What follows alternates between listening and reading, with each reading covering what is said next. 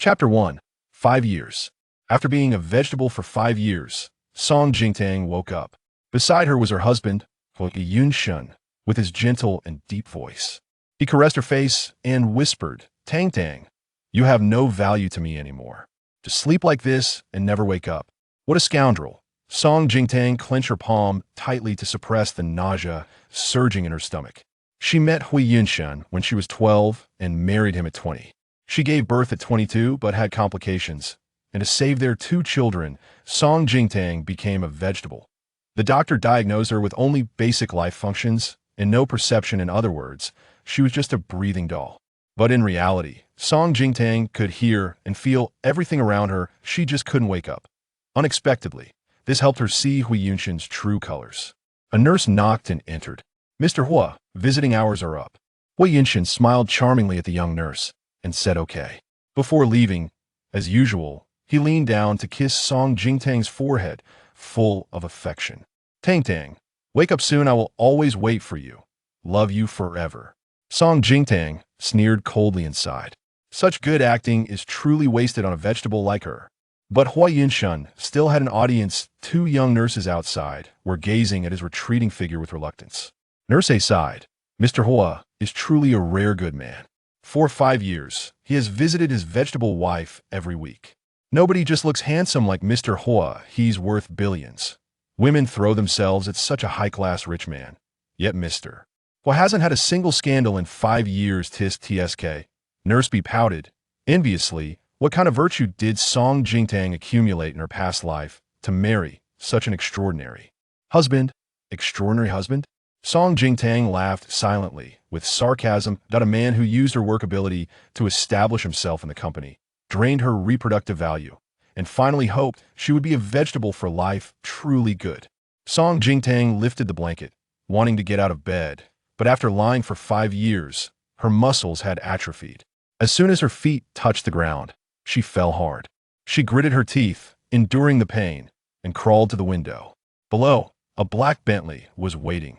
Song Jingtang recognized that the license plate number was her birthday. It was a birthday gift from Hui Yunshan on their wedding anniversary. At that time, she was full of happiness, excitedly throwing herself into Hui Yunshan's arms, asking him, "Hui Yunshan, you love me, right?" He smiled and kissed her, seriously saying, "Silly girl, you are my wife. Who else could I love?" He said, "Tang Tang, this is our first year. We still have 10 years, 50 years to spend together. Turn out love could indeed be acted out." At this moment, Song Jingtang watched as Hui Yunshan's secretary, Lin Xinzi, stepped out of her car in high heels, embodying the posture of a hostess. She jogged happily towards Hui Yunshan, tripped over something, and fell forward uncontrollably. Hui Yunshan immediately dashed forward to catch her. That concerned and nervous look on his face, Song Jingtang had never seen on him before. In Hui Yunshan's eyes, Song Jingtang was made of steel, impervious to pain or fatigue, and obedient like a dog. Whenever he needed her, all he had to do was beckon, and she would rush to his side without hesitation. Just like the year she graduated from university, Song Jingtang received an opportunity to join a top medical research institute in the world. But because of Hui Yunshan's words, "Tang Tang, stay for me, I need you," she stopped at the last moment before boarding and gave up her future to become Mrs. Hua.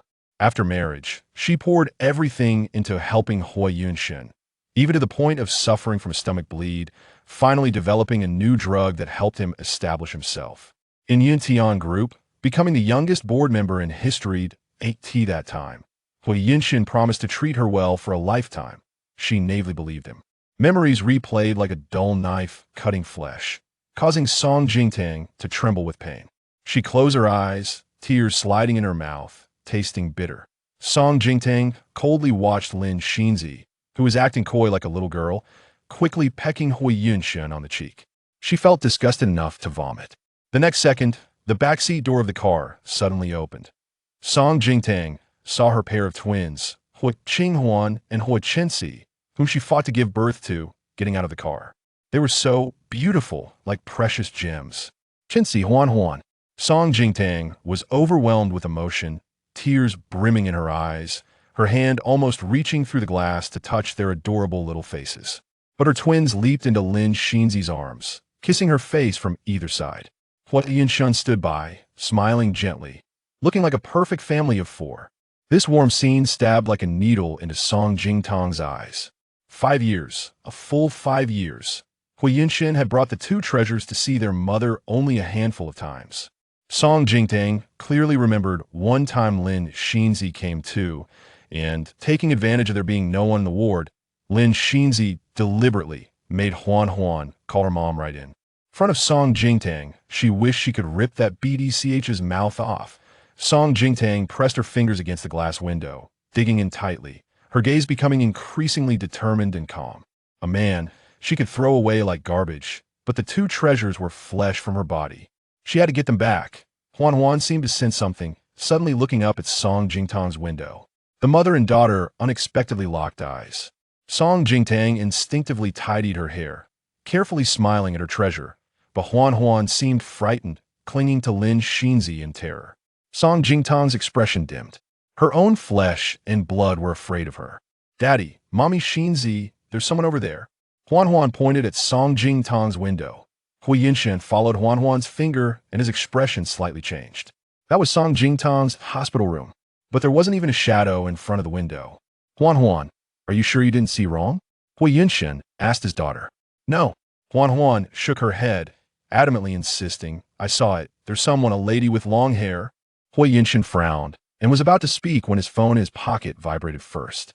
He took it out to check it was a call from Song Jingtang's attending physician.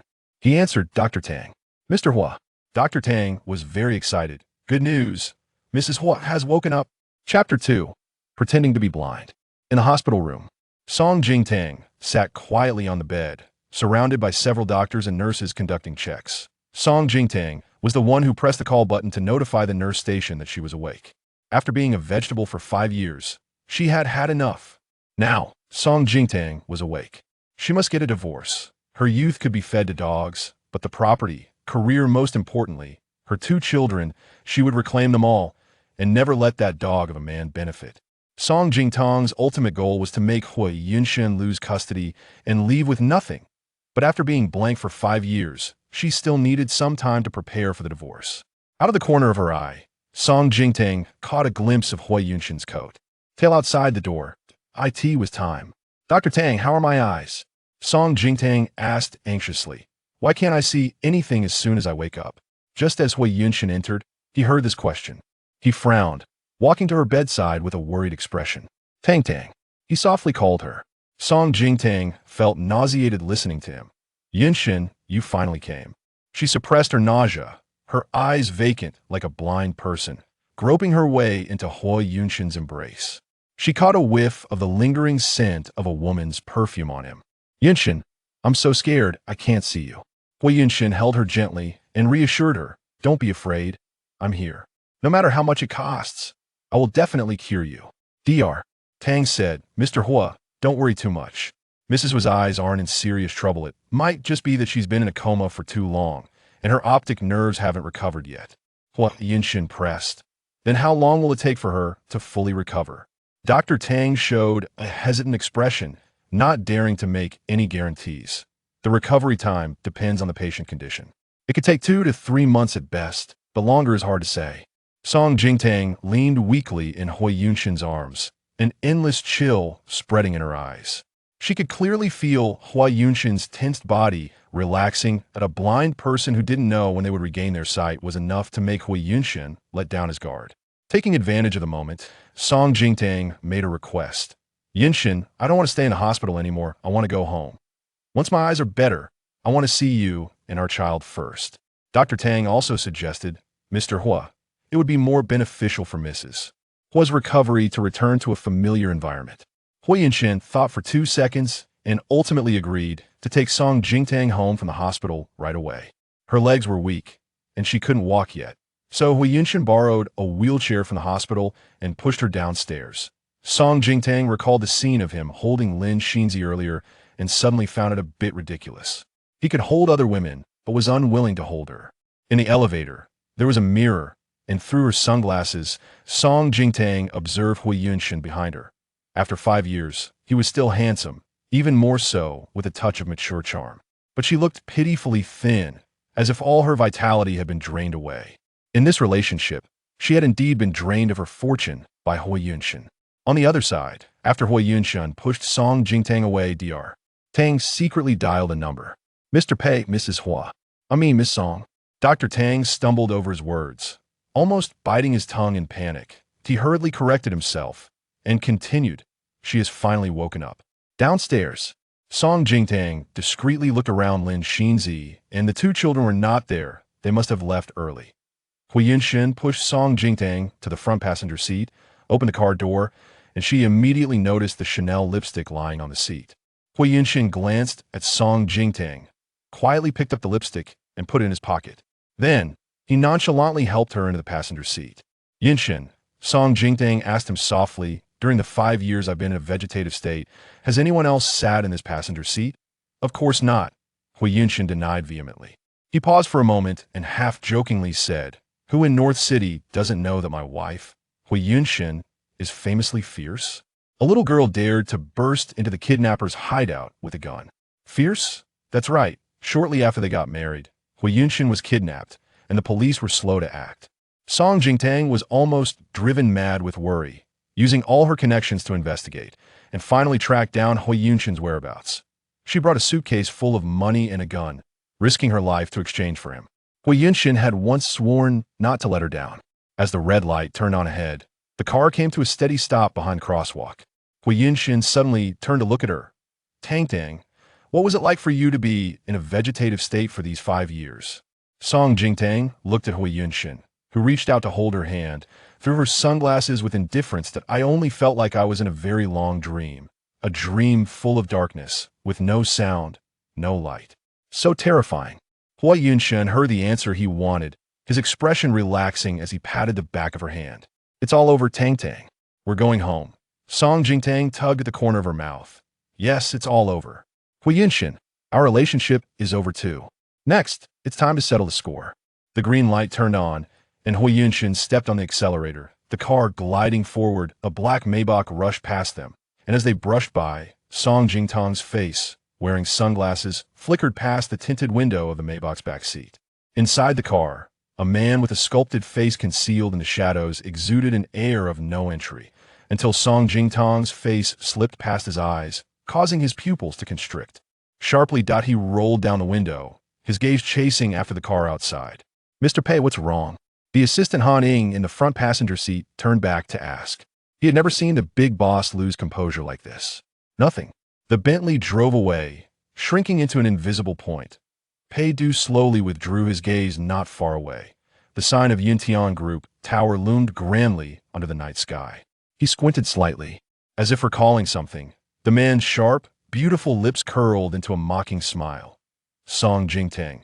He murmured the name softly, his tone cool as water, concealing infinite tenderness. He slowly asked, was it worth it? Chapter 3, he hid the little third party at home. A black Bentley stopped in front of Villa. Hui Yunshin carried Song Jingtang out of the car, placed her in a wheelchair, and pushed her forward. Song Jingtang, through her sunglasses, assessed the villa in front of her. This was her and Hui Yunshin's marital home. And after 5 years of separation, it felt like a different world upon her return. Tang, we're home. Hui Yunshin leaned down and whispered gently in her ear, can you smell it? The tulips you planted for me back then. I've taken good care of them over the years. Song Jingtang looked indifferently at the blooming tulips in the front yard, standing gracefully under the moonlight, incredibly beautiful. Each flower was planted by her own hands, simply because he had once said that his favorite flower was the tulip. Back then, her heart and mind were filled with Hui Yunshin. He liked them, so she planted hundreds, even thousands, without ever asking why. Until she became a vegetable, Lin Xinzi would bring her a bunch of tulips every time she visited. She would smile and whisper in her ear, sister, you probably don't know yet, tulips are my favorite flower. Thank you for planting so many in the garden. Every time I go to your and Yunshin's marital home, I feel so happy. A surge of hatred grew in Song Jingtang's heart as she forcefully broke off a tulip nearby. She did not regret loving Hui Yunshin all these years. She, Song Jingtang, could afford to lose as much as she gave, but her love could not be so trampled upon by him. Hui Yunshin had already pushed her to the front door. This villa, intended as their new home, was designed entirely by Song Jingtang herself. Even the door lock was chosen by her, featuring a fingerprint recognition system. From her position in the wheelchair, she was at the perfect height to reach the door lock. She instinctively reached out to press her fingerprint. But before she could touch it, Hui Yunshin's long, strong hand intercepted hers. She could feel the slight dampness in his palm. He was nervous. Tang Tang. Let me open the door. A cold light flashed in Song Jingtang's eyes, her heart clear as a mirror. He even erased her fingerprint to return home. Song Jingtang wanted to laugh, but her heart ached painfully. She quietly withdrew her hand and watched Hui Yunshan press his fingerprint to unlock the door. Just before the door clicked open, a slender, beautiful hand belonging to a woman pulled the door open first. The woman who opened the door was none other than Lin Xinzi, who had evidently become the mistress of this home. Song Jingtang's hand, resting on her lap, tightened into a fist, barely suppressing her almost uncontrollable emotions.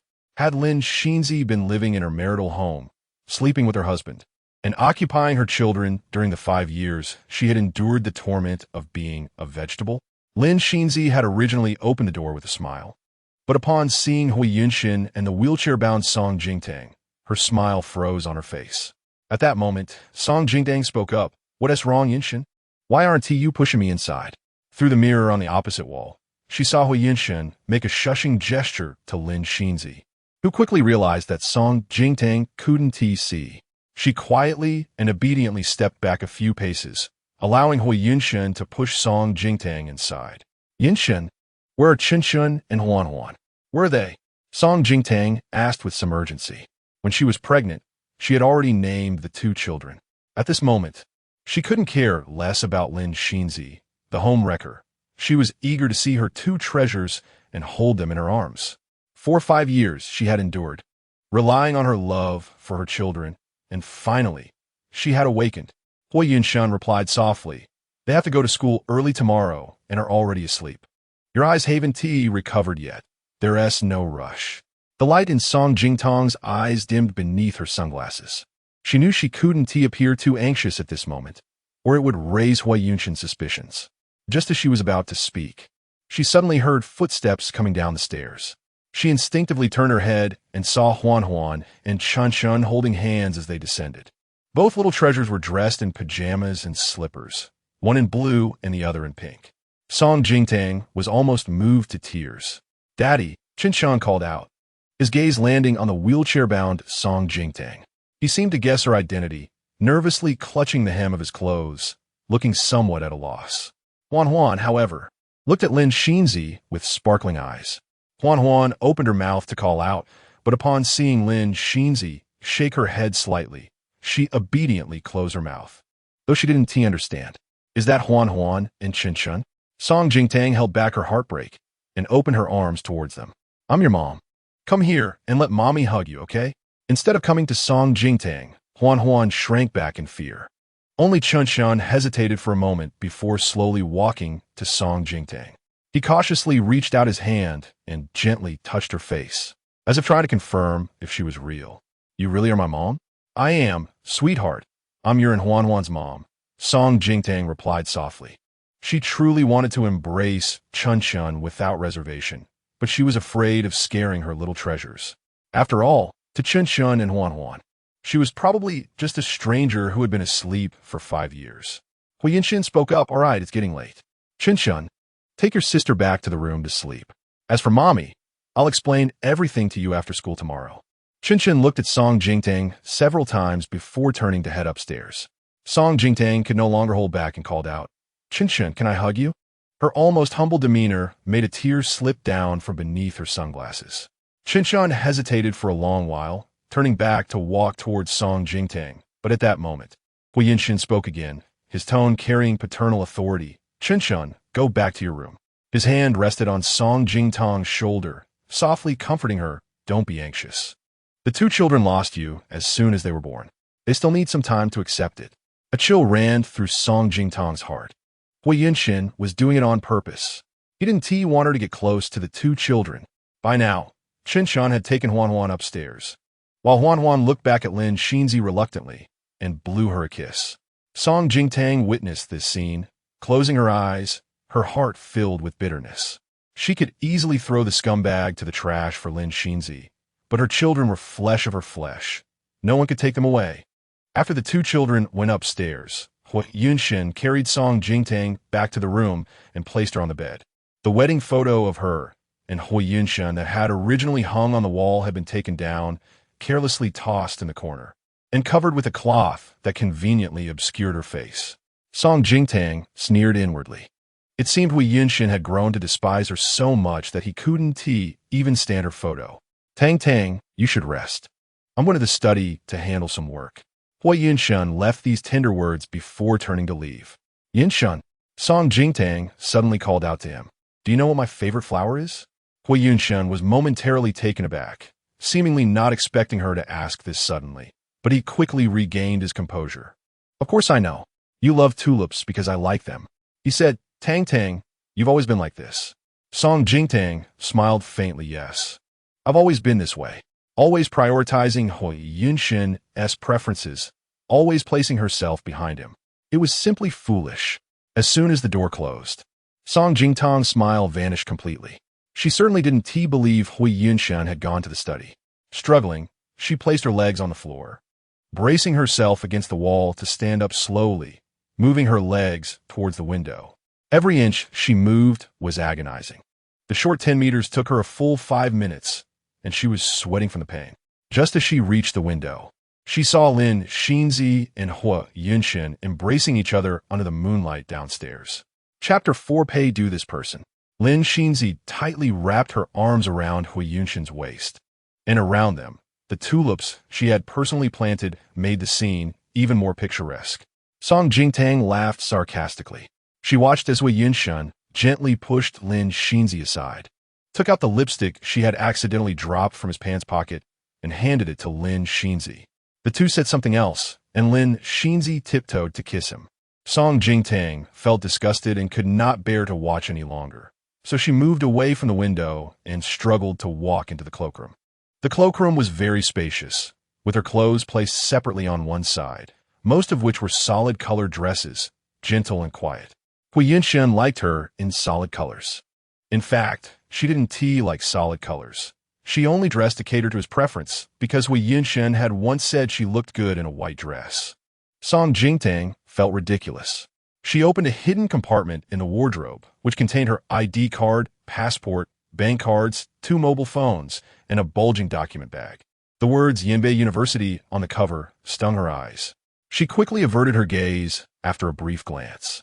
The contents of this document bag were things she had never sent out, her greatest regret over the years.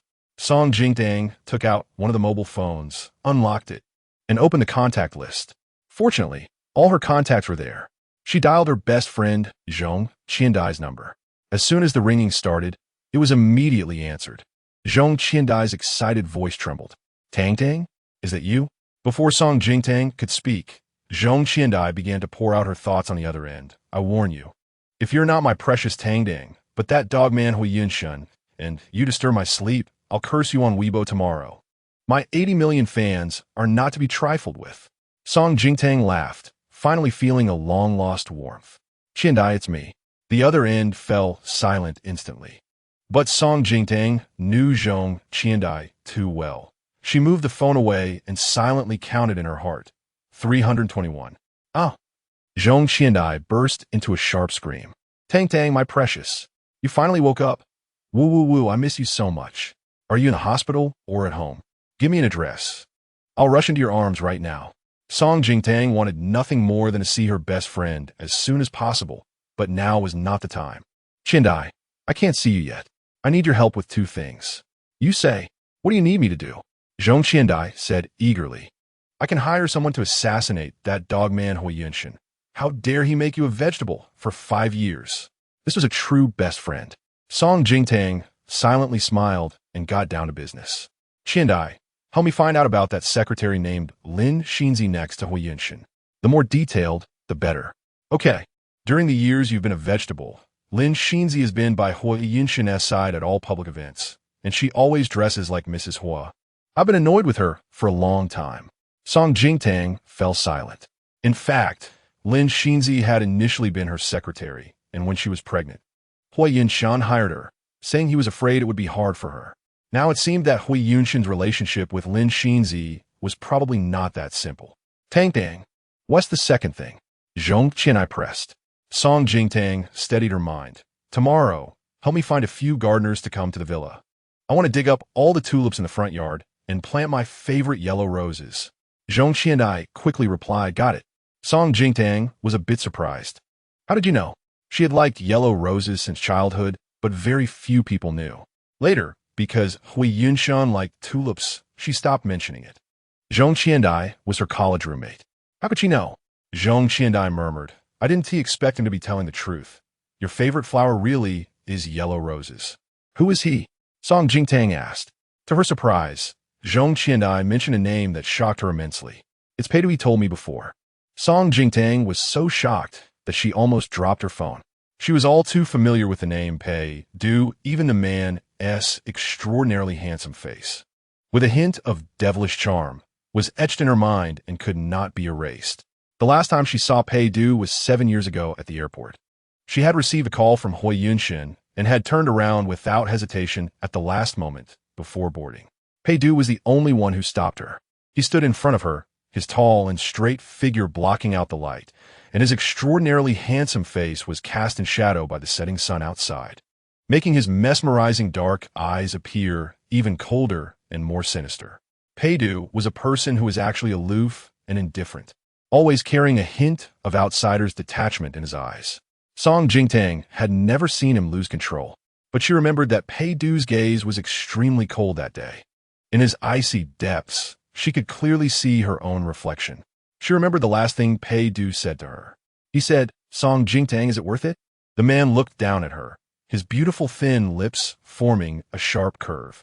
At that time, she didn't give Pei Du an answer, but brushed past him with a determination akin to a moth to a flame, walking away without looking back. But now, she could answer him. Song Jingtang looked at her pale and thin self in the mirror and silently said in her heart, not worth it. But Pei Du. For the mistakes I made myself, I will clean up myself. Chapter 5. There is no greater sorrow than a dead heart. On the other side of the night, the neon lights were dazzling. Fiji, the city's top private club, Pei Du walked out with his hands in his pockets, swinging a document bag in one hand.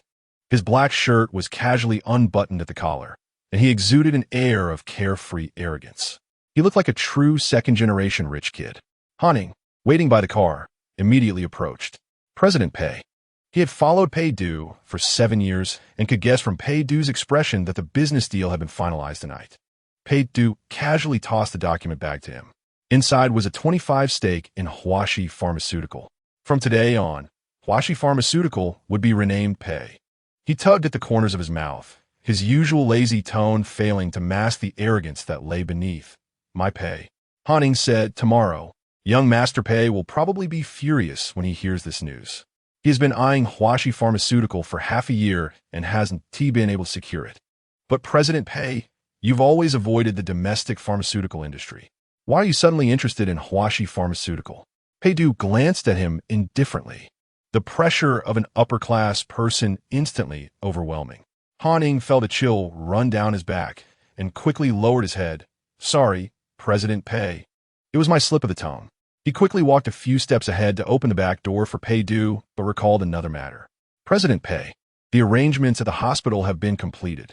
The surveillance and elevators on the floor where Miss Song is staying have been shut down. You can go directly. Pei Du had been living abroad for the past few years, returning to China only briefly each time, and leaving once his business was done. But one thing remained unchanged. Whenever Pei Du returned to the country, he would go to the city to see a woman. To be precise, it was a vegetable.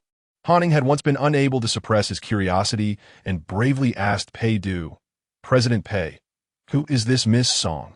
At that time, Pei Du was looking at documents and didn't even raise his eyelids, casually replying, a fool. Hanning wanted to say a fool, and you still fly back to the country every year, going out of your way to see her? But he didn't dare. However, today, Pei Du unusually refused. No need to go anymore. Hanning was a bit surprised, but didn't dare to ask more. Yes, then I'll take you to the hotel to rest. Pei Du remained non-committal, bending down to sit in the car, closing his eyes and leaning back slightly, a layer of faint weariness spreading across his brow. The car slid forward. The streetlights flickered through the half-lowered windows, casting light and shadow across the man's sculpted face. Han Ying, Bei du Sudan spoke softly. Have someone clean up with Tanjuan. Starting tomorrow night, I'll move in. Han Ying was both surprised and delighted. President Pei, you finally decided to stay? Pei-du lifted his eyelids and glanced out the window. The dim streetlights resembled the sunset at the airport 7 years ago. Song Jingtang, it's been 7 years. Song Jingtang lay in bed, listening to Hui Yunshin's footsteps drawing closer outside the door. During those 5 years lying in the hospital, she had heard it too many times. From the initial anticipation to later only pain and hatred. The moment the door creaked open, Song Jingtang's face, which was filled with resentment, instantly softened. Yunshin, are you done with your work? Hui Yunshin replied without changing his expression. He walked to the bedside and gently touched her face. Why are you still not asleep? Did I wake you? Song Jingtang saw the fresh, bright lipstick mark on the collar of his white shirt, and she could almost imagine the scene of him passionately kissing Lin Xinzi just before, with her cuddled up in his arms like a little kitten. Be good. Close your eyes and rest. Hui Yunshin coaxed softly, leaning down to give her a good-night kiss. Song Jingtang caught a whiff of the perfume that belonged to Lin Xinzi on him. He was going to kiss her with a mouth that had just kissed another woman. Disgust surged within Song Jingtang, and she couldn't hold back any longer. She suddenly pushed Hui Yunshin away and gagged. What is wrong, Tang Tang? Hui Yunshin was extremely anxious. I'll call Dr. Tang right now. That worried expression made him seem like the perfect husband, provided that she was indeed blind and couldn't see the fleeting indifference and disgust in his expression. She truly admired Hui Yunshin's acting skills. No need, Yunshin. Song Jingtang regained her composure, feeling around to grab the hem of Hui Yunshin's shirt, gently tugging it. I just suddenly felt a bit uncomfortable in my stomach. Maybe I'm hungry. Hui Yunshin looked at Song Jingtang's hand gripping his shirt, and that familiar action made him momentarily lost in thought. In his memories, Song Jingtang used to do this often. He walked quickly, and when she got tired from chasing him, she would sweetly tug at him. Yunshin, wait for me. Hui Yunshin was caught up in the memories, and a rare, genuine smile curved his lips. I'll go cook something warm for you, okay? Song Jingtang was waiting for his words. She smiled gently, her tone soft as if she were acting cute. Then I want to eat the noodles you cooked yourself. He had made her noodles twice before. Okay. Hui Yunshin agreed and turned to leave the bedroom. As soon as his footsteps faded away, Song Jingtang quickly climbed to the other side of the bedside table and picked up the phone that Hui Yunshin had casually placed there after entering. A 6-digit password. Song Jingtang remembered that Hui Yunshin's previous password was the date he became a director of Yintian Group. But when she entered it, it didn't work. Had he changed the password? Song Jingtang unconsciously bit her finger, thinking for a moment. Then she inputted the birth dates of their 2 children. Still wrong. Just then, a WeChat message popped up at the top of the screen. Xinzi, President Hua, tonight is the happiest birthday I've ever had. Thank you for bringing the 2 little ones to celebrate with me. Followed by a heart emoji. No wonder Lin Xinzi and the 2 kids were waiting for him downstairs at the hospital tonight. It turned out that before coming to the hospital, he had taken her 2 children to celebrate Lin Xinzi's birthday. Song Jingtang tightly closed her eyes, a chill running through her heart. She felt so wronged. During the years she was with Hui Yunshin, he had never actively celebrated her birthday even once. The only time was when she shamelessly sought the support of the Hua family's old man, desperately bargaining for it. The companionship she sought from Hui Yunshin was so easily obtained by another woman. Song Jingtang stared at the 6-digit password, a guess faintly emerging in her mind. Could it be? Hesitating, she entered Lin Xinzi's birthday. The next second, the screen lock was unlocked. Song Jingtang was stunned, bitterly self-mocking as she tugged at the corner of her mouth. Hui Yunshin, you really are deep in love with her. She clicked into Hui Yunshin's WeChat, and Lin Xinzi was at the top of his contacts. Meanwhile, she, his legitimate wife, was no longer in his chat list. In these 5 years, though Hui Yunshin regularly visited her in the hospital, playing the role of a good husband in the eyes of the world, in reality, he had long regarded her as dead. A chill swept through Song Jingtang's heart. She scrolled through her contacts to find her name. Unsurprisingly, she saw that Hui Yunshan had saved her as her full name, Song Jingtang. Song Jingtang opened the chat box with Lin Xinzi, and just then, Lin Xinzi sent a few more photos. They were group photos taken during dinner tonight. In every picture, Lin Xinzi was smiling brightly. She wore a birthday crown, holding Huan Huan and Chun Chun, looking at the camera with a cheerful smile, while Hui Yunshan stood behind her. Who would he look at that and say what a happy family of four? What a perfect couple of scoundrels. Song Jingtang scrolled back, but there were no other messages. Hui Yunshan was always cautious, never leaving any traces in front of others. All previous chat records with Lin Xinzi had been cleared. Song Jingtang casually forwarded the few photos Lin Xinzi had sent to herself. This was evidence handed to her by Lin Xinzi herself. After that, Song Jingtang deleted all traces and marked Lin Xinzi's messages as unread. After doing all this, she put Hui Yunshan's phone back in place. Song Jingtang lay back down, her gaze drifting to the wedding photo that had been thrown in the corner, pausing slightly.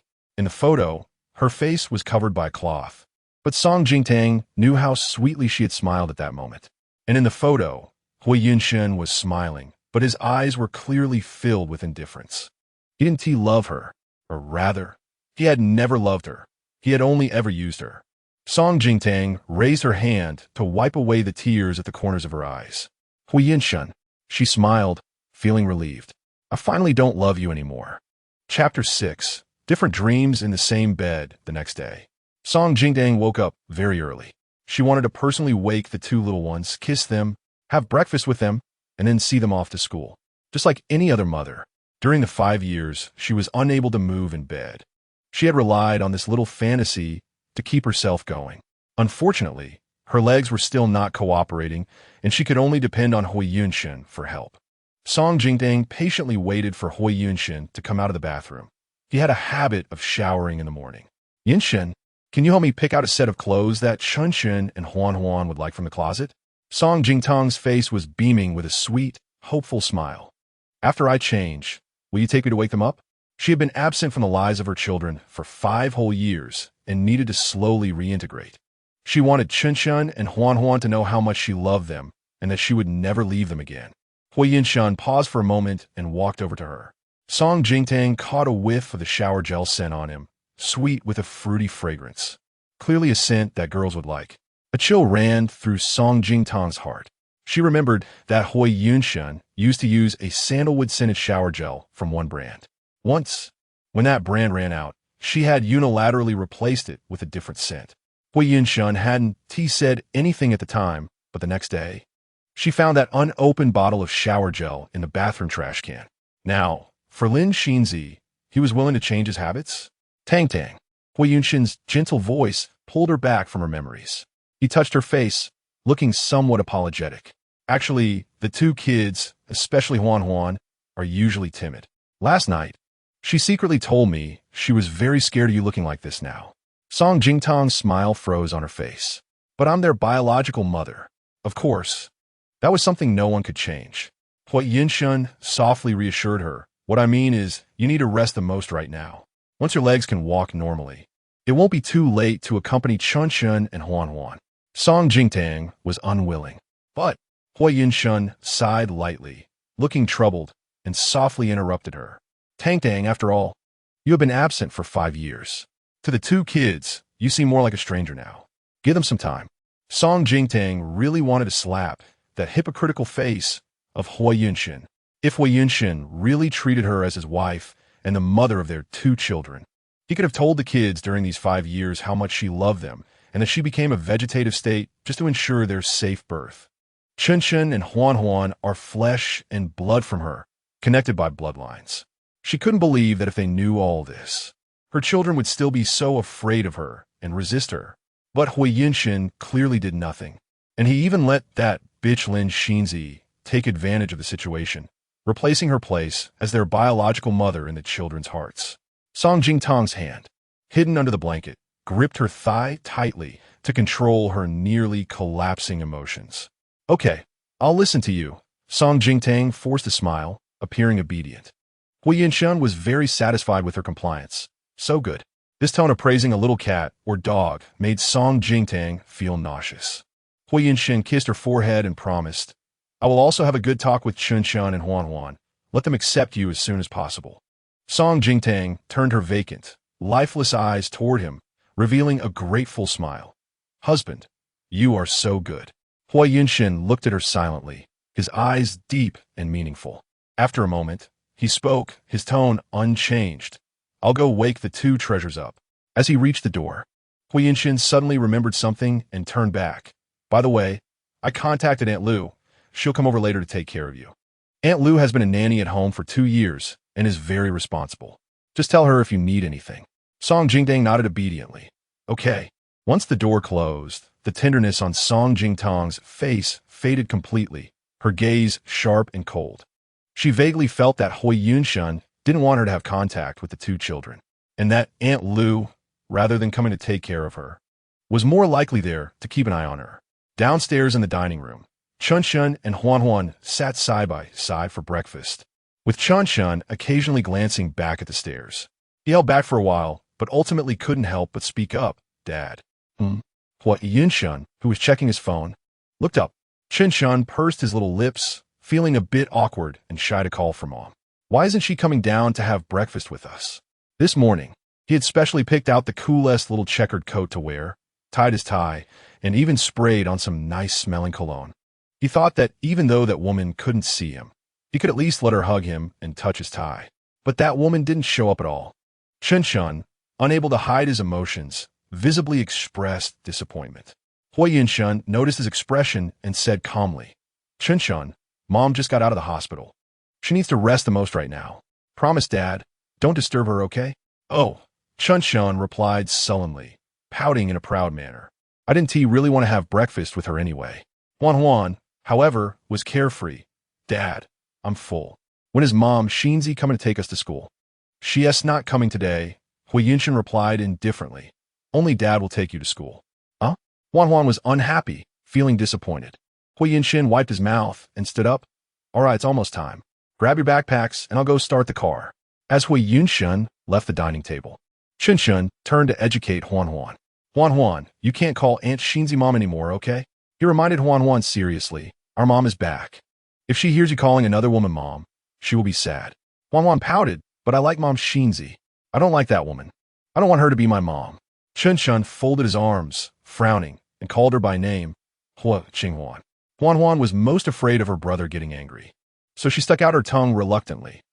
Okay, I won't call her Mom Shinzi in front of that woman anymore.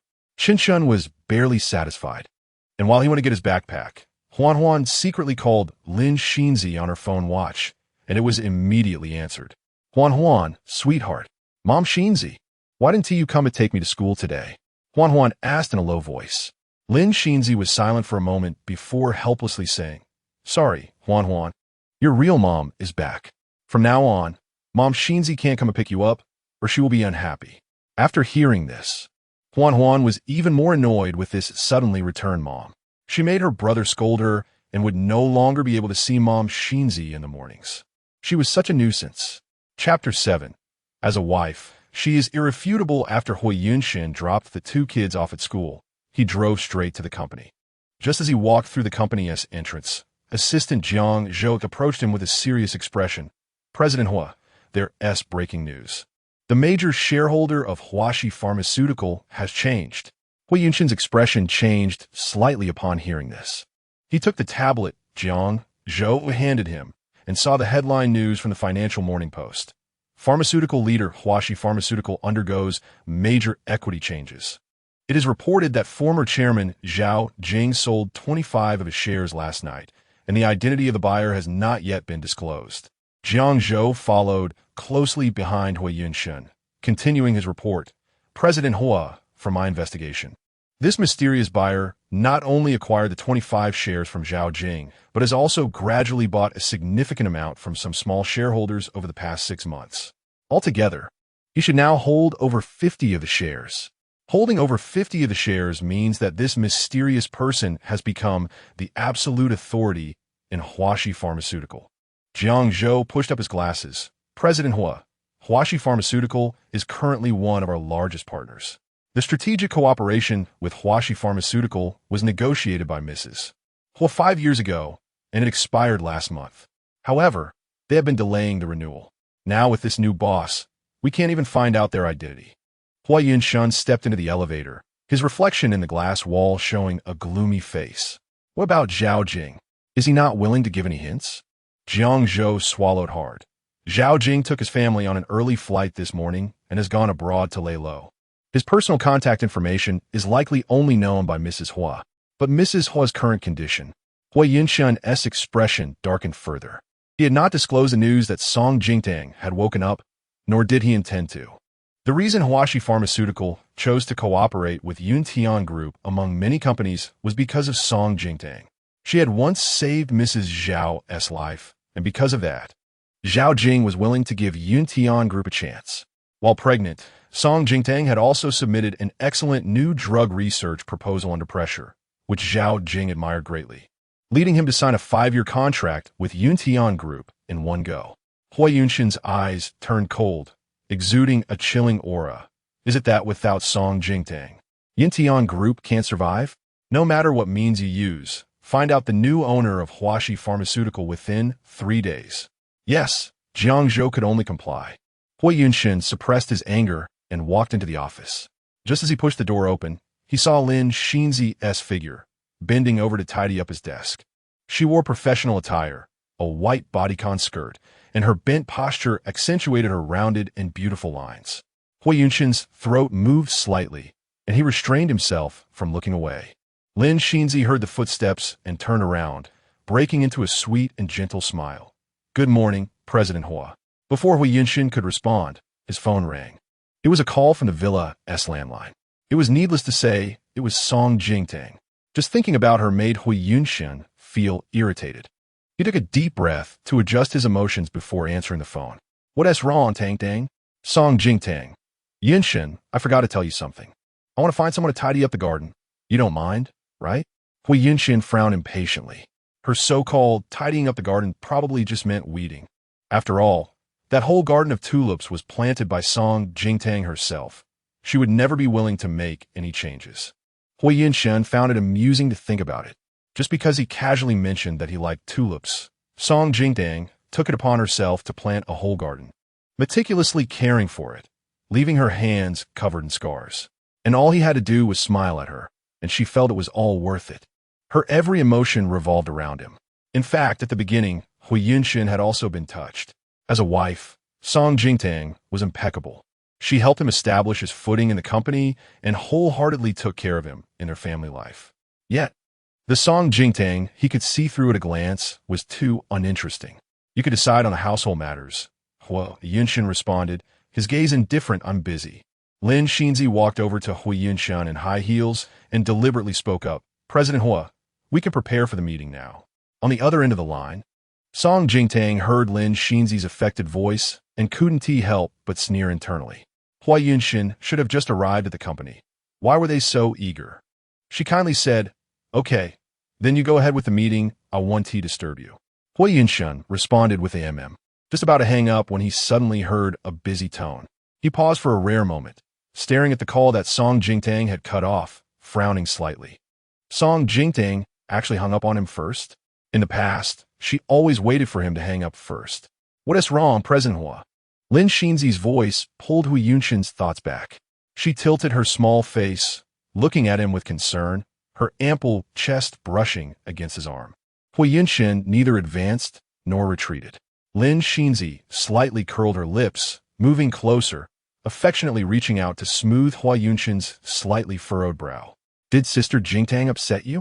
This time, it was indeed Song Jingtang who had annoyed him. But the reason was too flimsy. It was just because she hung up on his call first.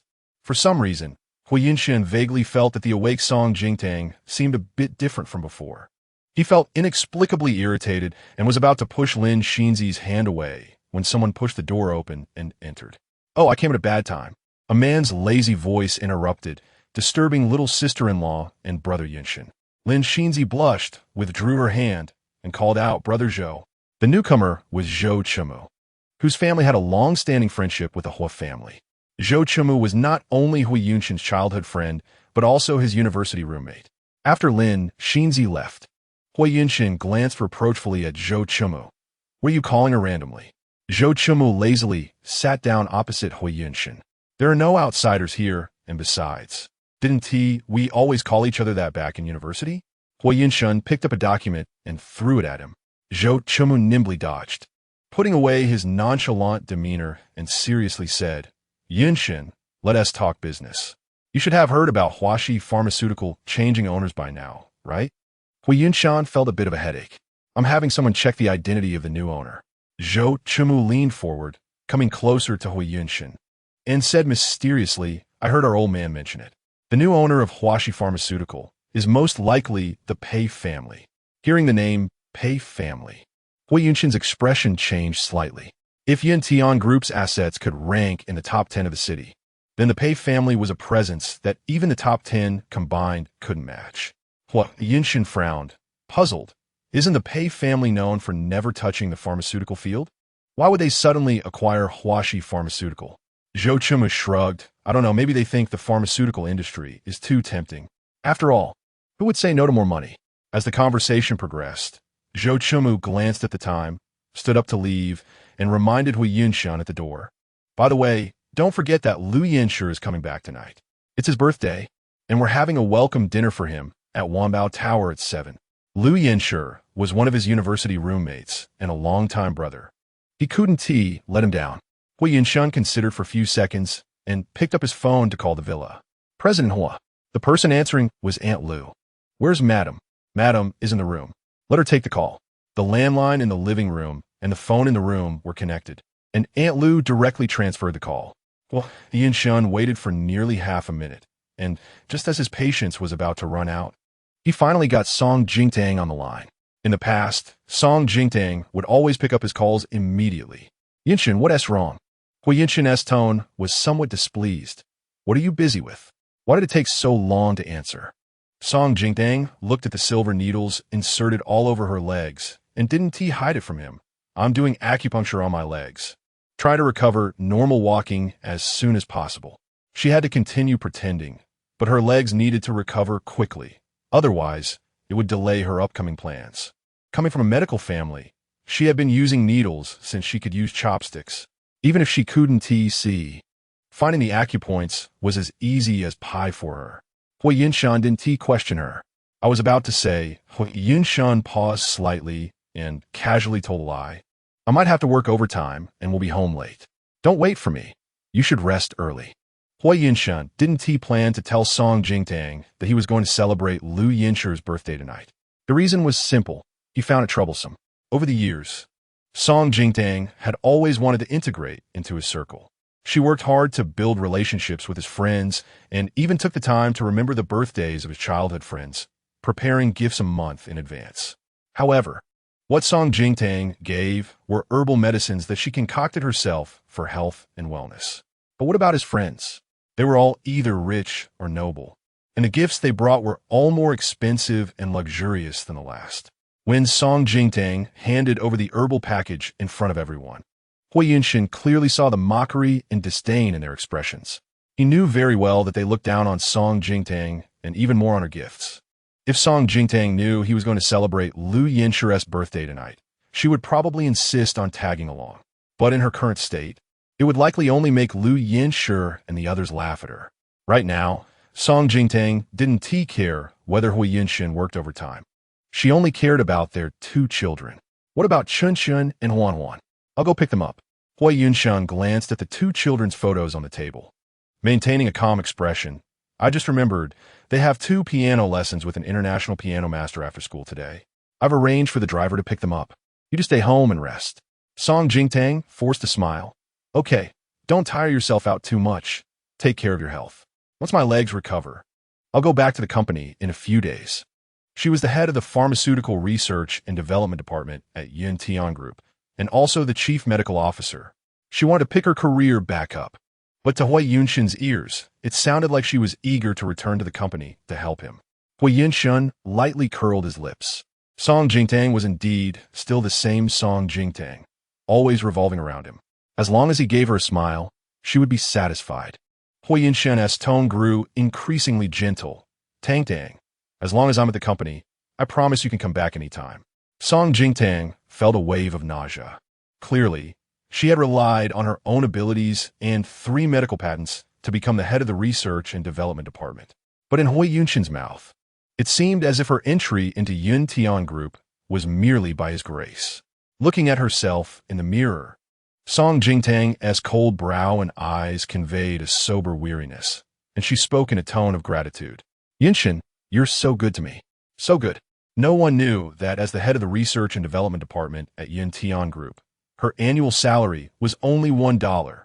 This was because Hui Yinshan had said, Tang Tang, I just became the general manager and need to make a pretty financial report to create the greatest profit for the group. Can you help me? Her first step to help him save costs was to forego her $1 million annual salary. Hui Yinshan had been extremely moved at the time. Tang Tang, what's mine is yours. I will never let you down, nor will I let you suffer financially. At that time, Hui Yinshan handed her a supplementary card. Song Jingtang, relying on her memory, dug out the card Hui Yinshan had given her back then from the bottom of the wardrobe. She called the bank to inquire about the card's status, only to be told, hello, this card was deactivated by Mr. Hua 5 years ago. Looking at the useless bank card in her hand, Song Jingtang smiled bitterly. Hui Yinshan, is this what you call never letting me down? She had once loved him wholeheartedly and trusted him, but in the end, he made her lose everything. Buzz buzz. At that moment, Song Jingtang's personal phone vibrated twice. The only person who would message her at this time was probably Zhong Qiandai. Zhong Qiandai. Tang Dang baby, you asked me to check Lin Xinzi's information, and I found some juicy stuff. When you want it. Since Hui Yinshan wasn't coming back tonight, she decided to take this opportunity to meet Zhong Qiandai. Song Jingtang. See you at Wanbao Tower tonight, the usual spot. Chapter 9. It turns out Lin Xinzi is his white moonlight. After Song Jingtang replied to Zhong Qiandai, a commotion suddenly arose from downstairs. She walked to the window to take a look and saw 2 large trucks parked in the front yard, loaded with yellow roses still in the dirt. 7 or 8 gardeners holding shovels got off the trucks and immediately began digging up the tulips in the yard without saying a word. Song Jingtang leaned against the window, appreciating the garden that had been completely dug up. Before long, not a single tulip was left in sight. It was truly a sight for sore eyes. Song Jingtang revealed the first comforting smile since waking up. At 6 o'clock in the evening, Zhong Qiandai's driver arrived to pick her up. Aunt Lu helped Song Jingtang into the car, and as the vehicle started moving, Song Jingtang saw Aunt Lu pull out her phone to take a picture of the license plate through the rearview mirror, probably to report to Hui Yinshan. Song Jingtang didn't care at all. Hui Yinshan recognized Zhong Qiandai's car and knew how much she disliked him. He always maintained the image of a gentle and refined gentleman in front of others and wouldn't easily provoke someone like Zhong Qiandai, who was a little firecracker. Song Jingtang now felt fortunate that she hadn't been so blinded by love that she gave up on her good friend just because Hui Yinshan didn't like Zhong Qiandai. Half an hour later, the car stopped in the parking lot outside Wanbao Tower. Playing the part, Song Jingtang put on sunglasses, took out a white cane, and pretended to be blind as she walked into the restaurant. A waiter immediately came up to her. Excuse me, are you Miss Song Jingtang? Miss Zhong is waiting for you in the private room on the 4th floor. Do you need me to take you up? No need, Song Jingtang replied. Just help me to the elevator. Following the waiter, Song Jingtang walked to the elevator. As the elevator door opened, she stepped inside, pressed the button for the 4th floor, and the heavy elevator door slowly closed in front of her. Casually glancing outside, she suddenly saw a group of bodyguards in black suits pouring in at the entrance, forming 2 rows, blocking the figure of a man walking in between them. Song Jingtang lowered her sunglasses slightly and through the gap between 2 bodyguards, caught a glimpse of the man's profile, dressed in a dark suit that exuded pressure, resembling a thick shadow. The only clearly visible part was the man's hand. His fingers were long, with distinct joints, and the lines were beautifully defined. With his fair skin, the veins on the back of his hand were faintly visible, oddly alluring. A word popped into Song Jingtang's mind: artwork. However, a man with such beautiful hands probably had an ugly face. But before Song Jingtang could verify this theory, the elevator door had completely closed. At the entrance, Pei Du, who had just stepped in, suddenly paused, sensing something. He glanced sideways at the elevator hall and only caught sight of the elevator ascending slowly. Peidu narrowed his eyes slightly, a hint of intriguing emotion flashing in his gaze. At that moment, the manager of Wanbao Tower quickly approached with a smile, bowing respectfully. "Good evening, Mr. Pei. Your private elevator is this way." Peidu withdrew his gaze and turned to walk towards another discreetly luxurious private elevator. On the fourth floor, Song Jingtang exited the elevator and, relying on her memory, walked to the private room at the end of the corridor. As soon as she pushed the door open, Zhong Qiandai rushed over and hugged her tightly. "Whoa, my Tangding baby, let me take a good look at you." Zhong Qiandai held Song Jingtang's face, growing increasingly distressed as she observed her friend's weight loss. "It's all that bastard Hui Yunshin's fault. I've always thought he was no good." Zhong Qiandai had never liked Hui Yunshin and was probably the only person in the world who felt that he was not worthy of Song Jingtang. Looking at Zhong Qiandai's vibrant and familiar face, Song Jingtang's eyes turned red. She couldn't help but choke up. "Qiandai, I miss you so much." They say that best friends are the family you choose, and in Song Jingtang's heart, Zhong Qiandai was no different from her own sister. Zhong Qiandai hugged Song Jingtang tightly, gently patting her back, her hand able to feel her bones. "All right, let us eat first. We can chat while we eat." Zhong Qiandai pulled Song Jingtang to sit at the table, looking at the spread of her favorite dishes. Song Jingtang felt a slight sting in her nose and a wave of warmth in her heart. "Thank you, Qiandai. Between us, there's no need for thanks," Zhong Qiandai said, lightly pinching her face with eyes full of affection. "You need to eat more, get your health back, and divorce that scumbag Hui Yunshin as soon as possible. If worst comes to worst, I'll support you. I won the Golden Palm Award for Best Actress last year, so it's no problem to support my best friend." Song Jingtang couldn't help but laugh at her, genuinely happy for Zhong Qiandai. Becoming an actress had always been Zhong Qiandai's dream. "Congratulations, Qiandai.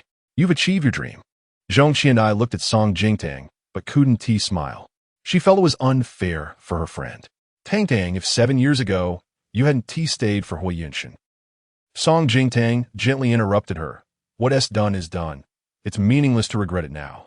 But the initiative in my life has always been in my hands. I can correct it and start over at any time. I will divorce Hui Yunshin. It's just that the time isn't right yet.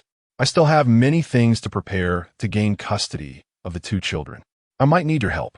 The Hui family was considered one of the prominent families in the city, and Hui Yunshin himself had always maintained a good public image. The youngest director ever at Yintian Group, impeccably handsome, the perfect man, husband, and father. He was almost worshipped. The most ridiculous part was that half of this ladder to success was built by her own hands. It was indeed not an easy task for Song Jingtang to obtain custody of the children from the Hui family. Zhong Qiandai held Song Jingtang's hand firmly. "Tangtang, I will always support you." Song Jingtang had never doubted this. Once they had finished their meal, Zhong Qiandai pushed her phone towards Song Jingtang. "Tangtang, I found Lin Xinzi's alternate Weibo account." She sighed with reluctance. "Take a look." Song Jingtang picked up the phone. Lin Xinzi's Weibo name was Yun Shanbuji. The profile picture was a blurred image of a man's back, but Song Jingtang recognized it immediately. It was Hui Yunshin. She was too familiar with him. Since she was 12, she had followed Hui Yunshin, and the image she had seen the most was his back. The most recent post from Lin Xinzi's alternate account was dated 5 years ago, coinciding with the day she went into labor and became a vegetable. In the photo Lin Xinzi posted, she was beaming, holding 2 babies. That must be Chun Chun and Huan Huan. Song Jingtang felt a surge of anger rising to her head. She suppressed her emotions and continued scrolling. The more she scrolled, the colder her heart became, and her hands trembled uncontrollably. In the college photos of Lin Xinzi, there was actually a figure of Hui Yunshin. They had known each other since college, but she clearly remembered that it was because she was pregnant that Hui Yunshin said he would hire a capable secretary to take care of her. At that time, they even pretended to greet each other in front of her, as if they had just met. Zhong Qiandai was so angry that she felt like dying, and said indignantly, "Lin Xinzi, that dead green tea, is actually Hui Yunshin's junior at university. She is 2 years younger than him, and their relationship was not ordinary back then. Song Jingtang looked at the latest photo she had scrolled through and sneered. It was more than just not ordinary. In the photo, Lin Xinzi was leaning on Hui Yunshin's shoulder taking a selfie, and Hui Yunshin seemed to have just woken up, his eyes a bit dazed, looking at her with a face full of affection. Lin Xinzi's caption read, "Someone came to the hospital to take care of me on my birthday and brought me a scarf. Thank you." Looking at the timestamp on this Weibo post, Song Jingtang felt as if all her energy had been drained, the past hitting her like a slap to the face, making her dizzy. The scarf Lin Xinzi was wearing in the photo was the one she had personally knitted for Hui Yunshin after staying up all night. Chapter 10. The little red flower to give to the most favorite person. Song Jingtang remembered clearly that day was Hui Yunshin's birthday, and they had just started dating not long before. Hui Yunshin had promised to have dinner with her, so she had carefully dressed up 3 hours in advance, eagerly waiting for him at the restaurant. But she waited until late at night, and the restaurant closed without Hui Yunshin showing up. When she called him, his phone was off. Worried something had happened to him, Song Jingtang specially went to his school to look for him. She squatted outside the boys' dormitory until dawn, but didn't see Hui Yunshin, only his roommate, Zhou Chemu. When Zhou Chemu saw her, his expression was very strange, and he stammered that Hui Yunshin had gone to the hospital last night. She naively thought he was sick and foolishly asked Zhou Chemu not to tell him she had waited for him all night, worried he would be concerned. But it turned out that while she had been waiting in vain, Hui Yunshin was with Lin Xinzi. Song Jingtang couldn't bear to look any longer. She closed her eyes tightly, feeling pain in her breath. That photo was imprinted in her mind, like a sharp knife stabbing into the softest, most secret corner of her heart, stirring up a mess of blood and flesh. She had thought that during her 5 years as a vegetative state, Lin Xinzi had taken her place, easily getting together with Hui Yunshin, but she never expected they had already been involved. Clearly, all of Hui Yunshin's friends knew about Lin Xinzi's existence. In their eyes, she, Song Jingtang, was just a pitiful and laughable clown. Song Jingtang felt a chill in her heart. She realized that Hui Yunshin had deliberately arranged for Lin Xinzi to join the company as her secretary. So, while she was pregnant and heavily burdened, Hui Yunshin had been cheating on her with Lin Xinzi behind her back. How could this beast treat her like this? Song Jingtang felt a surge of grief and anger, as if she was about to explode. Zhong Qiandai hugged the trembling Song Jingtang in distress. Tang Tang. Song Jingtang suppressed her near-breaking emotions and forced a smile at Zhong Qiandai, saying, "I'm fine." Zhong Qiandai wanted to say something else, but her assistant knocked on the door from outside, urging anxiously, "Sister Qiandai, we have to go. The paparazzi have spotted you, and several stalkers are downstairs. The company has sent a car to pick us up." Zhong Qiandai was worried about Song Jingtang. Song Jingtang pushed her away. "Go on quickly. You have many connections in the entertainment industry. Don't let anyone catch you and make a fuss." Zhong Qiandai put on her hat and mask, and before leaving, she seriously told Song Jingtang, "Tang Tang, if that scumbag Hui Yunshin dares to bully you, I'll expose him on Weibo." Her little assistant was stunned when he heard this, dragging Zhong Qiandai away.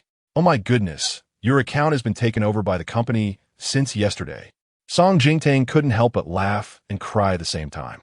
After Zhong Qiandai left, Song Jingtang sat quietly for a while, collected her emotions, put on her sunglasses and hat, grabbed her cane, and walked out.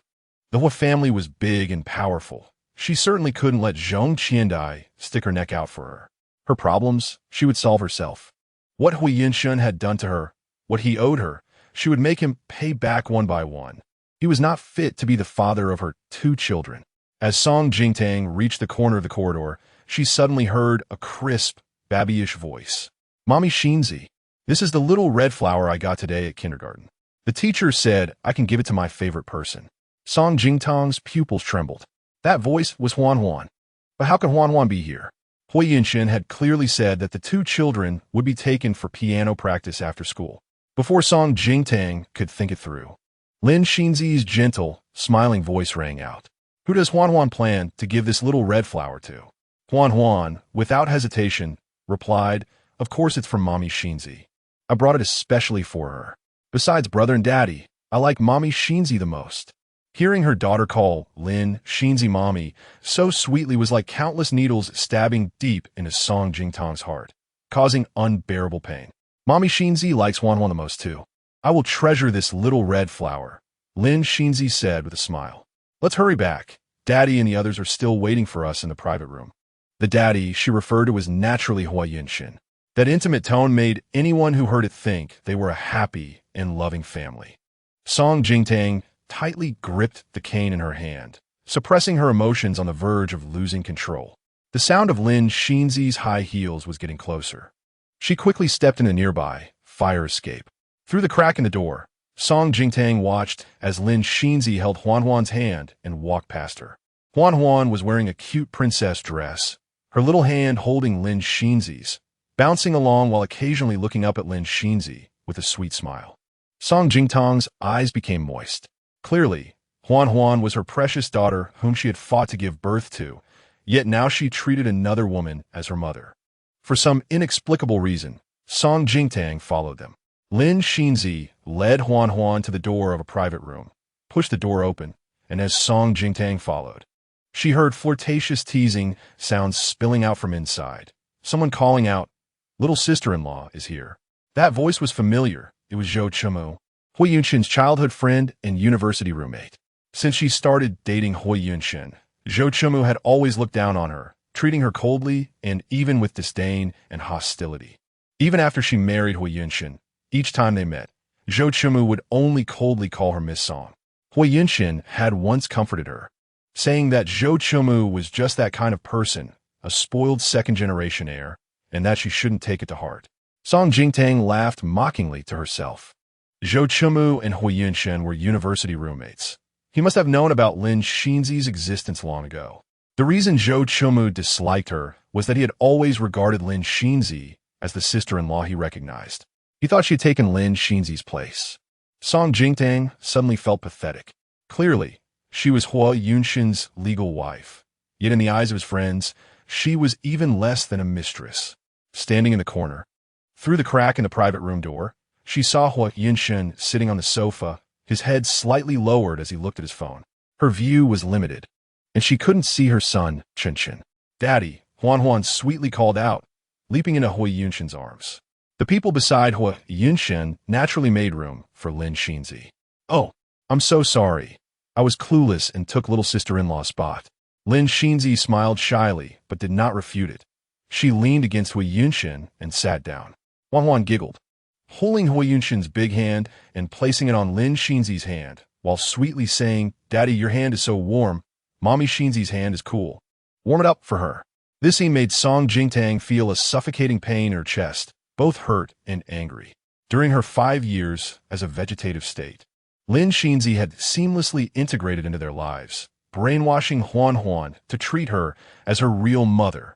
And Hui Yunshin, her good husband, was just turning a blind eye to it. No, it should be said that perhaps this was exactly the result Hui Yunshin wanted to see.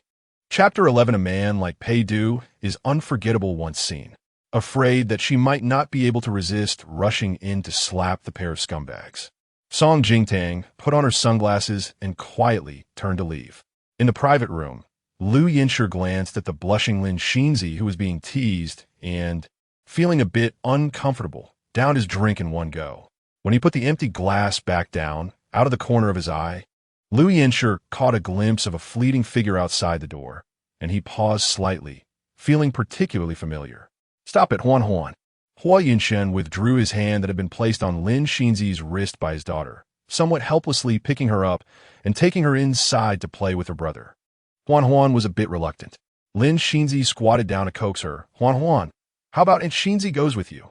Huan had always been obedient to Lin Shinzi and immediately nodded. Liu Yinsher watched as Lin Shinzi took Huan into the inner room, and he quietly got up to sit next to Hua Yunshin. "Shun, what's the situation with Song Jingtang now? Is she still not awake?" Liu Yinsher asked directly. Hua Yunshin paused his fingers that were playing with his phone, and after a moment, he replied, "She woke up yesterday." Liu Yinsher was taken aback. He couldn't help but glance at the door again. So the woman he saw just now, who looked so much like Song Jingtang, was most likely her. Liu Yinsher wanted to ask again, but was interrupted by Hua Yunshin's calm voice. "She is blind now, and I don't know when she will recover. She's always been strong-willed, and until she fully recovers, I don't want to make her awakening public." Blind? A blind woman would naturally not be standing at the door of their private room, eavesdropping. It seemed he had mistaken her for someone else. Liu Yanshi swallowed the words that were about to come out. Hui Yinshin was looking at a message Liu Saw had sent him 2 hours ago. Liu Saw, Mr. Hua, the madam was picked up by a car, accompanied by a photo of the license plate. Hui Yinshin immediately recognized it as Zhong Qiandai's car. He was not surprised at all. Song Jingtang's world was pitifully small. Besides revolving around him, her only friend was Zhong Qiandai. That woman was loud and had a bad temper, and the Zhong family had long since fallen from grace.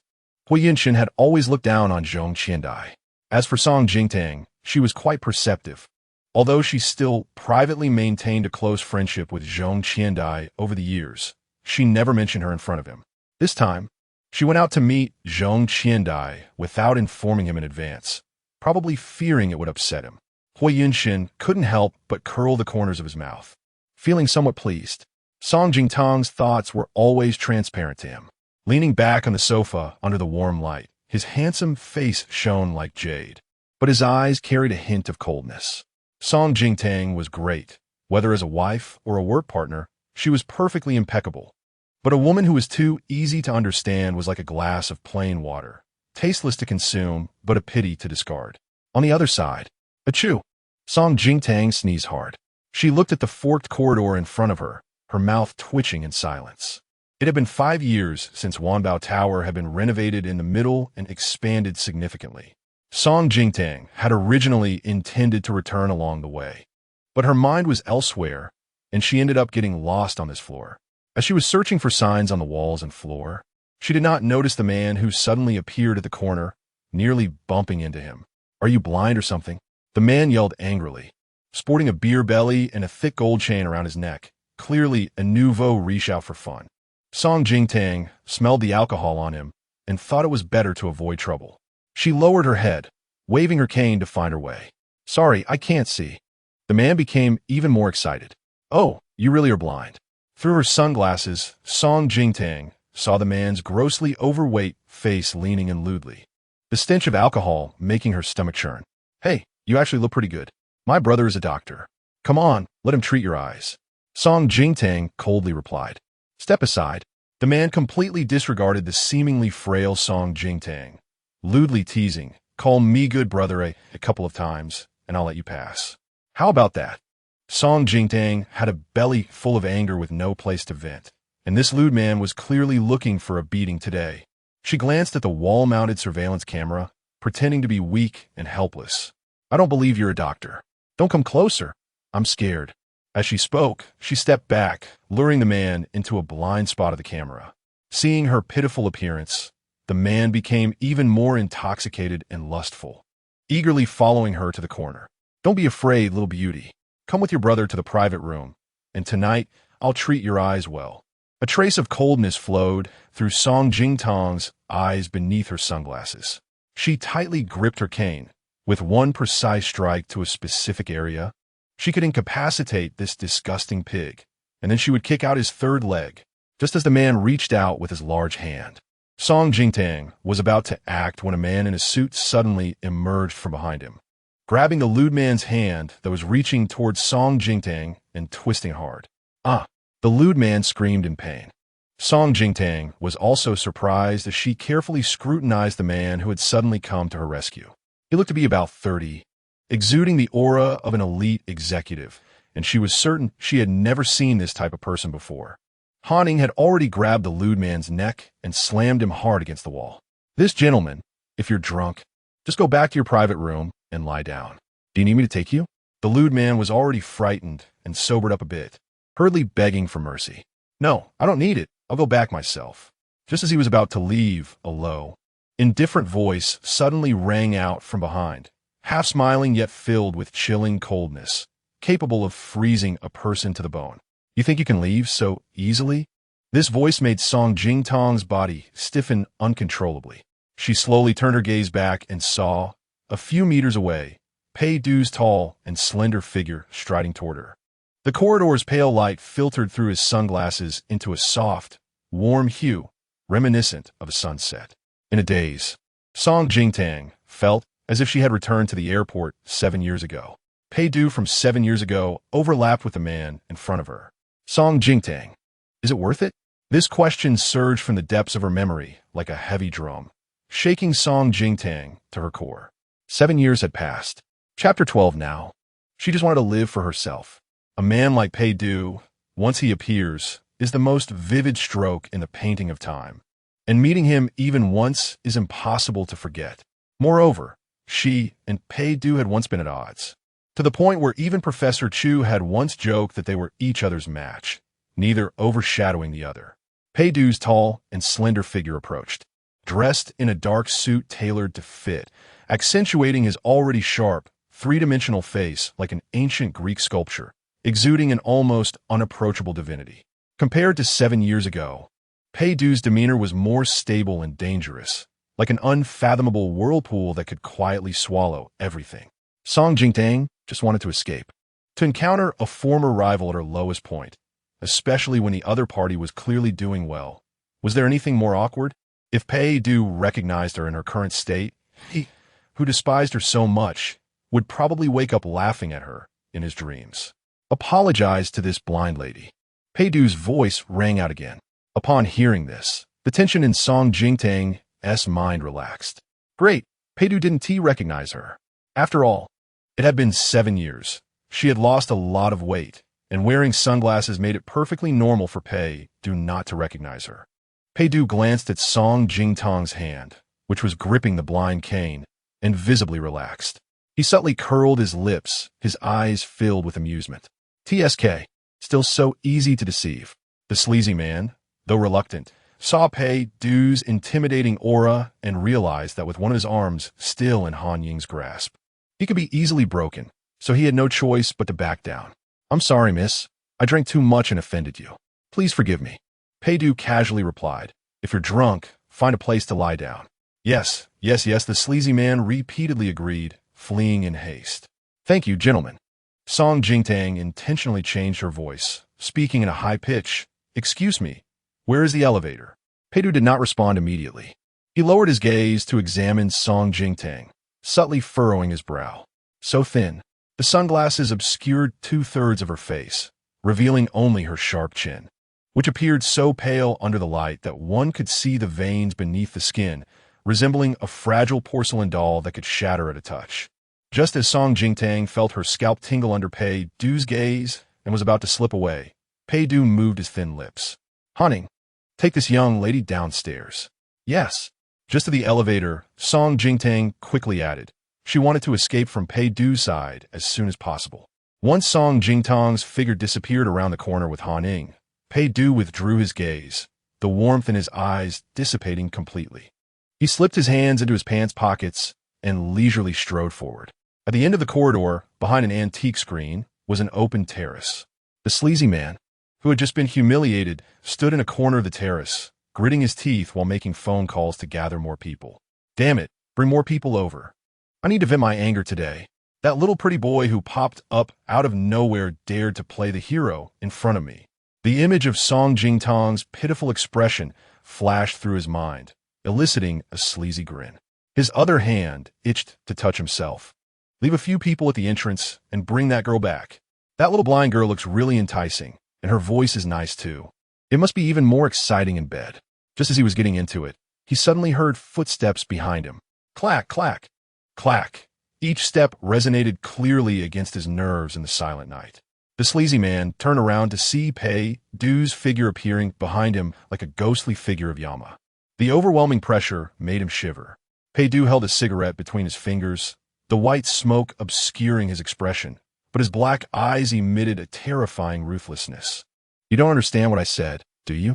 The sleazy man swallowed, nervously and instinctively wanted to run, but as soon as he lifted his foot, 2 bodyguards in black suits kicked him hard in the knees. Bam! The sleazy man fell to his knees, the bones cracking, and, just as he was about to scream, his mouth was sealed. Pei-du slowly approached, looking down at him with an icy indifference as if he were looking at an inanimate object. Pull all his teeth out. With that, Pei-du turned and walked to the edge of the terrace. From this position, he could catch a glimpse of a corner of the entrance. He silently watched the thin and delicate figure of a woman, using her blind cane to find her way as she got into a business car. Song Jingtang. Pei Du murmured the name, and the thin ice in his eyes melted away. He stared at the receding car for a long time before softly saying, "Long time no see." His voice was too soft, carried away by the night wind on the terrace. When Song Jingtang returned to the villa, Hui Yinshin had not yet come back. The garden was already filled with transplanted yellow roses, swaying gracefully under the moonlight. She saw Aunt Lu standing at the door, and as soon as she appeared, Aunt Lu immediately raised her phone to sneak a few photos before casually approaching her. "Madam, you're back." Song Jingtang casually nodded and instructed Aunt Lu to run a bath. "All right, madam," Aunt Lu replied cheerfully, rolling her eyes in front of Song Jingtang. Aunt Lu did not respect her as the madam. According to Hui Yunshen, Aunt Lu had been in the house for 2 years, and in her heart, the true madam was probably Lin Xinzi. Song Jingtang did not care. Anyway, she would not hold the identity of Madame Hua for long. After Aunt Lu prepared the bath, Song Jingtang soaked in the hot water, massaging the acupuncture points on her legs. She calculated that with just 2 more acupuncture sessions, her legs would fully recover, and she could return to the company. Just as Song Jingtang finished dressing and came out of the bathroom, she heard noises downstairs. She walked to the window and saw Hui Yunshin's car driving in. When he got out of the car, Hui Yunshin was clearly taken aback by the sight of the garden filled with yellow roses. Just from his back, Song Jingtang could imagine his expression at that moment, shock and anger. Song Jingtang didn't mind at all. In fact, she felt a bit of satisfaction. For all those years loving Hui Yunshin, she had prioritized him in everything, almost forgetting her own preferences. Now, it was time for her to live for herself. Her gaze drifted to Chunshun and Huan nearby, and Song Jingtang's expression softened. She picked up her blind cane and opened the door to go downstairs. Just as she reached the living room, Hui Yunshin strode in. Song Jingtang greeted him gently as always. "Yunshin, you're back." Hui Yunshin's expression was not good. He immediately questioned, "Why did you pull out all the tulips in the garden? You didn't even discuss it with me." Song Jingtang chuckled coldly in her heart. He was so angry simply because she had pulled out the flowers that his white moonlight, Miss Lin, loved the most. Song Jingtang blinked innocently, shifting the blame back. "I told you on the phone this morning that I wanted someone to come and tidy up the garden. Didn't T.U. say that for things at home, I could decide?" Hui Yunshin was left speechless. He did say that on the phone, but he never expected Song Jingtang would pull out all the tulips and replace them with yellow roses. Chapter 13. Brother, who do you like more? Hui Yunshin thought that when Song Jingtang mentioned tidying up, it would only mean removing weeds from the garden. After all, the garden full of tulips had been planted by Song Jingtang herself during their wedding. Seeing his sullen face, Song Jingtang moved closer and tugged at his shirt, asking pitifully, "Yunshin, are you angry?" With her question, even if Hui Yunshin was angry, he couldn't lash out. "Of course not. How could I be angry at you?" Hui Yunshin tried to keep his tone gentle, reaching out to touch Song Jingtang's face. "Why did you suddenly want to plant yellow roses? Didn't you always like tulips?" Song Jingtang found it ironic. Back in college, she had once mentioned to Hui Yunshin that she liked roses, but he said nothing at the time. Later, she accidentally overheard him on the phone with a friend, disdainfully saying that roses were too vulgar. Since he didn't like them, she never brought it up again. For all those years loving Hui Yunshin, she had been humbled to the point of losing herself. Now, it was time to reclaim herself. "I like roses now," Song Jingtang said calmly. Hui Yunshin frowned, re-evaluating the woman in front of him. She still had the same face, looking just as she did before.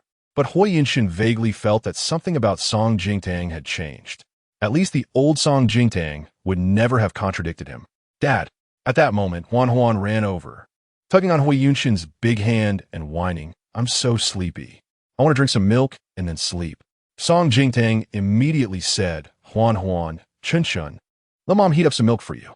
As soon as she spoke, Song Jingtang realized she was being too hasty. She was still in a blind state. She nervously squeezed the blind cane in her hand. Realizing that Hui Yunshin was looking at her with a scrutinizing gaze, Song Jingtang's back involuntarily stiffened. But Hui Yunshin said nothing. He released Huan's hand and turned to Chunshun. "Chunshun, take your sister back to the room first. Dad will bring you milk later." During the day, Song Jingtang had visited the room where Chun Chun and Huan Huan were staying. The two children's bedroom is a small suite of over 100 square meters, containing two beds, one of which is a princess bed for Huan Huan, and two separate washrooms. Huan Huan immediately ran up the stairs with her short legs, deliberately taking a detour to avoid Song Jingtang, who was standing at the stairway entrance. On the other hand, Chun Shan walked past Song Jingtang with his hands in his pockets, stealing a glance at her. However, neither child showed any intention of getting close to her. Song Jingtang felt a pang of sadness in her heart.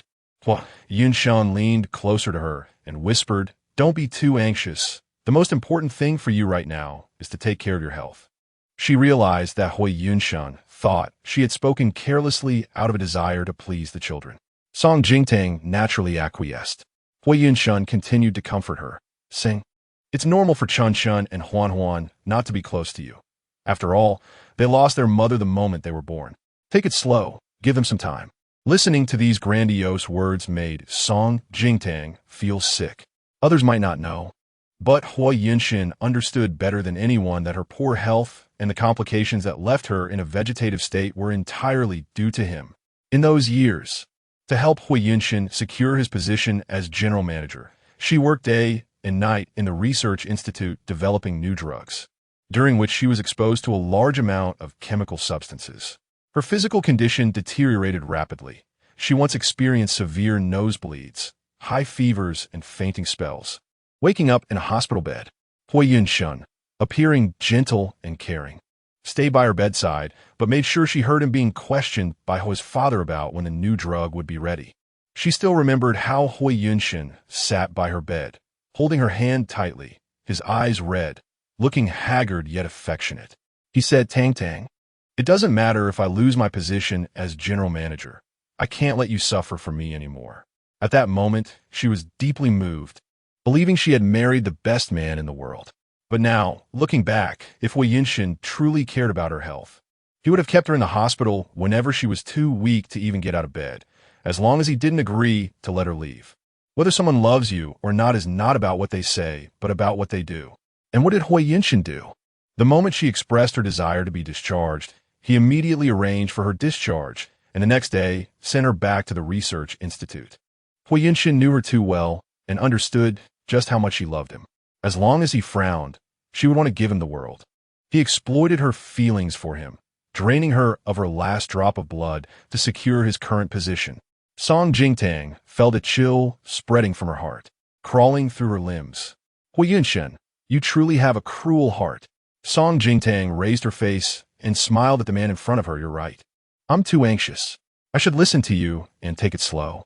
Her compliance evidently pleased Hui Yunshan, who contentedly patted her head. "Go rest in your room. I'll be there shortly." "Okay." Song Jingtang turned to go upstairs, gripping her cane, and in a place where Hui Yunshan couldn't see, the smile on her lips vanished. She quickened her pace towards the children's room. Hui Yunshan clearly didn't want her to interact much with the children.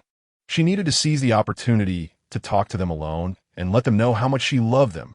However, before she reached the children's bedroom door, she heard Huan Huan's voice, soft and delicate, coming from inside. "Mommy Shinzi, I had so much fun tonight. Can you come pick us up to play tomorrow after school? I don't want to go home and see that woman. I hate her." Song Jingtang's whole body trembled violently. Inside the room, Huan Huan was lying on the bed, holding her phone and sending a voice message to Lin Shinzi. Chen was playing a game, and when he heard Huan Huan's words, he got distracted, causing his snake to crash into the wall. He turned to Huan Huan, his little brows furrowing slightly, carrying an air of authority as an older brother. "Huan Huan, didn't I tell you not to call her Mommy Shinzi at home?" Huan Huan pouted, a bit unhappy. "Who told that bad woman to pull up all of Mommy Shinzi's favorite tulips? I don't like her at all. I don't want her to be my mommy. I want Mommy Shinzi." Seeing her brother's serious face, Huan Huan immediately climbed down from her princess bed and walked over, sweetly hugging his arm. "Brother, who do you like more? That woman or Mommy Shinzi? Tell me. No lying, okay?" The teacher said liars aren't good kids. Outside the door, Song Jingtang's heart sank. Chun Chun furrowed his brows in distress. He knew that Song Jingtang was his biological mother, but for the past 5 years, It was Lin Xinzi who had been with them as their mom. Even the parent-child activities at kindergarten were attended by her and their dad. He had even called Lin Xinzi mommy alongside Huan Huan. Qinshan hesitated for a long time before finally saying, Aunt Xinzi is closer to us. Chapter 14. Mommy is dead. Song Jingtang heard everything clearly from outside the door, and she painfully closed her eyes, nearly losing her balance from the ache in her heart. After taking a moment to compose herself, she forced herself to walk over and deliberately knocked on the door with her cane. Qinshan, Huan Huan, can mommy come in? The door was ajar, and with a push, it opened. Song Jingtang clearly saw that the moment she appeared, Huan Huan immediately ran to the bed, pulling the blanket over her head, clearly unwilling to acknowledge her. A wave of disappointment washed over Song Jingtang. Qinshan looked at the suddenly appearing Song Jingtang, clearly at a loss. He clenched his little fist, his big round eyes darting nervously. Did this woman hear what he just said? A 5-year-old's thoughts were written all over his face, no guessing needed. Song Jingtang naturally noticed Qinshan's guilt. Her heart softened, and she deliberately said, Mommy's hearing isn't fully restored yet, so you need to speak louder for me to hear you. Upon hearing this, Qinshan visibly relaxed. As long as she didn't hear, it was fine. He jumped off the bed and walked step by step to Song Jingtang. God knows how much Song Jingtang wanted to hold her precious boy tightly, but she couldn't yet. She couldn't scare Qinshan and had to ensure Hui Yunshan didn't find any flaws. Qinshan? Song Jingtang slowly squatted down, smiling at Qinshan as she cautiously asked, Can mommy hug you? Qinshan looked at this unfamiliar, yet familiar woman before him, feeling very complex emotions. He had seen her many times. She lay quietly in bed, as if asleep, but had never woken up. Seeing that Qinshan remained unmoving, she thought he didn't want to get close to her, and just as she felt bitterly disappointed, she heard Qinshan hesitantly ask, Will you fall asleep again? Song Jingtang was taken aback, and before she could respond, Qinshan's little hand gently touched her face, as if to confirm her existence. Tears nearly fell from Song Jingtang's eyes. No, she pressed her face against Qinshan's little hand, wanting him to feel her presence. She earnestly promised, Mommy will never leave you again. Considering that Hui Yunshan would be coming up soon, Song Jingtang reluctantly released Qinshan's hand. Before leaving, she took one last look at Huan Huan, who was still hiding under the blanket, unwilling to show her face or even look at her. Song Jingtang's gaze darkened. Her throat felt bitter. She said nothing and turned to leave. It wasn't until she heard the door close that Huan Huan poked her head out from under the blanket, her little face scrunched up in displeasure. She heard everything Song Jingtang had just said. Although her brother always told her that Song Jingtang was their real mom, she only liked Mommy Xinzi. She originally thought that the woman would never wake up, but now not only has she woken up, she also said she would never leave and wants to stay at home. This means that Xinzi's mom can no longer come to the house to play with her like before, as long as Song Jingtang is at home. Xinzi's mom can never openly be her mother. Huan Huan became more and more anxious, tossing and turning in bed. It was really annoying. She angrily burrowed back into the blanket, and her brother patted her through the blanket, but she ignored him. Huan Huan, let's talk, her brother said. I don't want to talk to you right now, she replied. She knew what her brother was going to say. He had been bought off by that bad woman and would definitely try to persuade her to accept Song Jingtang. She would never betray Xinzi's mom. In the master bedroom on the other side, Song Jingtang was standing on the balcony, letting the wind blow through her hair, her thoughts gradually becoming clearer and calmer. In her absence over the past 5 years, the two children, especially Huan Huan, had developed a habit of relying on Lin Xinzi, and it was unrealistic to think she could just take Lin Xinzi out of their hearts in a short time. She would take her time to get closer to them step by step. The next morning, Song Jingtang woke up very early. She insisted on going with Hui Yunshan to take the two children to school. The two kids were sitting in the back seat of the safety chairs. Qinshan was very intelligent and had been receiving bilingual education since childhood, already developing the habit of listening to English broadcasts every morning. Hui Yunshan was very strict with his requirements and training for him, but he was obviously much more indulgent and spoiled with Huan Huan, treating her like a delicate little princess.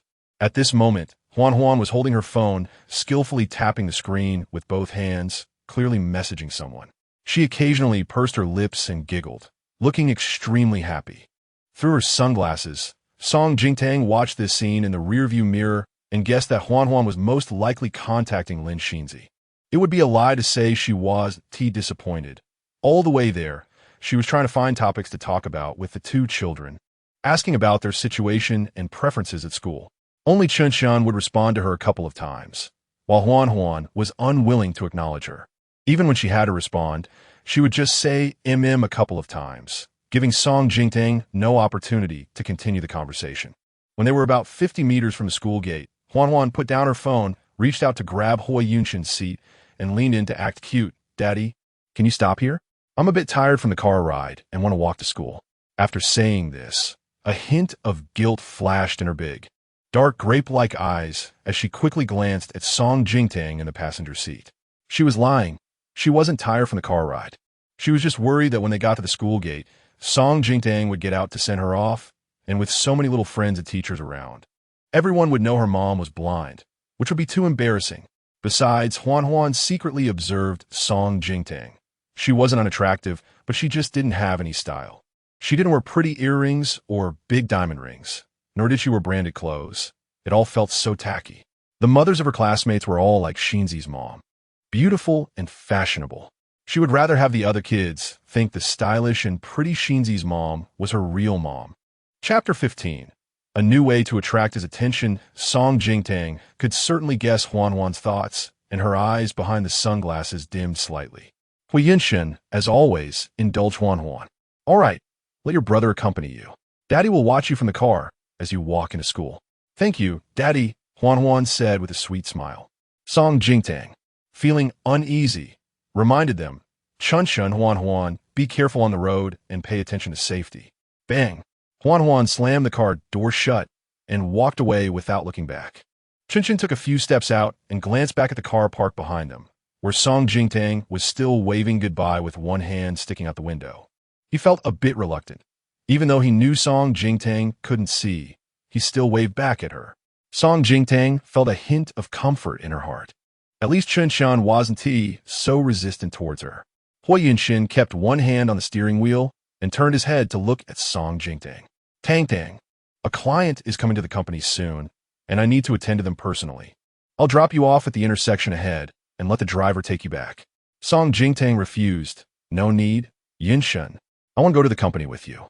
Hui Yunshin was slightly taken aback, clearly not expecting Song Jingtang to be so eager to return to the company. "Are you sure?" he asked, frowning. "Yes. Even though I can't see, I can still understand the current research and project progress with my colleagues, which will make it easier for me to integrate later." Hui Yunshin lightly tapped the steering wheel with his index finger, deep in thought. After a few seconds, he agreed. "All right." Song Jingtang followed Hui Yunshin back to Yuntian Group. 5 years had passed, but still looked familiar to her. As soon as Hui Yunshin entered, he attracted everyone's attention. Employees passing by greeted him, calling him President Hua. Hui Yunshin slightly nodded in response. Song Jingtang walked beside Hui Yunshin, one arm linked with his, the other holding her cane, naturally attracting countless curious glances. After 5 years, the old employees had mostly forgotten her, and the new ones certainly didn't know her. However, Hui Yunshin had no intention of introducing her. "President Hua." His assistant Jiang Zhou hurried over. When he saw Song Jingtang appearing with Hui Yunshin, he was extremely surprised, his voice barely hiding his excitement. "Mrs. Hua, you're awake." Song Jingtang smiled at the well-dressed young man in front of her. "Long time no see, Assistant Jiang." She remembered Jiang Zhou. 6 years ago, he joined Yuntian Group, and she had personally interviewed him. She never expected that he had now become Hui Yunshin's chief assistant. Hui Yunshin glanced at his vibrating phone and discreetly turned off the screen. "Tang Tang, the client has arrived. I need to go over first. Just let Jiang Zhou accompany you around the company. Call me if you need anything." Song Jingtang kindly replied, "You go ahead and be busy. Don't worry about me." Before leaving, Hui Yunshin leaned in and affectionately kissed Song Jingtang's cheek, maintaining his persona as a devoted husband in front of others. Song Jingtang was already fed up with his act, but had to force a smile to cooperate. Unbeknownst to her, this scene was clearly seen by Lin Xinzi, who was in a corner on the second floor, tightly gripping the folder in her hand. After Hui Yunshin left, Jiang Zhou asked Song Jingtang, "Madam, where would you like to go first?" Song Jingtang had a clear goal. Take me to the research and development department. That was her most familiar place. And pharmaceutical research and development was also her area of expertise. On the other side, Hui Yunshin stepped out of the exclusive elevator and strode toward the office. Pushing the door open, he saw Lu Yinshi sitting on the sofa, waiting for him. "You're late," Lu Yinshi said, taking a sip of coffee. Hui Yunshin sighed. Tang Tang insisted on coming to the company with me. It took some time to arrange for her. Song Jingtang? As soon as Lu Yinshi thought of that woman, he couldn't help but frown. Isn't she still blind? And she insists on sticking to you? Lu Yinshi's face was full of sarcasm. She really has been devoted to you for 10 years. She yes like a stubborn plaster that you can't shake off. He recalled the things Song Jingtang used to do and couldn't help but sneer. Well, if she didn't have such extraordinary means and thick skin, how could someone like her marry into the whole family? Listening to Lu Yinshi's words, Hui Yunshin didn't refute him. His expression gradually became intriguing. Yes, everyone around him knew that Song Jingtang had been infatuated with him for 10 years, to the point of being unable to extricate herself. How could she change? Replanting all the tulips with yellow roses might just be Song Jingtang's way of trying to attract his attention again after waking up. Realizing this, Hui Yunshin relaxed completely. The vague discomfort weighing on his heart over the past few days dissipated significantly. He looked at Lu Yinshi and said nonchalantly, "That's enough. After all, Song Jingtang is my wife and the mother of my 2 children. Don't say those things in front of her." Lu Yinshi understood Hui Yunshin's thoughts and casually curled his lips. "Don't worry, I'll naturally give you face in front of others." Lu Yinshi specifically came today, not to complain to Hui Yunshin about Song Jingtang. "I asked my old man about it last night. The one acquiring Huaxi Pharmaceutical is not the young master of the Pei family who has been making waves in recent years, but the second young master of the Pei family, who has long been kept in the dark." Lu Yinshi looked at Hui Yunshin meaningfully, his coffee cup returning to the table as he spoke that name. Pei Du. Hui Yunshin's expression darkened. In their circle, the Lu family was not the richest. Compared to the Hui family, their assets were slightly inferior. However, the Lu family had been in politics for many years, and when old Master Lu was at his peak, he could enter the presidential palace without prior notice. Therefore, the Lu family status in the circle had always been high, and they could be considered to have genuine ties with the Pei family. The publicly recognized heir of the Pei family was Pei Huijin, but in recent years, rumors had started circulating in the circle that the old master of the Pei family had an illegitimate son, who was Pei Du. Hui Yunshin furrowed his brow. If it were Pei Jiu, it would be manageable. He could find an intermediary to introduce him and discuss the upcoming collaboration with Pei Jiu. He was confident he could persuade Pei Jiu. But Pei Du? Hui Yunshin looked at Lu Yinshi. "Do you know this person, Pei Du?" Lu Yinshi paused slightly upon hearing the question, memories flashing in his mind of the scene 6 months ago at an underground club in the country, where he encountered Pei Du. That man had half his face covered in blood, a seductive smile on his lips as he slowly raised his eyelids, a fierce and bloodthirsty excitement in his gaze that no one could find as crazy and ruthless as him.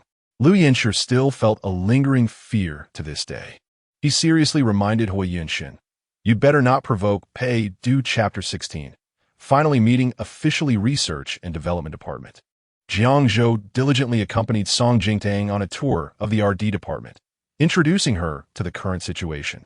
Song Jingtang observed quietly, and after the tour, she already had a clear picture in her mind. Most of the members of the research team she had personally built back in the day had left, and the few remaining had become marginalized. Assistant Jiang, who is the acting head of the RD department now. Hui Yunshin had mentioned that her position as the manager and chief medical officer was retained. "It's Lin Xinzi. Secretary Lin is acting in that capacity," Jiang Zhou replied truthfully. When he mentioned Lin Xinzi, Song Jingtang could clearly read the sympathy in Jiang Zhou's eyes. She understood. It seemed that Lin Xinzi's affair with Hui Yunshin had become an open secret in the company. "All right," Song Jingtang smiled calmly. "Please take me to my office now." Assistant Jiang. She remembered that there were several important documents in her office safe. Before Jiang Zhou could respond, an angry voice suddenly came from ahead. "Lina, what are you doing? This is Manager Song's office. Hurry up and take these things away." Song Jingtang was slightly taken aback. That voice was all too familiar. It belonged to her junior from university, He Shiyu. In school, He Shiyu had been her little fan, and later followed her to Yin Tian Group. She had participated in almost every project Song Jingtang was responsible for and had made significant contributions. Song Jingtang never expected that after 5 years, He Shiyu would still be here. Given her abilities, many companies would likely want to recruit her. Assistant Jiang, can you take me to see what's going on? Song Jingtang said, a bit anxious. He Shiyu's voice was coming from her former office. She followed Jiang Zhou to her office, and just as they reached the door, a pile of clutter was thrown out by He Shiyu, one of the name tags landing at Song Jingtang's feet. She looked down and saw it clearly labeled with the position and name, RD Department Manager, Lin Xinzi. Song Jingtang closed her eyes, suppressing the surging anger and disappointment in her heart. Hui Yinshin actually planned to give her position in the company to Lin Xinzi. He Shiyu, I see you don't want to stay in the company anymore, throwing away Manager Lin's things. Lina shouted. He Shiyu was not good at arguing, and her face flushed with anger. The name and photo of our D Department Manager Song Jingtang were still posted on the company website. Where did this Manager Lin come from? This is Sister Jingtang's office. No one is allowed to touch anything. Song Jingtang watched He Shiyu defend her, feeling touched and a bit teary. She thought everyone had forgotten about her. Lina mocked sarcastically. A week ago, President Hui drafted a document to officially promote Xinzi from acting manager. The official document will be delivered this afternoon. She walked over to He Shiyu in high heels, casting a disdainful glance at her. He Shiyu, no matter how much you flatter that living dead Song Jingtang, she won't see you anymore. However, Lina extended her finger and poked He Shiyu's shoulder repeatedly, her overly made-up face filled with arrogance. In Yin Tian Group, if you offend our Xinzi, you'll have to pack your things and leave tomorrow. He Shiyu clenched her fists tightly, ripping the name tag from around her neck. Just as she was about to retort, a familiar cold voice came from behind. Oh, I didn't know Secretary Lin had such a great influence. He Shiyu trembled all over and turned around abruptly, seeing Song Jingtang, who was walking and wearing sunglasses. Her eyes widened instantly, and tears filled her eyes. Sister Jingtang. He Shiyu excitedly rushed forward and hugged Song Jingtang, her voice tinged with sobs. I knew you would come back. Song Jingtang gently patted her back, sincerely saying, Thank you, Shiyu, for waiting for me for so long. He Shiyu calmed down, but noticed something unusual about Song Jingtang. Sister Jingtang, what's wrong with your eyes? She asked anxiously. Song Jingtang explained gently. I'm currently in a state of temporary blindness, but the doctor said I would recover soon, so there's no need to worry. Lina had only joined the company in the last 2 years, and had never seen Song Jingtang. But seeing He Shiyu's reaction and the fact that Jiang Zhou, Hui Yunshin's senior assistant, was accompanying her, it was clear that this woman was indeed the long-forgotten Song Jingtang, confirming Song Jingtang's identity. Lina scrutinized her with disdain and hostility that she couldn't hide. Song Jingtang didn't mind. It was obvious that Lina was on Lin Xinzi's side, and it was perfectly normal for her to dislike her. Lina approached confidently.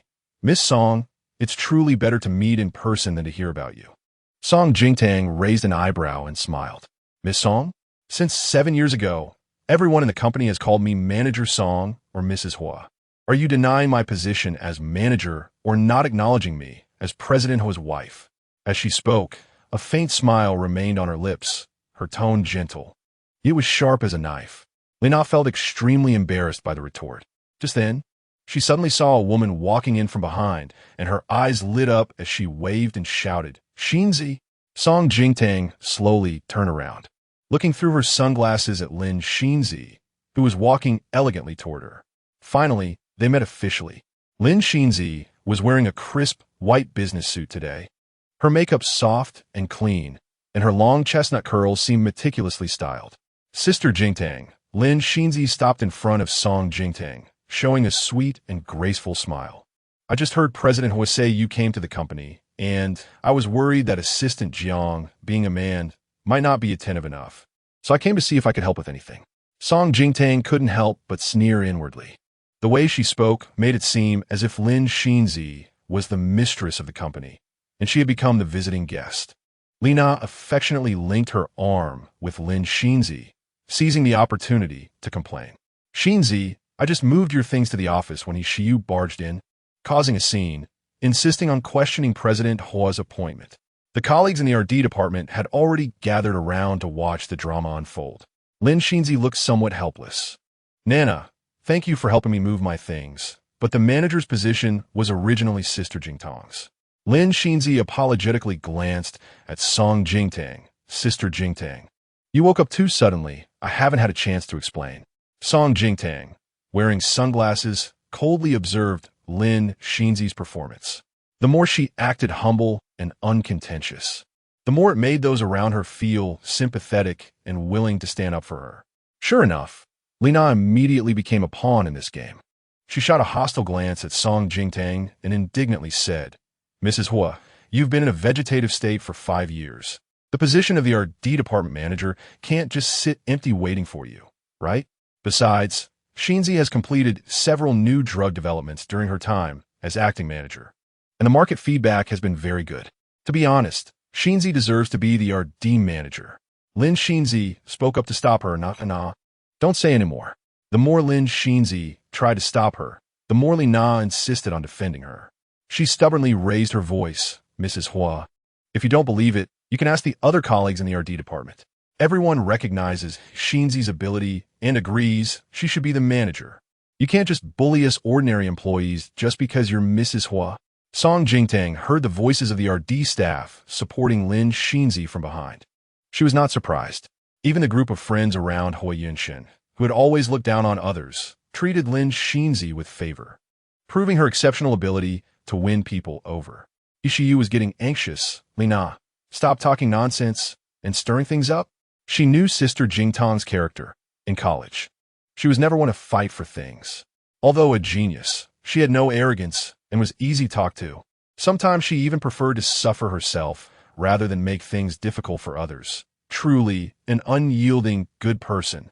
Ishiyu frowned in concern, worried that with so many people standing on Lin Xinzi's side, Sister Jingtang would be morally pressured into giving in. Song Jingtang curled her lips and said, Since that's the case, I will make my stance clear today. Ishiyu felt helpless. She almost guessed what Song Jingtang was going to say next. She would definitely say she wouldn't compete with Lin Xinzi for the position of manager in this office, as well as the position of her D manager. Song Jingtang's cold and calm voice rang out. Word by word, I will not give it up. Chapter 17. Defending his white moonlight in front of her, Lin Xinzi's previously slightly raised lips froze. Ishiyu widened her eyes in disbelief, and when she reacted, she was so happy she almost shouted. Song Jingtang continued calmly. When I joined the company 7 years ago, I signed a 10-year contract. Unless I resign voluntarily, the position of our D department head will be mine for 10 years. In a couple of days, I will return to work as usual. She raised her voice so that everyone in the department could hear clearly. Of course, if anyone wants to follow Secretary Lin, I won't stop them. I will suggest to Mr. Hua to open a second RD department. Everyone can decide for themselves. If previously she did everything at work for Hua Yunshin, from today on, she would fight for herself. The position of RD manager was one she had worked hard to secure, almost losing her life for it. No one could touch her career. Song Jingtang was too lazy to argue with Lin Xinzi anymore and walked toward the office.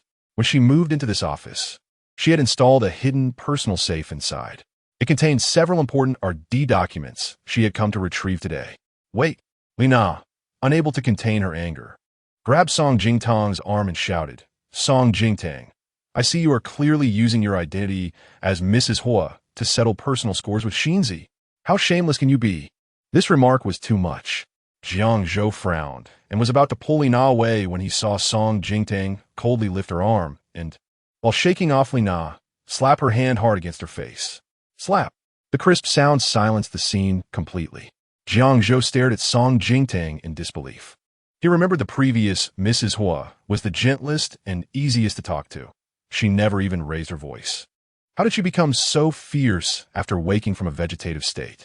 Jiang Zhou came back to his senses and turned to dismiss the onlookers in the department. Aren't you all supposed to be working? What are you doing standing around here? As the special assistant, his words carried weight, and everyone dispersed. Hishiyu looked back at Song Jingtang 3 times, her smile almost impossible to contain, her eyes sparkling with admiration. So cool. She was practically falling in love with the current sister Jingtang. Lina regained her composure, her face twisted with anger. You dare hit me. Sorry, I can't see. And I have a strong reaction to physical contact. Song Jingtang expressionlessly reminded her. Next time, don't touch me casually. Also, what do you mean by saying I'm settling personal scores with Lin Xinzi? During her 5 years in a vegetative state, Hui Yunxin and Lin Xinzi thought she couldn't hear or feel anything, so they didn't know she had discovered their affair. After waking up, she had continued to pretend to be blind. Song Jingtang instinctively felt that Li Na's mention of settling personal scores was not referring to Lin Xinzi and Hui Yunxin's matter. Otherwise, even if this woman was foolish, she wouldn't be so brazenly defending a mistress in public.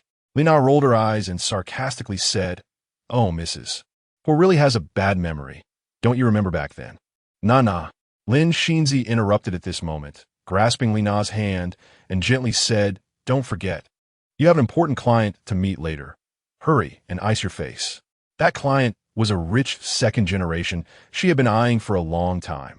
Li Na touched her face and quickly walked away in her high heels to handle it. Song Jingtang narrowed her eyes, her mind clear. Lin Xinzi was being deliberate. She didn't want Li Na to finish her words. Lin Xinzi looked at Song Jingtang. "Mrs. Hua, don't take it to heart. Li Na has always been straightforward and speaks without thinking." Most likely, Lin Xinzi had conspired with Li Na behind the scenes. Song Jingtang had no interest in hearing such nonsense. She turned to walk into the office, sweeping her blind cane at the door, casually pushing it open. But the door rebounded due to inertia. "Sister Jingtang, wait." Lin Xinzi suddenly rushed to catch up with Song Jingtang, reaching out to hold the door frame. But the rebounding door hit her. Lin Xinzi cried out in pain. Song Jingtang turned back in confusion and saw a bright red mark on Lin Xinzi's delicate hand from being caught by the door. The next moment, Hui Yunxin's angry voice rang out. Tang, what are you doing?" Song Jingtang, through her sunglasses, saw Hui Yunxin striding towards her, his beautiful brows furrowed, his eyes unreservedly showing concern for Lin Xinzi and dissatisfaction with her. Because she couldn't see, Hui Yunxin's expression was completely unmasked. "Mr. Hua, it has nothing to do with the madam." Lin Xinzi hurriedly grabbed Hui Yunxin's arm with one hand. "It's all my fault for being careless and getting caught by the door." Jiang Zhou had been watching the whole thing and couldn't help but speak up for Song Jingtang. "Mr. Hua, don't misunderstand. This was really just an accident." Hui Yunxin, who always valued appearances, pursed his lips and didn't say much, but he reached out to Lin Xinzi. "Let me see." Lin Xinzi, who had been hiding her hand behind her back, hesitated for 2 seconds but still extended her hand, gently placing it in Hui Yunxin's palm. She softly said, "It doesn't hurt, Mr. Hua." Hui Yunxin frowned. "If I press a little harder, your bone might break." Although he didn't name names, Song Jingtang understood he was blaming her. Song Jingtang thought she wouldn't feel upset, but after loving Hui Yunxin for so many years, she had become deeply attached. And even one expression or one word from him could wound her. "It's fine, Mr. Hua. I'll just apply some medicine." Lin Xinzi explained softly. "It's understandable for your wife to be upset. She just joined the RD department and heard about your appointment of me as the manager last week. It's normal for her to feel bad." Hui Yunxin's expression darkened even further upon hearing this. "So, it was because of this matter. I had planned to discuss this with you at home tonight. This was a decision made by the board, and it has nothing to do with Secretary Lin." Dang, you're being too impulsive." Between the lines, he was convinced that she was deliberately bullying Lin Xinzi. Song Jingtang suddenly felt exhausted and disheartened. She had spent over a decade of her youth loving such a cheap man. She patiently continued, "All right, we'll talk about it at home tonight." But Hui Yunxin had no intention of ending it there. Tang, I think you should apologize to Secretary Lin." He frowned, defending his white moonlight. Song Jingtang, behind her sunglasses, stared fixedly at Hui Yunxin. He was protecting Lin Xinzi at his side, his increasingly handsome and mature face showing a hint of reproach towards her. Song Jingtang felt a bit dazed. Over the years she had loved Hui Yunxin. Countless times she had been looked down upon by his friends and belittled by his family. Yet he had never once stood by her side and defended her like he did with Lin Xinzi at this moment. Every time he would say, "Tang Tang, be a bit more understanding. Tang Tang, they're all my friends, give me some face. Tang Tang, my family is just concerned about me. They don't really have any animosity towards you. Tang Tang, can you bear with it for me?" She had always endured, always given way, just to avoid making things difficult for Hui Yunshin. She swallowed all her grievances, but he had never once understood her or felt sorry for her. Song Jingtang closed her eyes. An overwhelming sense of bitterness and irony surged up. All these years, she had demeaned herself for such a man. Song Jingtang took a deep breath, trying to suppress her emotions, and patiently explained one last time, "Yinshun, you should know my character well. I would never intentionally." Enough. Hui Yinshun didn't want to hear it all. He emphasized his tone, impatiently urging, "Tang Tang, apologize to Secretary Lin, be a bit more understanding." Song Jingtang was utterly disappointed in him. She didn't want to say a word. Her silent refusal only darkened Hui Yunshin's expression further. That inexplicable irritability had returned. Song Jingtang should never refuse him. Now he was only asking her to apologize, just a single sentence, yet she was unwilling to back down. Hui Yunshin took a deep breath, restrained his emotions, and reached out to pull Song Jingtang, but just as his hand was raised, it was caught by Lin Xinzi, who held his wrist. "Mr. Hua, please don't make it difficult for Mrs. Hua. I'm really fine. Even if she hurt me, it was unintentional." Lin Xinzi tactfully mediated. "You have a meeting later. I'll go prepare the conference room. I'll go with you." Hui Yunshin cast a heavy glance at Song Jingtang. "Tang Tang, I'm very disappointed in you today. Think it over. We'll discuss it when we get back." After saying that, he turned and instructed Jiang Zhou, "Take my wife home later." "Yes." Song Jingtang stood there, watching Hui Yunshin and Lin Xinzi leave side by side, their figures looking quite compatible. As they walked, her skirt brushed ambiguously against his suit pants. During this time, Lin Xinzi lightly twisted her ankle, and Hui Yunshin immediately steadied her, moving quickly as if by instinct. Although Jiang Zhou knew Song Jingtang couldn't see, he still felt sorry and blocked her line of sight. "Madam, let me take you back." "Assistant Jiang, could you make me a cup of coffee? I do like to stay in my old office for a little while longer." "Of course. I'll wait for you at the door." Jiang Zhou kindly closed the door for Song Jingtang. The floor-to-ceiling windows in the office were made of one-way glass, so she couldn't be seen from the outside. Song Jingtang took off her sunglasses and walked straight to the corner, taking down the painting on the wall. Behind the frame was her personal safe. At that moment, the password lock was covered in a layer of dust, indicating that it hadn't been opened in 5 years. The password was her deceased mother's birthday, which she had only told Hui Yunshin. It seemed he probably hadn't remembered it at all. The documents inside were still there, and Song Jingtang quickly took some photos before closing the safe and hanging the painting back in place. Before long, Jiang Zhou returned with a cup of coffee, which was an Americano. Song Jingtang took a sip, the bitter taste spreading on her tongue, and she frowned. "Madam, should I make you another cup?" Jiang Zhou scratched his head. "Because you used to always drink Americano without sugar, I took the liberty of making one." "No need." Song Jingtang took another couple of sips, gradually getting used to the bitter taste. She didn't like the bitterness of Americano. She preferred the rich and creamy latte. But because Hui Yunshin only drank Americano, she had changed her taste to accommodate him. Song Jingtang thought to herself, "This is the last time." From now on, she would no longer compromise herself for Hui Yunshin. "Assistant Jiang, please take me back." "Okay." Jiang Zhou led Song Jingtang to the nearest elevator, only to find that it was temporarily out of order and had a maintenance sign on it. "Madam, let's go to the other side. This elevator can't be used for now." "All right." Song Jingtang followed Jiang Zhou to the other side where there were 2 elevators running parallel. At that moment, a man was standing in front of the elevator entrance, holding a phone to his ear. As he casually turned, Song Jingtang caught a glimpse of his face and paused slightly. This face was not unfamiliar. It was Liu Yanshi, one of Hui Yunshin's good friends. They had a good relationship, and over the years since she pursued Hui Yunshin and their time together, she had seen Liu Yanshi many times. But he had never treated her well. Liu Yanshi didn't like her.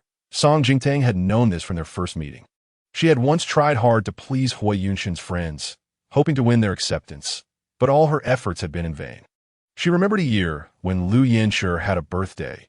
Noticing he had a deficiency in blood and energy, she carefully prepared a tonic recipe for him and spent a week making it into easy-to-take pills, packaging them one by one.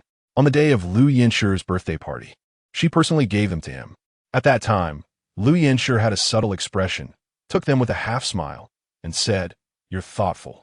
When leaving, however, Song Jingtang saw those pills in the trash can at the door. Her first reaction was to feel wronged and upset, even reflecting on whether her gift was inappropriate. Now, Song Jingtang thought that version of herself was simply foolish. If she could go back, the only thing she would do is dump the trash can directly on Liu Yinshi's head. Song Jingtang adjusted her sunglasses, her face cold. Now that she didn't even want Hui Yunshin anymore, she had even less interest in his friends. She only wanted to say 4 words, "Stay away from me." Jiang Zhou greeted him, "Mr. Liu." Liu Yinshi nodded slightly at Jiang Zhou as a response, but his gaze fell on Song Jingtang, who was walking with a cane, and his eyes were filled with disdain. This woman was truly insane. In such a state, she still came to the company to cling to Hui Yunshin.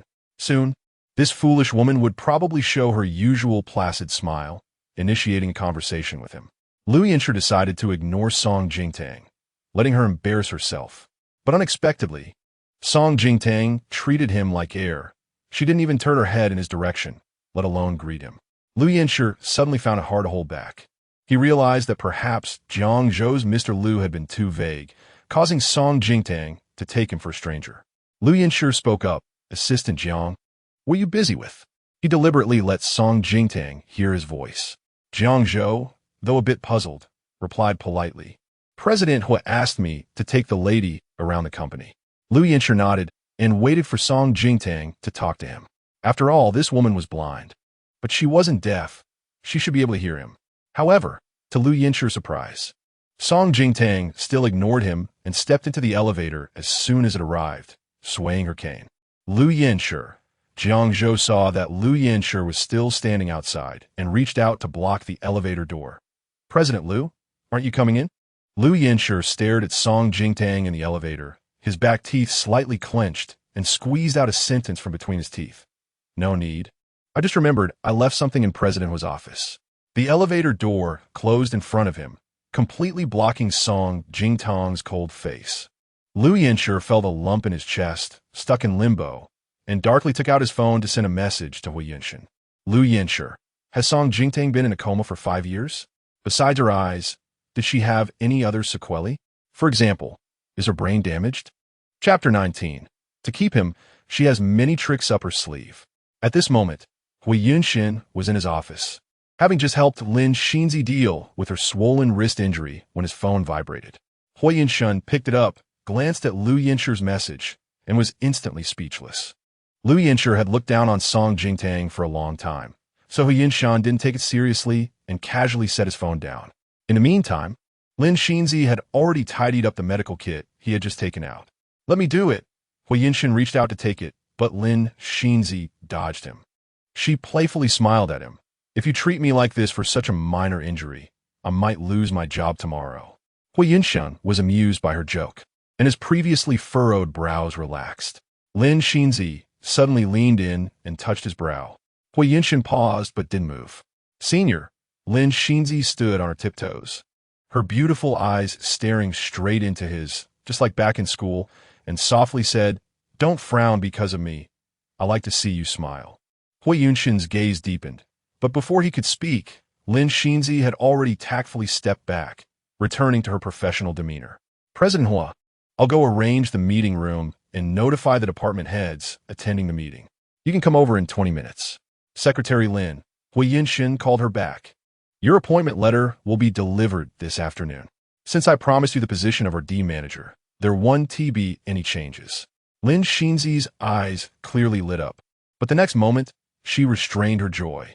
But about the lady, Hui Yunshin was already unhappy with Song Jingtang's attitude today and interrupted Lin Xinzi's concern. "You don't need to worry about that. Her current state isn't suitable for work." "All right, then I'll go get busy." After Lin Xinzi left, Hui Yunshin sat in his office chair, tugging at his collar.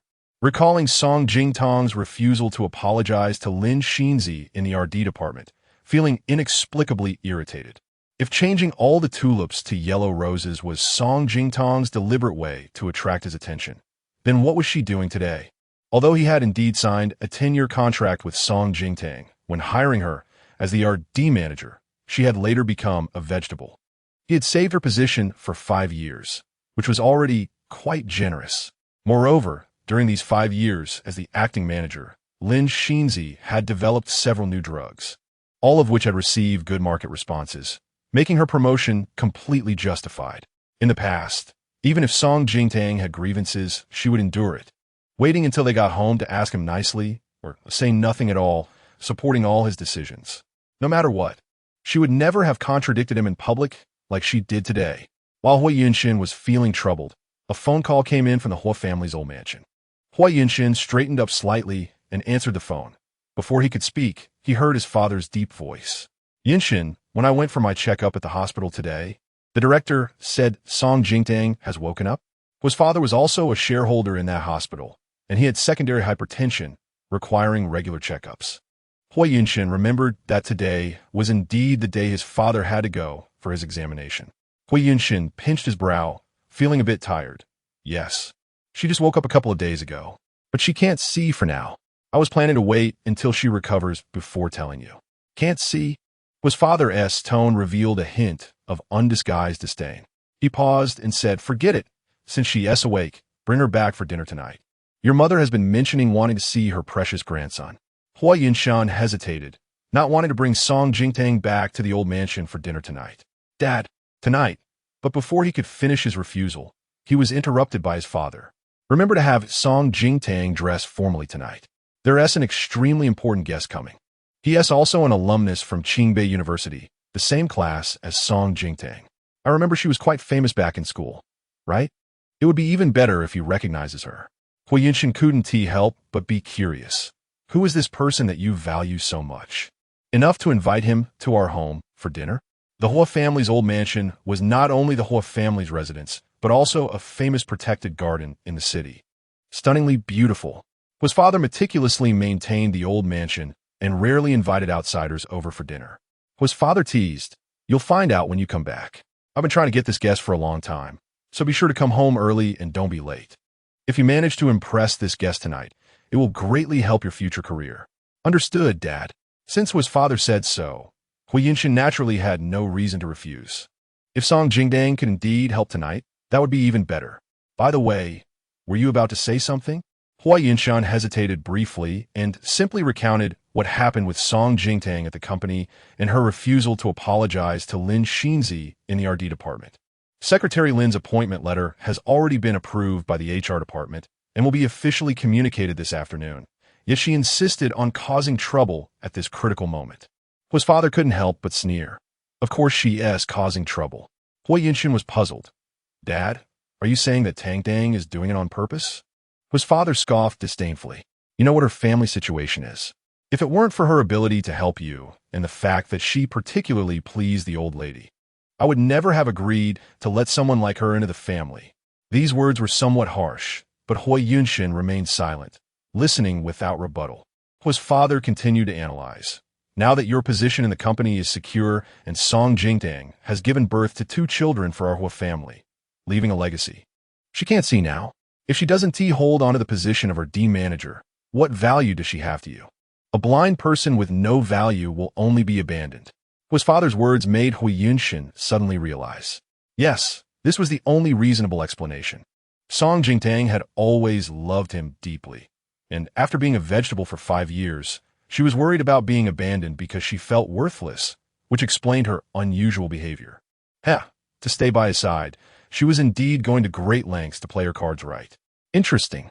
Hui Yunshan leaned back in his executive chair, completely relaxed. He curled his lips. Dad, I understand. Chapter 20. Returning to the Hua family's old mansion. On the other side, Song Jingtang was already dropped off at her doorstep by Jiang Zhou. Thank you, Assistant Jiang. Not a hassle at all, ma'am. Jiang Zhou sincerely said, Madam. I wish your eyes a speedy recovery. Song Jingtang smiled slightly and replied, Thank you. Jiang Zhou turned to leave, but recalled the situation at the company earlier.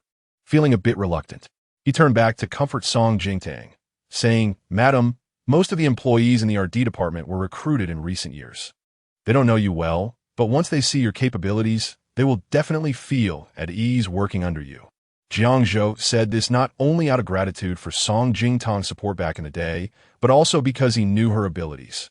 To outsiders, ever since Hui Yunshan became the general manager, the market value of Yintian Group has surged. However, Jiang Zhou was well aware that all of this was built on the foundation laid by Song Jingtang. 7 years ago, the key drug she developed helped Yintian Group establish a foothold in the pharmaceutical industry. And the successful collaboration with Huaxi Pharmaceutical directly made Yintian Group a top player in the industry. Song Jingtang's contributions went far beyond that. He had heard of her name 7 years ago, recognized as a rare genius from Qingbei University.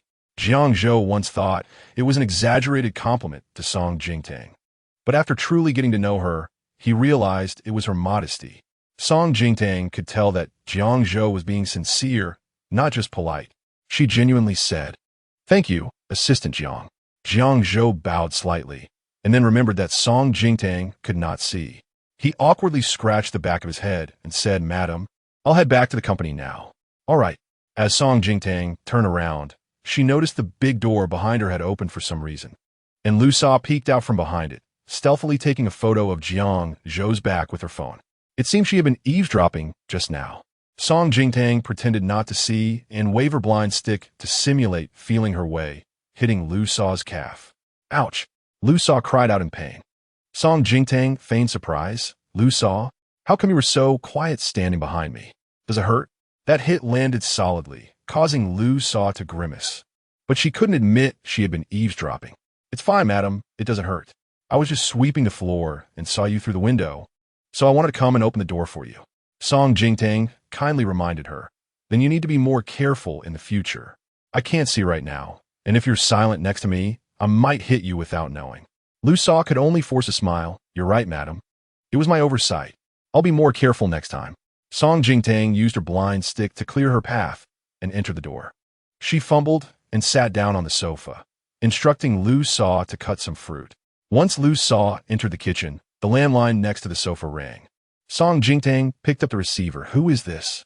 On the other end, Hishiu's excited voice came through. "Jingtang Jie, it's me." Hishiu spoke in a hushed tone, as if hiding somewhere. "I called your previous work number, but it was out of service, so I wanted to see if your home phone would connect." "I'm so lucky." Listening to Hishiu's vibrant voice, Song Jingtang couldn't help but smile. "My previous work number has been out of service for 5 years. So that's normal. You're in such a hurry to find me. What is going on?" "Jingtang Jie. I kept a copy of the data on the 3 drugs Lin Xinzi developed over the past 5 years, from research project initiation to market launch. And I sent it to your email. Take a look. I feel like these 3 drugs are particularly familiar." Song Jingtang helplessly replied, "Shiyu, did you forget something?" Shiyu took a moment to realize, "Oh right, Jingtang Jie, you can't see for now. Find someone you trust to read it to you. Or when you have time, we can meet, and I'll tell you." Someone called for her from the other side, and Shiyu replied, "Jingtang Jie, I'll talk to you later, I have to go." After saying that, she hurriedly hung up. Song Jingtang had already pulled out her phone and opened her email. She quickly skimmed through the information Shiyu had organized, and her expression grew colder with each passing moment. The 3 drugs developed by Lin Xinzi were simply stolen from her, just with different names. These 3 drugs were aimed at cardiovascular and cerebrovascular diseases, which she had prepared 5 years ago, intending to fully develop them once they went into production. She had never expected that she would become a vegetative state due to complications during childbirth. But how did Lin Xinzi obtain this information? These unpublished research projects were all stored on her work computer, encrypted and locked. The only people who knew her work computer's password were herself and Hui Yunshan. The phone slipped from her palm and fell onto the sofa. Song Jingtang closed her eyes, feeling as if her heart was stuffed with bitterness akin to gallbladder juice. Hui Yunshan knew better than anyone how hard she worked. Every project was her labor of love. Yet, to elevate his cherished moonlight to a rightful position, he so ruthlessly deprived her, letting Lin Xinzi step on her to rise. Thinking back to an hour ago in the R&D department, Hui Yunshan had shielded Lin Xinzi, looking at her with disappointment, insisting she apologize to Lin Xinzi. Song Jingtang felt utterly disgusted. Hui Yunshun, she clenched her fists tightly. You are truly a despicable bastard. When Lu Sa brought out the fruit, Song Jingtang had already hidden her phone and was ready to head upstairs with her blind stick. Madam, aren't you going to eat the fruit? Song Jingtang glanced at the cut fruit on the plate. The dragon fruit was nearly transparent, and the other fruits were also overripe. Suddenly losing her appetite, she said, You eat it. After saying that, she walked upstairs. Lu Sa, wary of the blind stick, quickly stepped back a few paces to avoid her. As Song Jingtang passed the kitchen, she noticed a large plate of fresh fruit, clearly left for herself by Lu Sa. She had already made a decision. Lu Sa absolutely could not stay in this house any longer. It was to eat just about the fruit. It was that today, taking advantage of her blindness, Lu Sa dared to give her spoiled fruit while keeping the fresh ones for herself. Similarly, she also dared to mistreat Chunshin and Huan, where Hui Yunshin would notice. Song Jingtang returned to her room and administered another acupuncture session to her legs. She stood up and moved around. Her legs had fully recovered. Just then, Lu Sa knocked and entered. Madam, mister, Hui just called and said for you to get dressed up. He wants to go back to Hui family garden tonight to have dinner with the elders. There is also a distinguished guest coming. Hui family garden was the old Hui residence. Hui Yunshin's parents, the old lady, and his unmarried sister Hui Yuni all lived there. In the past, Song Jingtang dreaded going back to the old house with Hui Yunshin. Aside from the old lady, the rest of the Hui family didn't like her. Their dislike wasn't expressed through abuse or insults. On the contrary, they were very polite to her, but it was a cold politeness. Every glance they cast at her carried a contempt that made her feel degraded, as if they could strip away her skin and trample on her dignity with their eyes. Every time she visited, Song Jingtang walked on eggshells, terrified of saying the wrong thing and upsetting the Hui family. But the current Song Jingtang didn't care about any of that. As for the distinguished guest, she was even less concerned and couldn't be bothered to ask. The only thing she cared about were the two children.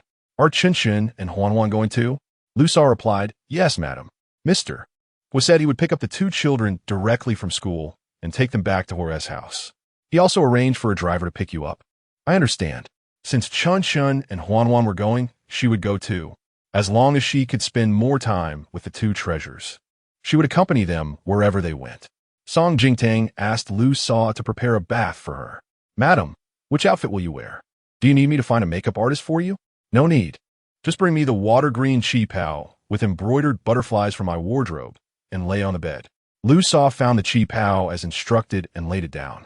Unable to help but murmur, This is a bit too plain. Song Jingtang pretended not to hear. She had heard the same words from Hui Yunshin's mouth before. So no matter how much she liked this Chong Sam, she had never worn it once since buying it. But now, she didn't care what he liked. Chapter 21. She was pretending to be blind. 40 minutes later, Song Jingtang came downstairs. Her long black hair was simply and neatly pinned up with a wooden hairpin adorned with emeralds. She wore no makeup on her face, her skin extremely pale, with just a bit of lipstick to add some color. The light green Chong Sam made her look even more slender and ethereal, with a hint of fairy-like grace. It was plain and vibrant at the same time. The driver who came to pick her up was stunned, and when he regained his composure, he quickly averted his gaze and opened the back door for Song Jingtang. The Hui family garden was not close to the villa, and by the time the car arrived, it was already dusk, with the evening glow filling the sky. As Song Jingtang got out of the car, Hui Yunshin's car was coming from the opposite direction. He saw Song Jingtang standing by the roadside, the evening breeze stirring her skirt, and she stood there like a blooming lotus flower. Hui Yunshin honked the horn, and a short honk made Song Jingtang instinctively turn her face. The sunset glow behind her became a backdrop, making her look radiant. Hui Yunshin squinted slightly, memories surfacing. He suddenly recalled when he was in high school, Song Jingtang waiting for him at the school gate, dressed in her summer uniform with a white shirt and skirt, her hair tied in a ponytail, the wind blowing her skirt as she stood there, her youthful face exuding an unexpected coolness for her age. When she saw him, her eyes lit up, and she joyfully called his name in the sunset, waving at him vigorously, her whole being vibrant and bright. Everyone passing by was drawn to her, yet her eyes were only on him. Hui Yunshin had to admit that, at that moment, in some way, Song Jingtang had greatly satisfied his vanity. He thought that as long as Song Jingtang could remain obedient for 10 years, he wouldn't mind leaving the position of Mrs. Hua to her. Hui Yunshan got out of the car. In the back seat, Qinshan had already unbuckled his seatbelt and got out, helping Huan Huan down as well. Song Jingtang maintained her blind persona, watching the two children run towards her, trying hard to suppress the impulse to reach out and hug them. "Is that Qinshan and Huan Huan?" She smiled and asked, extending her hand. But Huan Huan deliberately put on a stern face, glaring at her as she passed by, then happily ran to her Aunt Huyuni. "Annie!" She jumped into Hua Yuni's arms. Even Qinshan, who was less hostile towards her, merely glanced at her, shook his head in disappointment, and walked away. Song Jingtang's smile froze, and she stood there dejected, just about to withdraw her hand when Hui Yunshan came up and directly took hold of it. As she was looking for a reason to pull her hand away, Hui Yunshan smoothly pulled her into his embrace, his other hand sliding along the curve of her back to her waist. Song Jingtang felt a wave of disgust rise, causing goosebumps to form. Hui Yunshan leaned close to her ear and said in his most practiced, gentle tone, "Tang Tang, you look beautiful today. When did you buy this cheongsam? It suits you very well." Song Jingtang was speechless. He had long forgotten that years ago he had said this cheongsam was too plain and not suitable for her, which made her put it away to gather dust in the closet. But in those few seconds of closeness, Song Jingtang caught a faint scent of women's perfume on Hui Yunshan, in addition to his usual men's cologne. This perfume was the same one she had smelled on Lin Xinzi earlier today. This meant that Lin Xinzi had likely been in the car not long ago. A cold expression flickered in Song Jingtang's eyes. She immediately understood where the children's unusual resistance towards her came from. "Brother, how long are you going to hold her?" Hui Yuni, holding Huan Huan in the back, urged impatiently. Huan Huan buried her face in her aunt's shoulder and pouted, saying softly, "Hurry, I don't want to go in with that bad woman. That annoying bad woman will bully Mommy Xinzi." Hui Yuni raised her delicate eyebrows at this, asking, "What's wrong? Huan Huan, why do you call her a bad woman?" She was too concerned about Song Jingtang, just curious. Huan Huan was usually cheerful and polite to everyone. So why was she suddenly cursing Song Jingtang today? Huan Huan remained silent, wriggling in Hui Yuni's arms, and said in a muffled voice, "Auntie, let us go quickly." All right. Hui Yuni smiled indulgently, turning to walk inside with Huan Huan. She turned around and saw Qinshan walking coolly ahead with his hands in his pockets. Hui Yunshan took Song Jingtang's hand, placing it on his arm, and they walked in together. No one noticed that not far away, in the corner of the tree-lined road, a black luxury car was quietly parked.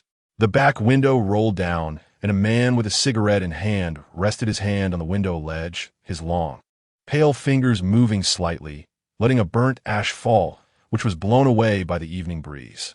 Pei Du was engulfed in the shadows, his black eyes coldly fixed on Song Jingtang's slender figure as she nestled beside Hui Yunshan, looking weak and fragile like a vine clinging to Hui Yunshan for survival.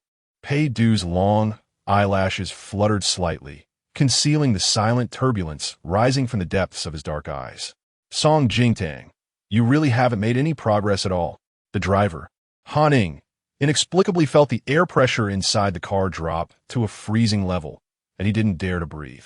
After waiting for a while, he cautiously asked Mr. "Hey, when are we going in?"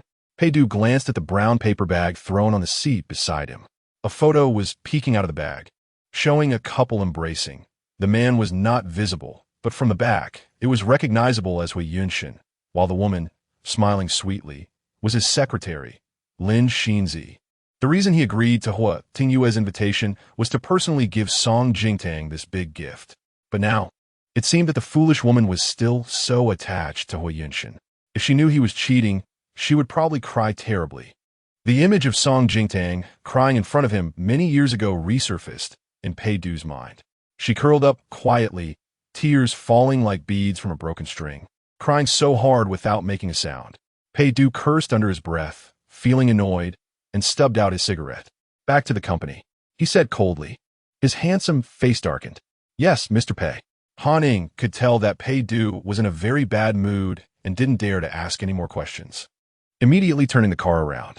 As soon as the car slid out, Pei Du's phone suddenly rang.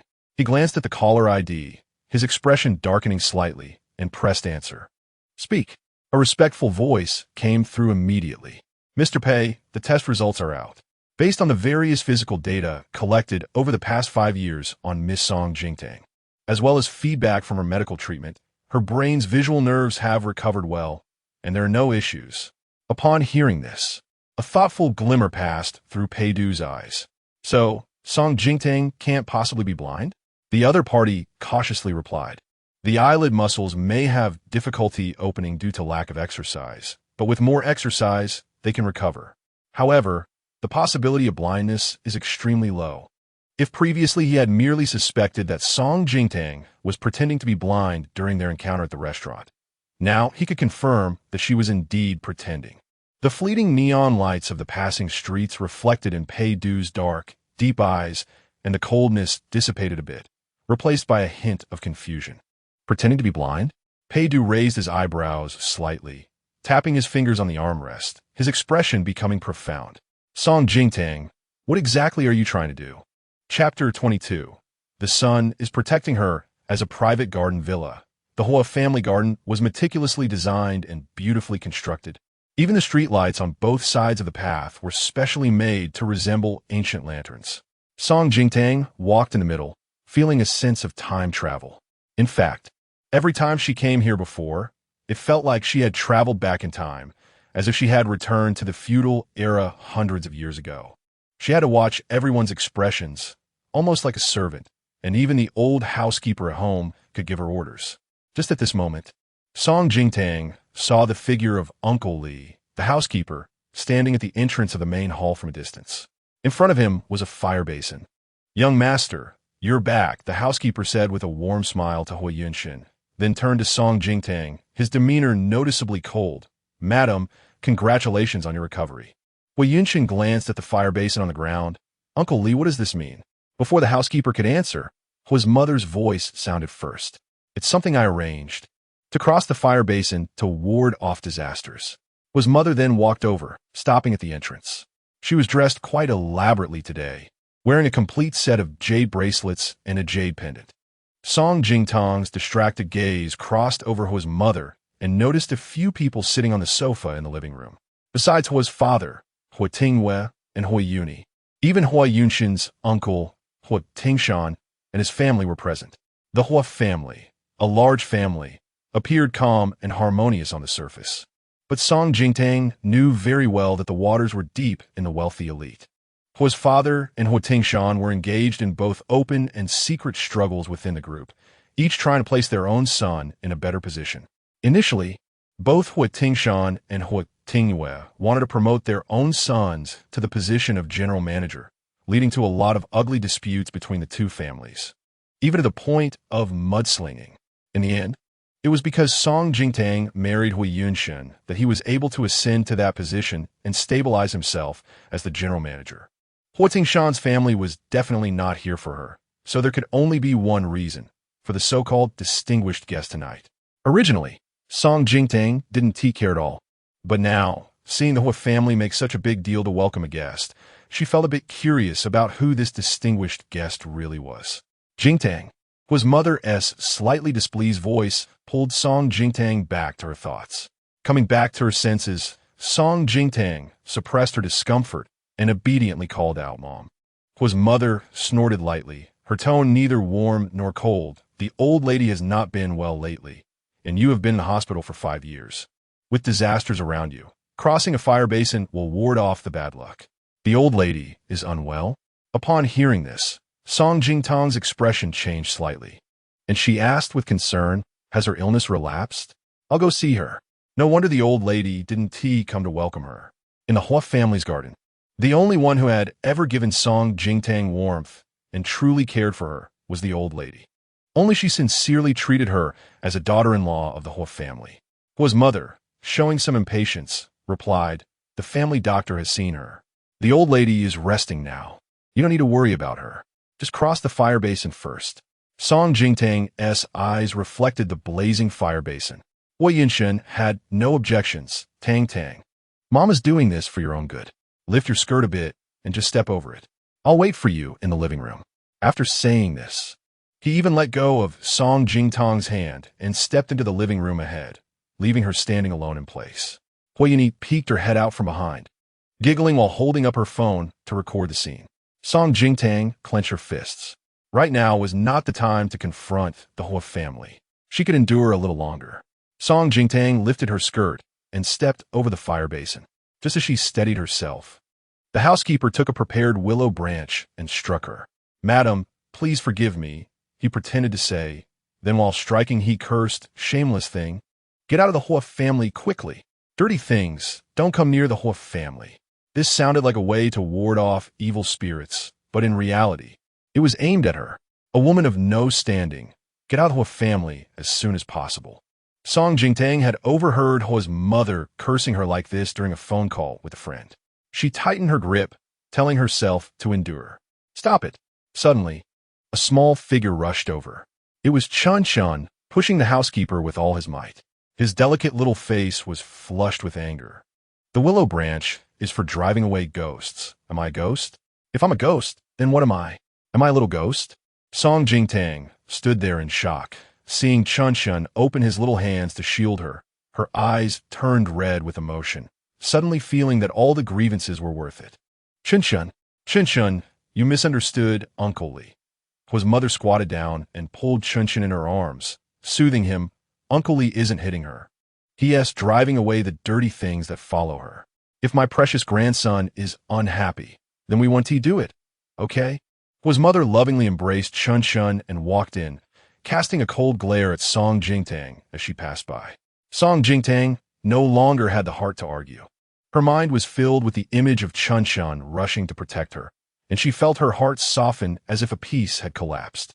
Huan, who had been happily playing with a doll on the sofa, became a bit angry when she saw her brother protecting that bad woman. She jumped off the sofa, clutching her doll, turned her face, and ran into a small room nearby, even shutting the door behind her. She lay on the tatami, using a toy phone to call Lin Xinzi. Lin Xinzi quickly answered, "Hello, Huan baby, what is wrong?" Huan, fuming, said, "Mommy Xinzi, my brother is such a big fool. That bad woman who bullied you just got hit, and he went to protect her." Lin Xinzi was slightly taken aback, feeling a bit helpless, and gently advised, Huan, you can't call her a bad woman. Sister Jingtang is your biological mother, and the injury on my hand wasn't done on purpose. Huan didn't believe it. Dad said she did it on purpose. It's because Mommy Xinzi is always kind of like a princess that bad woman bullies her. Looking at the doll that Mommy Xinzi gave her, with her name embroidered on the clothes, done by Mommy Xinzi herself, Huan secretly made up her mind. Since her brother had already sided with that bad woman, she would protect Mommy Xinzi and drive that bad woman away. "Mommy Xinzi, I will always stand by your side. Just wait. Huan will come to protect you." On the other end of the line, Lin Xinzi was sitting by the floor-to-ceiling window of a high-end restaurant, listening to Huan's determined words. She smiled softly, her tone gentle and indulgent. "All right, then I'll wait for Huan's protection. Huan is my little guardian angel." Hearing this, Huan felt an even stronger sense of mission. After chatting for a bit longer, Lin Xinzi hung up the phone, put it down, and sitting across from her was Lina. She knew that it was Huan who had called Lin Xinzi. Kids can see people the most clearly. Even Huan knows that her biological mother is not a good person. Lina complained, "You're so kind-hearted, your hand is all hurt by her, and you still speak for that vile woman." The more Lina spoke, the angrier she got. "That woman's skin is thicker than city walls. After doing those things to you, how can she still have the face to come and flaunt her power? Has she forgotten her past?" "All right, Nana." Lin Xinzi interrupted her. "I know you're worried about me, but I don't want to talk much about the past." Lina took a deep breath, feeling frustrated. "You're just too kind. Just wait. If that shameless thing Song Jingtang dares to come to the RD department, I will definitely not let her off easily. After all, who doesn't he know that the one Hua really loves is you? Being Mrs. Hua is just a matter of time." Lin Xinzi quietly listened to Lina's words, neither rebutting nor agreeing. Her gaze fell on her right hand, and the corners of her mouth curled up with a barely perceptible smile. Chapter 23. Song Jingtang seems to be different in some way. In the living room, the Hua family was chatting warmly, occasionally bursting into laughter, and the atmosphere was relatively harmonious. In such a wealthy family, They excelled at pretending to be a harmonious family on ordinary days, but once it came to core interests, they could be the most ruthless. Song Jingtang sat in the corner of the sofa, slowly peeling a small tangerine in her hands, completely ignored like a background figure. If this were before, she would definitely feel disappointed, eager to pour tea and find topics to talk about, trying to integrate into this family, because they were Hui Yunshen's family, and she hoped they would accept her. But now, Song Jingdang didn't care about this group of people at all. She came today just to spend more time with the two children and to see the old lady. During the years she lay in the hospital bed, Hui Yunshen would occasionally bring Chun Shun and Huan Huan to see her. She remembered Hui Yunshen once mentioning that Chun Shun loved to eat these small oranges.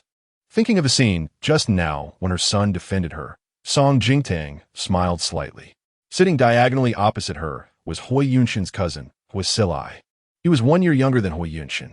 Initially, Hui Silai was set to take over the position of general manager of Yintian Group, but then Song Jingtang unexpectedly appeared. To be honest, Hui Silai felt a mix of hostility, curiosity, and admiration for his sister-in-law Song Jingtang at first. However, after seeing Song Jingtang trying to please the Hui family and her low profile in front of Hui Yunshen, he found her extremely uninteresting. Therefore, from the moment Song Jingtang entered until now, Hui Silai had hardly looked at her directly. At this moment, a game on his phone just ended, and Hui Silai casually glanced up. Song Jingtang, wearing a water-green chi pao, appeared like a refreshing painting, unexpectedly breaking in. With her head slightly bowed, lost in thought, she smiled, and her delicate brows and eyes came to life, vibrant and vivid. Hui Silai paused for a moment, a look of amazement crossing his face. He couldn't tell if it was an illusion, but he felt that the blind Song Jingtang in front of him was much more beautiful than 5 years ago, exuding an indescribable vitality. Mr. Hui checked the time for the third time and clearly became anxious.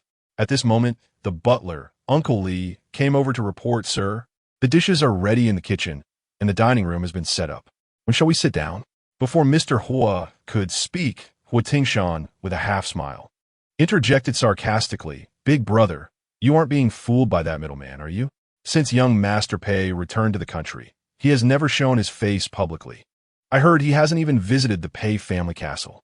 A person like him isn't so easy to invite. How could he come to our whole family for a family banquet? Young Master Pei?"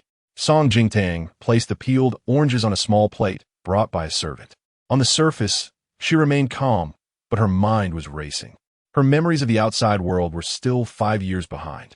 There were indeed several Pei families in the city, but the name of the Pei family castle was well known.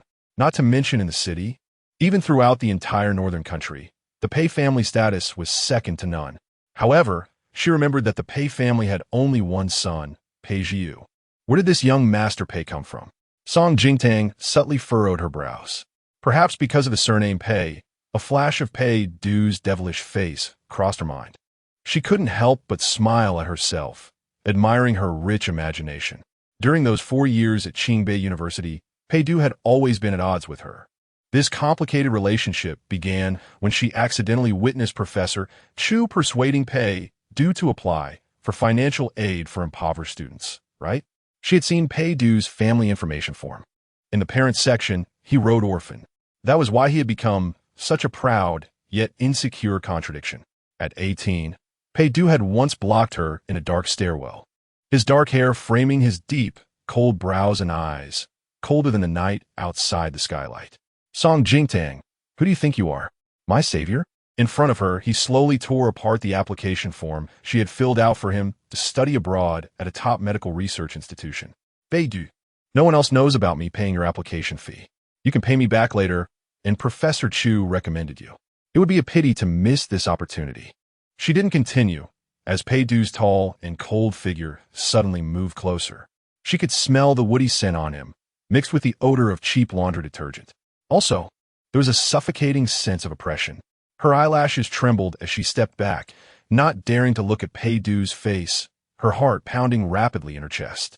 It was so beautiful that even Pei Du's presence made her heart race uncontrollably. Pei Du paused for a moment, then suddenly smiled coldly, his voice as chilling as water. Song Jingtang, take care of your own eyes first before worrying about me. Even someone like Hui Yunshin you can. Just as Song Jingtang processed his words, she saw her hand suspended in midair and Pei Du's face being struck to one side. His skin was lighter than a girl's, and 5 clear fingerprints quickly appeared on his face. At that moment, Song Jingtang thought Pei Du would fight back. She was prepared to be hit. But Pei Du merely let out an ambiguous cold laugh and turned to leave. Song Jingtang pulled herself out of the memory. The 18-year-old Song Jingtang fiercely defended her white moonlight, Hui Yunshan, not allowing anyone to slander him. But now, the current Song Jingtang completely agreed with Pei Du's assessment of Hui Yunshan.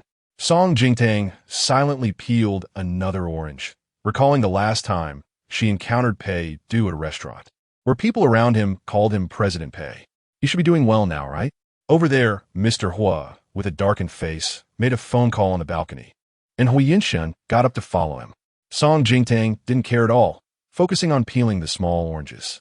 Chen and Huan probably had similar tastes, so she peeled a few more. In less than 2 minutes, Hui Yunshan and Mr. Hua returned from the balcony, both looking unhappy. Mr. Hua announced with a dark face, "Young master, Pei has something urgent and can't come today." Hu Tingshan couldn't hide his glee. He had come today hoping to see young master Pei. It was best if he did, but if not, it wouldn't be a loss for him since it wasn't him who would be embarrassed. His wife, Ding Shirlan, feigned concern. "Big brother, you need to look into this properly. Don't let that middleman fool you and give away benefits for free." Mr. Hua's face turned slightly pale, but he couldn't show his anger.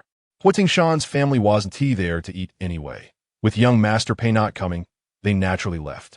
Hu Tingshan got up. "I just remembered I have something at home. Big brother and sister-in-law will take our leave. Silai, go say goodbye to the old lady and tell her we'll come to see her another day." Just as Song Jingtang put down the orange in her hand and reached for her cane, she was slightly slow in her movements. Hua's mother kicked her calf with the tip of her shoe. Song Jingtang winced in pain. Hua's mother discontentedly scolded in a low voice, "You can't see. But you're not deaf. The elders are leaving, and you're still sitting here? You really have no family upbringing." Song Jingtang silently clenched her fists. Hui Yuni walked over and hooked her arm around Hua's mother-s, lazily saying, "Mom, did you forget again? Sister-in-law lost her mother early, and her father is practically absent. Who taught her manners?" Song Jingtang's face turned completely cold, and she gripped her cane too tightly, her knuckles turning pale from the restraint. Hua's mother snorted coldly. Even if she wasn't taught by her parents, after being in our Hua family for so long, she still looks like this, unpresentable. "I think you shouldn't go to the company for a while. Stay home and learn some basic etiquette. Otherwise, you'll embarrass our Hua family when you take her out." And her good husband Hui Yunshin just stood by and listened, without defending her even once. After Hua's mother's harsh words were finished, Hui Yunshin walked over. Speaking in that gentle yet helpless tone, "Tang, Mom says this for your own good. You have time recently, so why not come back often and let Mom teach you properly?" Song Jingtang understood Hui Yunshin's intentions. He didn't want her to go to the company and compete with Lin Xinzi for the manager position. She gently pulled her hand away from Hui Yunshin's, simply saying, "I'll be back at the company in a couple of days." This wasn't seeking his approval, but rather informing him. Hui Yunshin paused, frowning slightly, clearly dissatisfied with her answer. But with family present, he didn't say much. "We can discuss this later tonight." Song Jingtang didn't respond. Her attitude was clear. There was nothing to discuss. Chapter 24 Revenge for Mom. Xinzi Chenshun didn't know what was happening with the adults. After playing a puzzle game for a while, he noticed that Huan was still in the small room and hadn't come out, so he ran to knock on the door. Huan opened the door, and the siblings exchanged a few words. Huan glanced at Song Jingtang, pouted her lips, and looked upset. Huan, Hui Yunshin's voice called out, "Come wash your hands, it's time to eat." Only then did Huan reluctantly come out. At the dining table, Hua father sat at the head, with Hui Yunshin and Hua mother sitting on either side of him. Hui Yuni was next to Hua mother, and Chen sat next to Hui Yunshin. Normally, Huan would cling to her brother Chen, but today she was also angry at him, so she climbed over to sit next to Hui Yuni. "Andy, I want to sit next to you today," she said. Meanwhile, Song Jingtang sat at the other end of the table like an outsider. She asked a nearby servant to help bring the peeled oranges over to Chen and Huan. "You have dirty hands. I won't eat oranges peeled by dirty hands," Huan shouted. Hui Yunshin frowned and reproachfully looked at his daughter. Huan Huan, how does daddy usually teach you? Yelling like that is not appropriate. You need to be polite. Huan Huan was still a bit afraid of her father. She pouted and muttered, I won't be polite to bad women. Her voice wasn't loud, but Song Jingtang heard her clearly. Being called a bad woman by the daughter she had risked her life to give birth to hurt her more than all the humiliation and neglect she had faced upon entering the door. Song Jingtang felt a lump in her throat and was extremely uncomfortable. She forced herself to smile and explained, Huan Huan, Mommy is not a bad woman. And my hands are clean because I washed them. Enough, what is a child now? You should be serious with your own daughter. How petty. Well, mother chided. She turned to comfort her granddaughter. If you don't want to eat, you don't have to. Grandma will peel shrimp for you, okay? Well, mother placed the peeled shrimp into Huan Huan's bowl, and Huan Huan took a bite, smiling brightly at her grandmother. So delicious. I love Grandma the most. Huan Huan was very pretty, sweet-tongued, and good at charming people. As she chatted about interesting stories from kindergarten, the dining table became lively. Even her father, who had a dark expression, showed a hint of a smile. Chen Chan was eating, occasionally glancing at Song Jingtang, who was sitting alone in the corner, feeling a bit uncomfortable. She looked so sad and somewhat pitiful. He noticed a plate of peeled oranges sitting there untouched. After hesitating for a few seconds, he reached out and took one, finishing it in 2 bites. Thinking that Song Jingtang couldn't see him, Chen Chan struggled for a while, then jumped off his chair, making an excuse to go to the bathroom. As he passed by Song Jingtang, he deliberately said in a voice that she could hear, the oranges are really sweet. This way, she would know that he had eaten the oranges she peeled, and she shouldn't feel too sad. He quickly stole a glance at Song Jingtang and saw her smile, which made Chun Chun secretly breathe a sigh of relief. After dinner, her father called Hui Yunshin to the study to discuss matters. If it were in the past, cleaning the table and washing the dishes would have been Song Jingtang's job, but now that she couldn't see, the servants did it instead. Song Jingtang was just about to check on the old lady. The old lady had a chronic headache, and she used to give her acupuncture treatment regularly, which had been well controlled. She wondered how the situation was now. While she was thinking, suddenly a small figure jumped in front of her. Hey! Huan Huan stood in front of Song Jingtang, somewhat awkwardly tugging at her dress. Can you come with me to the bathroom? Song Jingtang was surprised and a bit flattered. Of course, I'd love to. It was the first time her daughter took the initiative to get close to her, so she readily agreed. I want to go to Auntie's room to use the bathroom. Auntie's room smells nice, Huan Huan requested. Song Jingtang hesitated. Well, should we ask Auntie first? From her interactions today, it seemed that Hui Yuni was quite close to Huan Huan, and she could go in and out without issue. But if she went in without saying anything, Hui Yuni would definitely be displeased. However, Hui Yuni was not in the living room at the moment, and it was unclear where she had gone. Auntie is not here. Oh no, I'm going to burst. Huan Huan frowned, looking like she was in great distress. If you don't come with me, then forget it. With no other option, Song Jingtang agreed. Okay, Mommy will go with you. Huan Huan finally showed a smile. She smiled so brightly and cutely that when Song Jingtang looked at her, she felt as if she was looking at her younger self. Her daughter resembled her so much, as if they were carved from the same mold. Holding Huan Huan's soft little hand, she felt a sense of comfort. After all, she was a piece of her own flesh, and a mother and child share a bond. Perhaps Huan Huan didn't dislike her as much as she thought. Being a girl, she had a higher dependency on her mother. These past few years, she had been deeply brainwashed by Lin Xinzi, which is why she couldn't control her emotions and kept opposing her. Following Huan Huan, Song Jingtang entered Hui Yuni's room for the first time. The walls were covered with various game posters. She only knew that Hui Yuni worked for a gaming company, but she didn't expect that Hui Yuni was a passionate gaming enthusiast. The huge poster hanging in the center above her bed was a silhouette of the championship team photo from 7 years ago during the Professional League Championship. Song Jingtang stared at the poster for a moment, lost in thought, before returning to her senses. She walked into Hui Yuni's bathroom and lifted Huan Huan onto the toilet. Huan Huan said, I can wipe myself later. You just wait for me at the door. Don't leave. Song Jingtang thought the little girl was shy and didn't want her to watch her use the toilet. She smiled and said, Okay, Mommy will wait for you at the door. Don't be afraid.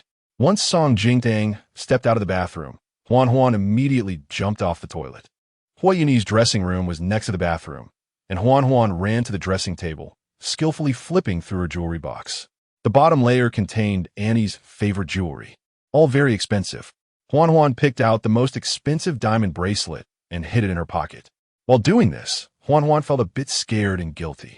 But thinking about how Mom Shinzi's hand had been hurt so badly by that bad woman, she made up her mind to take revenge for Mom Shinzi.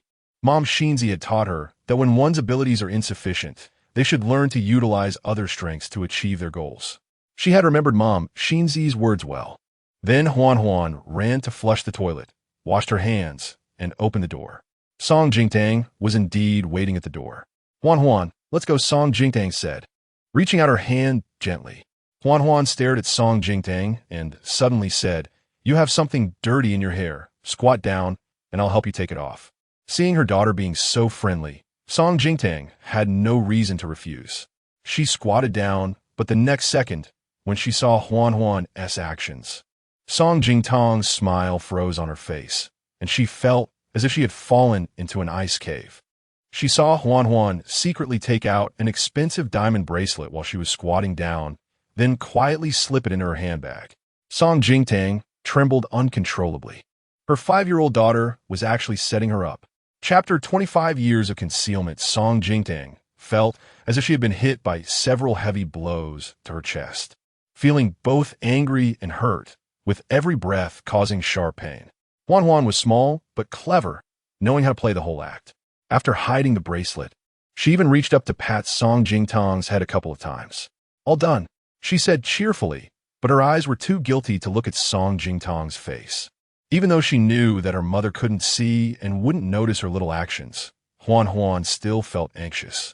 She had done something bad, but then Huan Huan thought, that bad woman bullied Mom Shinzi, almost breaking her hand, and even wanted to take Mom Shinzi's job. How utterly despicable. She is just letting that bad woman be scolded by her aunt and the others. Nothing serious. Thinking of it this way, Huan Huan felt a lot lighter in her heart. She took the initiative to grab Song Jingtang's hand and walked forward, but found she couldn't pull her along. Huan Huan turned back, a bit puzzled. "Why aren't you walking?" Song Jingtang's eyes were unfocused, and her gaze was vacant, yet for some reason, Huan Huan felt that she had discovered something. Huan Huan shrank her neck and tentatively waved her hand in front of Song Jingtang's eyes, confirming she had no reaction before relaxing. "She is blind. Dad said she can't see, so she wouldn't know what she just did." "Huan Huan," Song Jingtang called her, her voice trembling slightly. "Do you hate your mom?" Huan Huan fell silent. She didn't actually hate Song Jingtang, but she didn't want to call her mom. She just wanted Xi and Z to be her mom. But Xi and Z said she could only have one mom. Huan Huan's silence was, to Song Jingtang, equivalent to acquiescence. She closed her eyes, feeling her heart being torn apart by countless invisible hands, bleeding profusely. She looked up, forcing back her tears. "Mom knows." She forced a pale smile at Huan Huan. When Huan Huan turned her face away, Song Jingtang looked at her small figure, her gaze gradually calming down. If no one taught her, a 5-year-old girl wouldn't have such schemes. And the person Huan Huan relied on and trusted the most was only Lin Shinzi. Song Jingtang was furious. How dare Lin Shinzi raise her daughter like this? At the dinner table, Song Jingtang noticed that the whole family only spoiled Huan Huan without limits, treating her like a little princess. While they obviously had a different standard for Chun Chun, nurturing him as a successor. When going upstairs, she saw Mother Hua still checking Chin Chin's homework. 2 sets of educational standards. It seemed the Hua family loved and cherished the girl more, but wasn't this another form of valuing boys over girls? Plus, with a morally bankrupt Lin Shinzi, Hua Yinshan allowed her to continue playing the role of mother in Huan Huan's growth. If this continued, her daughter would likely grow up to be a spoiled and willful waste. Song Jingtang took a deep look at the diamond bracelet in her handbag. Her daughter, Song Jingtang's daughter, absolutely must not go down the wrong path. Back downstairs. Hui Yuni hadn't returned yet. Huan Huan stretched her neck, looking for her figure, and Song Jingtang felt a chill in her heart. She voluntarily let go of Huan Huan's hand. Over there, after checking Chin Chin's daily homework, Mother Hua was testing his French. Mother Hua had studied in France for many years and spoke fluent French, while Chin Chin responded fluently as well, albeit a bit awkwardly. But he was only 5 years old, and being able to master daily conversations in several languages was already a sign of genius. Song Jingtang felt relieved. Fortunately, Chen was raised well. When Mother Hua saw Song Jingtang walking over with her cane, her eyes showed undisguised disdain. In front of Song Jingtang, she deliberately spoke loudly in French to Chen. "Baby, Grandma thinks this woman is utterly unworthy of being your mother. She's foolish and vulgar, and her background is very poor." Song Jingtang walked over with an expression as usual. In Mother Hua's eyes, how could she, coming from a poor traditional Chinese medicine family, possibly understand French? But in fact, Song Jingtang not only understood, but her French was close to that of a native speaker. She just pretended not to understand when Mother Hua and Hui Yunshan communicated in French.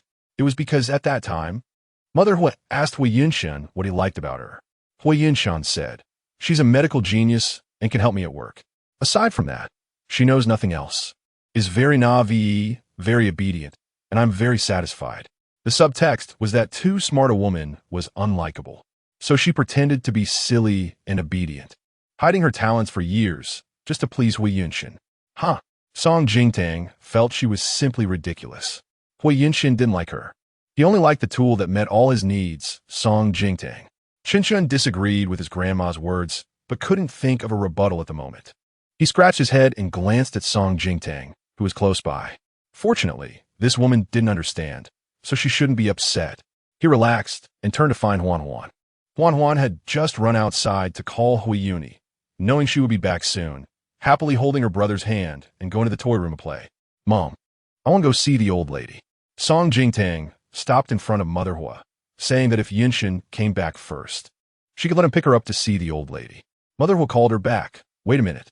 Song Jingtang certainly wouldn't think Mother Hua was worried that a blind person like her would have danger finding her way there. She calmly turned back to wait for Mother Hua's next words. "Mother Hua, you should stay tonight." Song Jingtang was puzzled. "Mom, is there something you need?" Mother Hua supported her shoulder with one hand, turned her neck. "My neck and shoulders have been very sore lately. I've asked several masters for massages, but none are better than you were back then. After you see the old lady, come back and give me a massage. It doesn't need to be too long. Just like before, give me 2 hours. By the way, Uni has been busy with work lately, and her back isn't feeling well either. So please help her with a massage as well, to adjust her condition. Just sleep here tonight." After finishing, she would then massage Hui Yuni, which would be 4 hours. Her hands would probably have trouble even holding chopsticks tomorrow. Every time she came to the Hua family's garden, Mother Hua would make her do this. Not only massaging them one by one, but also giving acupuncture to Father Hua and preparing sachets, busying herself all day until her waist couldn't straighten up. In the end, all she had left was the leftover food from the kitchen and the little bird's nest they had left over, and they would say it was specially saved for her. Song Jingtang thought for a moment and politely refused. "Mom, I can't see right now. It's inconvenient."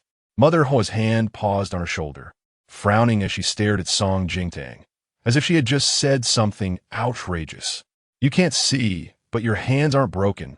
What's inconvenient about it?" Song Jingtang replied calmly. "Mom, massage is very delicate. If the pressure points aren't hit correctly, it could accidentally cause your face to droop or, worse, lead to paralysis. Are you sure you want to take that gamble?" Mother Hua, I don't know why, but even though Song Jingtang's tone is very respectful, I can still sense a hint of coldness in her last words. It doesn't sound like a reminder, but rather a threat. Song Jingtang thought the same in her heart. If Mother Hua insisted on having her massage tonight, she wouldn't mind accidentally pressing the wrong spot, causing the old lady to have a drooping face, drooling, and being paralyzed in bed for half a month. "Fine, we'll talk about it when your eyes are better." Mother Hua was displeased, her expression darkening considerably. She muttered in French, "Useless thing, really disappointing." Song Jingtang, who was about to walk out the door, paused upon hearing this, turned back. "Mom." This time, she spoke in French. Mother was stared in disbelief, thinking she was hearing things. But the next second, Song Jingtang's beautiful lips moved, and she spoke a fluent and elegant string of French. "Whether I am useful or not doesn't require your judgment. Moreover, regardless of whether you consider me the daughter-in-law of the Hua family, the fact remains that I am Huan Huan and Chen biological mother, and no one can change that. After saying this, Song Jingtang turned and walked out, supporting herself with her cane. Mother Hua stood frozen in place, finally coming back to her senses after a long while. When did this woman learn French? Didn't that mean everything I said earlier? Mother Hua's face turned red and white, furious to the point of nearly exploding. Well, for so many years, she was just pretending not to understand. How dare that little brat play tricks on me? Mother Hua was furious, viciously declaring, I'll make sure my son kicks you out sooner or later. Chapter 26. Men need to put in effort to manage. On the other side, Song Jingtang felt relaxed and at ease. I'm done pretending. It feels so good to lay everything bare. Unfortunately, it's not yet the time for her to completely sever ties with the whole family. Getting a divorce is easy, but what she can obtain after the divorce is what truly matters. What she wants most is the custody of the 2 children, but in her current state. Competing with Hui Yunshan for that is like hitting a rock with an egg. Song Jingtang steadied her mind. Ahead was the Jingya courtyard where old Madame Hua lived. At that moment, a figure just walked out of the Jingya courtyard, looked up and saw Song Jingtang, and rushed over in surprise and joy. Madam, oh, you finally woke up. Song Jingtang recognized her immediately and smiled, calling out, Aunt Hua. Aunt Hua had been by the old lady's side for 20 years. Only then did Aunt Hua notice her vacant eyes and the blind cane in her hand, and she became anxious. Is your eye all right? It's fine. The doctor said it will recover naturally in a while. Hearing this, Aunt Hua felt relieved and cheerfully led her inside, reminding her to be careful in steps. Oh, madam, look who has come. Aunt Hua's voice was loud and strong. As Song Jingtang held her hand, she also checked her pulse, which was steady and strong, with more vitality than that of younger people. Upon entering the room, the old lady was reclining on a phoenix chair, eyes closed in repose, fiddling with Buddhist beads. She didn't even lift her eyes when she heard Aunt Hua enter. What are you making a fuss about? Is Yunshin here with Chun Chun and Huan Huan? Hua, let the 2 children stay, and bring those things Miss Lin sent last time to Yunshin. Tell him to throw them far away. The old lady frowned in displeasure. What kind of people are these showing up at my birthday celebration to present gifts as if they are worthy? Aunt Hua glanced at Song Jingtang awkwardly. Song Jingtang maintained her composure, but understood immediately that the Miss Lin the old lady mentioned was Lin Xinzi. She silently calculated the days in her mind. Indeed, it had been half a month since the old lady's birthday banquet. It seemed Hui Yunshan had attended with Lin Xinzi. Song Jingtang thought she could remain indifferent. But just the thought of Hui Yunshan appearing with Lin Xinzi was unbearable. She had loved Hui Yunshan for so many years. This man had long become a thorn in her flesh. Pulling it out inch by inch was excruciatingly painful. Grandma, Song Jingtang called out, it's me. Hearing Song Jingtang's voice, the old lady immediately opened her eyes. Tang Tang. She was overjoyed and hurriedly got up from the phoenix chair. Guided by Aunt Hua, Song Jingtang stepped forward and quietly held the old lady's frail hand. It had been 5 years, and the old lady looked much older than 5 years ago. Her back more hunched. The old lady touched Song Jingtang's pale and thin face, tears flowing uncontrollably. Just now, that brat Silu came to see me and mentioned you woke up when he was leaving. I thought he was talking nonsense again. Turns out it's true. Thank you. Bodhisattva. Thank you, Bodhisattva. The old lady, who had been practicing Buddhism for many years, clasped her hands together at this moment, excitedly expressing her gratitude to the heavens. Aunt Hua was also wiping her tears beside her. Madam, you've been in a coma for 5 years. The old lady often recited Buddhist scriptures to pray for you. Truly, heaven has opened its eyes. Song Jingtang saw the pile of Buddhist scriptures stacked like a small mountain in the corner, her nose tinged with sourness and her eyes reddening. Thank you, Grandma. She bent down and tightly hugged the old lady, feeling a long-lost warmth. After adjusting her emotions, Song Jingtang did not forget the main matter. Grandma, I heard your head troubles have flared up again recently. Does it hurt badly? Let me check your pulse and do some acupuncture. Aunt Hua was a bit worried. Madam, your eyes aren't well. Can you do acupuncture? Song Jingtang was very confident. It's fine. I did acupuncture on my leg before, and it was no problem, even if her eyes were indeed blind. Finding points for acupuncture was no issue. Hearing her say this, Aunt Hua went to get the acupuncture kit, as she had seen Song Jingtang's medical skills before. The old lady held Song Jingtang's hand, asking about her eye condition, and Song Jingtang explained again that it was temporary, which finally eased the old lady's worry.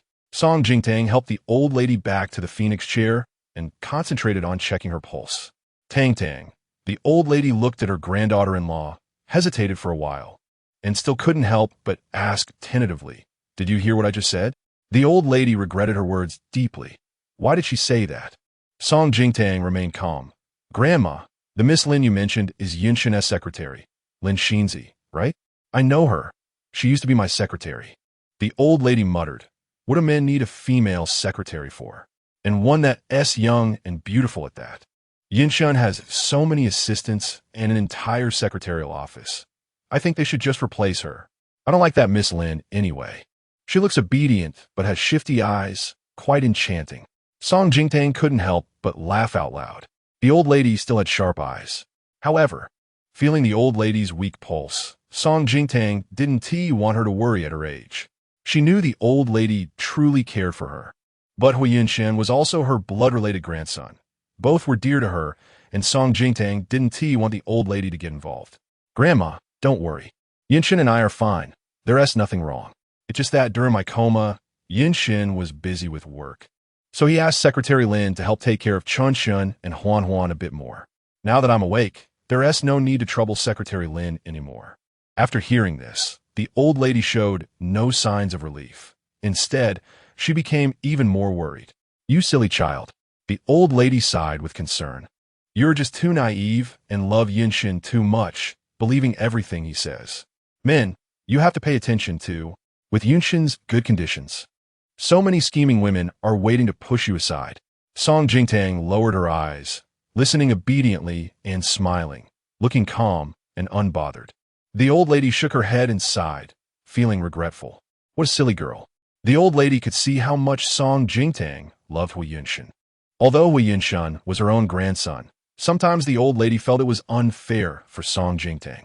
This silly girl, loving a man to the point where others felt sorry for her. The old lady understood better than anyone how good Song Jingtang was, which was why, when the rest of the Hua family opposed their marriage, she strongly supported it. At this moment, old Madame Hua gazed at her granddaughter-in-law, increasingly satisfied. With loving eyes, she sighed, "That brat Yunshin is so lucky to marry you. It's his fortune from 8 lifetimes." Song Jingtang smiled silently, thinking to herself, Hui Yunshin's luck has already run out. After checking her pulse, Song Jingtang wrote a prescription for the old lady, instructing Aunt Hua to go get the medicine according to the prescription tomorrow. 6 bowls of water boiled down to 1 bowl for Grandma to take, twice a day, for half a month. Then Song Jingtang proceeded to perform acupuncture on the old lady. Just after finishing, Uncle Li, the housekeeper, came over. His tone was not good as he urged anxiously, "Madam, please come with me to the living room now. Miss Hua has urgent business to see you. The master and others are waiting in the living room." Song Jingtang's mind was clear. They were urgently looking for her, likely about the stolen diamond bracelet. "All right, I'll come." The old lady wanted to follow, but Song Jingtang stopped her. "Grandma, you just had acupuncture. You can't be exposed to the wind. Rest well. I'll come to see you when I have time in a few days." After saying that, she supported her blind cane and carefully made her way out. Old Madame Hua exchanged a glance with Aunt Hua, who immediately understood and quietly followed behind. Chapter 27. She is only 5. Can she lie? The Hua family's garden was overall tranquil and elegant, with every sound amplified in the silence. From 3 meters away from the living room, Song Jingtang clearly heard Hui Yunshin's deep and serious voice. Huan, I'll ask you again, were the things you just said true?" Song Jingtang paused her steps, involuntarily holding her breath, waiting for her daughter to speak. Her reaction, falling into the eyes of the butler Uncle Li, was undoubtedly a manifestation of guilt and fear. Uncle Li looked at her with disdain, showing no concealment of his disgust towards Song Jingtang. During the journey here, he had secretly glanced at the handbag on Song Jingtang's wrist. Although he couldn't see it clearly, the glimmer of the diamond bracelet was impossible to ignore. What a pitiful and lowly life, engaging in such sneaky and underhanded activities. It was indeed Huan's voice, timid and helpless, filled with confusion. Just a moment ago, She had accompanied me to my aunt's room to use the bathroom. She asked me if my aunt had a lot of beautiful jewelry. I said, of course. It's in the small cabinet on the dressing table nearby. After I finished in the bathroom, she asked me to wait at the door, saying she also needed to use the bathroom and told me not to tell my aunt because she would be angry. That sweet, innocent tone, so naive and harmless. With just a door separating them, Song Jingtang stood there, listening to her own biological daughter accuse her. Each word felt like the sharpest knife, piercing her and leaving her in agony. Song Jingtang could hardly bear it. Her figure swayed, almost collapsing. Uncle Lee, standing nearby, showed no intention of supporting her, instead stepping back 2 paces with a look of annoyance. He had never had a good impression of Song Jingtang, and now he was even more disgusted. Having worked as a butler for the Hua family for 30 years, he had watched Hui Yunshin grow up. In his view, someone as outstanding as the young master should marry a proper, wealthy, and beautiful lady. Yet he ended up being deceived by this shameless and scheming woman, Song Jingtang. The Hua family had long conducted background checks on her. This woman had lost her mother early, and her adoptive father had long run away. She was raised by her grandfather, who ran a clinic. That clinic was just a nondescript little yard, exuding a smell of poverty that they couldn't be bothered to enter at the time. Hui Yunshin met Song Jingtang by accident. He was a premature baby, weak and sickly, and someone recommended Song Jingtang's grandfather. So he went to try it out, only to be targeted by the young Song Jingtang. Uncle Lee snorted in disdain. A teenage girl already knew how to climb the social ladder. How terrifying. Unfortunately, their young master was simple-minded and loyal, ultimately falling for Song Jingtang. This tenacious and cunning woman. Thinking of this, Uncle Lee felt heartbroken. Originally, a woman of Song Jingtang's background wouldn't even touch the threshold of the Hua family. Yet she ended up marrying into the Hua family and becoming a wealthy lady. But the fact proved that a sparrow is still a sparrow. No matter how high it flies, it cannot become a phoenix. Uncle Lee shot a disdainful glance at Song Jingtang.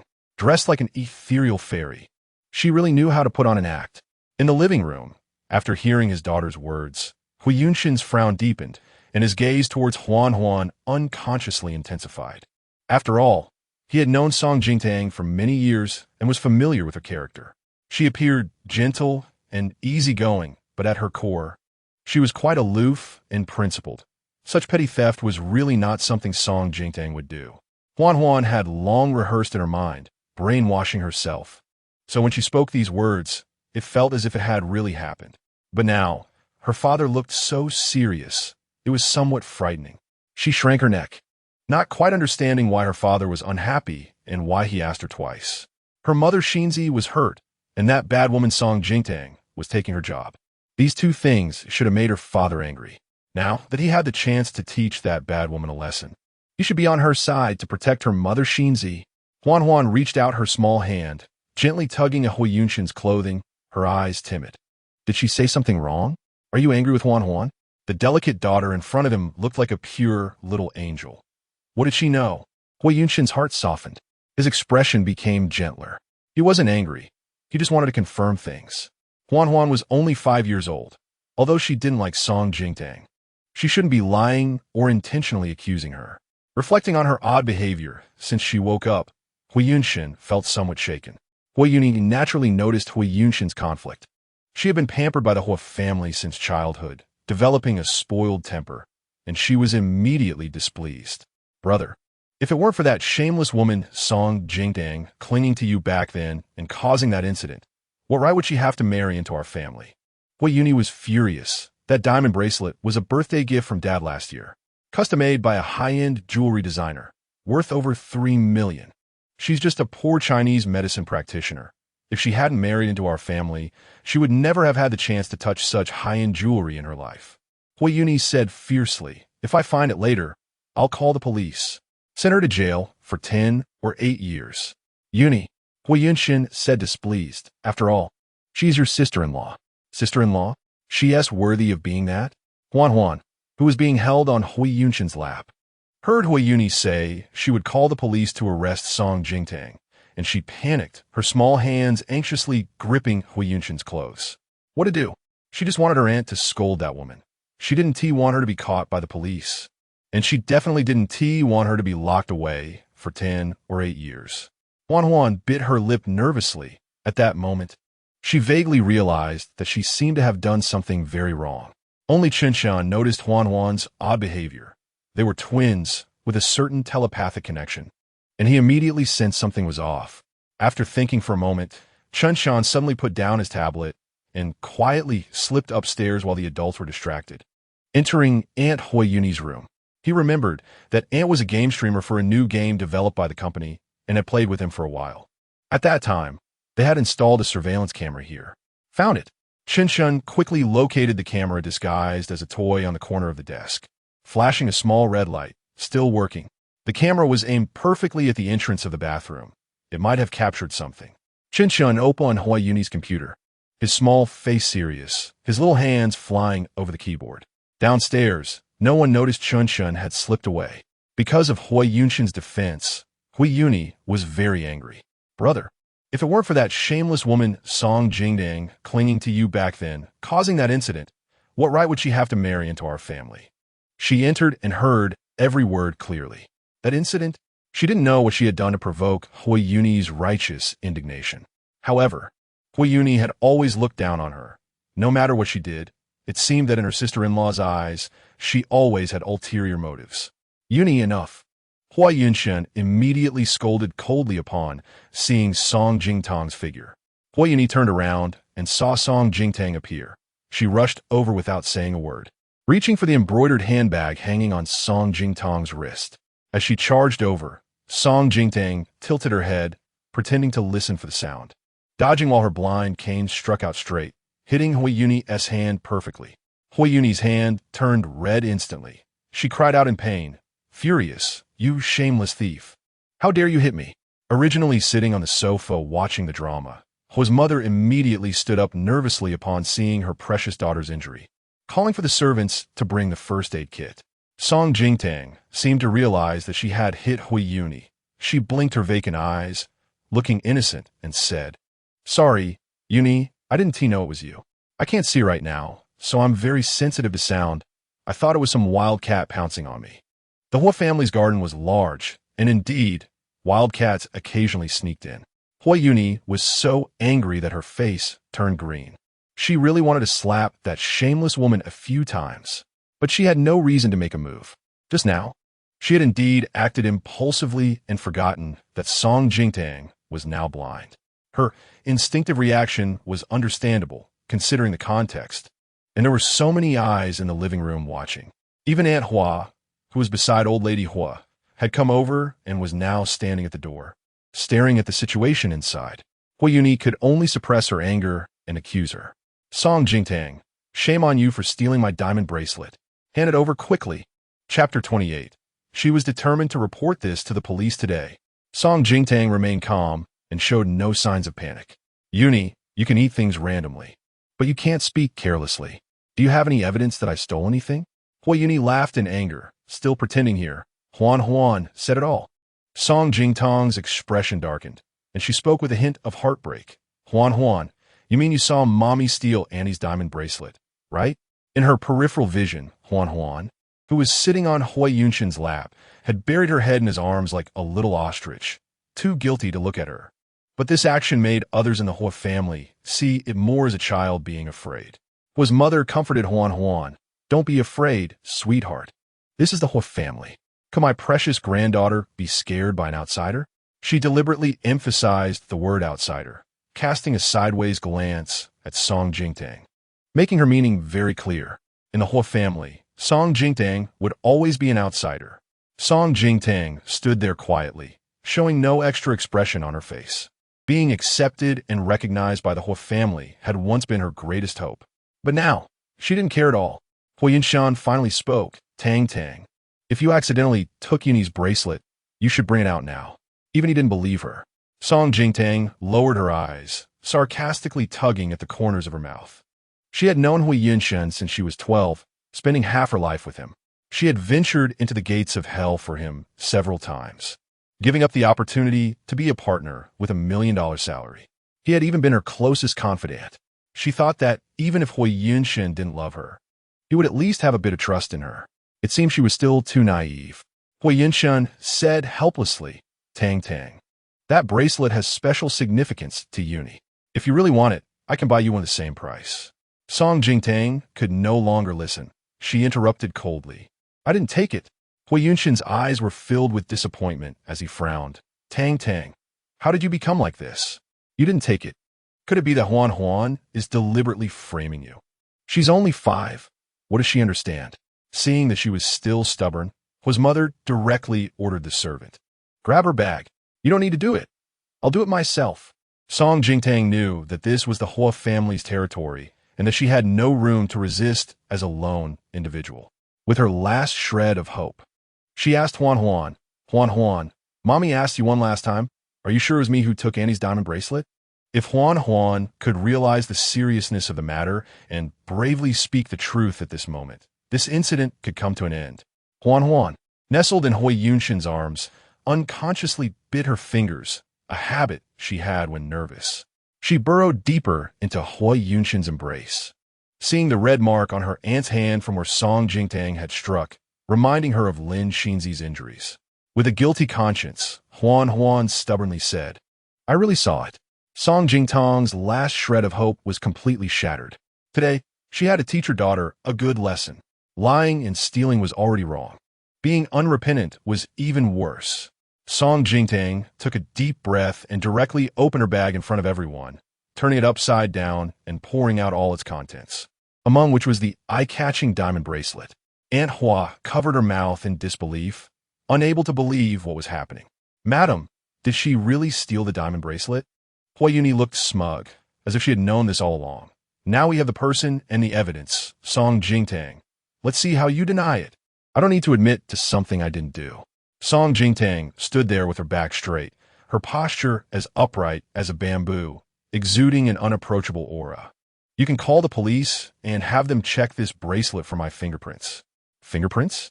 Huan began to panic. She knew what fingerprints were. Her brother had taught her that everyone's fingerprints were unique. As long as someone had touched something, they would leave their unique fingerprint on it. So the diamond bracelet wouldn't have the fingerprints of this bad woman, only hers. Song Jingtang didn't miss the panic and fear on Huan's little face and felt a twinge of reluctance in her heart. As a mother, she certainly didn't want her daughter to be afraid, but if she didn't pay the price for her mistakes, she wouldn't learn. Song Jingtang forced herself to harden her heart. Today, even if the Hua family didn't report it, she was determined to do so. Hui Yuni looked at Song Jingtang's confident demeanor and suddenly sneered. Song Jingtang, don't think I don't know what you're planning. Our Hua family is a prominent family in the city. If we really call the police, it would be a loss of face for us. You're relying on our family's reputation, which is why you're so confident, right? Song Jingtang found her laughable and didn't want to engage. But Hui Yunshin took Hui Yuni's words to heart. Indeed, the Hua family had always had a good reputation in the city, regarded as a respectable and noble family by outsiders. He never expected that Song Jingtang would have such thoughts. Did he misjudge her all along? Hui Yunshin frowned. Just as he was about to say something, his phone, which was on the sofa beside him, vibrated. He looked at it in surprise. The message was from his son, Chunshin. Hui Yunshin glanced around and, sure enough, didn't see Chunshin in the living room. Confused, he picked up his phone and opened the video Chunshin had sent, which was actually a surveillance recording, specifically from Hua Yuni's room.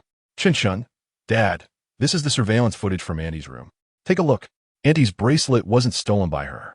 He didn't know who he took after, but Chunshin had an impressive talent for computer programming, easily cracking ordinary firewalls to retrieve surveillance footage. Hui Yunshin moved his fingers and clicked on the surveillance video, and the more he watched, the worse his expression became.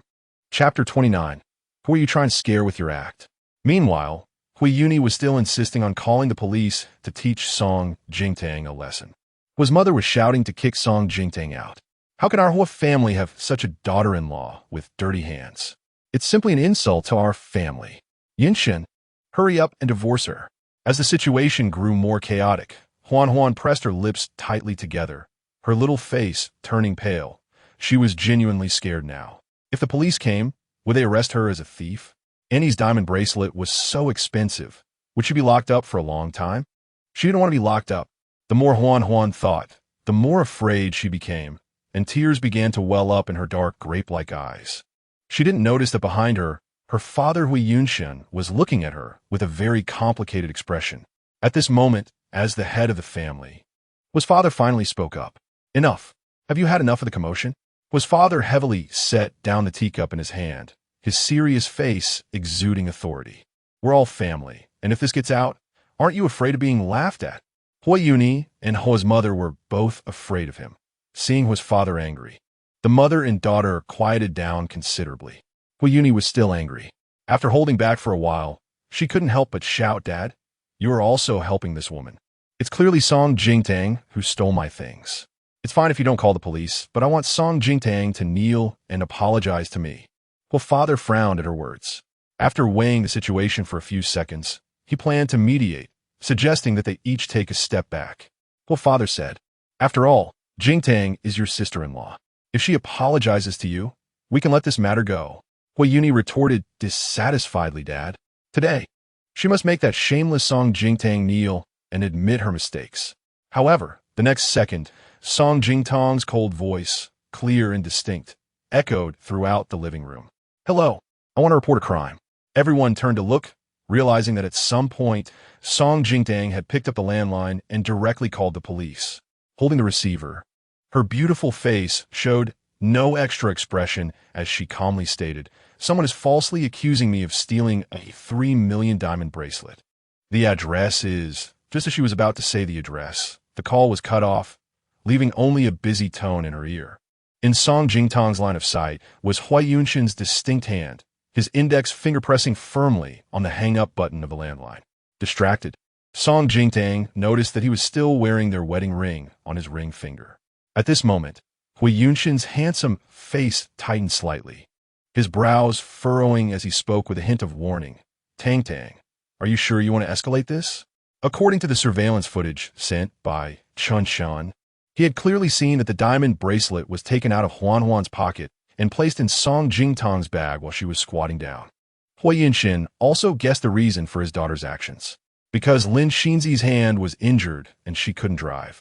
He had gone to pick up Chun Shan and Huan Huan and conveniently took Lin Xinzi back. At that time, as soon as they got in the car, Huan Huan noticed Lin Xinzi's injured hand and cried out of concern. Hui Yunshen had to stop the car and let Lin Xinzi go to the back seat to comfort Huan Huan for a while. It was probably during that time that Lin Xinzi told Huan Huan that it was Song Jingtang who had accidentally stepped on her hand. But in a child's world, they can't distinguish between intentional and unintentional. In Huan Huan's heart, Lin Xinzi held a very high status, and her thought was simple. She just wanted to avenge Lin Xinzi. Hui Yunshen looked at Song Jingtang's calm, yet indifferent face, frowned, his expression complex. From what he knew of Song Jingtang, she should have guessed the truth on her way here after being called by the housekeeper. But even if Huan Huan was intentionally framing her as Huan Huan's biological mother, she actually intended to call the police and escalate the situation. Didn't she realize that this would scare Huan Huan? Hui Yuni and Hui's mother had no idea of the actual situation. Seeing this scene, they thought Song Jingtang was pretending to be the victim and putting on a show, while Hui Yunshen was helping her save face and providing a way out. Song Jingtang, enough is enough. Stop being so shameless. Hui Yuni rolled her eyes and scolded. Song Jingtang did not explain. She calmly put down the landline phone and called out, "Aunt Hua." Suddenly called out, Aunt Hua was taken aback and stepped forward, "Madam, what can I do for you?" Originally, Hui's grandmother had asked her to keep an eye on things to prevent Madam from being bullied by others in the Hui family.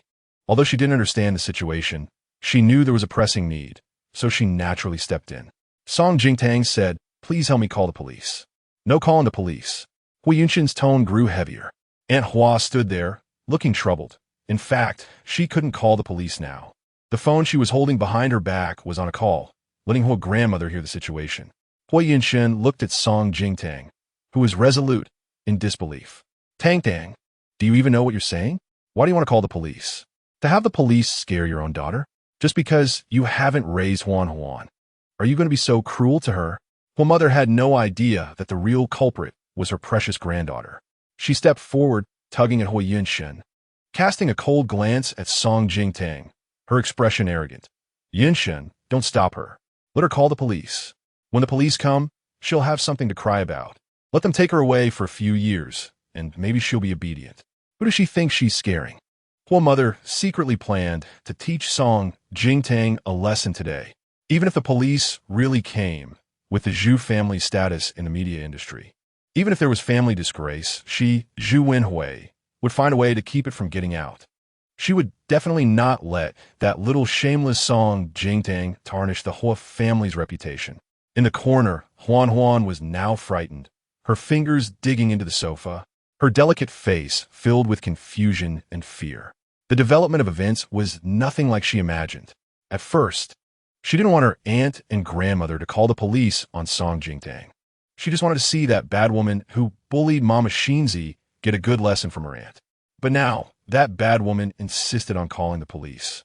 When the police came, they would definitely find her fingerprints on the diamond bracelet, and they would take her away and lock her up.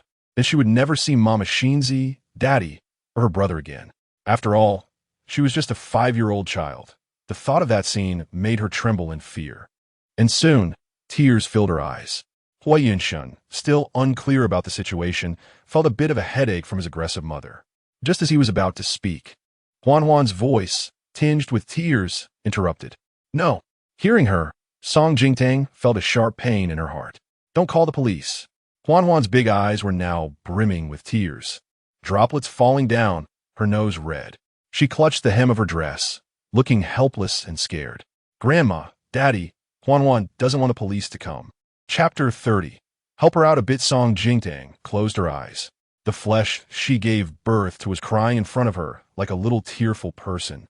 How could she, as a mother, not feel heartbroken? But today's lesson was one that she needed Huan Huan to remember. Hua Yunshun held Huan Huan, who had pounced into his arms. He didn't comfort her, just silently wiped her tears. The others in the Hua family were not fools. Seeing Huan Huan's sudden emotional breakdown upon hearing about the police and Song Jingtang's unwavering attitude, it was already obvious who had stolen the diamond bracelet. Hua mother's attitude immediately did a complete turnaround. Huan Huan, stop crying. No calling the police. No calling the police. Hua mother immediately took Huan Huan from Hui Yunshun's arms, soothing her. Don't be scared, my precious. Your mommy is just joking with you. She won't call the police, okay? But Song Jingtang had no intention of giving her any face. She said firmly, Mom, I'm not joking with her. I can overlook other things, but Huan Huan is only 5 years old and already stealing and framing others. This is a matter of principle. It's not something that can be taken lightly. Oh, come on. Hua mother felt she was overreacting and impatiently said, she's only 5. What does she understand? Kids might just think it's fun and are just playing a joke. As for you, as a mother, why do you want to call the police on your own daughter? Are you crazy? She turned around and scolded Song Jingtang, completely forgetting that just a few minutes ago, she was the one clamoring to have Song Jingtang locked up for years. Hua Yunshun said quietly, as for today's incident, once we take Huan Huan home, I will punish her to reflect on her mistakes. He believed Huan Huan had done something wrong, but it wasn't a major issue. Rather, Song Jingtang's way of handling it was too cold-blooded. Song Jingtang stood alone there, as if she had positioned herself on the opposite side of the entire Hua family, becoming the villain who was abusing her daughter. She took a light breath and spoke, stating her full name. Hua Qinghuan, do you know what you did wrong?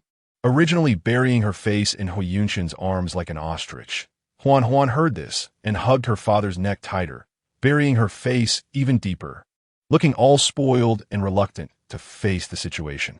Hui Yuni, the aunt, also defended her. That's enough. Huan Huan is wearing my bracelet too. I'm not holding it against her. Why are you making such a fuss here?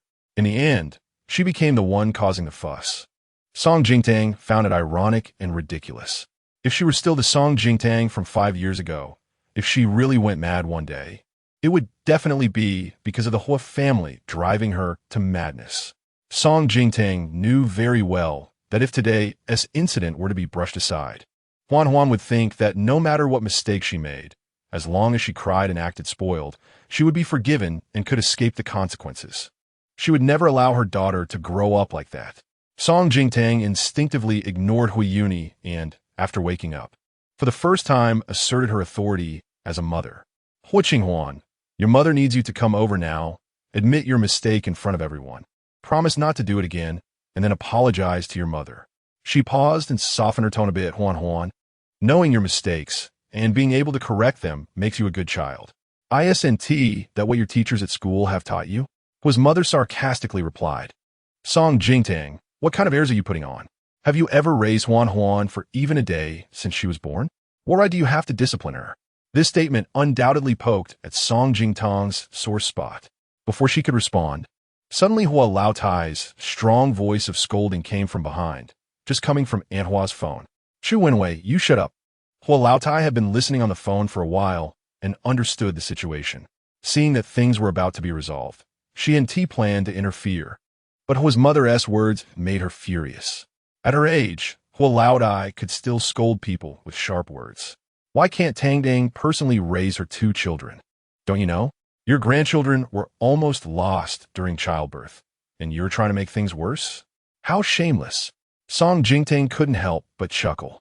How many years had it been since Hua's mother had been scolded like this? But facing her mother-in-law, she didn't dare to retort. Mom, I shut up. Hua Laotai cut her off. I'm here today to listen. Whoever dares to stop my granddaughter-in-law from educating her own daughter, I'll come over with a stick. Song Jingtang felt a warmth in her heart. At least there was Hua Laotai in the Hua family, who truly cared for her. Shen had already come down from upstairs. He walked to Hui Yunshin's side, reached out his little hand, and held his sister's hand. Huan, brother will accompany you to apologize. Song Jingtang found a bit of comfort in Shen. Although they were just a few minutes apart as twins, Shen was much more mature than Huan mentally, which was why he and T-Bin completely brainwashed by Lin Xinzi. With her brother's company, Huan hesitated for a moment, but still got down from Hui Yunshin's embrace. Holding her brother's hand, she walked in front of Song Jingtang, glanced at her brother before she spoke, her eyes reddening, and said to Song Jingtang, I'm sorry. Song Jingtang had already squatted down, opening her arms, wanting to hug her daughter. But Huan strongly resisted her. After saying sorry, she turned and ran to Hui Yunshin, hugging his leg and sobbing, Daddy, I want to go home. Hui Yunshin, feeling heartbroken, picked up his daughter. Huan whispered a few words in his ear. Hui Yunshin patted her head and replied, okay. He turned back to greet Hua father and Hua mother, then carried Huan in one arm and held Chinchin's hand with the other as they walked out. Aunt Hua saw her off to the door. Hui Yunshin had already helped Huan and Chinchin into the car. He stopped Song Jingtang, who was walking towards the passenger seat.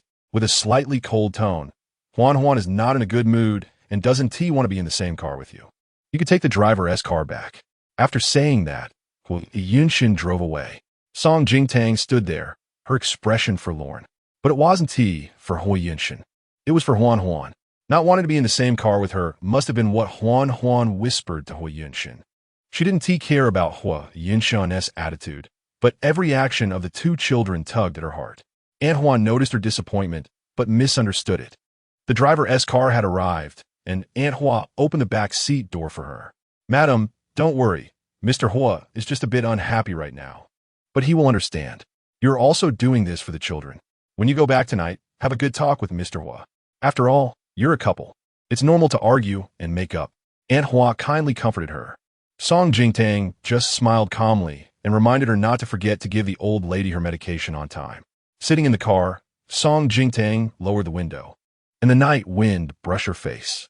In the rearview mirror was the gradually receding Hui family garden. She had once fantasized that as long as she treated the Hui family with sincerity, one day they would accept her, and this place would become her true home. Song Jingtang silently chuckled. It was time to wake up from this dream. On the other side, in the Hua family's living room, Hua father had already left for the study, and Hua mother, Chu Wenhui, and Hui Yuni were sitting on the sofa drinking bird's nest. Hua mother was still upset from being scolded by the old lady because of Song Jingtang, and she complained to Hui Yuni about Song Jingtang, mentioning that she could speak French. That country bumpkin can even speak French? Hui Yuni was a bit surprised, but then thought, it must be to please my brother. Trying to find common ground with him by secretly memorizing a few phrases. Pretending? Hua mother recalled Song Jingtang's few sentences in French. Her pronunciation was standard and fluent, close to that of a native speaker. But if she only memorized a few phrases and practiced hard, it wasn't impossible to achieve quick results. Right? It must be like that. Otherwise, how could someone from such a poor background as Song Jingtang possibly speak French?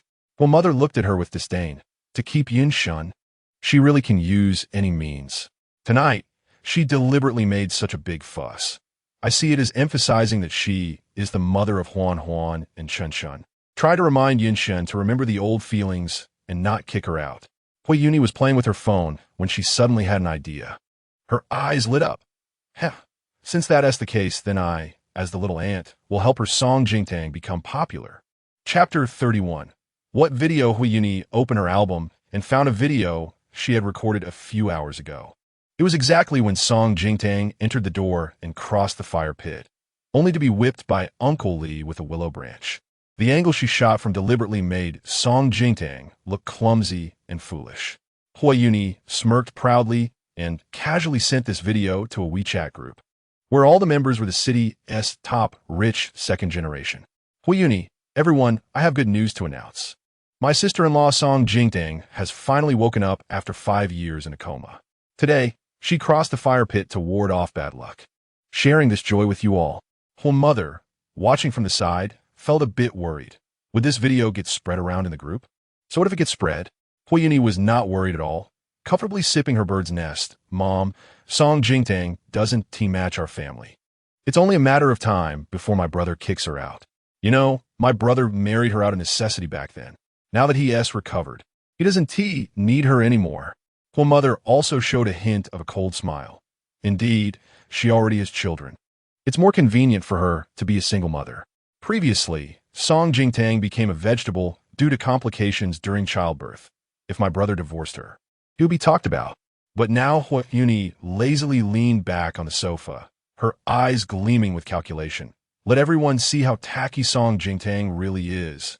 How unworthy she is of my brother. When the time comes and my brother proposes divorce, public opinion will definitely support him. This statement struck a chord with Mrs. Hua.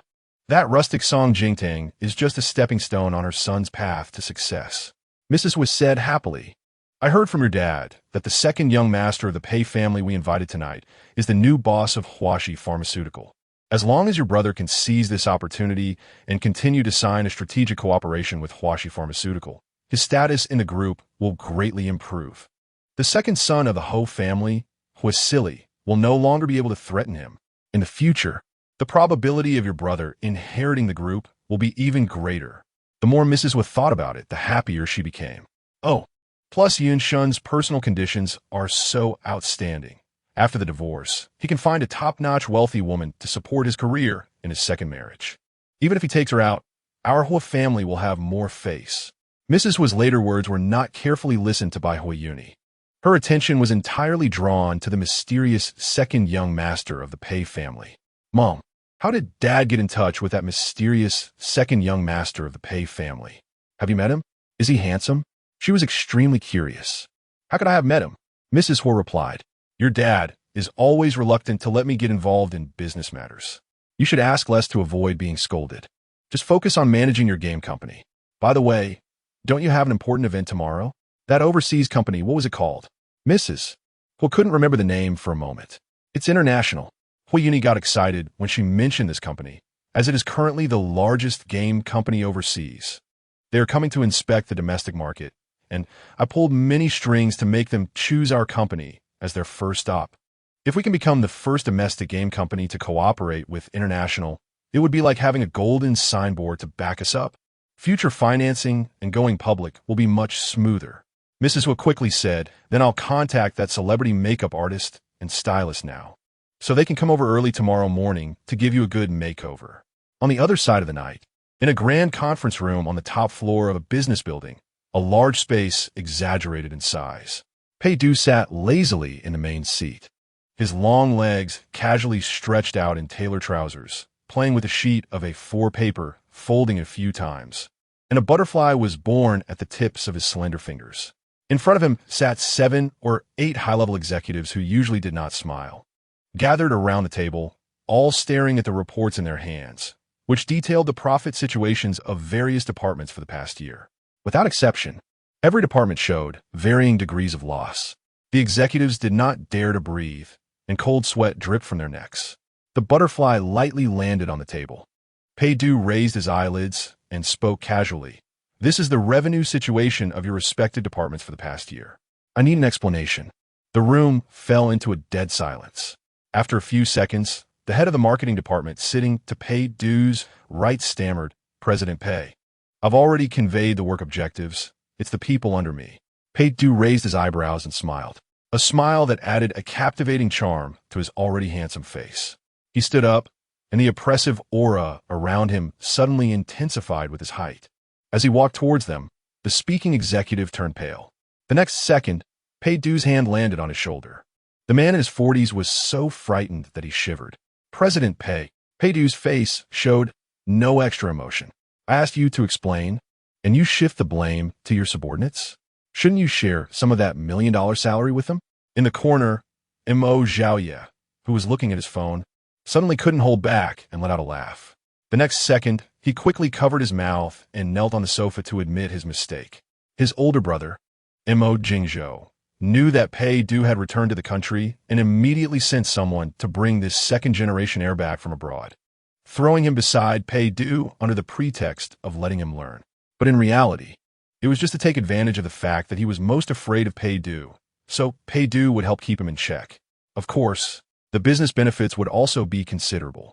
At this moment, the marketing executive had already stood up, his voice trembling. I'm sorry, President Pei. It was my negligence at work. I will definitely double the performance next quarter. Pei Du did not respond.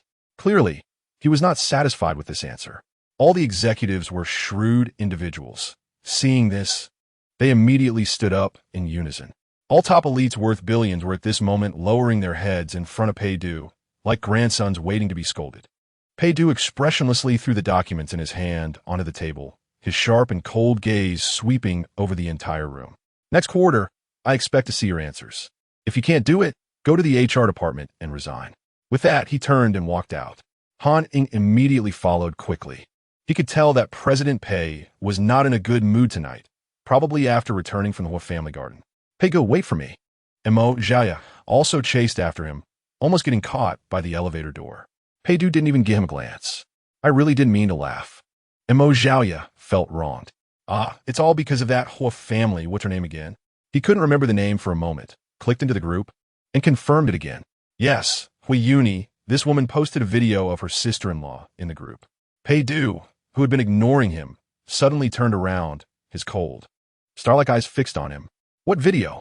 Mo Zhaoye didn't expect Pei Du, who usually had no interest in gossip, would react so strongly. He was taken aback for a moment, opened the video, and handed his phone over. It's this video, the one Hui Yuni just posted in the group. Several people have shared it. It's really funny. Considering that Pei Du had been abroad for years and might not know the people in the video, he kindly explained. Pei Gu, the one jumping over the fire pit in the video, is Hua Yuni's sister-in-law. What's her name, Song? Pei Du's expression grew colder as he watched the video of Song Jingtang jumping over the fire pit and getting hit by willow branches. Song Jingtang, he said coldly. Chapter 32. Someone is about to have bad luck. Yes, that's the name. Brother, you know her too. Mo Zhaoye, who had a thick skin, didn't sense the unusual atmosphere. Instead, Han Ying, who was standing in the corner, noticed the increasingly low pressure around Pei Du and couldn't help but cover his face. Mo Zhaoye, seeing that Pei Du was interested in the Hua family matters, thoughtfully added, Pei Gu, I heard this Song Jingtang comes from a very poor background, no parents. Raised by her grandfather, a poor traditional Chinese medicine doctor. But she is quite capable. Marrying Hui Yunshan is considered marrying into a wealthy family. Oh, what a pity that her fate is too thin to bear this blessing. She died in childbirth in less than 2 years. Cough, cough. Han Ying couldn't listen anymore and coughed a couple of times, kicking Mo Zhaoye in the heel, frantically signaling him to shut up. As a result, Mo Zhaoye completely didn't understand, feeling a bit confused. Assistant Han, if your throat isn't comfortable, why are you kicking me? Han Ying, good. Throwing flirtatious glances at a blind person. The elevator had already stopped at the first-floor lobby. Pei Du threw the phone at Mo Zhaoye and stepped out. Mo Zhaoye took a look at his phone and saw that the video of Song Jingtang had already been deleted. At the entrance, the driver had already brought the car over. Han Ying hurriedly walked 2 steps forward, opened the back door for Pei Du, and sat in the passenger seat. Montak Zhaoye, who followed behind, tried to get in the car but found the door was locked. Mo Zhaoye knocked on the window. Brother, I'm not in the car yet. Inside the car, Pei Du completely treated him like air, expressionlessly ordering the driver drive. The black Maybach glided away, leaving a bewildered Mo. Jia standing there in a mess. The car was very quiet. To be precise, it was dead silent, until Pei Du's cold voice broke the silence. "Check on that Hui Yuni." "Yes," Han Ing replied calmly, quickly glancing at Pei Du's expression through the rearview mirror, thinking to himself that someone was about to have bad luck. The night was deep. The car that Song Jingtang was in finally returned to the villa 2 hours later. Originally, the trip back from the Hua family garden should have taken only an hour, but after the driver received a phone call on the road, he began to deliberately take a detour. Song Jingtang did not ask further. She knew in her heart that this was mostly Ho Yunshin's intention. He wanted her to come home later because Huan Huan didn't want to see her before bed. At this moment, Ho Yunshin's car was already parked at the door. In front of the porch, there wasn't even a single light left on for her, and naturally, no one was waiting for her. As Song Jingtang got out of the car, the driver behind her stepped on the gas and drove away. There was still a distance from where she got out to the villa's entrance, and from the corner of her eye, she caught a glimpse of Ho Yunshin's figure standing by the window of the study on the 3rd floor. He was watching her. Song Jingtang pretended not to notice and clumsily used her cane to find her way, nearly stumbling several times before finally groping her way to the front door. At that moment, the door opened. He was back. Ho Yunshin, dressed in pajamas, appeared behind the door, looking as if he had come out specifically to greet her. He even reproached her somewhat, asking why she didn't have the driver bring her in, or at least let him know so he could come and get her. What if she fell? Song Jingtang was already very tired today, but still had to force herself to continue the pretense with him. "It's fine. I thought you were asleep and didn't want to disturb you." Ho Yunshin touched her head, saying, "If you don't come back, how can I sleep peacefully?" These tender words always rolled off his tongue so easily, like candy handed out for free. Suddenly, she was curious if Ho Yunshin spoke to Lin Xinzi in the same way. Ho Yunshin let her sit on the sofa and brought her a cup of milk. "Drink some milk, then go rest. You must be tired today, too.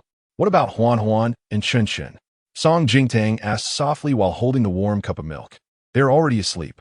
Ho Yunshin glanced at her, his eyes clearly filled with reproach, but his voice remained gentle enough that it didn't reveal any hints.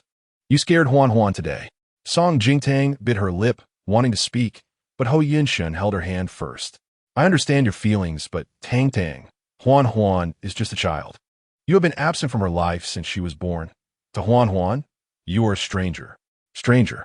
Song Jingtang wanted to laugh, but her lips felt as heavy as 1,000 pounds, and she couldn't lift them.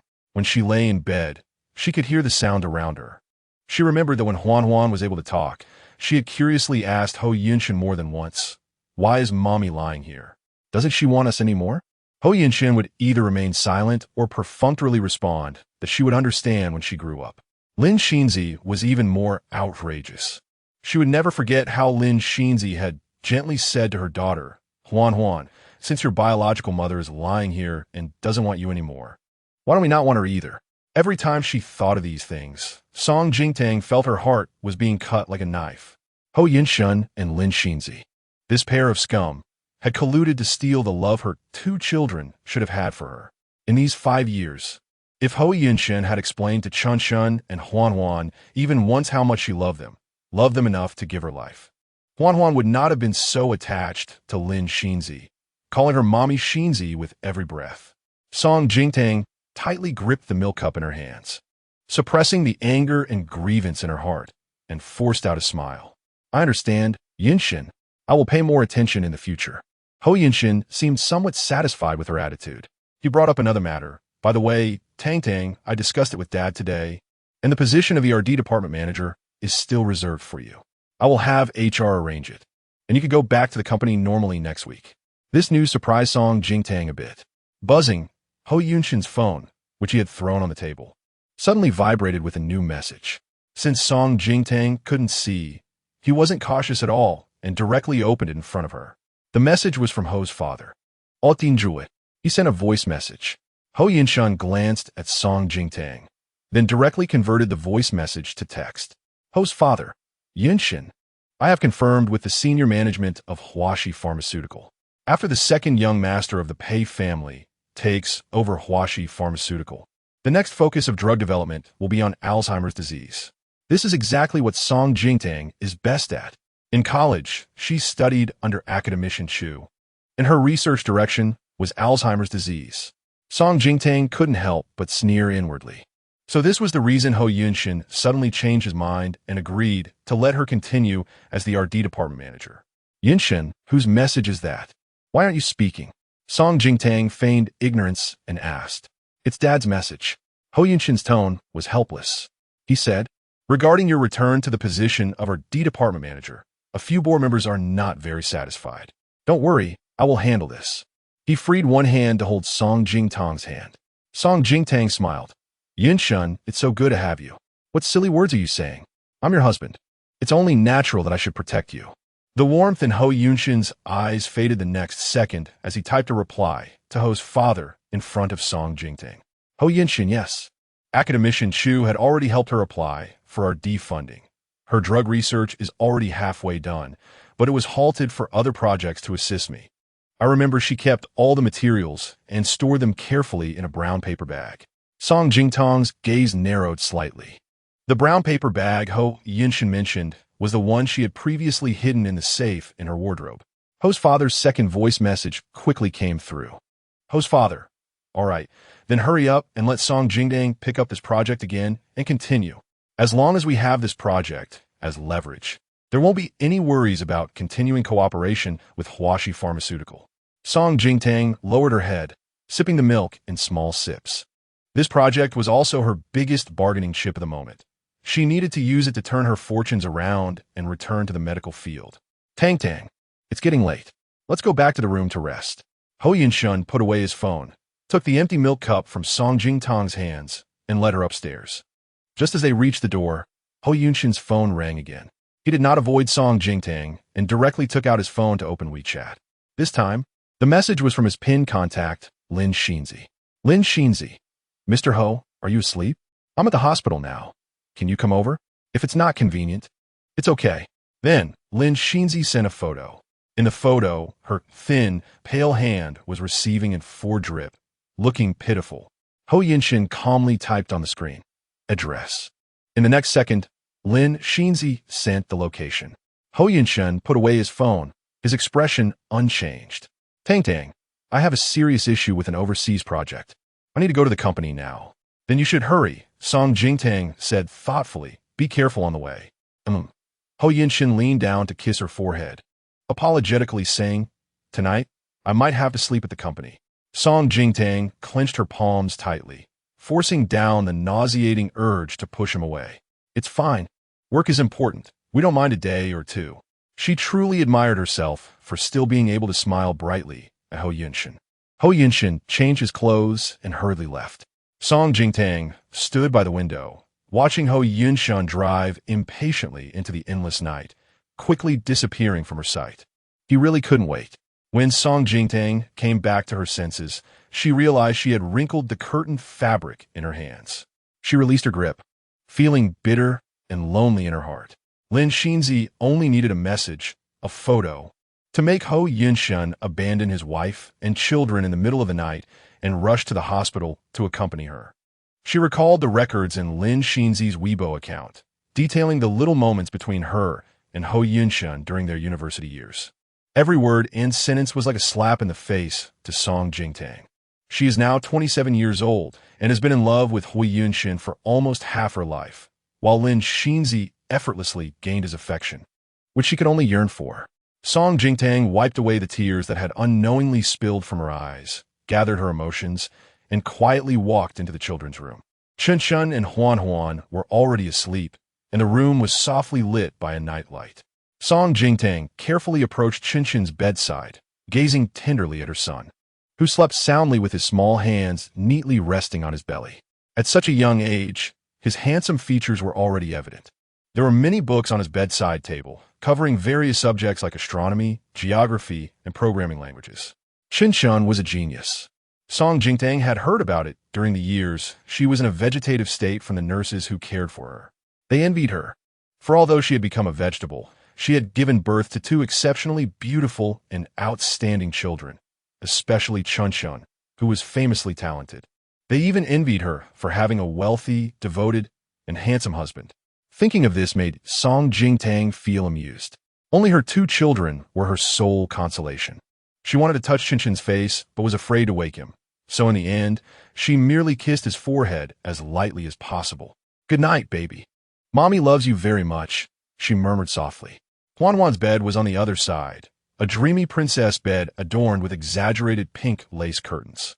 Huanhuan slept inside like a little princess from a castle, with a unicorn plush toy by her side.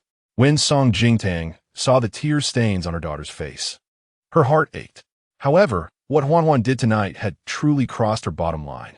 Her daughter could be not smart and not pretty, but she absolutely could not steal, falsely accuse others, and lie. Song Jingtang gently reached out to wipe Huanhuan's face, but at that moment, Huanhuan turned over, revealing the phone hidden under the blanket. The screen lit up. The moment she saw the screensaver, Song Jingtang's breath caught in her throat. Huanhuan's phone screensaver was a group photo. In the photo, Hui Yinshan was holding Qinchin, while she was hugging Lin Xinzi's neck, smiling sweetly. This scene appeared to be a loving and happy family. In Huanhuan's heart, she had long regarded Lin Xinzi as her mother. Song Jingtang painfully closed her eyes. "Don't let the police, uncle, catch me." Huanhuan's fearful murmur suddenly rang out, her small face scrunching up in fear as she shook her head anxiously. Seeing her daughter, so scared, shattered Song Jingtang's heart. But Huanhuan's next words felt like a sharp knife stabbing her already painful heart. She cried out, Mommy Xinzi, save me." Song Jingtang felt as though her entire being had been drained. She crouched by Huanhuan's bed, reaching out to gently hold her daughter's restless little hand, her eyes gradually reddening. That night, Hui Yinshan did not come home. Song Jingtang was neither surprised nor concerned. She got up and went downstairs. Lu Sa had already arrived and was preparing breakfast in the kitchen. Song Jingtang silently stood behind her, watching her skillfully take 2 pieces of premium Wagyu beef from the refrigerator and place them in the bag she brought. Then take out 2 pieces of ordinary beef bought from the market and put them in the pan to fry. "Lu Sa," Song Jingtang suddenly spoke up. Lu Sa was startled and turned around in a fluster, seeing Song Jingtang, who had appeared at the kitchen door without her noticing, her face showing guilt. "Madam, you're up so early. Are you making breakfast?" Lu Sa looked at Song Jingtang's vacant eyes and slowly relaxed. An invisible blind person was nothing to worry about. "Yes, the sir called me and asked me to prepare breakfast for you in Qinchin, Huanhuan. The driver will arrive in half an hour to take the 2 children to school." Song Jingtang asked, "What is for breakfast today?" Lu Sa replied fluently, "Breakfast is prepared according to the menu from the nutritionist. Today I'll be frying steaks for the 2 treasures, accompanied by air-freighted milk, organic vegetables, and a small serving of fruit." Song Jingtang nodded. "Thank you for your hard work. It's what I should do." As Song Jingtang turned to leave, she suddenly remembered something and asked Lu Sa, "At your age, you should be a grandmother by now?" Though Lu Sa didn't understand why Song Jingtang asked this, she still answered, "Yes, I have 2 grandsons about the same age as Qinchin and Huanhuan." "I see." Song Jingtang smiled slightly. Lu Sa was indeed fortunate. Once Song Jingtang turned to leave, Lu Sa's smile faded, and she turned back to skillfully take the air-freighted milk, vegetables, and fruits from the refrigerator, placing them in her own bag, while also putting in the cheap items she bought from the market. Unbeknownst to her, this scene was clearly seen by Song Jingtang, who had returned to her room. She took out her phone and was about to call Zhong Qiandai when Zhong Qiandai's call came in first. Such a telepathic connection. Song Jingtang was a bit surprised and answered, "Qiandai, Tang, I'm about to be furious. That shameless Uni dared to bully you while I was away. Don't be afraid, Tang, I'll be flying back tonight, and she has dead meat." Song Jingtang was taken aback. What happened? What did Uni do? Zhong Qiandai paused for a moment before realizing, "You don't know yet, right? That shameless Uni secretly filmed the video of you returning to the Hua family yesterday and posted it in several groups. It's probably spreading in the upper circles of the city now. Just wait, I'll send it to you. It's infuriating." Song Jingtang remained silent for a moment. She had a rough idea of what video Hui Yuni had filmed. Likely the one where she crossed the fire pit and was hit by the butler with a willow branch to ward off bad luck. Sure enough, the video Zhong Qiandai sent was indeed that segment. Chapter 34. He must be dreaming. That bitch did it on purpose. Taking the video from an awkward angle to make you look ugly and fat. You're clearly stunning. Those people from the Hua family are insane. What era are we in, still pulling this kind of stunt? Is Hui Yinshan dead? Doesn't he know to stop her? Zhong Qiandai didn't spare a single word. Song Jingtang, however, was indifferent.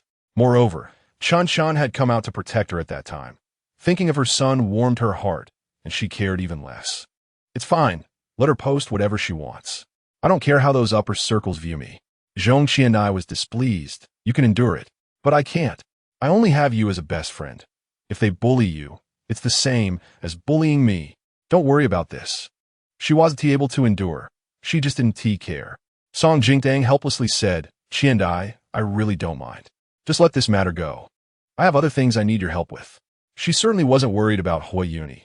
She just didn't want Zhong Qiandai, as a top star, to be in the midst of the storm, especially since she had just won the Best Actress award and was under scrutiny from countless rivals. She didn't want Zhong Qiandai to get blackened because she stood up for her.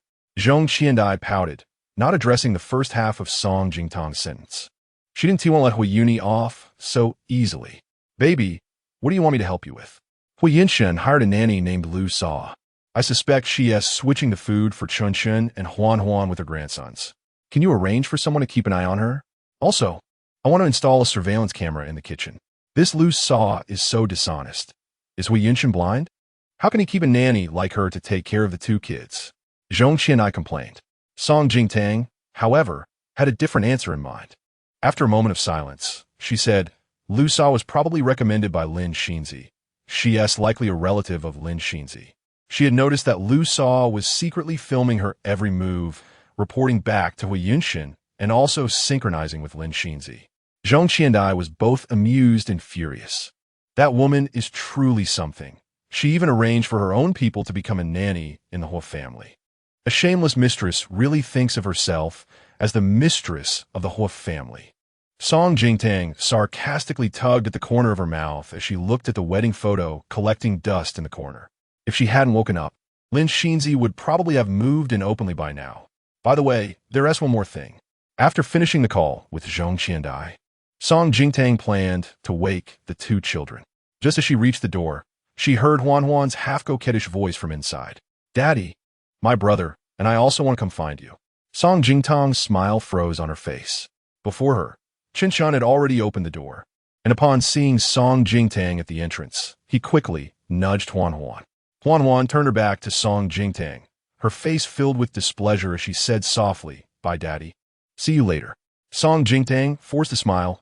Qin Shan, Huan Huan, you're awake. Let us go have breakfast. Huan Huan ignored her and walked past Song Jingtang with her little backpack, heading downstairs by herself. Qin Shan glanced at Song Jingtang, but didn't say anything and followed her.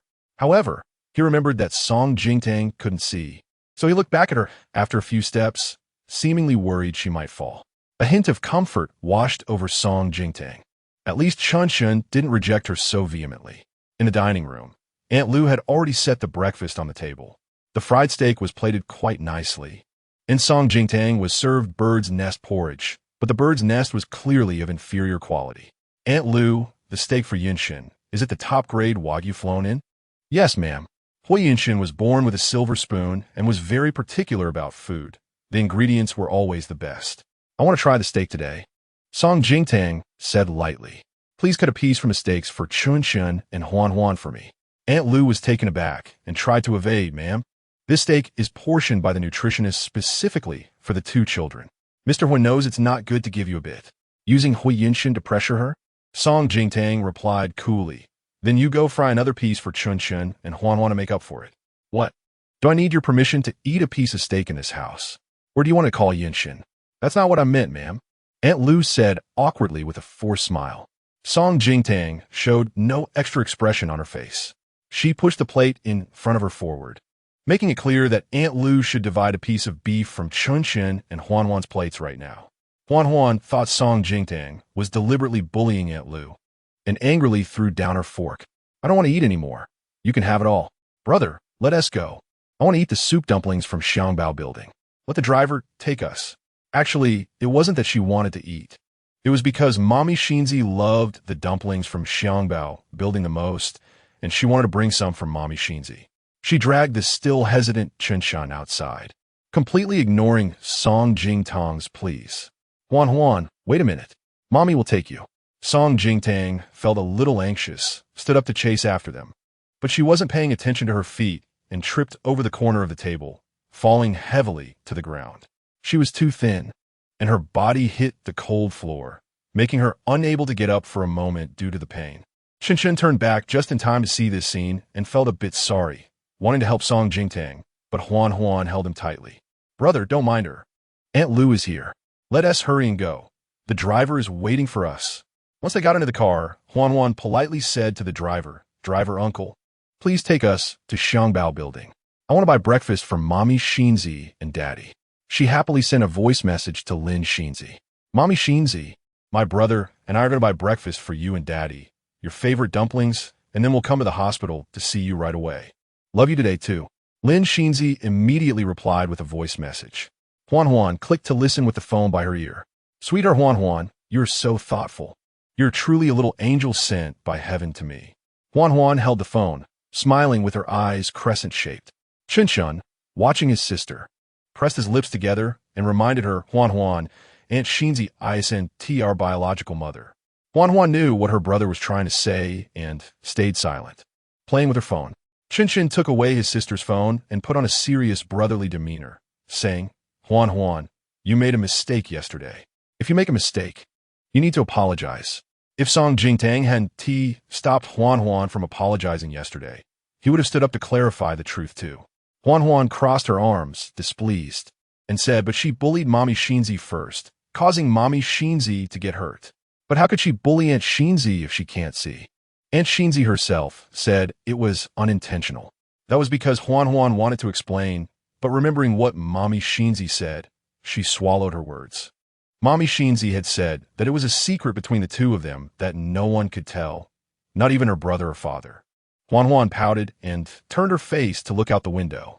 Anyway, you're not allowed to like that bad woman who bullies Mommy Shinzi.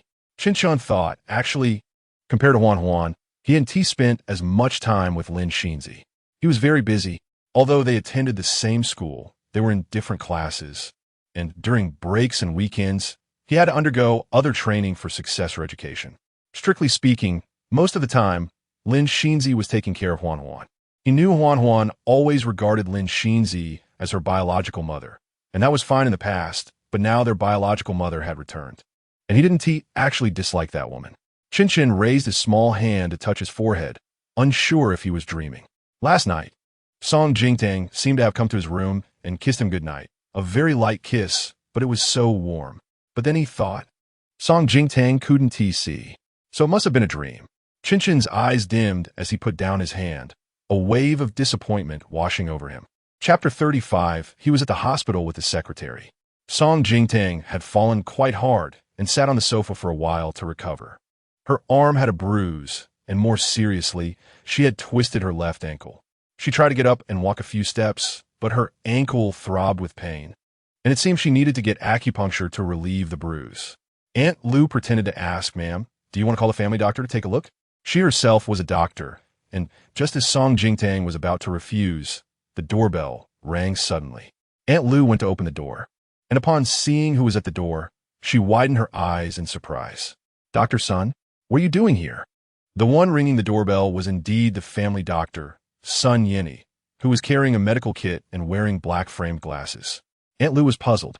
She and contacted him. Dr. Sun adjusted his glasses and calmly said, I received a message from Chanshan saying that the lady of the house has fallen and asked me to come take a look. Song Jingtang heard this clearly. She smiled slightly, suddenly feeling that the fall wasn't so painful after all. Dr. Sun walked in with the medical kit and saw the woman sitting on the sofa. At that moment, Song Jingtang was wearing home clothes, her hair down, and because she had her head slightly lowered, her long hair covered her face. Dr. Sun didn't see her features clearly. Song Jingtang and Lin Shinzi had similar figures and both had black hair, so he instinctively assumed she was Lin Shinzi. Miss Lin, where did you fall? He asked while casually placing the medical kit down. Oh, is Mr. Wen out home? Why did Chun send me the message? Song Jingtong's hand resting on the sofa slowly curled up, her nails digging into her flesh, causing a distinct pain. She spoke up, her tone calm. "Dr. Sun, is it?" Just as he set down the medical kit, Dr. Sun, who had his back to Song Jingtang, was momentarily stunned when he heard the unfamiliar woman's voice behind him.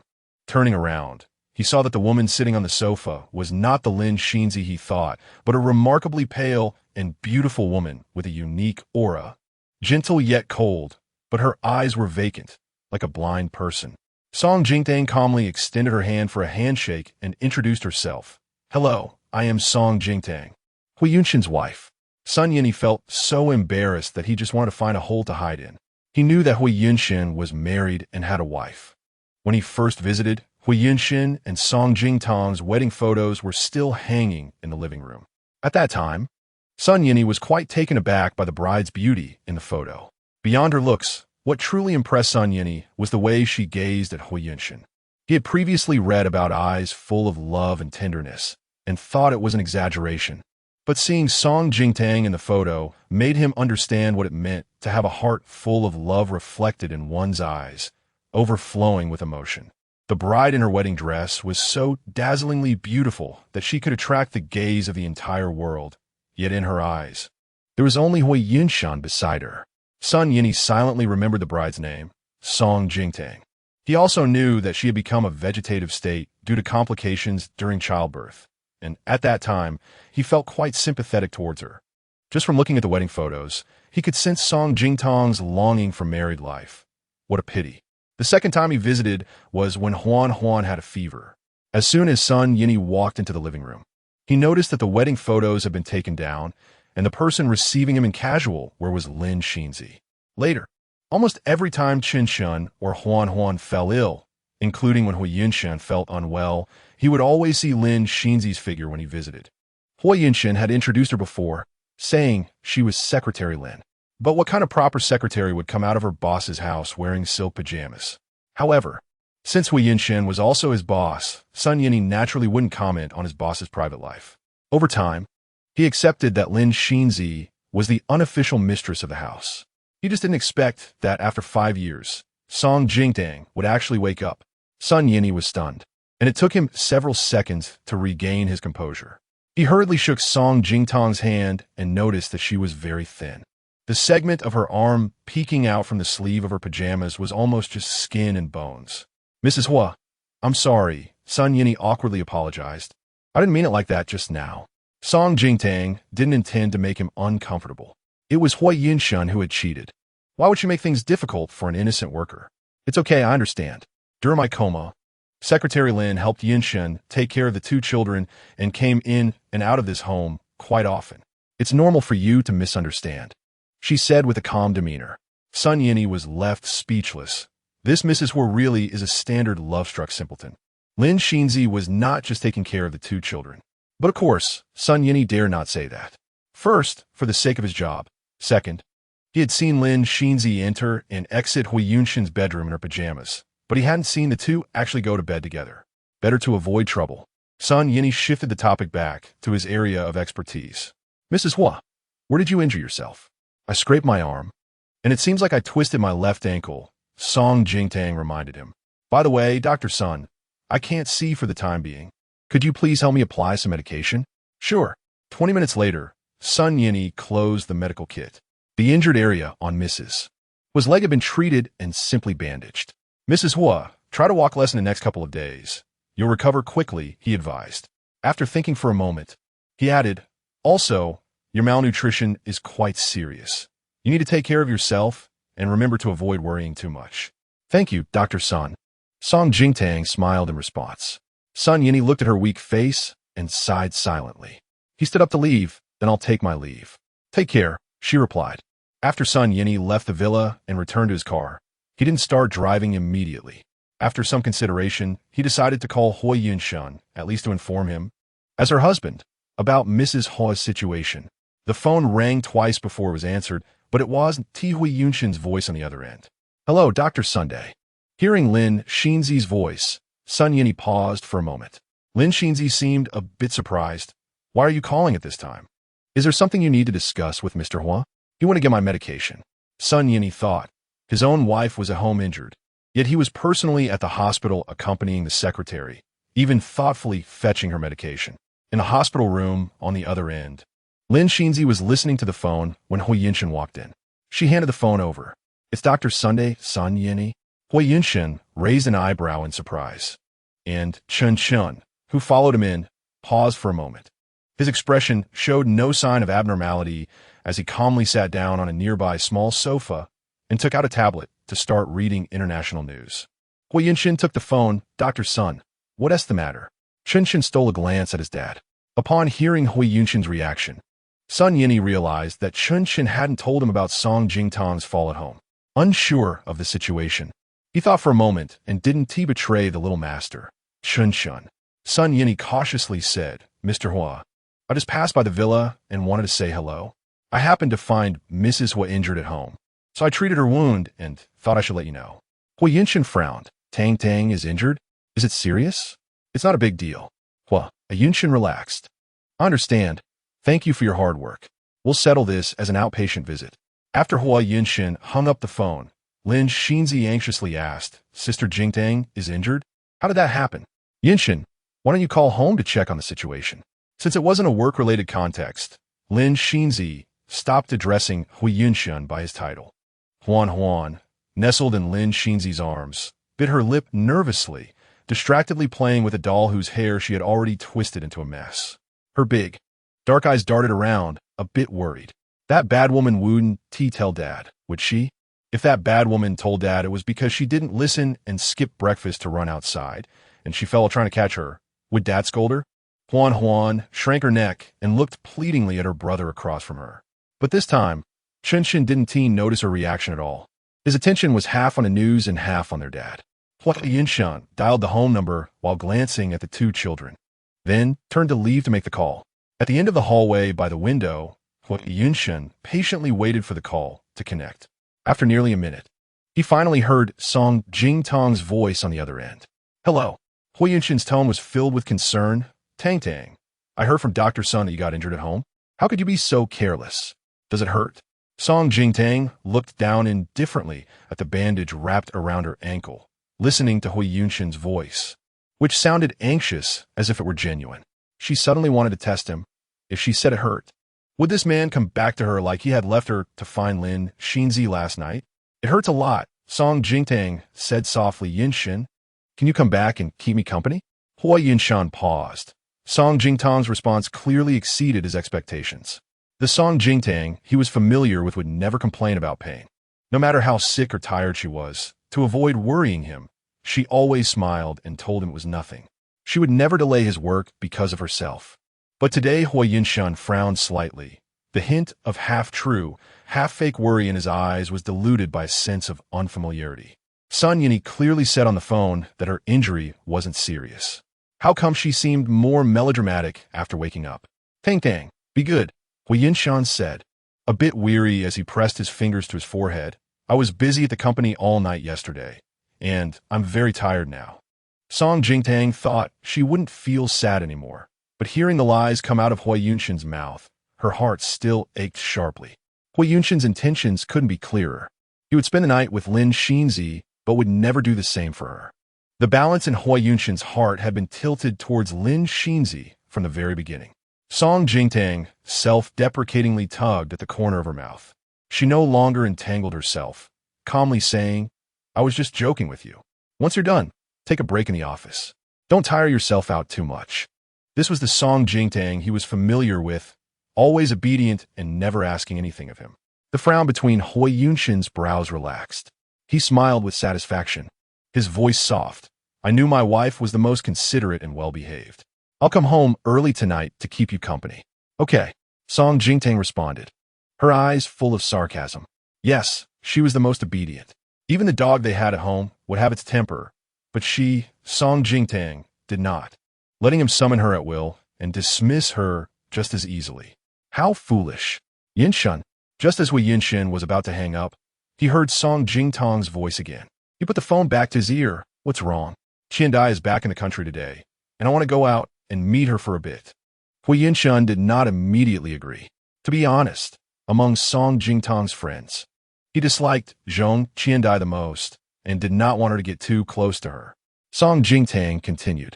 Qiandai has a friend who is a renowned ophthalmologist, just returned from abroad. I want to take the opportunity to see him and check my eyes. If my eyes can recover quickly, I can better focus on work. Her eyes were about due for recovery, so it was good to lay the groundwork in advance. Hua Yunshun, indeed, needed Song Jingtang to be involved in research and development to strive for further cooperation with Huaxi Pharmaceutical. Without a second thought, he agreed, okay, just be careful. Do you need me to arrange a driver for you? No. Qiandai arranged for a driver to pick me up, and he should be here soon. You focus on your work, remember to eat on time. I won't disturb you. Hui Yinshun hung up the phone and turned around, pausing slightly. He saw his son, Chun Chun, standing behind him, looking up with a serious expression. How did you come out? Hui Yinshun walked over and patted Chun Chun's head. Chun Chun had shown extraordinary intelligence shortly after his birth, and scientific tests confirmed he was a genius. Therefore, at such a young age, Chun Chun exuded a maturity that belied his years. Dad, Chun Chun asked in confusion, don't you like my and Huan's biological mother? Hui Yinshin didn't expect his son to ask this question, and he found it somewhat amusing. What nonsense are you talking about? Chun Chun wanted to ask again, but at that moment, a call from the company came in on Hui Yunshin's phone. He answered and said a couple of simple sentences. Okay, I'll be there in an hour. Hui Yunshin took Chun Chun back to the ward. When he opened the door, he saw Huan and Lin Xinzi laughing and playing together. Huan, come down. Let Aunt Xinzi rest well. Hui Yinshin picked up Huan's backpack and reached out to her. Dad is going back to the company and will take you both to school on the way. You've only taken a leave for one class today. It's time to go. Huan reluctantly held Lin Xinzi's hand, unwilling to let go.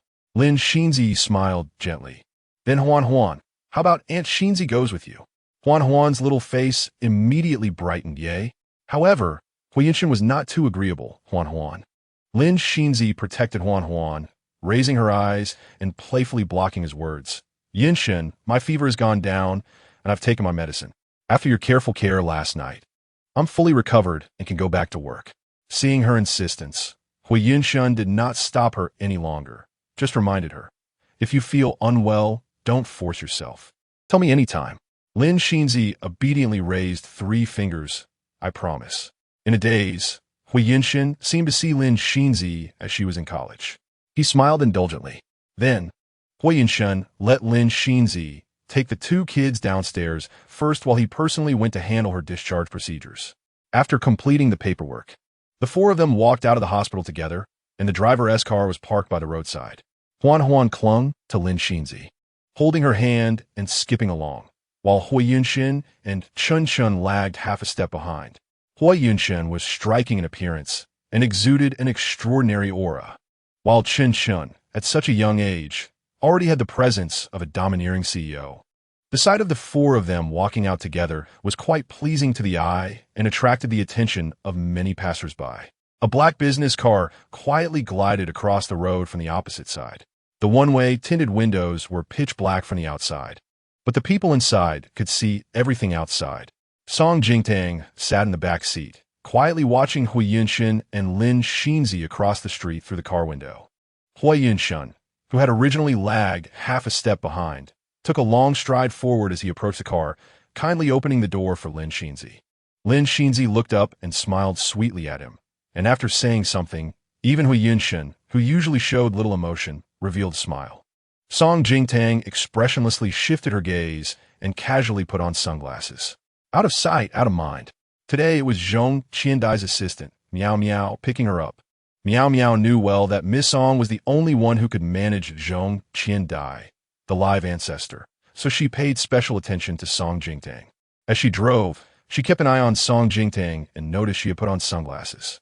Miao immediately asked with concern, Miss Song, is the sun too bright? Do you need me to open the sunshade for you? No need, Song Jingtang replied lightly. I just saw something dirty. Chapter 37. Who could do this much for her? The car drove out of the city center and finally arrived at a cemetery in the suburbs. Song Jingtang was here today to pay respects to her biological mother. Just as she got out of the car, she received a call from Zhong Qiandai. Tang, have you arrived? Just got here. Okay. Please pay respects to my aunt for me. Zhong Xiandai had a meeting with a hard-to-schedule director in the morning and couldn't find the time to come.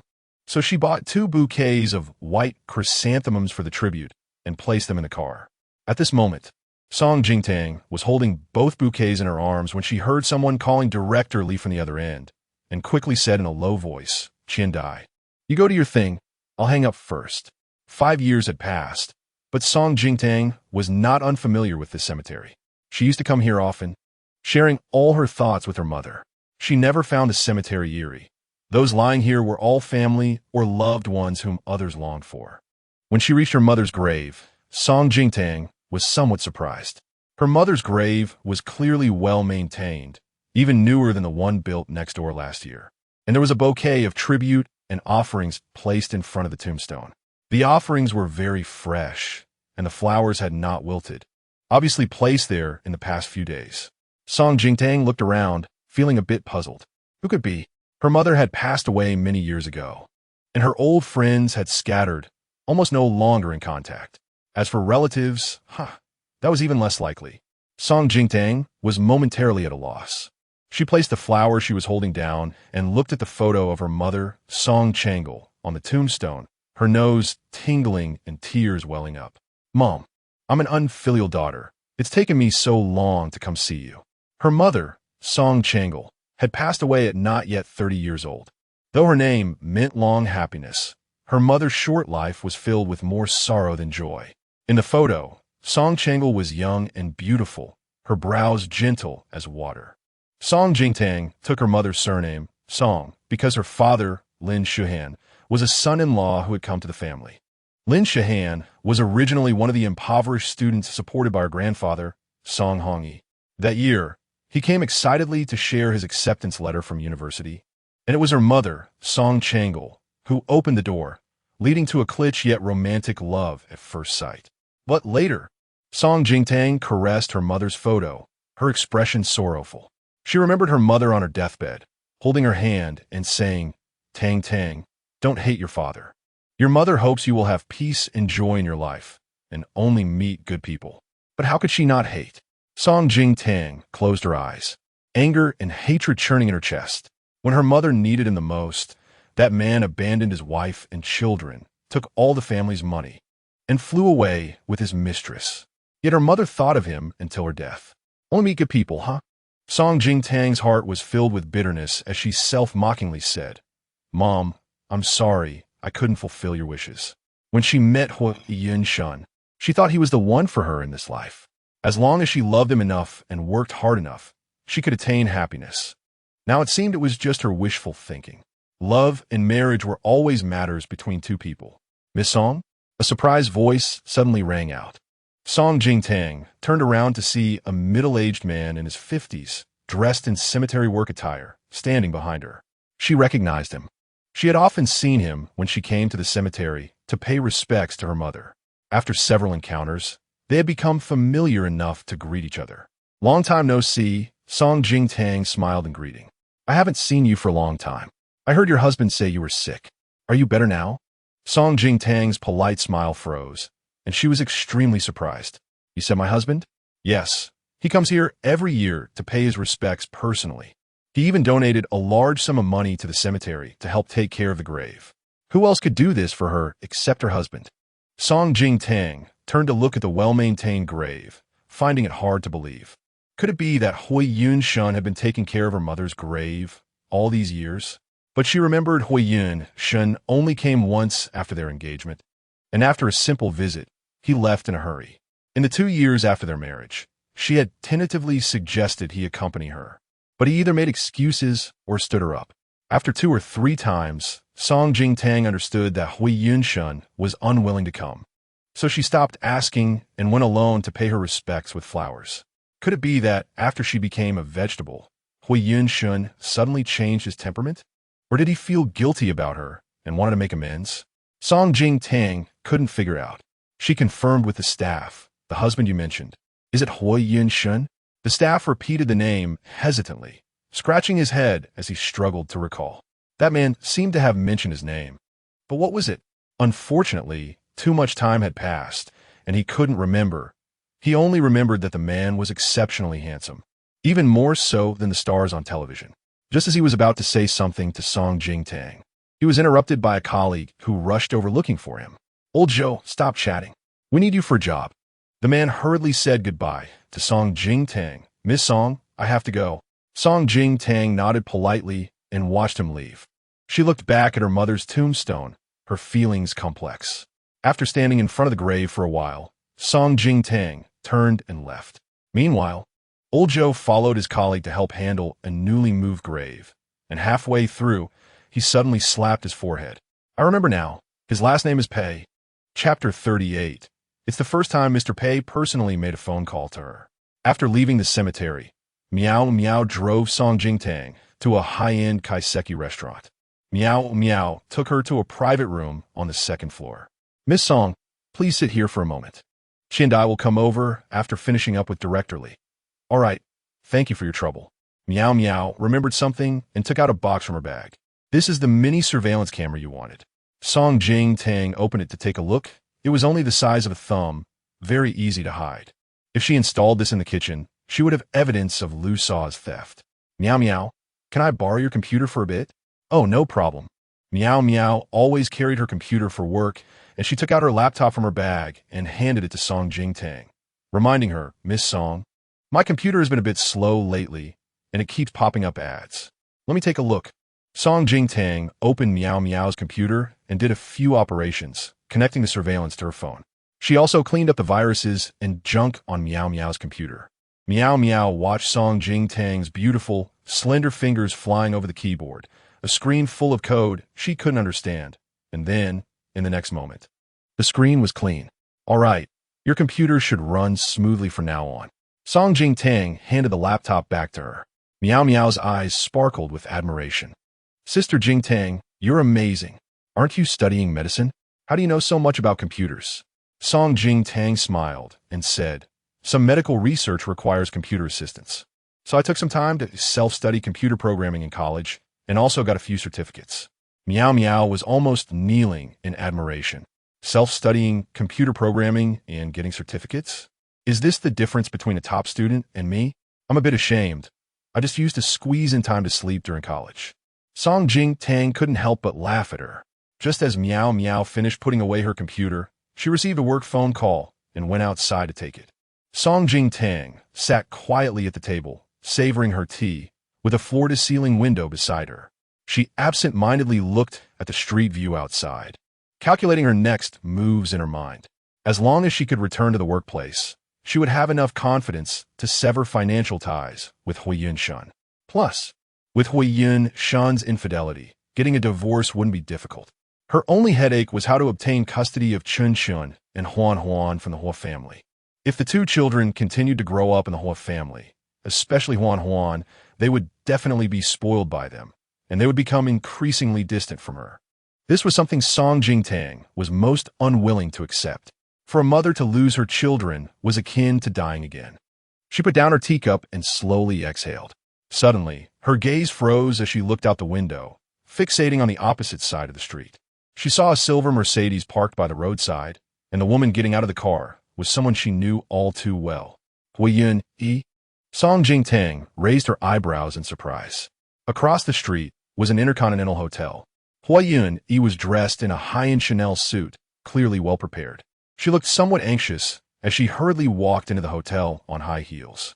She must be here to meet someone important. In the past, if Song Jingtang had seen Huiyun Yi rushing into a hotel in broad daylight, she would have been worried. But now, Song Jingtang had no interest in Huiyun Yi's affairs at all. She withdrew her gaze and casually lowered the blinds. Huiyun Yi had no idea that at this moment, Song Jingtang was sitting in front of a floor-to-ceiling window across the street watching her. She was almost going crazy. Today, she had gotten up early, dressed up, and rushed to the company, waiting to meet with international contacts. She had even contacted John Zhao, the head of the international inspection team, the night before to confirm they would arrive at the company at 10 in the morning. But Huiyun Yi waited until 10:30 at the company and still didn't see anyone. When she texted John Zhao, she realized she had been blocked. When she called, the number had also been blocked. Just like that, she was inexplicably kicked out of the social circle by John Zhao. Huiyun Yi was completely stunned. She couldn't figure out what she had done to offend John Zhao. Everything had been fine just the night before. The news about the international collaboration had already been released, and she had arranged for media reporters to come and film today, hoping to leverage the international fame to make her game company stand out in the domestic market. Unexpectedly, John Zhao had disappeared, and Hui Yun, he was left feeling utterly humiliated. After inquiring from multiple sources, she learned that John Zhao was staying at the Intercontinental Hotel. So she personally rushed over to find him for an explanation. "Hello, I'm here to see Mr. John Zhao, who is in the presidential suite."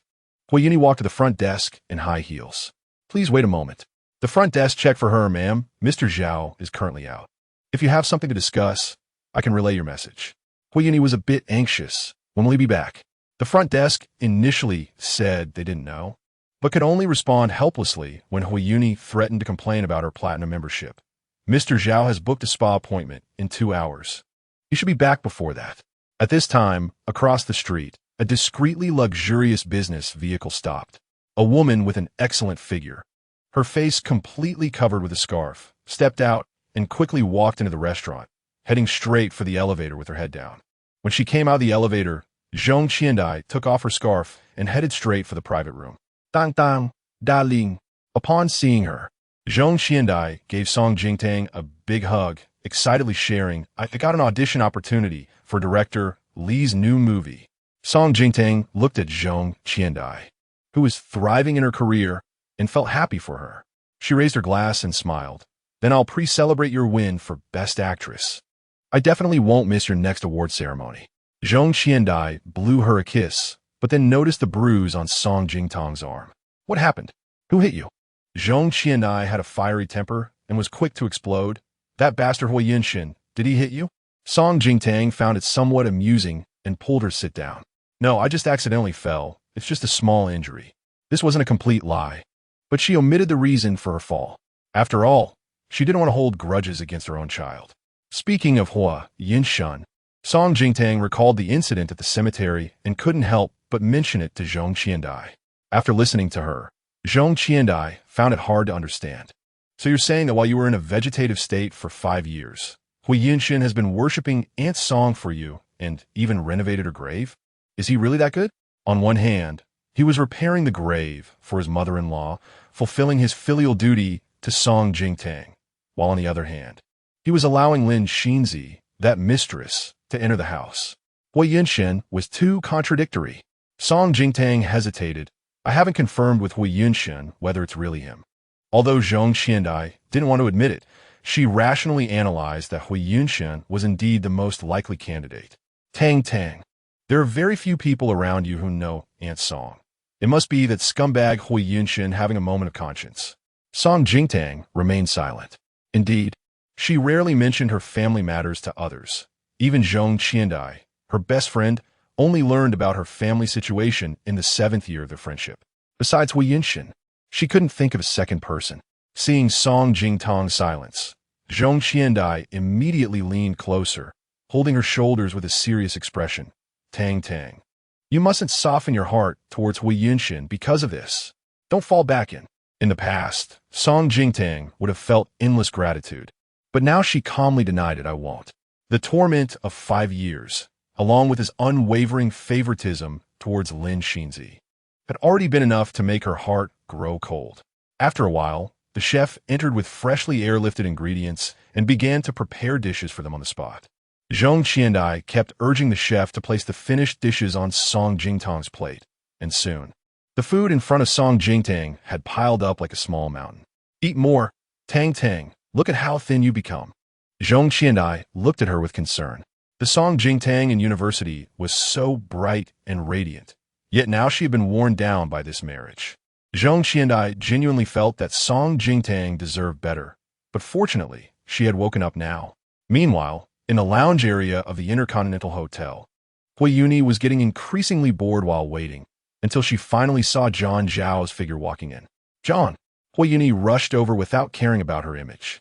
John Zhao was on the phone, originally chatting happily with the person on the other end, but when he saw Hui Yuni approaching, his expression immediately turned cold. He hung up the phone and held it in his hand. "Miss Hua, is there something you need?" Hui Yuni forced a smile. "John, I think you might have forgotten that we have an appointment today. You promised to bring the inspection team to the company. Zhang Zhao coldly interrupted her. Miss Hua, we only made a verbal agreement, and now that agreement is void. I believe my stance is quite clear. In the future, whether internationally or personally, I will not have any further contact with you. This news was undoubtedly a bolt from the blue for Hui Yuni. She urgently grabbed Zhang Zhao, who was turning to leave. Mr. Zhao, what do you mean by this? I don't understand what I did to offend you. First of all, the person you offended is not me.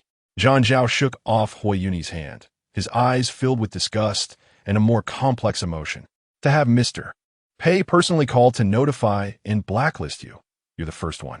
Zhang Zhao adjusted his wrinkled cuff with an expressionless face and continued. Secondly, Miss Hua, I question your character as someone who uses their recently recovered sister-in-law to seek attention. Hui Yuni was shocked into silence. How did Zhang Zhao see the video of Song Jingtang she posted last night? Mr. Zhao, please let me explain. She anxiously tried to defend herself again.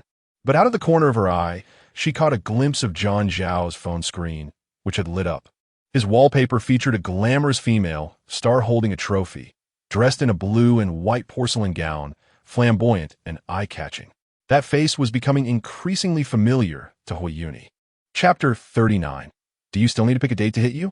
Hui Yuni's mind jolted, and a name suddenly sprang to mind. Zhong Qianai. Zhang Zhao had already taken the opportunity of her distraction to swiftly step into the elevator. By the time Hui Yuni rushed over, the elevator doors had closed, avoiding her like the plague. Hui Yuni turned around, furious, and pulled out her phone to call the intermediary for an update. You said before that Zhang Zhao is a fanatic fan of a domestic female star, right? That female star is Zhong Qiandai, who just won the International Best Actress Award. After receiving a confirmation, Hui Yuni pieced everything together, and her beautiful face darkened with clouds. It must be that bitch Song Jingtang who found out about the video from somewhere and went to complain to Zhong Qiandai. Zhong Qiandai had a very good relationship with Song Jingtang. When Song Jingtang married Hui Yunshen, Zhong Qiandai was her only bridesmaid, and Zhang Zhao was a fan of Zhong Qiandai. Hui Yuni was so furious her teeth itched. It must be that Zhong Qiandai went to tell Zhang Zhao bad things about her to stand up for Song Jingtang, which caused her to lose the opportunity for international cooperation. Song Jingtang. Hui Yuni gritted her teeth. Just wait and see how I deal with you. She stormed out of the Intercontinental Hotel in high heels, pulled out her phone, and dialed Hui Yunshen's number, crying out, "Brother, Song Jingtang has ruined me." Hui Yuni had only said half of it when she suddenly stopped. Hui Yunshen on the other end was confused. Yuni, what are you talking about? What happened to Tang Tang? Hui Yuni didn't bother to respond. She was staring intently at the other side of the street, where she saw Song Jingtang walking out of the restaurant with a woman whose face was covered with a scarf, both chatting and laughing. That bitch, having caused her to lose such a great business opportunity, still dared to gloat in front of her. As Song Jingtang and Zhong Qianai walked out of the store, putting on a full act, she still wore sunglasses, leaning on a cane, with an exquisite takeout box on her wrist. Inside were sushi and desserts specially packed for Chun Chun and Huan Huan. The two kids would surely be happy to see such delicious food when they got home from school. Thinking of that scene, Song Jingtang couldn't help but smile. "Qindai, please update me promptly on what Lu Sa finds out," Song Jingtang said. "Don't worry, I've already given your contact information to the private detective. He will send anything he finds directly to your email. But Tang Tang, she's just a nanny, and you are still Mrs. Hua. Why not just fire her?" Zhong Qindai, who was always straightforward, didn't quite understand. Song Jingtang fell silent for a moment. Lu Sa was most likely someone Lin Xinzi arranged.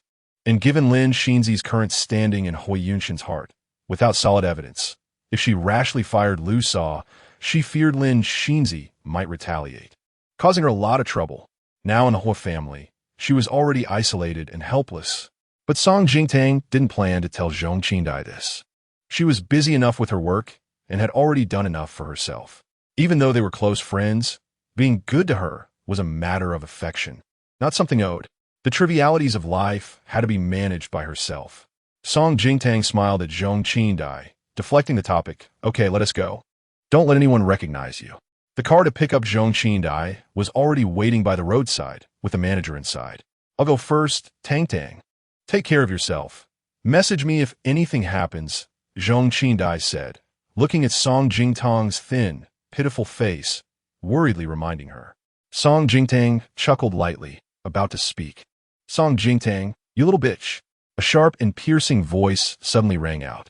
Before Song Jingtang could react, she was yanked off balance by Hui Yuni, and then a slap landed hard on her face. The crisp sound of the slap echoed. Song Jingtang staggered back, a metallic taste filling her mouth instantly. Hui Yuni had put all her strength into that slap, looking at the blood trickling from Song Jingtang's mouth with a smug fierceness. How dare you scheme against me behind my back, Song Jingtang?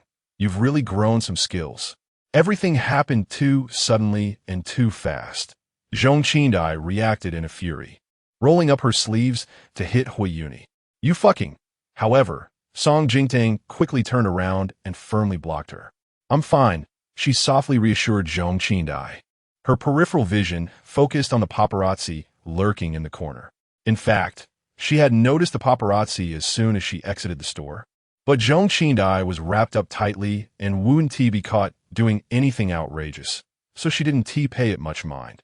But if Zhong Qindai were caught in a scandal for hitting someone in public, then her long-desired new movie directed by Lee would be ruined. The manager in the car had also keenly noticed the paparazzi and immediately put down his phone. Zhong Qindai was furious. Tang dang, let me go. I'm going to. Behind her, the manager swiftly intervened, decisively covering Zhong Qindai's mouth to prevent her from cursing. Miss, you should say less. She was already a target for negative press, and cursing would only give them more material. At this moment, Yuni also recognized Zhong Qindai. She glanced disdainfully at Song Jingtang blocking Zhong Qindai from hitting her and smirked, not surprised at all. Song Jingtang, that bumpkin, had been sucking up to her brother for so many years. How could she dare to fight back? She was probably trying to please her even now. It was likely that Zhang Zhao was contacted by Zhong Qindai without Song Jingtang's knowledge. After all, Song Jingtang didn't have the guts to offend her. Qindai, you go first. Song Jingtang used her body to block the paparazzi's view, her voice low. Don't worry, I won't suffer. Zhong Qindai was reluctant, but she couldn't resist the strength of the manager, who swiftly pulled her into the car. After a grateful glance at Song Jingtang, the manager closed the car door, and the driver took off with a rev of the engine. Song Jingtang was left standing there alone, lowering her head to loosen her wrist. Behind her, Hui Yuni was slowly walking toward her. She had already thought of a way to remedy the situation. As long as Song Jingtang could get Zhong Qindai to persuade Zhang Zhao again, she could salvage the international collaboration. Hui Yuni, with an air of superiority, said, Song Jingtang, if you don't find a way to get Zhong Qindai to coax Zhang Zhao back today, I will let my brother, before she could finish. Song Jingtang turned around and slapped Hui Yuni hard across the face. Hui Yuni was sent sprawling to the ground, half her face numb with pain. She opened her mouth to curse but felt something in her mouth. Looking down, she discovered she had just spit out a bloody tooth. Infuriated, Hui Yuni trembled all over. That bitch Song Jingtang knocked out her tooth. Song Jingtang, how dare you hit me? Song Jingtang sneered. What? Do you want to pick a lucky day to hit you? You. Hui Yuni could hardly believe her ears. This bitch had gone too far. She no longer cared about her image and lunged at Song Jingtang, her fierce energy suggesting she wanted to tear her apart. Song Jingtang quietly tightened her grip on the blind cane in her hand. She didn't take that slap from Hui Yuni for nothing. The roadside surveillance clearly captured Hui Yuni making the first move. All she needed to do now was defend herself legally. However, before Song Jingtang could retaliate, a well-dressed man stepped in front of her, blocking Hui Yuni. Stop. Chapter 40. The bright moon hangs high, but does not shine on him, the man said sternly. What do you want to do? Are you going to commit violence in public? The voice sounded strangely familiar. Song Jingtang looked at the man through her sunglasses, and the more she looked, the more familiar he became.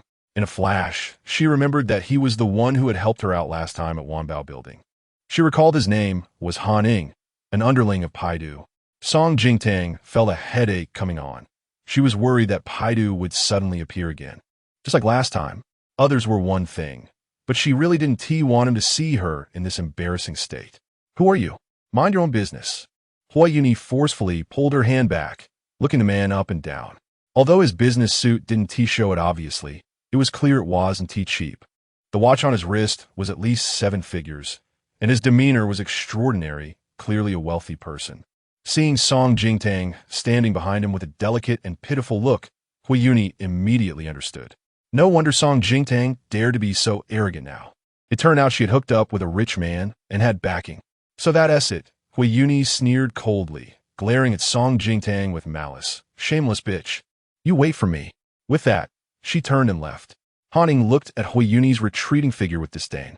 It seemed that the lesson given by President Pei was not enough. Turning back, he smiled kindly at Song Jingtang. What a coincidence, we meet again. Song Jingtang forced a smile. Yes, what a coincidence. Mr. Han, you helped me out again. In fact, if he hadn't shown up, Hui Yuni would probably be lying on the ground now. Han quickly waved his hand. It was President Pei who saw and asked me to come help. Song Jingtang's smile froze on her face. Han enthusiastically invited. Where are you going? Let me give you a ride. Without thinking, Song Jingtang was about to refuse. No, before she could finish, a honk sounded from behind. Instinctively, Song Jingtang turned her head and saw a black luxury car had stopped half a meter away from her. Get in, it's not a parking area here. Han had already stepped forward to open the back door for her, and the space next to the door was empty. But through her sunglasses, Song Jingtang could see the corner of a pair of black trousers on the other side of the back seat, stiff and cold. Han had already extended an arm to guide her. The car behind is honking. With no choice, Song Jingtang could only brace herself to get in the car. Just then a cold, magnetic voice came from the back seat. Sit in the front. Song Jingtang secretly breathed a sigh of relief and immediately replied, Okay. Paidu raised his eyes, his dark gaze watching Song Jingtang as she walked toward the passenger seat, her figure radiating a sense of relief. A deep, cold light flashed in his eyes. In her eyes, was he a monstrous flood that devoured people? After getting in the car, Song Jingtang said, Please take me to the main gate of Qingbei University. Her tone was consistently gentle and polite, without a hint of error. Of course, she wouldn't reveal the address of the villa. Qingbei University wasn't far from here, and after getting out, she could easily hail another taxi to go back. Song Jingtang secretly glanced back through the rearview mirror. The angle was limited, and she couldn't see Pei Du's face directly, only his long, beautiful hands holding the phone, occasionally swiping the screen, completely treating her as if she were air. The tense back of Song Jingtang gradually relaxed. Pei Du probably didn't recognize her. Sitting in the front passenger seat, Han naturally had to sit in the back. It was his first time sitting side by side with the boss, and his hands were awkwardly resting on his knees, glancing at the cold-faced Pei Du playing with his phone beside him, and then at Song Jingtang in the passenger seat, sitting upright without even tilting her head. Han, the car was filled with an indescribably strange atmosphere. Han tried to start conversation. By the way, I still don't know how to address you. Mississippi Song Jingtang naturally wouldn't introduce herself in front of Pei Du. She raised her left hand, revealing the wedding ring on her ring finger, while lowering her voice. I'm already married, not a miss, but someone else's wife. Han stiffly turned his head, cautiously glancing at Pei Du beside him. The man's cold and handsome face was shrouded in shadow, revealing no extra emotions. It seemed he didn't pay attention to Song Jingtang's words at all. 15 minutes later, the car stopped at the gate of Qingbei University. Song Jingtang pushed the door open to get out, and just as she was about to politely say goodbye, the car swiftly and coldly drove away in front of her. In the back seat, Pei Du's dark eyes were cold as he watched Song Jingtang in the rearview mirror. She stood still, her slender figure seeming like it could be blown away by a gust of wind. He saw her looking down, touching the wedding ring on her ring finger. Even though he couldn't see her face clearly, he could imagine the expression on Song Jingtang's face at that moment. It must have been extremely gentle. She loved everything about Hui Yunshin. That cheap wedding ring, with its pitifully small diamond, she treasured it, constantly proclaiming herself as Mrs. Hua, afraid that others wouldn't know. She pretended not to see him, not to know him. After all, in her heart, Hui Yunshan and him, Pei Du, had always been worlds apart. Pei Du closed his eyes, recalling that night many years ago when Song Jingtang stood on the steps, bathed in moonlight, yet looking at him with icy disappointment. Pei Du, a person as terrible as you, doesn't deserve to be compared with Hui Yinshan. The bright moon always hung high, illuminating everything but him. Pei-du sarcastically tugged at the corner of his mouth, his dark eyes seemingly stained with thick ink, a chilling gloom that couldn't dissipate. Song Jingtang, your taste in men is truly terrible. Han Ying recalled how Hui Yuni had looked at Song Jingtang with a fierce expression and couldn't help but frown. Boss, that Hui Yuni seems to have a bad memory. Pei-du lazily leaned back in his seat, speaking slowly. Then let the entire Hua family remember. His nonchalant tone sent shivers down one's spine. After getting out of the car, Song Jingtang took off the wedding ring from her ring finger. This ring was very cheap. More accurately, it was a free gift. Chapter 41. She was once Professor Chu's most proud student. When Hui Yunshan proposed to her, he presented a 6-carat sapphire ring, claiming it was a family heirloom from his mother, now passed on to her as his daughter-in-law. At that time, Song Jingtang was so moved that she cried tears of joy, not because of the ring's value, but because she thought Hua's mother truly recognized and accepted her as a daughter-in-law. But unexpectedly, after the wedding, when the guests had left, Hua's mother personally asked for the ring back. Jingtang, this wedding ring is too precious. It's not suitable for you to wear. Let me keep it for now. This one looks good too and suits you better. I specially picked it for you. What Hua's mother handed her was the very ring she was now wearing. However, later that night, unable to sleep, she went downstairs for a walk and accidentally stumbled upon Hua's mother and Hua Yuni chatting in the pavilion. Hua Yuni was wearing the large sapphire ring, happily taking photos. Mom, you're so good to me. This ring is beautiful. It's mine now, and I'll wear it every day. Don't let your sister-in-law see it. Hua Yuni rolled her eyes. So what if she sees it? Does she really think a woman of her lowly background deserves such an expensive ring? You're just lending it to her to save face. By the way, Mom, did you give her that gift ring that came with the sales? I did. I said it was specially chosen by me, so don't let it slip. While admiring her gemstone ring, Hua Yuni sneered. Haha, Song Jingtang is only worthy of that kind of low-grade stuff. Marrying my brother is already a stroke of luck for her. Song Jingtang pulled herself out of the memory, coldly tossing the ring into the trash can. Before her was the shining sign of her alma mater, Qingbei University. Song Jingtang looked up, her heart filled with mixed emotions. 7 years had passed. She watched the students coming in and out of the school, each full of vigor, and she seemed to see her younger self from back then, nostalgic. She once had grand ideals, but later wasted them for a man. Song Jingtang's expression darkened. The one she had disappointed the most must be her mentor, Professor Chu. Just then, a large group of medical students suddenly poured out of the school, each one excited and agitated. Hurry, hurry, Academician Chu's car is about to arrive. The school is so great, they actually invited Academician Chu back to teach and resume his research. If only Academician Chu would let me join his project team. Stop dreaming. Academician Chu has high standards. In these years, he can count on one hand the students who have caught his eye. Besides, I heard that Academician Chu was so upset by his most proud student that he hasn't taken on any students for 7 years. Song Jingtang was pushed to the side by the crowd. She listened to their words, feeling both ashamed and shocked. The student they referred to as the one who had upset Academician Chu was naturally her. But had Professor Chu not taken on students for 7 years because of that? Song Jingtang felt an overwhelming sense of guilt. Before marrying Hui Yunshan, she had sent several invitations to Professor Chu, even asking her senior to help relay the message, wanting to invite him to her wedding, but he never responded, nor did he attend. As for her holiday greetings, Professor Chu also ignored them entirely, and the birthday gifts she sent were returned unopened. Here it comes. It's Academician Chu's car. The students grew even more excited, almost like fervent fans chasing after a star. As a towering figure in the medical field and a Nobel Prize nominee, Academician Chu certainly deserved such adoration. Standing outside the crowd, Song Jingtang saw a business car approaching, and a large group of students immediately rushed forward, but they didn't dare get too close to the car door, fearing they might crowd Academician Chu, maintaining their respect. The car door opened, and Academician Chu, dressed in a dark-colored Zhongshan suit, with white hair, yet looking vigorous, stepped out of the car. He exuded a serious and scholarly aura, and the students who had just been lively and noisy instantly fell silent. each one obediently holding out copies of Academician Chu's works for signatures. Song Jingtang watched from a distance, revealing a silent, nostalgic smile. Academician Chu was like this.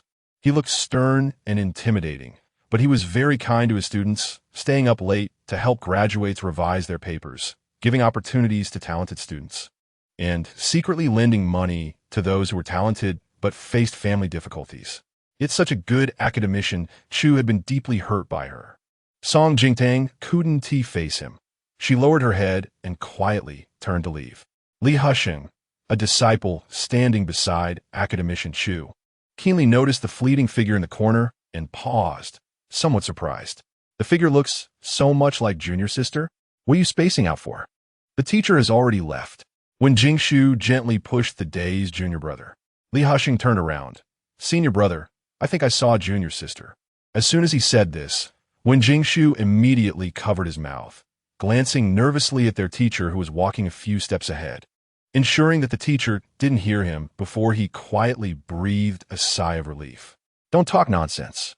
Wen Jingshu frowned at junior brother Li Husheng and lowered his voice to remind him that they absolutely must not mention junior sister in front of the teacher. Wen Jingshu was one of Professor Chu's earliest students, having entered Professor Chu's tutelage 10 years ago as a graduate student and has been following him ever since. He considered himself talented and hardworking enough, and he often received many praises, with people calling him a genius.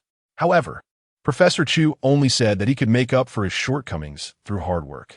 He thought it was because the teacher was worried that he would become complacent due to the flattery, which was why he intentionally downplayed his abilities. It wasn't until that year, when Song Jingtang appeared as a freshman, that he realized the teacher's evaluation of him was as objective as it could be. Wen Jingshu still remembers the fear he felt when Song Jingtang solved a problem that had taken him 3 months to tackle in just half an hour. Song Jingtang was a rare genius, and because of this, Professor Chu, who originally only accepted graduate students, made an exception to take in Song Jingtang, who was just a freshman. Professor Chu's fondness for Song Jingtang was evident, as he praised her outside as his successor. It was precisely because of the high expectations Professor Chu had for Song Jingtang that when she resolutely gave up her research path to get married, Professor Chu was so angry he almost ended up in the hospital. For so many years, the name Song Jingtang has remained a taboo in front of him. Anyone who mentions it will see his face darken. Moreover, when Jingshu couldn't help but look in the direction that Li Husheng had noticed earlier, which was completely empty. Li Husheng must have been seeing things, or it was just a passerby who looked similar, because Song Jingtang couldn't possibly be here. She should still be lying in a hospital bed, right? Chapter 42. The 25-year-old giant baby Song Jingtang walked to a nearby bus stop and hailed a taxi back to the villa. She sat in the car, feeling quite down. Professor Chu probably never wanted to see her again in this lifetime, and this was something she had brought upon herself. Song Jingtang composed herself and took out her phone, only to find 6 missed calls, all from Zhong Qiandai. Her phone had been on silent mode, so she hadn't heard any of them. Song Jingtang immediately called Zhong Qiandai back, and it was picked up instantly. Tang Tang, how are you? That bitch Hui Yuni, did she hit you again?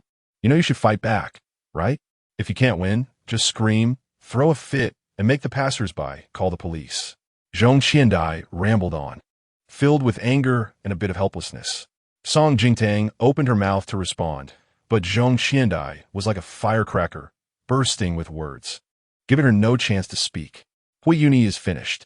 I won't let her off so easily. Anyone who dares to hit me, who breaks my best friend's wings, I will destroy her paradise in minutes.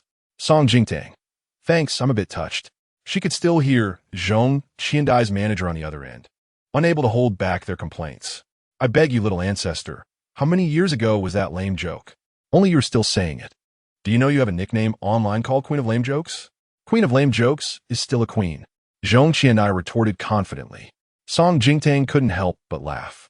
Sometimes she envied Zhong Qiandai, so spirited and fearless, overflowing with vitality. Qiandai, I'm fine, I fought back, and I'm on my way back to the villa now. She omitted the part about encountering Pei Du, not wanting to bring it up.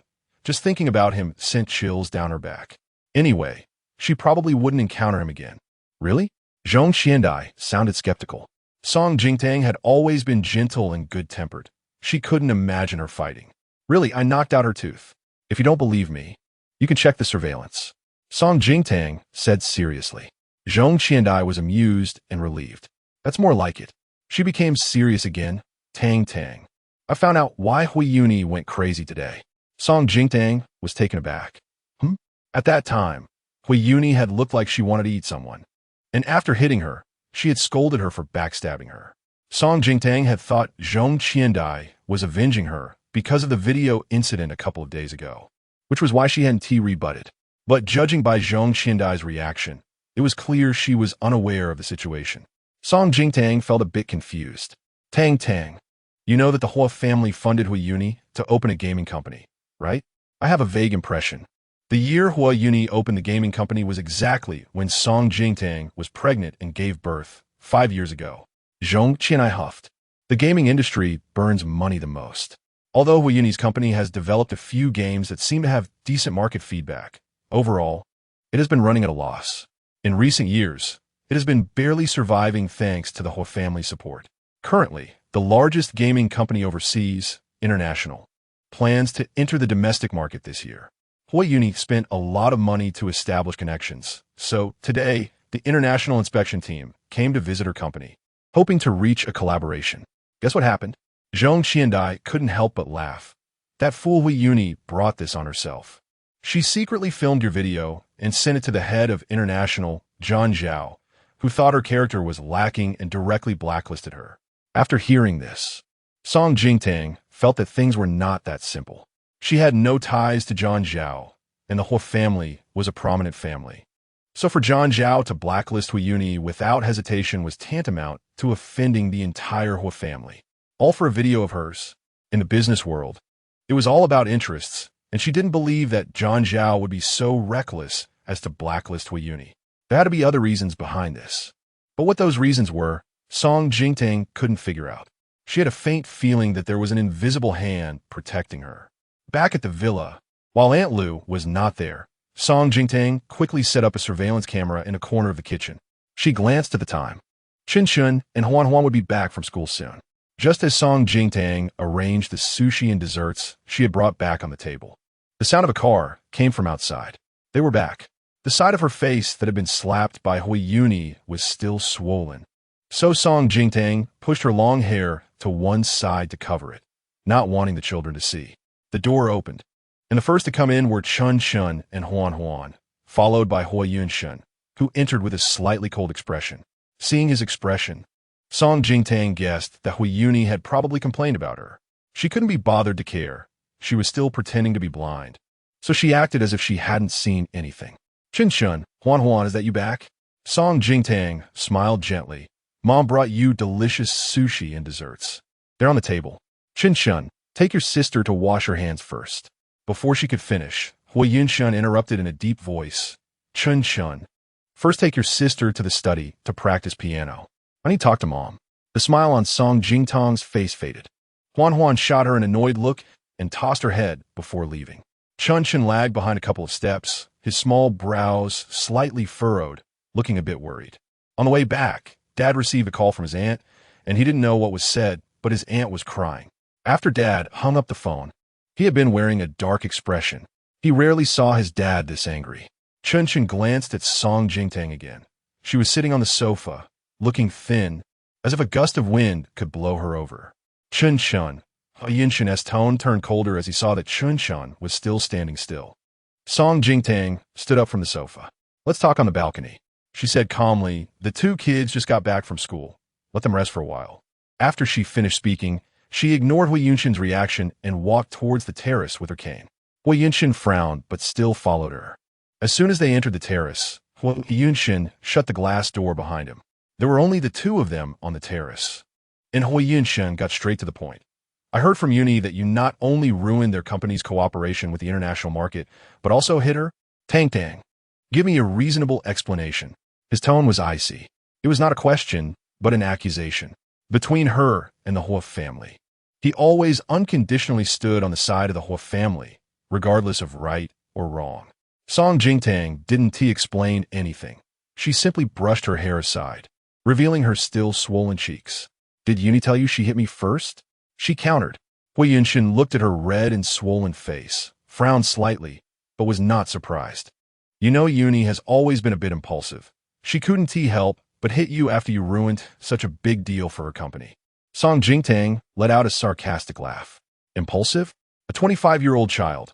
She really is a giant baby who can't be raised. Tang Tang. Hui Yunshan reprimanded, visibly displeased, looking at Song Jingtang with disappointment. Yuni is my sister, and she is yours too. Song Jingtang thought to herself that her Song family could never raise a daughter like Hui Yuni, who was spoiled, willful, selfish, and cruel. The international decision not to cooperate with Hui Yuni's company had nothing to do with her. Song Jingtang sarcastically tugged at the corners of her mouth. I've been lying down for 5 years, and I don't have the power to influence the largest international gaming company. Hui Yunshin stared at her and replied coolly. You don't, but Zhong Qianai does. The head of the international inspection team, Zhang Zhao, is a fan of Zhong Qianai, just because Yuni posted a video of you. You want to retaliate against her? Tang Tang, when did you become so ruthless? Hui Yunshan looked extremely disappointed, as if she had committed some heinous crime. Yet, Hui Yuni secretly filmed her and intentionally spread it around so that she became a joke in the social circles of the city. But in Hui Yunshan's eyes, it turned into a trivial matter. Hui Yunshan's double standards were indeed remarkable. This matter has nothing to do with Zhong Qiandai. Although Song Jingtang was too lazy to explain further, she couldn't let Zhong Qiandai take the blame. You should know her temperament. She has always been one to take responsibility. If you don't believe me, you can call her yourself. Qiandai's number is... Just as Song Jingtang was about to give Zhong Qiandai's number, Hui Yunshan's phone rang first. He glanced at the screen and answered Dad. She couldn't hear what was said on the other end, but she could see Hui Yunshan's expression visibly change. Are you sure? He said in a low voice. I'll come over right now. After hanging up, Hui Yunshan gave Song Jingtang his final conclusion before leaving. In short, what happened today is because you as a sister-in-law went too far. He said, go apologize to Yuni properly. Be good, don't make it hard for me. After saying that, Hui Yunshan hurriedly turned around. As he reached the door of the terrace, Song Jingtang suddenly called out to him. Yunshan. Hui Yunshan was not surprised. A calm composure appeared in his eyes, as if he had anticipated this. He knew that even if Song Jingtang couldn't see him, she could sense his displeasure. As long as he was unhappy, she would always give in. It had always been this way. Hui Yunshan turned back, knowing that as long as Song Jingtang was willing to bow her head and admit her mistake to apologize to Yuni, he could coax her a little more. However, Song Jingtang just stood there, brushed her hair that was blown by the wind, and smiled as she reminded him, don't forget, I'll be back at the company's RD department next Monday. Hui Yunshan left with a dark expression. Song Jingtang remained on the terrace, listening to the heavy sound of the door closing behind him, and she raised an eyebrow slightly. Hui Yunshan had always prided himself on being a gentleman and rarely showed such emotions outwardly. It seemed this time he was really angry because she was unusually disobedient. Song Jingtang didn't care. She was fine with making him angry. She watched indifferently as Hui Yunshan drove away. After standing for a while, her sprained ankle began to ache. When she bent down to rub it, she suddenly remembered Hui Yunshan's phone call in the morning. Because she had sprained her ankle, he said he would come back early to keep her company. But he came back and completely forgot about her injury. He only came to accuse her. Song Jingtang lightly tugged at the corners of her mouth, laughing at herself for still having a glimmer of hope for this man. Back in the living room, she didn't see Huan Huan and Chun Chun. The sushi and desserts were still on the table. She walked to the small study, but didn't go inside. She first heard the sound of a piano and violin duet coming from inside the not fully closed door. Song Jingtang paused to listen for a while. It was a sonata by Mozart. She leaned against the wall, quietly listening, her eyes filled with tenderness and pride. This piece wasn't difficult, but for Chun Chun and Huan Huan's age, being able to play it so beautifully and smoothly was quite rare. After listening for a while, the music stopped, and she stepped towards a small study, where Huan Huan's voice could be heard. Brother, I'm a bit hungry. Has Dad finished talking to that bad woman? The small study's window faced the back garden of the villa, and because it also served as a music room, the soundproofing was quite good. So the two children didn't hear Yinshin leaving. Shinshin was focused on adjusting the strings of the instrument when he heard Huan's words and paused his movements. Huan, you can't always call her a bad woman. He took on an older brother's role, trying to educate his sister. He knew his sister really disliked that woman, but she had given birth to them, and to be honest, he hadn't noticed anything particularly bad about Song Jingtang. On the contrary, he sometimes felt a bit sorry for her. Huan pouted and jumped down from her seat. If I don't call her a bad woman, what should I call her? Should I call her mom? But she has never been our mom, for even one day. Outside the door, Song Jingtang's hand holding the snacks trembled slightly. She closed her eyes, listening to her daughter's accusations, her heart aching painfully. Shinshin disagreed, Huan. Huan was also unhappy. Brother, why do you always help her? Hasn't Annie been good to us? She took us to the park to play and bought us so many gifts. But that bad woman bullied Annie as soon as she came back. She made Annie cry. Shinshin didn't believe it. Huan, you can't say such things. I'm not saying it randomly. I heard Annie crying to Dad on the phone. I even texted Annie, and she said she was just a shameless bad woman. Shinshin, can that woman really make Annie cry? Shinshin still didn't quite believe it. Just as he was about to say more, he heard footsteps and the sound of a cane tapping on the ground from behind. He turned his head and saw Song Jingtang, one hand on her cane and the other holding snacks.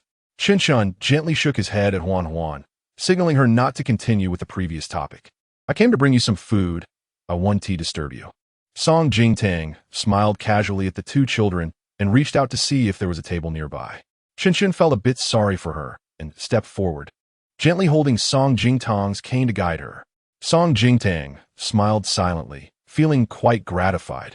When Huan saw her smile, she immediately rushed over and pulled Shinshin away. She glared at Song Jingtang with her little fists clenched. This bad woman knows brother is soft-hearted, so she is here pretending to be pitiful to make brother sympathize with her. She is really terrible. She is just like the evil witch in fairy tales. Bad woman, did you hit my Annie? Huan deliberately asked loudly. Today, she wanted to expose the true nature of this evil witch in front of her brother. Chapter 44. I just want Mom. Shinzi Song Jingtang, behind her sunglasses, stared at her daughter, who was pouting and glaring at her with an angry little face. She was still too young to hide her emotions. Her joy and anger were clearly written on her face. In Huan's world, Lin Shinzi is a good person, and Hui Yuni is also a good person. The entire Hua family treats her like the best family member, but she alone is the outsider, the bad woman. She can blame everyone, but she cannot blame Huan. She is only 5 years old, living in the world created for her by the Hua family, and hating her seems almost natural. Huan. Song Jingtang bent down and gently asked, "Can Mommy ask you a question?" Huan was originally filled with anger, ready to confront Song Jingtang. She had already decided that if this bad woman dared to scold her or hit her, she would immediately call the driver to take her to her grandparents to complain and then tell her dad to have them kick this bad woman out. But with such gentleness, Huan felt as if her punch would land on soft cotton candy. She pouted slightly, her tone stiff. What do you want to ask? Song Jingtang smiled slightly. After all, she was still a child, and her attention could be diverted quickly. If someone bullied you at school and slapped you, would you hit back? Song Jingtang asked softly. Without thinking, Huan's small fist shot out. Of course, I would hit him back. Song Jingtang was very satisfied with her daughter's reaction. It should be like this. If someone respects me, I respect them even more, but if someone offends me, I will retaliate. She had tolerated too much in the past. Huan, Mommy just did what you would do. Song Jingtang slowly tucked her hair behind her ear, revealing the half of her face that had not yet healed from being hit. Huan was stunned, and Shinshin couldn't help but walk over. Shinshin's mind was quick, and he immediately understood the cause and effect. Did Annie hit her? Yes. Song Jingtang did not deny it. Originally, she did not want to involve the two children in her troubles with the Hua family, but now it seemed she had no choice. If she didn't clarify the situation with Shinshin and Huan and allowed the Hua family to continue throwing dirt on her, their misunderstanding of her would only deepen. Perhaps one day, she would completely lose them. Just thinking about that outcome made Song Jingtang feel suffocated, unable to bear it. These were the treasures she had carried for 10 months. No matter what, She had to win back the hearts of her two children. Huan Huan, Chun Chun, Mommy wants to tell you that this is a matter between adults, and it has nothing to do with you. The relationships between adults are very complicated. But one thing will never change. Song Jingtang said gently but firmly, Mommy will always love you unconditionally. Chun Chun and Huan Huan exchanged glances, their expressions conflicted, and neither responded to her. Song Jingtang's eyes behind her sunglasses dimmed, but she also knew that she had only returned to them for a few days and could not rush it. Then Mommy won't disturb you anymore. Remember to eat the sushi and dessert. By the way, there are 2 flavors of dessert, mango and matcha. She knew Huan Huan liked mango, while Chun Chun preferred matcha. Song Jingtang left the room, closing the door behind her. The 2 little ones looked at each other. Huan Huan, is what she said true? Did Annie hit her? Chun Chun paused for a moment. Yes. Huan Huan unwillingly clenched her fist, wanting to refute, but her face turned red, and in the end, she lost her spirit. She knew in her heart that Annie would hit that bad woman. Auntie could be very fierce. She had seen Auntie hit the family servants. That's why that night, she secretly took Annie's diamond bracelet, hoping Annie would teach that bad woman a lesson from Mommy Shinzi. Just as Huan Huan was in a dilemma, she looked up and saw her brother had already picked up the snacks sent by that bad woman. Brother, don't eat that. But it was too late. Chun Chun had already taken a spoonful and put it in his mouth. It's delicious. Huan Huan, do you want a bite? Aren't you hungry? Chun Chun tempted her with a mango cake. I don't want to. Huan Huan opened her mouth to deny it, but her stomach growled first. Covering her rosy little face, she turned her head and shouted, I want to eat that bad woman's stuff. You can't buy me off. Chun Chun knew his sister's temper, the proud little princess. He took the matcha cake and walked towards the study, where his supercomputer was. Suit yourself. I'm going to play on the computer. Don't bother me. Once inside the computer room, Chun Chun closed the door but deliberately left a crack. Through the gap, he secretly watched Huan Huan outside, silently counting down in his heart. 3, 2, 1. Just as he counted to 1, that little foodie Huan Huan couldn't hold back anymore. She tiptoed over, pretending to be casual, and walked to the small table. Chun Chun had anticipated that she wouldn't be able to resist and had opened the box of mango cake in advance. Huan Huan opened her mouth and quickly took a bite of the cake, happily stomping her feet. Chun Chun smirked, revealing a cunning demeanor as if everything was under his control. He confidently closed the door and put on his headphones to play on the computer. On the other side, Huan Huan pushed her hair back with both hands, just about to take a second bite when her little phone rang. The ringtone was specially set for her by Mommy Shinzi. Hello, Mommy Shinzi. She felt a little guilty. Huan Huan, what are you doing? Huan Huan glanced at the small cake she had bitten into, feeling like she had been caught doing something wrong. She stammered. I was just practicing the piano with my brother. If Mommy Shinzi knew she had eaten the bad woman's snack, she would definitely be sad. Lin Shinzi didn't suspect anything. As gentle as ever, tomorrow is the weekend. Didn't you always want to go to the ocean park? I'll accompany you, okay? We can also bring your brother. Yay! Huan Huan excitedly agreed, sweetly saying, Mommy Shinzi, you're so nice. Then let us also invite Daddy. It's been a long time since the 4 of us went out together. Lin Shinzi chuckled affectionately on the other end. Okay, I'll follow your arrangements. We should play outside for a long time tomorrow. I'll make some of your favorite little cakes and prepare some fruit for the trip. Huan Huan felt even guiltier listening to this. Mommy Shinzi was so good. She couldn't be swayed by that bad woman's sweet words. She had to firmly stand by Mommy Shinzi's side. With this thought, Huan Huan ran over and threw the mango cake, which she had only taken 1 bite of, straight into the trash can. Mommy Shinzi, I love you super duper much. She declared her loyalty to Mommy Shinzi. I love you the most too, Huan Huan. Lin Shinzi said with a smile, suddenly remembering something. By the way, Huan Huan, you should first ask your mommy at home if she agrees for you to go out with me tomorrow. Lin Shinzi sighed before Huan Huan could speak, helplessly saying, never mind. Sister Jingtang probably wouldn't want to take you out. How about this, Huan Huan? I'll give the ocean park tickets to your dad. And when your mommy SIs are better, you can all go play next time. I don't want to. Huan Huan immediately rejected, her eyes turning red. Mommy Shinzi, didn't you say you love Huan Huan the most? Don't you want Huan Huan anymore? Of course not, my dear. I love you very much. Lin Shinzi sighed softly. But now that your real mommy is back, I should step aside. Don't. Huan Huan was about to cry. For her, Lin Shinzi, who had always accompanied her, was her mommy. Huan was afraid of losing Lin Xinzi, so she immediately distanced herself from Song Jingtang. I only want mommy Xinzi. I don't want that bad woman to be my mommy. I don't like her at all. Our family doesn't tea like her. That bad woman was even hit by Annie today, and she hit Annie too. Daddy was so angry.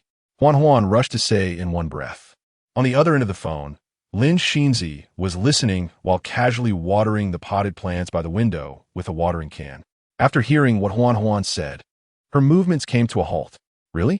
She can actually hit people? Lin Xinzi's tone was surprised, but her expression was very calm.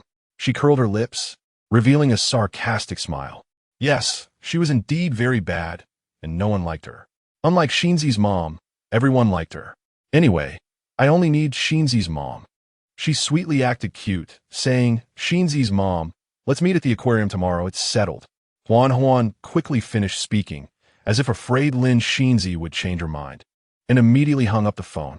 After hanging up, Huan called her dad, wanting him to accompany her and her brother to the ocean park with Xinzi's mom tomorrow.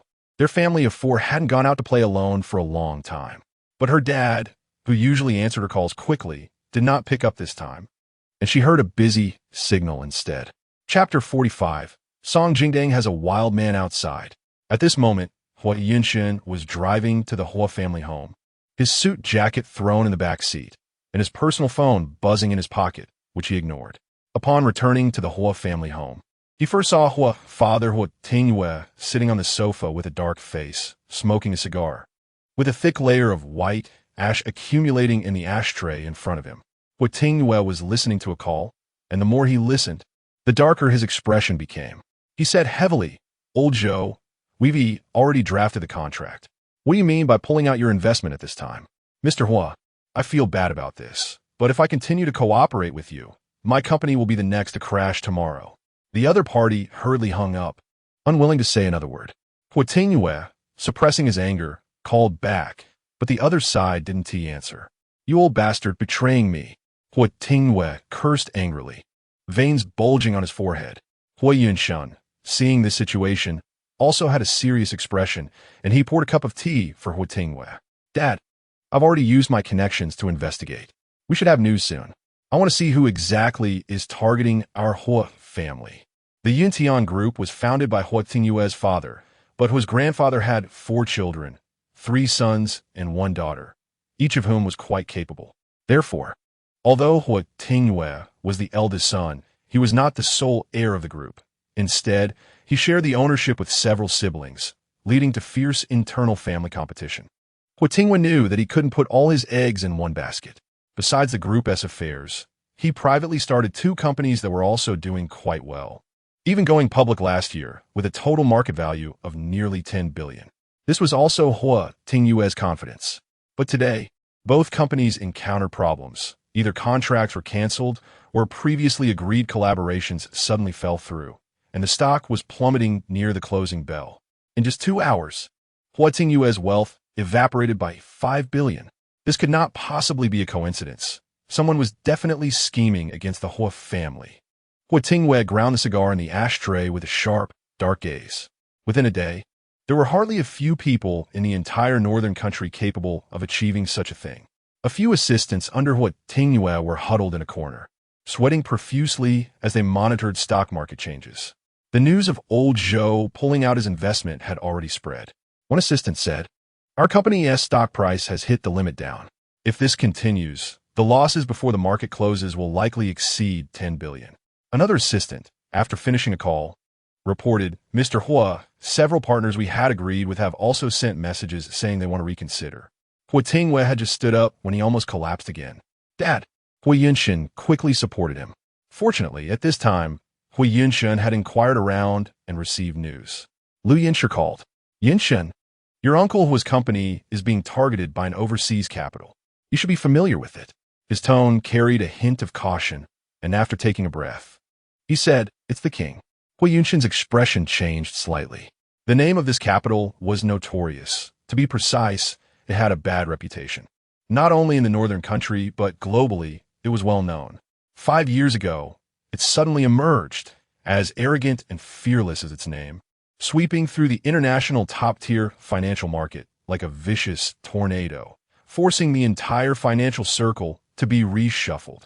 Yet, no one had ever been able to uncover the identity of its founder. 2 years ago, Hui Yunshin also attempted to make a mark in the overseas market, but any project he was involved in faced obstacles. He later learned that he was being targeted. Initially, Hui Yunshin wanted to tough it out, but later realized that this capital was large enough to influence the entire international market. Confronting it head-on would be tantamount to seeking death. Ultimately, Hui Yunshin had to reluctantly return to the domestic market. Little did he know that 2 years later, it had reached the market again. When he had entered the overseas market, it could be considered that he had touched the other party's cake. What was the situation now? Were they targeting the Hua family for a kill? Yinsher, do you have a way to contact anyone? Liu Yinsher replied helplessly, no way. Their company headquarters are all managed remotely. Mr. Hua, young Master Hua. A panicked voice came from the corner where several assistants were. Hua Yinshen and Hua Tingyue both looked up and saw several computers going black at the same time. Then the screens turned blue with a line of black text popping up. If the child is not taught, it is the father's fault. Hua Tingyue, one of the assistants, a computer expert, immediately began tracking the hacker's intrusion and discovered it was an external network intrusion. Soon, he traced the other party's address. And more accurately, the other side had no intention of blocking him. Mr. Hua, we found it. Hua Yinshin walked over, and when he saw it, his breath stopped for a moment, his usually calm eyes now filled with waves of emotion. This is the address of the capital's headquarters. This meant that today, the stocks of the two companies under Hua Tingyue were deliberately made to drop as an act of revenge. Hua Tingyue stared intently at the 6 glaring words on the screen. He only had 2 children. Hui Yunshin, who was meticulous in his dealings, was the son he was proud of and would not offend any capital that could be beneficial. That is to say, it hurts so much. Hui Yuni's spoiled voice suddenly interrupted. She had just returned from the hospital after getting a tooth filled, half of her face still swollen, holding an ice pack. Hua mother beside her looked at her with concern. Hui Yuni entered and hadn't noticed the tense atmosphere. Upon seeing Hui Yunshin, she rushed over. Brother, why didn't you bring Song Jingtang to apologize to me? She looked around, not seeing Song Jingtang, her disappointment visible. Tomorrow, you will divorce that bitch, right? Before the divorce. Make her come and apologize to me. I want to slap her 20 times. Hui Yuni said through gritted teeth. Her parents wouldn't even dare to touch a finger of hers. Yet that country bumpkin Song Jingtang had the audacity to slap her face. She wished she could tear her apart to vent her anger. Hui Yunshin frowned, not in the mood to deal with her. All right, we'll talk about this later. Hui Yuni thought Hui Yunshin was protecting Song Jingtang. She clenched her fists in anger. Sure enough, Big Brother was still soft-hearted towards that bitch Song Jingtang. They had 2 children, so he would definitely go easy on her. He would downplay what happened to her. Hui Yuni was filled with unwillingness. In the car on the way back, she had heard Hua mother mention the problems with Hua father's company. And now seeing her father's dark face and the room full of assistants, Hui Yuni had an idea. Just then, Hua Tingyue, with a gloomy expression, spoke up. Yuni, I have something to ask you. Hui Yuni eagerly replied, Dad, I have something to tell you. A trace of cruel and cunning light flashed in her eyes. Hui Tingyue cared most about the company. If he knew that the losses of his company were related to Song Jingtang, that bitch would not only be beaten, but would also shed skin. Hui Tingyue thought Hui Yuni was going to confess, so he took a deep breath, sat back on the sofa, and waited for Hui Yuni to clarify the matter that had offended her. Hui Yuni couldn't wait to come forward and complain. Dad, that shameless vixen Song Jingtang has found a wild man outside. Hearing this, Hui Yunshin turned pale. Yuni, stop talking nonsense. I'm not talking nonsense. I saw it with my own eyes. Hui Yuni hadn't mentioned on the phone earlier because she was worried Hui Yunshin wouldn't believe her. But since Hua father was currently facing such huge losses in the company, she decided to push Song Jingtang into the spotlight to take the blame. Hua father had always favored her the most. He would believe whatever she said. Dad, I've investigated it thoroughly. The international cooperation matter was messed up by that wild man Song Jingtang found. That wild man even said that Song Jingtang had suffered grievances in our Hua family for these years, and he wants to get it back for her. Hui Yuni spoke vividly, completely unaware that Huatingyue's hand resting on his knee was slowly turning into a fist. He stared at his daughter, Hui Yuni's nonsensical expression, his face growing darker, and his patience was at its limit. Are you saying that Song Jingtang just woke up, blindly found a wild man outside, and was able to make my company suffer such heavy losses in just one day? Chapter 46. Good night. Pei Du. Several assistants nearby couldn't bear to watch. Hui Yuni was still pouring oil on the fire. Maybe that wild man was someone Song Jingtang was involved with years ago. Dad, you mustn't let her off. Hui Tingyue could no longer tolerate it and slapped her hard. You little brat, how dare you lie? The man's strength was much greater than a woman's. In his rage, the slap sent Hui Yuni crashing to the ground, her head hitting the floor with a loud thud, and she immediately fainted. The assistants all buried their heads lower, wishing they could disappear on the spot. Yuni, Hui's mother, rushed over to pick up her daughter, only to see that Hui Yuni had a large bump on her forehead, and her nose was bleeding. Have you gone mad? This is your own daughter. Hui's mother furiously accused her father while shouting, Yinshin, hurry and call an ambulance for your sister. Call an ambulance for what? She's not going to die. Hui Tingyue roared in anger, pointing his finger at Hui's mother. Do you know how much I've lost today because of your good daughter? 10 billion. And this is just the beginning. Hearing this, Hui's mother's cries were choked in her throat. Looking at her furious husband, she shrank back, completely afraid to cause a scene. No one noticed that in the corner, several assistants' computers, one of which was facing the living room, had its camera flashing a red light. The clouds hung heavily, and rain began to fall as night descended. In a high-end business club's luxurious private room, a space of 500 square meters even housed a temperature-controlled indoor swimming pool. The lights were adjusted to a dark red hue, the most stimulating for hormones. Young men and women splashed around in the pool, indulging in reckless fun while playing games. The group belonged to Mo Jia's entourage, but tonight he didn't dare to go too far. At least no one was yet at the 18-plus level. Because a respected figure was present, Pei Du sat on a corner sofa. The dark red sofa was originally a catalyst for desire, but Pei Du, dressed in white and black, sat there with a chilling aura that seemed to absorb the blood of the sofa beneath him, content to rest. Pei Du played with his phone with one hand, opening a video sent by a subordinate, which was edited and clearly focused on Hui Yuni being slapped to the ground by Hui Tingyue, knocking her out cold, and it was quite entertaining. He narrowed his long, deep-set eyes and beckoned with his finger to Mo Jiaye, who was soaking in the water not far away. Brother Pei, who are you interested in? I can call someone to accompany you. Mo Jiaye approached, having released the two beauties he was with. I'm sending you a video to spread. I want everyone to know. Don't worry, I'll handle it. Mo Jiaye responded while opening the video Pei Du sent. The more he watched, the more he felt the girl getting hit looked somewhat familiar. Wasn't she from the family? Pei Du lazily leaned back, closing his eyes, and spoke without any emotion. Get your people out of here. Implicitly, he meant he wanted a rest. Pei Du suffered from severe insomnia. If he felt sleepy, he would naturally want to sleep wherever he was. Mo Jiaye made a gesture, and the music stopped. The men and women in the pool exchanged glances. My brother Pei wants a rest, so hurry up and clear out. Change places. Mo Jiaye was extremely submissive in front of Pei Du, but his reputation as the top playboy in the circle was not unfounded. The name of the Mo family carried weight wherever they went.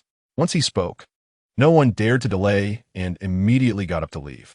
Only one sexy beauty in a red short skirt, who hadn't gotten in the water, hid in the corner and didn't leave. Her attention was fixed on the seemingly napping Pei Du on the sofa. She had originally come for Mo Jiaye, acting reserved all night to raise her status, but now she had changed her target. She didn't know Pei Du, but Mo Jiaye was obedient in front of him, indicating that this man must have a significant background. Once the place quieted down, the woman walked over to Pei Du, who was resting with his eyes closed, and sat down beside him. The moment Hanning entered and saw this scene, he nearly died of fright. Are you crazy? How dare you get close to Pei Du while he is sleeping? The woman leaned in sweetly. Mr. Pei, how boring it is to sleep alone. From a distance, she thought this man had broad shoulders and a narrow waist, with long legs and a great figure. But as she got closer, his face was even more stunning, making her breath hitch and her heart race uncontrollably. Pei-du had just closed his eyes when he was awakened by the annoying voice and smelled a sickly sweet perfume. Growing increasingly irritated, he expressionlessly opened his eyes, fatigue lingering in the depths of his dark eyes. His gaze so deep it had a captivating charm. The woman felt her body soften under his gaze. Leaning closer to Pei-du, how about I keep you company? A handsome man like you, even if nothing happens. It's worth it to sleep for a night. Keep me company? Pei-du smiled faintly, his ink-black eyes playfully sliding down from the woman's beautiful face to her slender neck. Just being looked at by him made the woman feel flushed all over. However, the next second, she heard Pei-du coolly say, "But I don't sleep with the living." Before the woman could react, she was grabbed by the neck and forcefully pinned down on the sofa. While Pei-du leisurely pulled a fruit knife from the fruit platter, the sharp blade glinting ominously in front of her eyes, and then he stabbed down forcefully. "Ah!" The woman screamed in terror. The knife tip stopped less than half a centimeter from her eye. The woman was so frightened that physiological tears streamed down her face. Crying and begging for mercy. "I was wrong.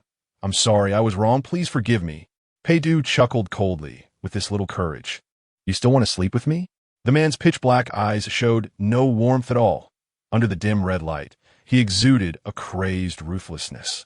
The blade brushed coldly against the woman's face, piercing through the sofa beneath her, the red blood appearing as if it were hers. Pei-du no longer glanced at the terrified woman and simply turned to leave. Even long after he had gone, the woman remained curled up on the sofa, trembling and chattering her teeth, finally managing to curse out, "Maniac!" Han followed closely behind Pei-du, almost feeling the murderous aura emanating from him, not daring to breathe. This man usually had a terrible temper. If disturbed while sleeping, he would explode directly. "Got keys?" Pei-du spoke. Han immediately handed over the car keys. Pei-du opened the door and got in, stepping on the gas as he drove off, leaving Han in a state of disarray. Pei-du circled the city, the night deepening with each turn. When the car finally stopped, he saw Song Jingtong's new wedding villa in the distance. He had seen her happily shopping for furniture with Hui Yunshin, her eyes full of joy and her smile dazzlingly foolish. Pei-du slightly tilted his head back and closed his eyes. There was no wind tonight. He picked up his phone and opened a short recording he had saved. Only 4 seconds long. He hit play and held it to his ear. It was years ago, Song Jingtong's clear yet reserved voice saying, "Good night, Pei-du." He closed his eyes and quietly listened to it over and over again. This was a good night he had tricked her into saying. At the time, he had no idea that this phrase would accompany him for 7 years. Good night, Pei-du. Chapter 47. Can you see? Hui Yunshin hadn't returned even late into the night. Song Jingtang didn't mind at all. She wasn't concerned about what he was doing. Instead, Huan had called Hui Yunshin several times, as if there was something important she needed to discuss with him. Song Jingtang knocked on the door of the children's bedroom. "Chin Chun, Huan, Mommy's coming in." The door wasn't closed tightly, and as she pushed it open, she caught Huan hiding her phone behind her back. A flicker of guilt flashing in her big, watery eyes. "What are you doing in here?" Huan's tone was unwelcoming. She had just been sending a voice message to her dad, explaining that she was going to the ocean park with XINZ's mom tomorrow. She didn't want that bad woman to know, and for some reason, even though she knew that the bad woman couldn't see, every time she saw her, she inexplicably thought of the mango cake she had thrown in the trash. Of course, Song Jingtang noticed the phone Huan was hiding behind her back. Saying she wasn't upset would be a lie, but she knew she couldn't rush things. Huan, it's getting late. It's time for a bath and bed." She had asked Lu Saw, and Chun Chun had been independent since childhood, starting to take baths by himself at the beginning of this year. But Huan was a bit spoiled and willful. She didn't like taking baths unless the tub was filled with bubble bath and toys ahead of time. And someone was there to tell her stories, to coax her into it. She would only behave when Lin XINZ was around. As expected, as soon as Song Jingtang spoke, she was rejected. "I don't want to take a bath." Song Jingtang took a step back and gently said, "Then how about Mommy helps you wipe down? You've been at school all day. You must be a bit sweaty. You might smell a little." "I don't want to." Huan opened her mouth to refuse, but then she thought about how she would be going to the ocean park with XINZ's mom early tomorrow. If XINZ's mom smelled her stinky body, that wouldn't be good. Thinking of this, Huan reluctantly said, "Then let Lu Sa help me wash." Song Jingtang softly replied. Lu Sa has something to do, and went home. Mommy will help you wash. In fact, starting next week, Lu Sa would no longer be in this house. Tonight, she had specifically told Lu Sa not to cook, saying she wanted to eat food from Pin Lu and asked her to go buy it. Lu Sa naturally agreed. On her way out, she took advantage of Song Jingtang's inability to see and walked out with a bulging bag. After Lu Sa left, Song Jingtang opened the fridge and, as expected, saw that the Australian lobster that had been air-freighted yesterday had been replaced with tiny crayfish. The corner cameras had captured everything. Plus, Zhong Qiandai had just sent her some information from the private detective she hired, enough for her to get Lu Sa fired. Huan, of course, was unaware of all this. She heard Song Jingtang's words and was quite suspicious. "How can you help me bathe if you can't see?" As she spoke, she deliberately reached out to poke Song Jingtang's sunglasses, but was promptly caught by her hand. Huan was startled. "You can see?" Chun had just come out of the bathroom after washing and was surprised to see the scene as well. Song Jingtang had already prepared her explanation. With a smile, she said, "A good friend of Mommy's introduced me to a great eye doctor, and now my eyesight has improved a little, but I'm still a bit sensitive to light and need to wear sunglasses." She had pretended to be blind well enough. She would be officially returning to the company next week, and she needed to be better by then. Huan retracted her hand, hesitating, unsure whether to agree to let Song Jingtang wash her. Song Jingtang gently coaxed her. Huan, Mommy tells great stories. You can ask for any story you want." "Really?" Huan was a bit tempted, and if she didn't tea-bathe, she would be frowned upon by XINZ's mom tomorrow. Weighing it for a few seconds, she reluctantly nodded in agreement. "Okay, just this once." Song Jingtang smiled and went to the bathroom to run a bath for Huan, but went to the dressing room to find a set of pajamas and walked toward the bathroom. But suddenly, she thought of something and ran back to Chin Shun. "Brother, you can't tell XINZ's mom that I let the bad woman wash me." "Chin Shun." Huan insisted on making a pinky swear with him. Then she flicked her little ponytail and headed to the bathroom. Chin Shun looked at Huan's back, shaking his head helplessly. He climbed onto the bed and picked up a book from the bedside to read before sleeping. This bath took Song Jingtang nearly an hour to wash Huan, as she intentionally told a long story, which captivated Huan, making her forget the time and her dislike for her. Even lying in bed afterward, Huan felt unsatisfied. Song Jingtang calmly said, "Next time, Mommy will tell you an even better story, okay?" Huan was about to agree when her small phone next to her pillow rang. The caller ID was XINZ's mom's exclusive ringtone. The phone was face down, so Song Jingtang couldn't see the caller ID. But she noticed Huan immediately grabbed the phone, nervously covering the screen against her chest. She guessed it was Lin, XINZ calling. Song Jingtang's smile froze. Huan urgently urged her to leave. "I'm going to sleep now. You should go." Song Jingtang's expression dimmed, and she could only get up. Before leaving, she saw Chun had already fallen asleep in bed, still holding the book tightly in his hand. Song Jingtang walked over, gently pulled the book from his palm, placed it aside, and tucked him in. Gazing at her son's angelic sleeping face, she smiled and softly said, "Good night, baby. Mommy loves you." After waking up, her greatest comfort was from Chun. As soon as Song Jingtang closed the door and left, Huan immediately called Lin XINZ back, sweetly explaining, "Hello? XINZ's mom. I was taking a bath and didn't hear your call." Song Jingtang returned to her room, already having sorted out her emotions. She didn't lie down immediately, but instead pulled out the research materials she had previously done on Alzheimer's disease and reviewed them. Although 7 years had passed, the things she had learned were etched in her mind and would not fade. She quickly clarified her upcoming research ideas. Just then, she keenly heard movement downstairs. Hui Yinshin had returned. Song Jingtang quickly put away the materials, lay back down, and not long after, Hui Yinshin pushed the door open and came in. "You're back." Song Jingtang feigned being woken up from sleep. Hui Yinshin, unusually, did not respond but instead turned on the bedroom lights, the sudden brightness stinging Song Jingtang's eyes. She grabbed her sunglasses nearby and put them on. Hui Yinshin immediately noticed something was off. "Your eyes have recovered?" Song Jingtang replied nonchalantly with a prepared explanation. "A friend of Qiandai's doctor treated me, and it was quite effective. My vision has improved a bit, but things are still a bit blurry. It will take a few more days to fully recover.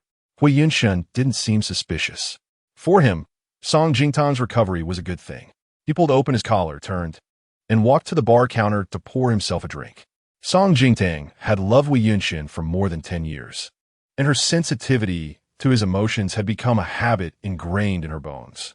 She clearly understood that Hui Yunshen's mood must be at an all-time low right now. If it were in the past, she would have rushed to be his listening ear, feeling heartbroken and anxious to the point of insomnia whenever he frowned, even going to great lengths to solve his troubles. But now, she was not interested at all. In fact, she felt a bit sleepy. Hui Yunshen set down his glass and spoke heavily.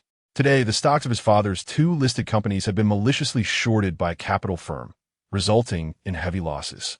Song Jingtang. This piqued her interest a bit. She feigned surprise and concern, asking, how could this happen? Which kind-hearted person is punishing the whole family? Hui Yunshen did not respond to her words. He leaned against the bar, standing in the light's shadow, his usual gentle brows hidden in darkness, revealing a rare coldness.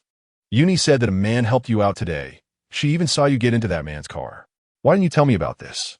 Chapter 48. The thief shouts to catch a thief. Song Jingtang detected a trace of barely perceptible anger in Hui Yunshen's tone. She was momentarily stunned, and when she reacted, she found it incredibly ironic and laughable. Lin Xinzi was practically living in their house, and he actually accused her of being the thief? Hui Yunshen received a call from the awake Hui Yuni while on his way home. She insisted that Song Jingtang was out with a wild man. Brother, that shameless woman is definitely looking for wild men behind your back. Didn't you notice that Song Jingtang is quite different since she woke up this time? He told Hui Yuni not to talk nonsense, but her last sentence did indeed touch Hui Yunshen. Song Jingtang's awakening this time was indeed different from before. Hui Yunshen scrutinized Song Jingtang, who still had that familiar face, even looking more fragile than 5 years ago. He frowned slightly, and the inexplicable feeling of irritation returned. Tang, I need an explanation, he said coldly. He was genuinely doubting her. Song Jingtang closed her eyes, her pale hands gripping the bed sheets tightly. A bone-chilling coldness spread through her heart. Every time she thought she had accumulated enough disappointment and wouldn't be hurt by Hui Yunshen anymore, his shamelessness always managed to reset her bottom line. That man was just being kind because he saw that I was blind. When Hui Yuni rushed up and tried to hit me, he stepped in to help. As for why I got into the car, it was because he was worried that Hui Yuni would come after me again and wanted to give me a ride. Hui Yunshen's gaze didn't leave her face. After a moment of silence, he quietly asked, where did he take you? To the entrance of Qingbei University. Yunshen, if you still don't believe me, there should be surveillance at the school gate. You can check. Song Jingtang forced herself to say calmly, wiping away the tears spilling from under her sunglasses. If you have no other questions, I want to rest. After saying this, Song Jingtang took off her sunglasses and threw them aside. She turned her back to Hui Yunshen and lay down, her delicate butterfly bones supporting her nightgown, making her look thin, even her hair exuding a sense of grievance. Hui Yunshen. He raised a hand to press his forehead and strode over to Song Jingtang. I'm sorry, Tang, that's not what I meant. Hui Yunshen's voice returned to its usual gentleness as he apologized quietly. His large hand rested on her shoulder, warm and heavy. Song Jingtang felt goosebumps rise all over her body. She couldn't help but think that this hand must have touched Lin Xinzi countless times. The nausea in her stomach surged again. She could still play along with her words, but her body's reaction couldn't be deceived. Just being touched by Hui Yunshen made her feel sick. Song Jingtang could only continue to play the role of the wronged. You've had a hard day too. Get some rest early. She calmly shrugged off Hui Yunshen's hand, sitting up with teary, red-rimmed eyes, biting her lip. I want to sleep in the study. She looked pitiful and wronged. Hui Yunshen's heart softened. I'm sorry, Tang, he said helplessly. I was confused and tired today. He pulled Song Jingtang into his arms, his large hand stroking her long hair. I'll take a shower and then sleep in the study. I still have some work to deal with tonight. Just being held by him sent chills down her spine. She suppressed her nausea and forced herself to endure it. She said considerately, okay, I'll go get your pajamas. Hui Yunshen chuckled softly, leaning down to kiss her forehead. Tang, do you know what I like most about you? Song Jingtang leaned against Hui Yunshin's chest, her eyes cold with disgust, but her voice was gentle and naive. What is it? Hui Yunshin's fingers ran through her hair, like a master petting his obedient pet. What I like most about you is that you always know when to stop and won't throw a tantrum with me. He said with satisfaction, my tangdang is so good. Song Jingtang. After Hui Yunshin entered the bathroom, Song Jingtang finally exhaled deeply. She got up and walked into the walk-in closet, where Hui Yunshin's clothes were neatly organized in different cabinets. His pajamas were in a separate section. As she searched for them, she suddenly paused. Under a row of men's pajamas, she saw a sexy women's nightgown with silk straps and lace trim. Song Jingtang sneered coldly, taking a glance. Judging by its length, Lin Xinzi would have a hard time covering herself. She hung the dress back in place. When she came out with Hui Yunshin's pajamas, she sprayed her hands with disinfectant alcohol. Song Jingtang placed Hui Yunshin's pajamas at the bathroom door and lay back down on the bed. When Hui Yunshin finished his shower and came out, she closed her eyes and pretended to be asleep, fearing that even one more glance at this despicable man would make her vomit her dinner. She heard Hui Yunshin's footsteps stop in front of her. Song Jingtang's hand, hidden under the blankets, gripped the sheets tightly, praying that he wouldn't touch her. Fortunately, Hui Yunshin made no further moves. He simply tucked her blanket in before turning to leave. As he exited the bedroom, Hui Yunshin did not go directly to the study. He walked to the end of the terrace and lit a cigarette. The night was high, and the moonlight filtered through the clouds. It illuminated the man's usually handsome and refined face, reflecting an unusual coldness. Hui Yunshin called Jiangzhou. Find someone to check the surveillance at Qingbei University's gate this afternoon. See if there's any sighting of my wife, and when did she get out of the car. Chapter 49. You don't have to come tomorrow. The next day, Song Jingtang went downstairs and saw Lu Sa busy in the kitchen. She walked over. Lu Sa, Madam, you're up. Lu Sa replied politely, but did not turn to look at Song Jingtang, treating her as if she were still blind. Busying herself with the bird's nest just delivered today. Song Jingtang leaned against the door frame with her arms crossed, smiling faintly. This bird's nest looks good today. Upon hearing this, Lu Sa suddenly paused, turning to see that Song Jingtang was not wearing sunglasses, and her previously dull eyes were now much more spirited. Staring straight at her, Lu Sa's face paled slightly, forcing a smile. Madam, your eyes. Oh, I saw a famous doctor yesterday, took some medicine, and they were fine when I woke up this morning. So it was only this morning that they got better. Lu Sa breathed a sigh of relief. Picking up the conversation from earlier, yes, this bird's nest was selected and sent by the old lady from the garden. It's the best quality. Chuncheng and Huan Huan are at the age of growth, so it's good for them to eat this. Song Jingtang smiled. By the way, Lu Sa, don't you have two grandsons who are about the same age as Chuncheng and Huan Huan? If there's any leftover bird's nest, you could take some for them. No, that won't do, Lu Sa said earnestly. How could I take things back? Mr. Wu pays me a high salary, 30,000 a month. This is all for Chuncheng and Huan Huan to eat. My two grandsons don't have that fortune. Song Jingtang looked at her earnest expression, and the smile at the corner of her mouth deepened, laden with meaning. People as honest as Lu Sa are hard to come by. Although she was clearly smiling and gentle, Lu Sa inexplicably felt a chill run down her back. Song Jingtang didn't say much. She turned and went upstairs to wake Huan Huan. Chinchin's bed was empty. At such a young age, he was already very disciplined and wouldn't sleeping on weekends. He was currently exercising in the basement gym with Hui Yunshin. Huan Huan opened her sleepy eyes and, seeing that it was Song Jingtang and not Lu Sa, became even more irritable. She rolled around in bed, kicking off the covers to vent her frustration. Song Jingtang remained calm and collected, patiently waiting by the bed for her to finish venting. Sure enough, after a while, Huan Huan got tired of tossing and turning. Noticing that Song Jingtang hadn't left, she pouted and, though unwilling, asked her to get the clothes she wanted to wear today. I want to wear the blue Elsa princess dress from the second row of the wardrobe. She had made an agreement with her mother, Xinz, to wear matching outfits today, and Xinz would also wear a blue dress. After putting on the dress, Huan Huan twirled in front of the mirror, feeling great, which also improved her attitude towards Song Jingtang a bit. There's an event at school today, and later I'm going to the ocean park with Dad and my brother. Huan Huan said, glancing at the mirror at Song Jingtang, who was fixing her hair. Worried that she would say she wanted to go too, Huan quickly added, "The school rules say only one adult can accompany us." Song Jingtang's hand, which was combing Huan's hair, paused slightly.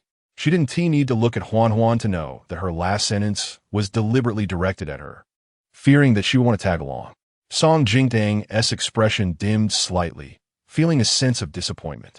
She knew that Huan had not yet accepted her, and pushing too hard at this moment would be counterproductive.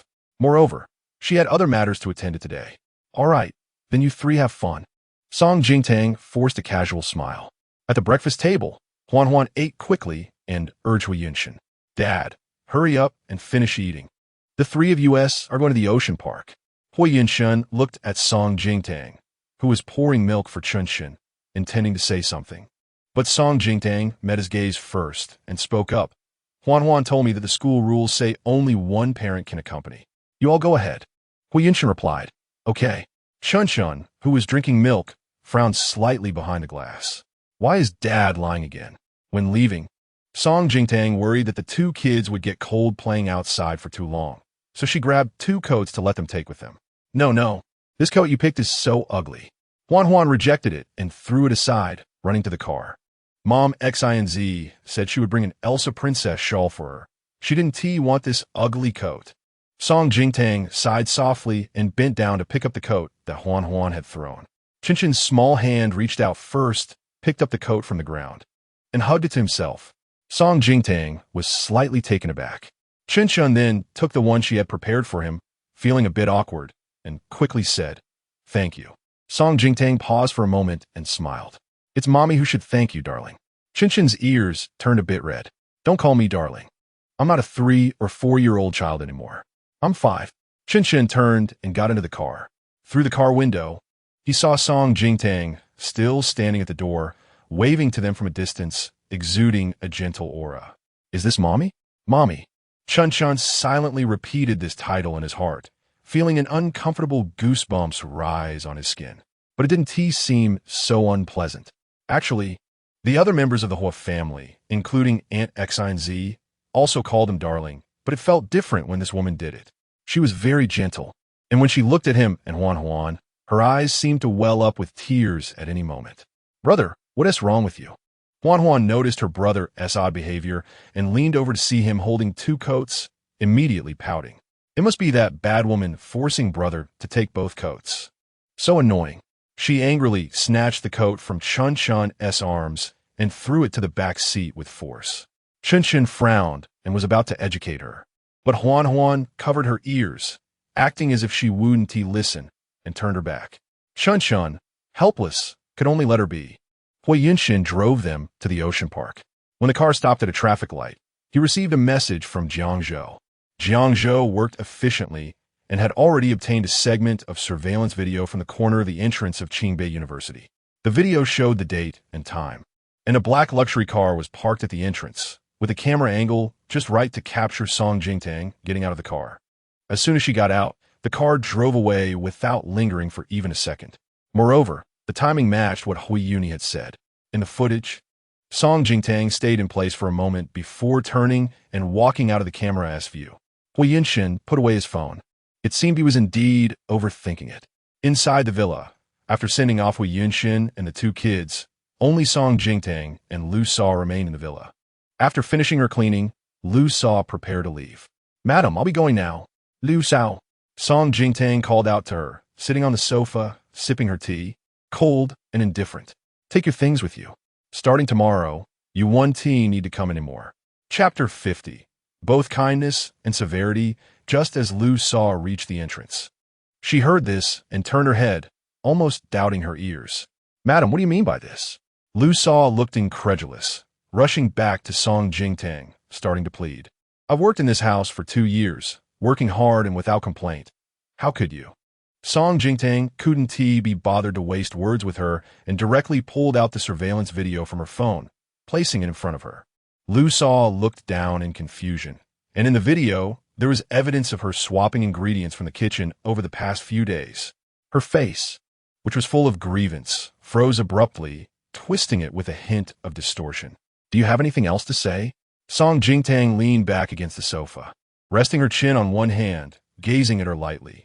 She seemed gentle, but the strong aura of a mistress emanated from her, and her clear eyes sparkled with a compelling pressure.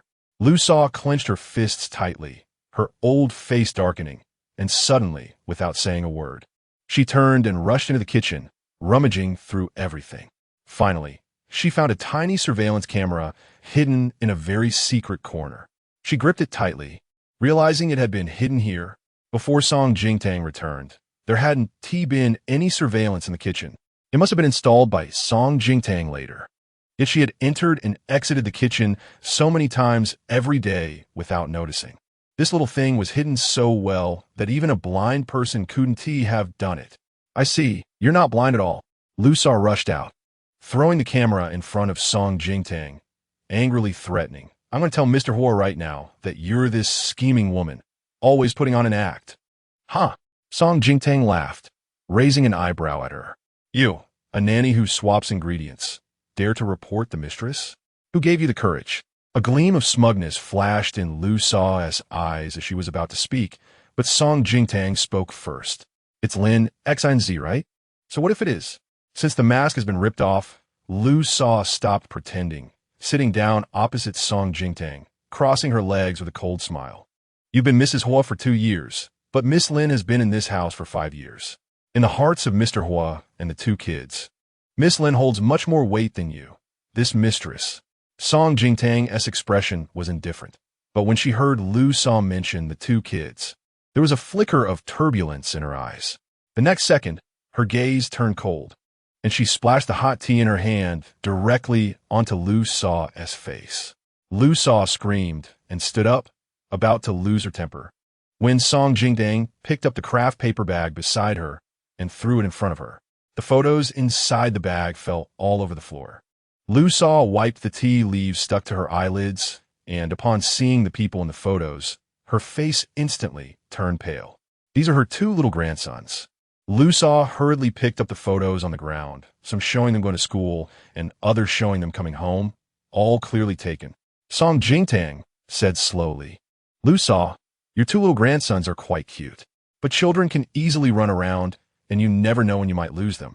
You can try it out and see if that favored Miss Lin can help you find them when the time comes. As she spoke, Song Jingtang leaned closer to the paper-white Lu Sa and reached out to remove a tea leaf from her hair, causing Lu Sa to tremble uncontrollably. Song Jingtang smiled with her lips curled up and kindly reminded her, So Lu Sa, it's best for you to go home and take good care of your grandsons. No matter how favored Lin Xinzi was, she was still just a mistress, but Song Jingtang was undoubtedly the real Mrs. Hua. With the Hua family's wealth and power, if Song Jingtang wanted to do something to those 2 children, Lu Sa definitely wouldn't be able to stop her. Lu Sa dared not gamble with her 2 precious grandsons. She finally realized that this woman, Song Jingtang, was not as weak as she appeared. On the contrary, she was quite terrifying. Lu Sa swallowed her saliva and sat back down, her legs weak, with none of the earlier arrogance remaining. Madame, I will listen to you. At this moment, in her eyes, Song Jingtang was like a flood beast. Song Jingtang leaned back on the sofa, her tone slightly cold. I hope that not a single word of our conversation today gets out. Looking at the photos of her 2 grandsons, Lu Sa no longer dared to be tough. Madam, rest assured, I will not speak out of turn. Song Jingtang took out a bank card and pushed it in front of her. This is your salary for 4 months. Considering the hardships you've endured taking care of Chunshun and Huan over the past 2 years, Lu Sa naturally wouldn't go against the money. She accepted it with fear and trepidation. Thank you, madam. The combination of kindness and threats was most effective for dealing with someone like Lu Sa. Song Jingtang stood up and glanced at the messy kitchen. Before you leave, please clean this up, she said, and went upstairs. Lu Sa took care of it. She would officially return to the company on Monday, and they needed a new nanny at home. Song Jingtang was just about to call the old lady to have someone arrange to come over when she received a call from Zhong Qiandai. Song Jingtang answered, and before she could speak, Zhong Qiandai's excited voice came through her ear. Tang Tang, haha, I have good news for you. Hui Yuni is really famous now. You must see what I sent you. Song Jingtang. She clicked on the video Zhong Qiandai sent and could barely hold back her laughter. The video was quite short. Hui Yuni was slapped to the ground by Hua's father, but for some reason, someone had turned it into a 15-second meme video. Zhong Qianai was thrilled. I don't know where this video came from, but it's gone viral online, haha. Hui Yuni is completely famous now. She deserves it. She dared to hit you, so she should be slapped back repeatedly. Song Jingtang paused the video on Hua's father's furious face, her brows slightly furrowing. Hui Yuni was the only girl in the Hua family's generation and was quite favored at home. Hua's father had always been indulgent towards her. How could he have struck so hard? Song Jingtang recalled Hui Yunshen saying that yesterday, 2 listed companies under Hua's father had their stocks maliciously shorted. And now seeing Hui Yuni getting hit, could these 2 events be related? Tang, I feel like heaven is helping you. Zhong Xiandai said happily on the other end of the line. Whoever bullies you will face retribution. Is it really heaven helping her? Although Song Jingtang didn't believe in such things, she couldn't think of a better explanation. She smiled and said, then let's thank heaven. By the way, Tang, are you free today? Zhong Qiandai changed the subject. I'm at a brand event near Ocean Park. Do you want to come play? Ocean Park? Chun and Huan are over there. Song Jingtang thought for 2 seconds and said, okay. She would officially return to work next week, and Zhong Qiandai was busy with work. They probably wouldn't have much time to meet. Besides, she wanted to see her 2 children having fun and being lively. She had already missed too much of Chun and Huan's growth. Now, even if she could only see them from a distance, she would be satisfied. Chapter 51. Disguised as mother and daughter with Lin Xinzi on the way to Ocean Park, Song Jingtang called the old lady. She first mentioned the recovery of her eyesight. The old lady was quite pleased, saying, it's truly the Bodhisattva's blessing. My dear granddaughter-in-law is a fortunate good child. Song Jingtang bitterly tugged at the corners of her mouth. If she were truly fortunate, how could she have married Hui Yunshen and endured all this hardship? Naturally, she wouldn't say such things to the old lady. Among the entire Hua family, only the old lady genuinely liked her and treated her well. Grandma, I'm going back to work on Monday. The 2 children at home need a new nanny, and I would like to trouble you to arrange someone to come over. Just to prepare 3 meals a day and take care of the 2 kids. No problem. I'll have Aunt Hua pick someone capable from my courtyard. The old lady readily agreed. Tang, are you at home now? Song Jingtang replied honestly, I'm on my way to Ocean Park. Aunt Hua beside her suddenly handed over a tablet. It was a photo sent by Huan, showing her Chun and Hui Yunshen at the entrance of Ocean Park. She looked like a little princess, and Chun was also incredibly handsome. Hui Yunshen stood next to the children, dressed casually, handsome and extraordinary, smiling gently at the camera. Huan, great-grandma, we are out having fun. Just looking at the 2 adorable great-grandsons in the photo made the old lady unable to help but smile widely, her eyes full of affection. Without a doubt, Tang must be going to Ocean Park to meet them. The old lady also set her mind at ease. She had originally worried that Tong's 5-year coma would cause problems in her relationship with Hui Yunshen, but now it seemed she had overthought it. The old lady cheerfully said, all right, go have fun. Enjoy yourselves. Just as Song Jingtang was about to say she was going to meet a good friend, she heard the old lady say that first. She swallowed her words and smiled, saying, then you rest, Grandma, and remember to take your medicine on time. I'll find time to come over and check your pulse in a few days. The old lady sighed. As long as you and Yunshen are doing well, that's better than any medicine I could take. It would be best if you could give me another little great-grandson soon. This was something Song Jingtang couldn't respond to. How could she and Hui Yunshen possibly turn back now? She could only smile and evade. You don't need to worry about me, Grandma. I'll take care of it. Please take care of yourself. The old lady heard this and thought Song Jingtang was just shy. She laughed and said, all right, I won't nag. After hanging up, the old lady felt relaxed. It seemed she had truly overthought things. She had been worried that Lin Xinzi, that little vixen, might take advantage of the situation and steal Yunshen away. However, the old lady's smile faded slightly. Feeling a bit concerned, Tang was simple-minded and soft-tempered. Who knows what tricks Lin Xinzi might play later? The old lady thought for a moment and came up with an idea. She instructed Aunt Hua, Hua, please send a notice to the HR department of Yuntian Group in your capacity as a major shareholder. Song Jingtang got out of the car and Meow rushed over. Out of breath. Sister Jingtang, Sorry to keep you waiting. Sister Chandai's event has already started. She's in a waiting area and didn't have time to come personally. It's all right. I can find my way there myself. Thank you for making the trip. Seeing Meow Meow all sweaty, Song Jingtang felt a bit guilty. It's a small matter. Meow Meow led Song Jingtang forward, her little round face flushed and brimming with vitality. Sister Jingtang, you're really amazing. Ever since you helped me with my computer, it's been running perfectly smoothly. She continued excitedly.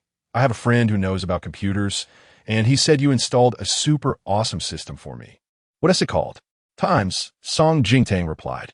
Times was something I worked on during college, one summer when I was free, with a friend from the computer science department named Chi-Yu. We collaborated to create a top-tier firewall system. Later, a tech company took notice and wanted to collaborate deeply with us, but I wasn't interested, so I withdrew. Chi wanted to split the collaboration fee with me, but I refused. I knew how much he needed the money back then. To avoid hurting his pride, I said, this money is a gift. It's my investment in you, Chi-Yu. When you start a big company in the future, don't forget to give me a share. Recalling the past, Song Jingtang became lost in thought. She chuckled nostalgically, yet there was an infinite sense of helplessness and regret within her. After university, she chose to marry and devoted all her time and energy to Huiyunshin, losing contact with her old friends. She wondered how Chi was doing now. Yes, that has times, Meow Meow exclaimed. Sister Jingtang, how did you get permission to use this system? I heard the installation requirements are very high. Oh, that? I was one of the first trial members of Times, so I have the installation permission, Song Jingtang replied seriously, making up a story. After all, she couldn't just say that she was one of the founders. 7 years ago, when she withdrew, she had already handed Times over to Chi-Yu. This program was no longer related to her. Fortunately, Meow Meow was a computer novice, and she believed what Song Jingtang said without further questioning. The brand event had already begun, and Zhong Qiandai had a large number of loyal fans surrounding the venue, making it very lively. Meow Meow led Song Jingtang to the super VIP area in the front row, where Zhong Qiandai appeared on stage in a black fringe gown, and the fans screamed with excitement. Hello everyone, I'm Zhong Qiandai. Song Jingtang looked up at the dazzling star on stage with pride, but also a sense of heartache. During the 5 years she endured as a vegetative person, Zhong Qiandai had struggled alone in the entertainment industry, which must have been very hard for her. Song Jingtang took more than 10 photos of Zhong Qiandai on stage, and considering there were so many fans present, she quietly left before the event ended. As she walked forward, she lowered her head to message Zhong Qiandai, suggesting they meet at the pavilion in Ocean Park later. The south entrance of Ocean Park was only a 5-minute walk from the event venue. Entering through the south gate alone, Song Jingtang looked around with anticipation, actually just hoping for a bit of luck to see Chun Chun and Huan Huan. To her surprise, her luck was good today, not long after entering. She spotted Chun Chun's figure near the entrance of the coral jellyfish pavilion. Chun Chun had his little hands behind his back, looking up at the various coral specimens on display at the entrance. Huiyunshan was standing not far away, talking on the phone. Just seeing her son's back made Song Jingtang's heart soften, as if she had been stuffed with a cotton candy. She raised her phone to take a picture, but suddenly, Huan Huan's figure burst into her view, holding 2 colorful ice creams and wearing a blue princess dress. She danced like a fairy to Chun Chun's side and handed him one of the ice creams. The scene was incredibly warm. Song Jingtang smiled wider. Just as she pressed the shutter, Lin Xinzi's figure intruded into the frame. Song Jingtang's pupils dilated. She stiffly lowered her phone. In her line of sight, Lin Xinzi was wearing a blue spaghetti strap dress, bending down to wipe Huan Huan's mouth, where ice cream had smeared. Huan Huan looked up at her with a sweet, obedient smile. Song Jingtang silently tightened her grip on her phone, the edges digging into her palm, making it painfully clear. So this was the reason Huan Huan insisted on wearing that blue dress. She had coordinated with Lin Xinzi for a mother-daughter outfit. The 2 striking shades of blue cut into her heart like the sharpest knife, leaving it bleeding profusely. Chapter 52, Father and Sons. Colluding to deceive her, Song Jingtang painfully closed her eyes. She had thought the 2 children were still unfamiliar with her and didn't want to play with her, which was why they lied to prevent her from coming. But the truth was they were going out with Lin Xinzi. The three of them had teamed up to deceive her. Song Jingtang forced herself to watch with a broken heart. "Daddy, try this." Huan ran over and tugged at Hui Yunshan, who was on the phone, tiptoeing to hand him the ice cream. It was too sweet for his liking, but since it was from his daughter, Hua Yunshan bent down and took a small taste. Then Huan offered the ice cream to Lin Xinzi. Lin Xinzi glanced at Hui Yunshan, brushed her long hair aside, leaned down, and bashfully took a bite from the spot where Hui Yunshan had just tasted. Song Jingtang felt nauseated. Hui Yunshan naturally saw this scene. He exchanged a glance with Lin Xinzi, a mix of helplessness and indulgence evident in his faint smile. As if to make up for it, Lin Xinzi smiled sweetly and offered Hui Yunshan a drink from the cup she had already sipped from, tilting her head as if she were being coy and asking him to try it. In the end, Hui Yunshan couldn't bear to refuse. He lowered his head and took a sip through the straw Lin Xinzi had used. Song Jingtang had never seen such a gentle, indulgent look on Hui Yunshan's face before. Long ago, she had known he had a cleanliness obsession. When they had just started dating, there was a time she was on a date with him, and as her drink and tea arrived yet, she was thirsty and took a sip from his. Hui Yunshan said nothing at the time. His upbringing prevented him from openly criticizing any behavior that displeased him, but throughout the meal, he didn't touch that drink again. Song Jingtang slowly relaxed her clenched fist, feeling a wave of coolness wash over her palm. It turned out it wasn't that he had a cleanliness obsession. It was just that she wasn't the person he could tolerate or favor. Huh? Song Jingtang curled her lips in a sarcastic smile, mocking herself for being a complete clown in this relationship. While Hui Yunshan was on the phone, he glanced at Lin Xinzi, freeing one hand to tap his own nose. Lin Xinzi looked confused, so Hui Yunshan took out a handkerchief from his pocket and personally wiped the cream off her nose, then casually turned back to continue his phone conversation. Meanwhile, Lin Xinzi smiled, her lips pressed together, looking just like a woman in the throes of romance. Song Jingtang's lips curled into a cold smile. What a pair of shameless scoundrels. How dare he bring his mistress out so brazenly? Hui Yunshan must not have been beaten by her yet. As soon as Zhong Qiandai changed her clothes, she hurriedly rushed to Ocean Park to meet Song Jingtang. However, on her way, she first spotted Song Jingtang and stealthily approached from behind, planning to surprise her beloved Tang Tang. But instead, she was shocked herself. Seeing Hui Yunshan wiping Lin Xinzi's face in that ambiguous scene made Zhong Qiandai explode, just as she was about to charge over her. Song Jingtang held her hand to stop her. Tang Tang. She felt a mix of anger and frustration. Why are you still protecting that scumbag? He has openly brought his mistress out. Song Jingtang raised her phone to take pictures, zooming in on the scene of Lin Xinzi and Hui Yunshan together. The shots turned out well, and she was quite satisfied. They would be perfect to throw in Hui Yunshan's face when it came time for the divorce. Putting away her phone, Song Jingtang turned back to Zhong Qiandai with a gentle smile. All right, don't let them affect your mood. They aren't worth it. She pulled Zhong Qiandai away. Zhong Qiandai spent the whole way scolding Hui Yunshan and Lin Xinzi, her mouth dry and tongue parched. Song Jingtang listened quietly, nodding along. Zhong Qiandai scolded until she was tired before she spoke. Qiandai, sit here for a while. I'll go buy you a bottle of water. There were many people queuing at the water selling place, and she was afraid Zhong Qiandai would be recognized. When she returned, Zhong Qiandai took off her sun hat and put on Song Jingtang, saying, "Don't get tanned." Song Jingtang queued to buy 2 bottles of water and almost bumped into someone when she turned around. "Sorry," she whispered, keeping her head down as she walked away.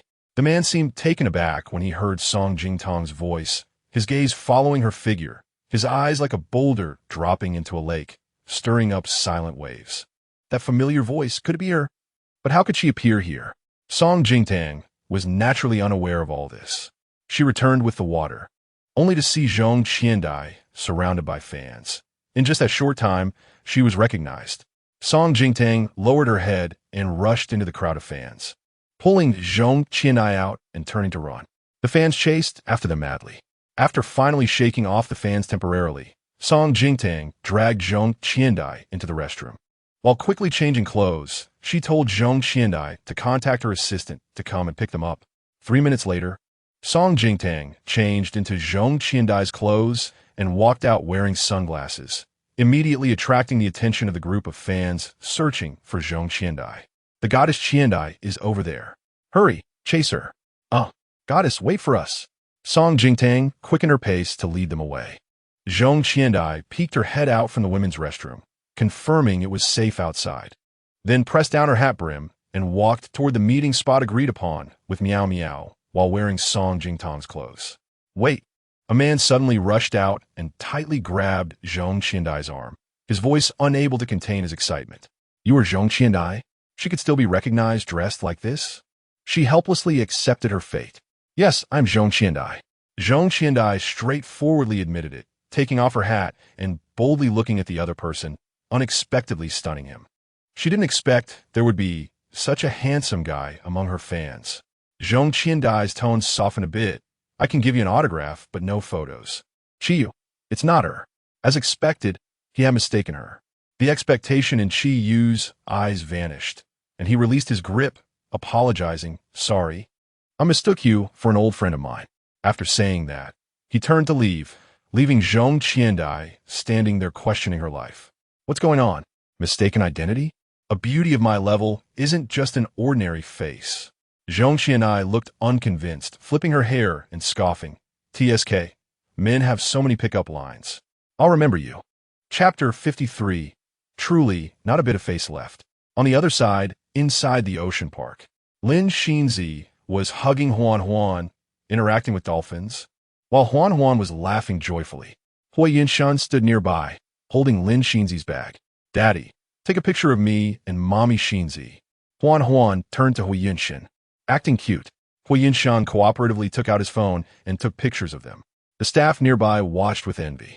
Sir, your family is really enviable. Everyone is so good-looking, and your relationship is so good. Taking the opportunity, he suggested, how about I take a picture of you for our parent-child activity promotion? Thank you, but no need. Hui Yinshan politely and coldly declined. The staff was not discouraged. Sir, if you don't want the two children in the picture, you and your wife can have a separate photo. Hui Yinshan felt a bit impatient, but didn't show it. The words "we are not a couple" hadn't come out yet when a phone call interrupted. Hui Yinshan gave up, walking to a quieter place as he answered the call. Lu Sa, what's the matter? Chen Shun was sitting on a chair in the back, playing with a Rubik's Cube. Seemingly immersed in his own world, his small hands skillfully twisting it, restoring the cube in just a few seconds. Chen Shun looked up at Lin Xinzi and Huan Huan, not far away, and mumbled, "She's not even my mom." Meanwhile, Lin Xinzi let Huan Huan down and rubbed her sore arms. Huan Huan, look, your brother's playing by himself. Can you go keep him company? She gently bent down and said, Okay. Huan Huan bounced off to find Chen Shun. Lin Xinzi walked toward the staff member who had just approached Hui Yinshan. Hello. She smiled. You wanted a picture of me and my husband, right? The staff member looked at the gentle and beautiful woman in front of him, unconsciously softening his voice. Yes, you and your husband are indeed a perfect match. We happen to have a parent-child event next week that needs promotion, so we wanted to borrow your photo for advertising. Don't worry, we absolutely want to disclose customer privacy. Lin Xinzi understandingly said, My husband doesn't like taking photos, but I have a couple photo I can send you. Great. Thank you, Mayam. The staff member eagerly accepted. Lin Xinzi lowered her head to find a photo in her phone gallery, and hearing the term Ma-am, the corners of her mouth unconsciously curled up. Hui Yinshan finished the call and turned back, just as the staff member was leaving. What's wrong? He looked at Lin Xinzi. Lin Xinzi helplessly said, I just explained to him that we are not the kind of relationship he thinks we are. Then he came to flirt and asked for my contact information. Did you give it? Hui Yinshan frowned slightly, though it was barely noticeable. Lin Xinzi chuckled, stepping closer to Hui Yinshan, her eyes sparkling with flirtation. I said, that depends on whether my boss agrees. Hui Yinshan could smell the fresh and elegant fragrance emanating from her. His Adam's apple moved slightly, realizing their proximity was too close, and he was about to step back. Just then, Chen Shun suddenly squeezed in, forcing Lin Xinzi to step back a few steps. Daddy, who called you just now? He asked curiously, looking up at Hui Yinshan. Hui Yinshan replied, it was Lu Sa. She called to resign, saying she want to come starting tomorrow. Upon hearing this news, a hint of unusual color passed through Lin Xinzi's eyes. Hui Yunshin was already looking at her, inquiring. Lu Sa only said there was an urgent matter at her hometown and that she needed to resign. Shinzi, isn't Lu Sa a relative of your mother's? What happened to her family, do you know? I haven't heard my mom mention anything serious happening with Lu Ai's family. Lin Shinzi paused, tentatively guessing. Could it be that Sister Jingtang and Lu Sa haven't been getting along? These days, Sister Jingtang has been at home, and she should have interacted with Lu Sa the most. Hui Yunshin slightly furrowed his brows, taking Lin Shinzi's words to heart. Lu Sa had been at their home for 2 years without taking a single day off, but it had been half a month since Song Jingtang returned home after waking up, and Lu Sa had directly resigned. He first called home, but no one answered. Is Song Jingtang not at home? Or could she have gone? Hui Yunshin's brows furrowed even tighter. He planned to call Song Jingtang, but after pressing the first 3 digits, he couldn't remember the rest of the number. After all, she had been absent from his world for 5 years. Forgetting her phone number was normal. Hui Yunshin found Song Jingtang's old phone number in his contacts and dialed it. It connected, but after waiting for a full minute, no one answered. Hui Yunshin's expression darkened. This situation had never happened before. Song Jingtang should have answered his calls instantly. Hui Yunshin took a deep breath and put away his phone. They had played enough for today. It was time to go home. His tone showed no emotion, but his expression was noticeably colder. The shuttle bus to the Ocean Park exit only took about 20 minutes. During that time, Hui Yunshin couldn't help but check his phone 5 or 6 times, finding no calls from Song Jingtang. As they neared the exit, Hui Yunshin finally ran out of patience and called Song Jingtang again. This time, the phone rang for several seconds before she answered. Hello, where are you? Why didn't you answer the phone? You didn't even call me back? Hui Yunshin's tone was unusually cold, revealing his displeasure. At that moment, Song Jingtang was sitting in a taxi, listening to Hui Yunshin's series of questions, almost laughing out loud. Hearing his serious tone, she thought that the one secretly going on a sweet date with a mistress to the ocean park was herself. She really wanted to ask Hui Yunshin if he knew how to write the word shame. But now was not the time. I came to see Qiandai, but she was recognized by fans halfway through. We exchanged clothes, and I led the fans away. I was in such a hurry that I didn't check my phone, and only just got into the car now, Song Jingtang patiently answered. She glanced lightly at the passing scenery outside the window, her expression a bit cold. In fact, when Hui Yunshin first called, she was already in the car, but just didn't want to answer. She knew what he wanted to ask, most likely about Lu Sa. At that moment, she had just gotten into the car, out of breath, and was afraid that hearing Hui Yunshin's voice would make her feel nauseous enough to vomit. It wouldn't be appropriate to throw up in someone else's car. She just didn't expect that Hui Yunshin would call her a second time. Song Jingtang got a little distracted, recalling the time when she chased after Hui Yunshin and set a special ringtone for his calls. No matter the time or place, she would never miss his call. Even during Professor Chu's class, it was no exception. She was afraid Hui Yunshin wouldn't find her, afraid he would worry, and also afraid that when he needed her, she wouldn't be there, and he would no longer need her. At that time, she had been caught by Professor Chu several times. Finally, Professor Chu could no longer tolerate it, and took her aside in the hallway for a lesson. Song Jingtang, a big man like Hui Yunshin won't die without you. Professor Chu said angrily, puffing his cheeks. She just lowered her head, smiling at her shoelaces, secretly rebutting in her heart. Who knows? Song Jingtang narrowed her eyes slightly. How cute. Her 19-year-old self was so foolish yet adorable. Now at 27, she could give her younger self an answer. Without him, Hui Yunshin not only wouldn't die, but he would also live well. More importantly, she wouldn't die without Hui Yunshin either. On the other end of the line, the shuttle had already stopped at the exit.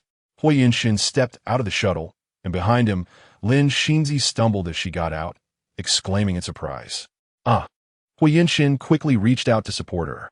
He held his phone steadily in the other hand, and Song Jingtang could hear Lin Shinzi's voice clearly. They were still together, and since their voices were so close, they probably hugged each other. Song Jingtang's gaze turned cold. This pair of dogmen and women had no shame in front of 2 kids. Chapter 54.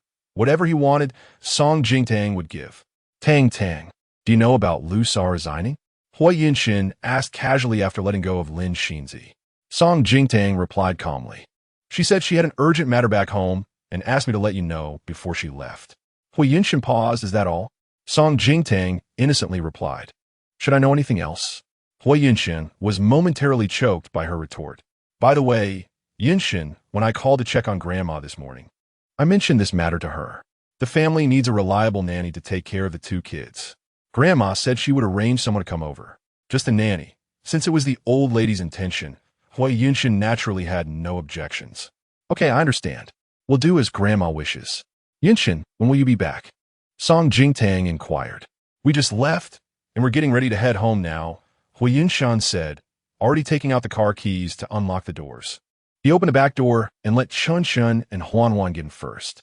Lin Xinzi also opened the passenger side door and got in. Song Jingtang heard the sounds of Hui Yunshan getting into the car and closing the door. Suddenly feeling inspired, she said, Yunshan, let us have a video call. I want to see the two treasures. Without waiting for Hui Yunshan to respond, Song Jingtang directly initiated a video call. She was doing it on purpose. She knew Lin Xinzi was definitely sitting in the passenger seat. However, Hui Yunshan didn't even think about it and directly hung up, switching to voice call. Song Jingtang was slightly taken aback as she looked at the voice call notification on her phone, and she coldly smiled before pressing the answer button. Well, Yunshan calmly said, we'll be home soon. Let's see it when we get back. Huan Huan is a bit tired and is almost asleep. Okay, Song Jingtang replied blandly. He didn't even want to let Lin Xinzi hide for a while. A hint of bitterness rose in her throat, and Song Jingtang tiredly closed her eyes. Feeling full of sarcasm, it turned out that Hui Yunshan was capable of loving someone to this extent. Hui Yunshan dropped Lin Xinzi off at her apartment. In the back seat, a tired Huan Huan had already leaned against her brother and fallen asleep, while Chun Chun was also closing his eyes, drowsy. Sorry for delaying your rest time by having you play with Huan Huan and Chun Chun. It must have been tiring, Hui Yunshan said. It's not tiring. I really enjoy being with the two treasures, Lin Xinzi replied, looking up at Hui Yunshan with gentle eyes. Besides work, I'm also happy to spend time with you in private.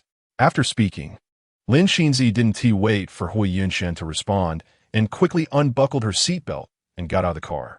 She waved at Hui Yunshan and turned to walk into the apartment building. Hui Yunshan stared at Lin Xinzi's back for a few seconds before retracting his gaze and driving away. Dad, Chen Shan suddenly opened his eyes. Hui Yunshan lifted his gaze, looking at his son, who was still half asleep through the rearview mirror. Why didn't you tell Mom that we played with Aunt Xinzi today? He didn't understand. Hui Yunshan paused, considering how to explain it to him, when Chun Chan suddenly asked, Dad, do you like Aunt Xinzi? Chun Chun, Hui Yunshan's expression turned cold, with a hint of reprimand. Don't say such things again. Chun Chun, after all, was just a 5-year-old child, and no matter how mature he was still afraid of his father. Although Hui Yunshan was usually gentle, when he turned cold and angry, it was quite intimidating for Chun Chun. Hui Yunshan realized he had been too harsh and took a deep breath, softening his tone as he answered Chun Chun's previous question. You don't understand your mother. Hui Yunshan lightly tapped the steering wheel with his long fingers, paused for a moment, and slowly said, sometimes she could be very clingy and troublesome. He already had hostility towards Lin Xinzi. Instead of spending time explaining and comforting her, a little lie would make things much simpler. Chun Chun seemed to understand, but not really. Scratching his head. Finally, he succumbed to sleepiness and dozed off.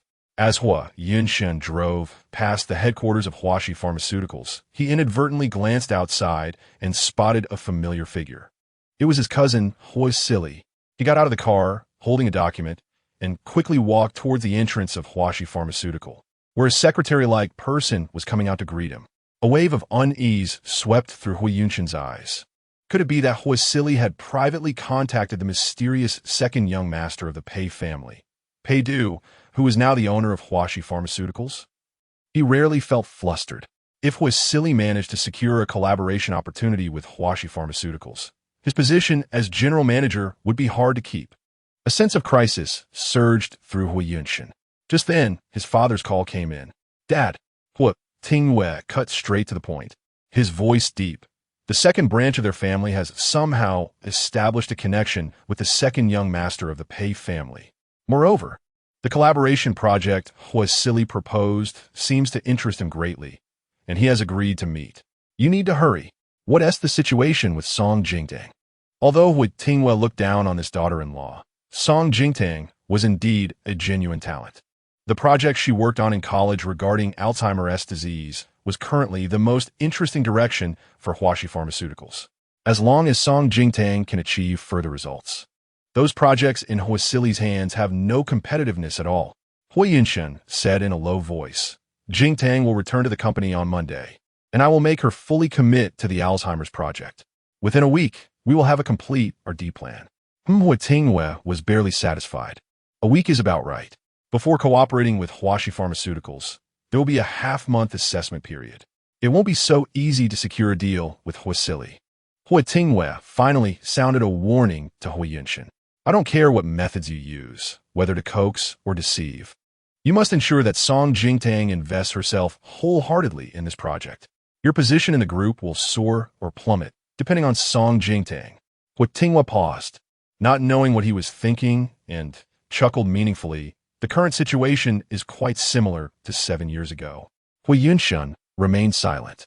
7 years ago, Song Jingtang gave everything to help him reach new heights. This time, she would surely help him again. After all, in Song Jingtang's heart, he was her whole world. Whatever he wanted, she would give.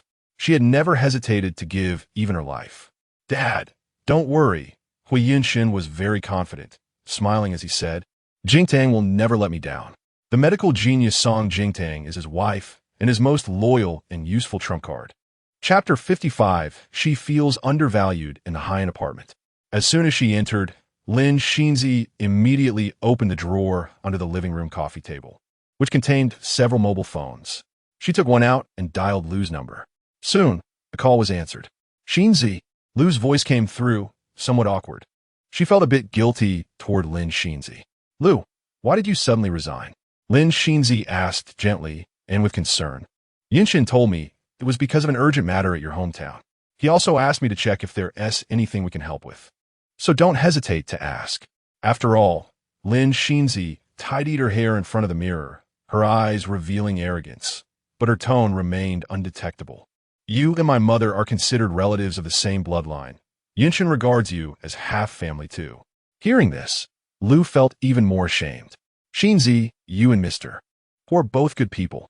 I, Lu, am at home now, looking at my lively grandchildren, and I can't help but think of that woman, Song Jingtang, making me feel cold. The words almost came out, but I held them back. Xinzi, I just have some personal matters to handle back home. I need to go back.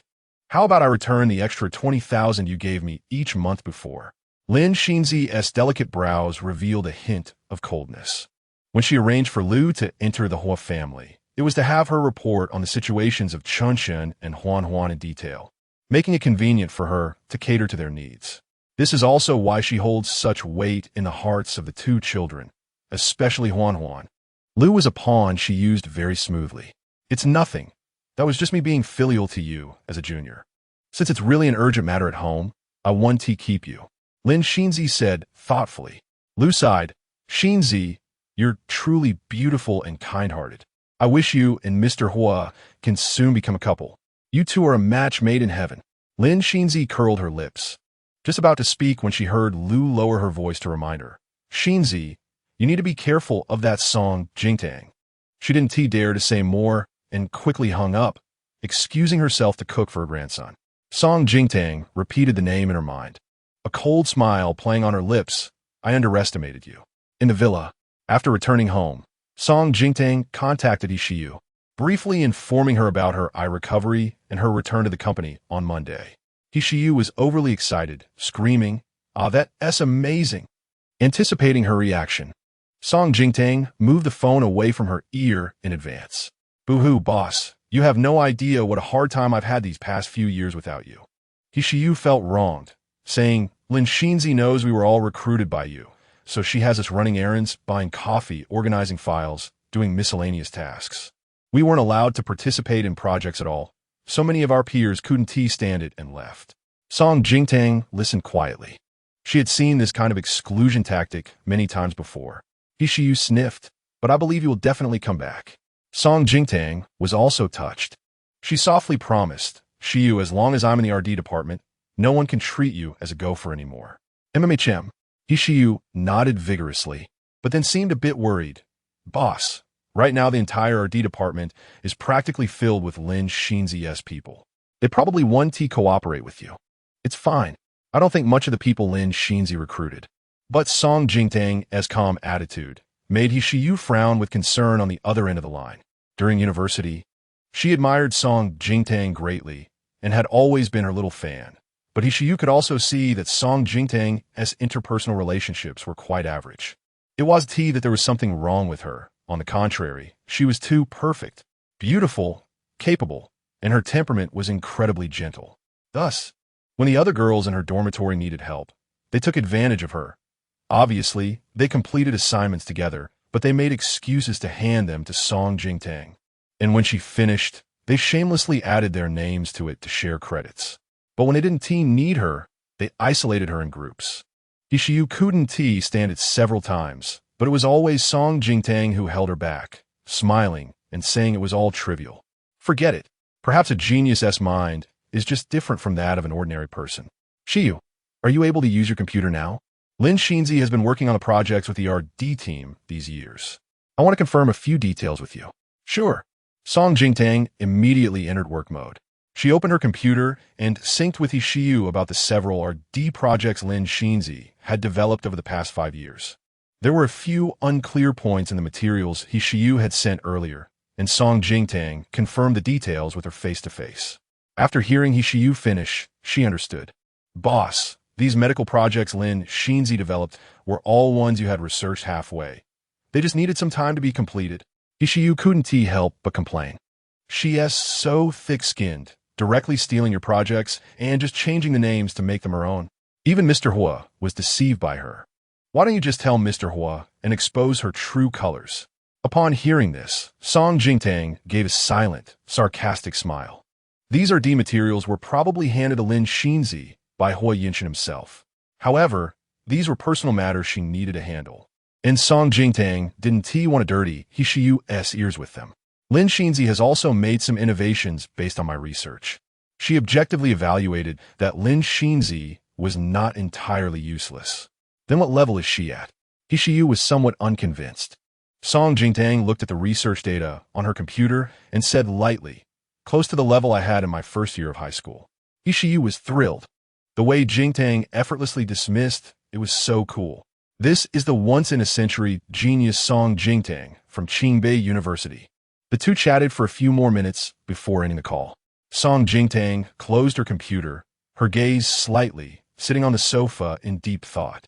What she hadn't told Hishiyu just now was that although Lin Shinzi's results were average and her experimental level was that of an ordinary researcher, her RD data was extremely precise and impressive.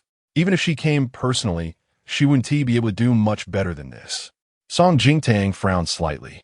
She was certain this data was not something Lin Shinzi could produce, as it didn't match her abilities at all. Who was helping her? She remembered that Hua Yinshin was quite skilled at handling data. In college, Hua Yinshin and a few friends assisted the government with a military project. During that time, Song Jingtang helped out for 2 days, and she noticed that Hua Yinshin was exceptional in data analysis and processing. Song Jingtang tugged at the corner of her mouth, feeling a bit bitter. Back then, when she was so busy she almost fainted, Hua Yinshin never offered to take some time to help her. Of course, she also felt guilty for never asking. She couldn't bear to see Hua Yinshin get tired. She had cherished him dearly, but reality had dealt her a loud slap in the face. It turned out that such a precious man like Hua Yinshin would also work hard for another woman. Song Jingtang self-mockingly sneered, her eyes slightly stinging, feeling regret for the years she had wasted. At that moment, the sound of a door opening came from outside. Hua Yinshin had returned with 2 treasures. They were back. Song Jingtang stood up to greet them, her expression already returning to normal. Hua Yinshin was holding the sleeping Huan Huan, while Chinchun was yawning, looking tired from playing. It seemed they had a great time with Lin Shinzi today. Song Jingtang hid the disappointment in her eyes. Chinchun, if you're tired, you can go back to your room to rest. Mommy will prepare dinner for you. Is there anything you'd like to eat? Song Jingtang bent down to ask. She noticed Chinchun wearing the jacket she had prepared for him in the morning, and her heart softened. Anything is fine. Chinchun was not picky. Rubbing his eyes, he went upstairs, but after taking a few steps, he remembered something and turned back. Oh right, I'm allergic to peanuts. Okay.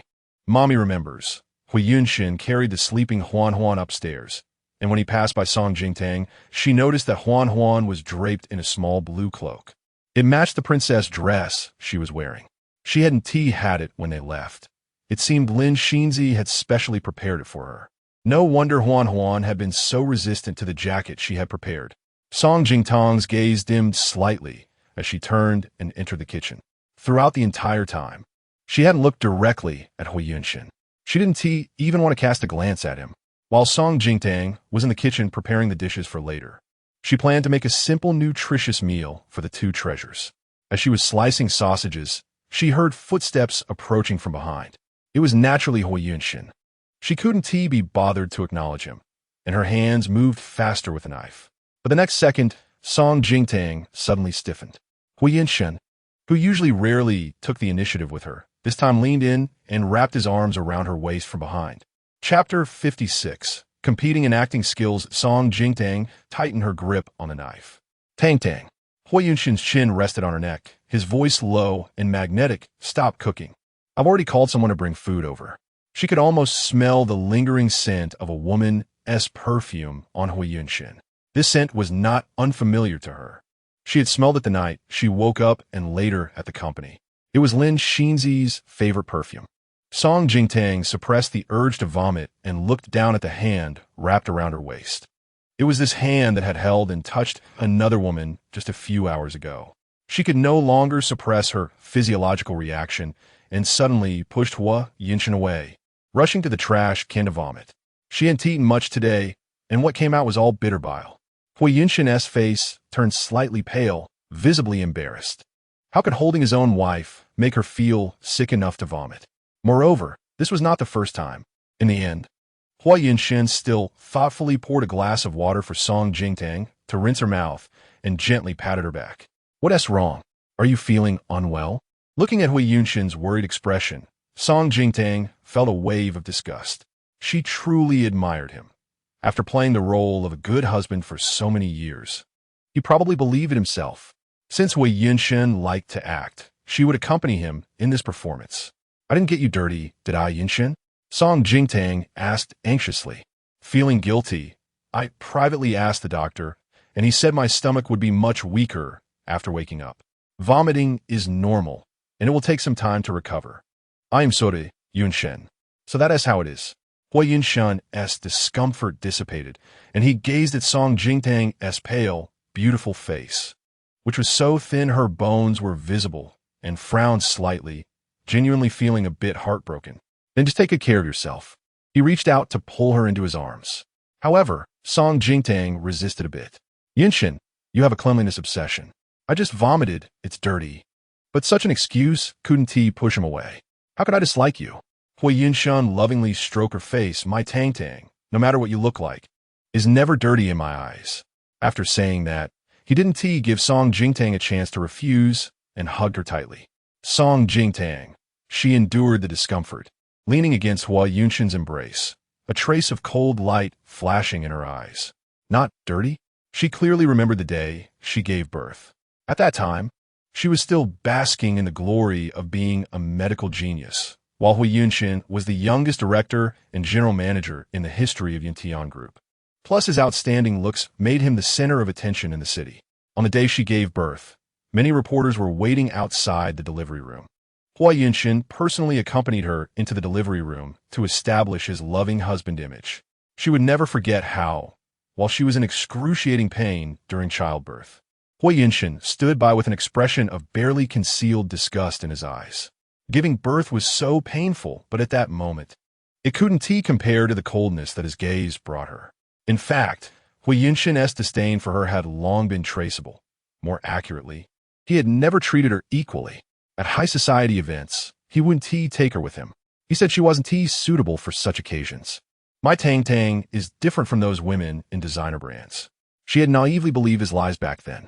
But thinking back now, it was merely that in Hui Yunshin's heart, he felt she came from an ordinary family, making her inferior to those wealthy socialites, unworthy of showing off, and unworthy of those high-end jewelry. She indeed didn't like those things, but whether she was worthy or not was another matter. In Hui Yunshin's eyes, her only value as Mrs. Hu was probably to produce results in the lab, creating a ladder for him to climb up. Song Jingtang tugged at the corner of her mouth, her eyes cold as ice. In a voice as gentle as ever, she said, Yunshin, you're really good to me. So good that it makes me hate that I can't lie on top of you to drink blood and eat flesh. Hui Yunshin called to have food delivered. However, Song Jingtang insisted on preparing a nutritious meal for the two kids. She hadn't properly been their mother for a day. Now, she just wanted to seize every opportunity to let her two treasures feel her love as their mother. Hui Yunshan didn't stop her either. By the time Song Jingtang's nutritious meal was halfway done, two star chefs personally delivered the meal Hui Yunshin had ordered. Tang, these are all your favorite dishes. Hui Yunshin said thoughtfully. Song Jingtang glanced at the dishes. They weren't her favorites, but Hui Yunshin's. The old Song Jingtang would always place her preferences behind Hui Yunshin's. But not anymore. Yet she couldn't be bothered to correct him. After all, there would be much time for them to eat together in the future. The two sat down at the table to eat. Song Jingtang could feel Hui Yunshin glancing at her a few times, clearly wanting to say something. She patiently waited. Tang, Yunshin finally got to the point.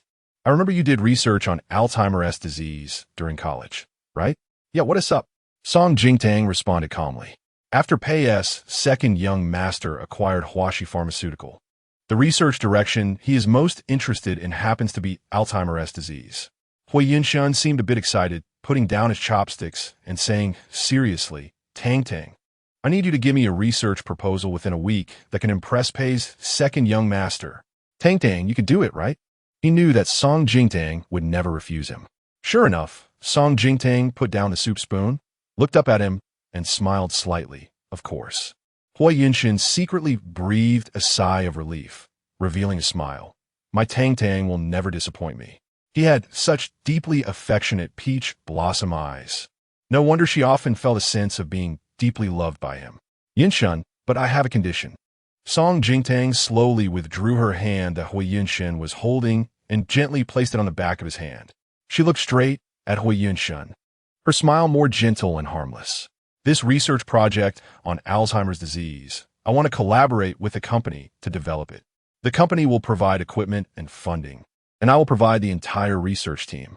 Hui Yunshin, being a businessman, was exceptionally sensitive to interests. He immediately became alert, scrutinizing Song Jingtang. What does this mean? Using Yintian Group's money for your private project? Of course not.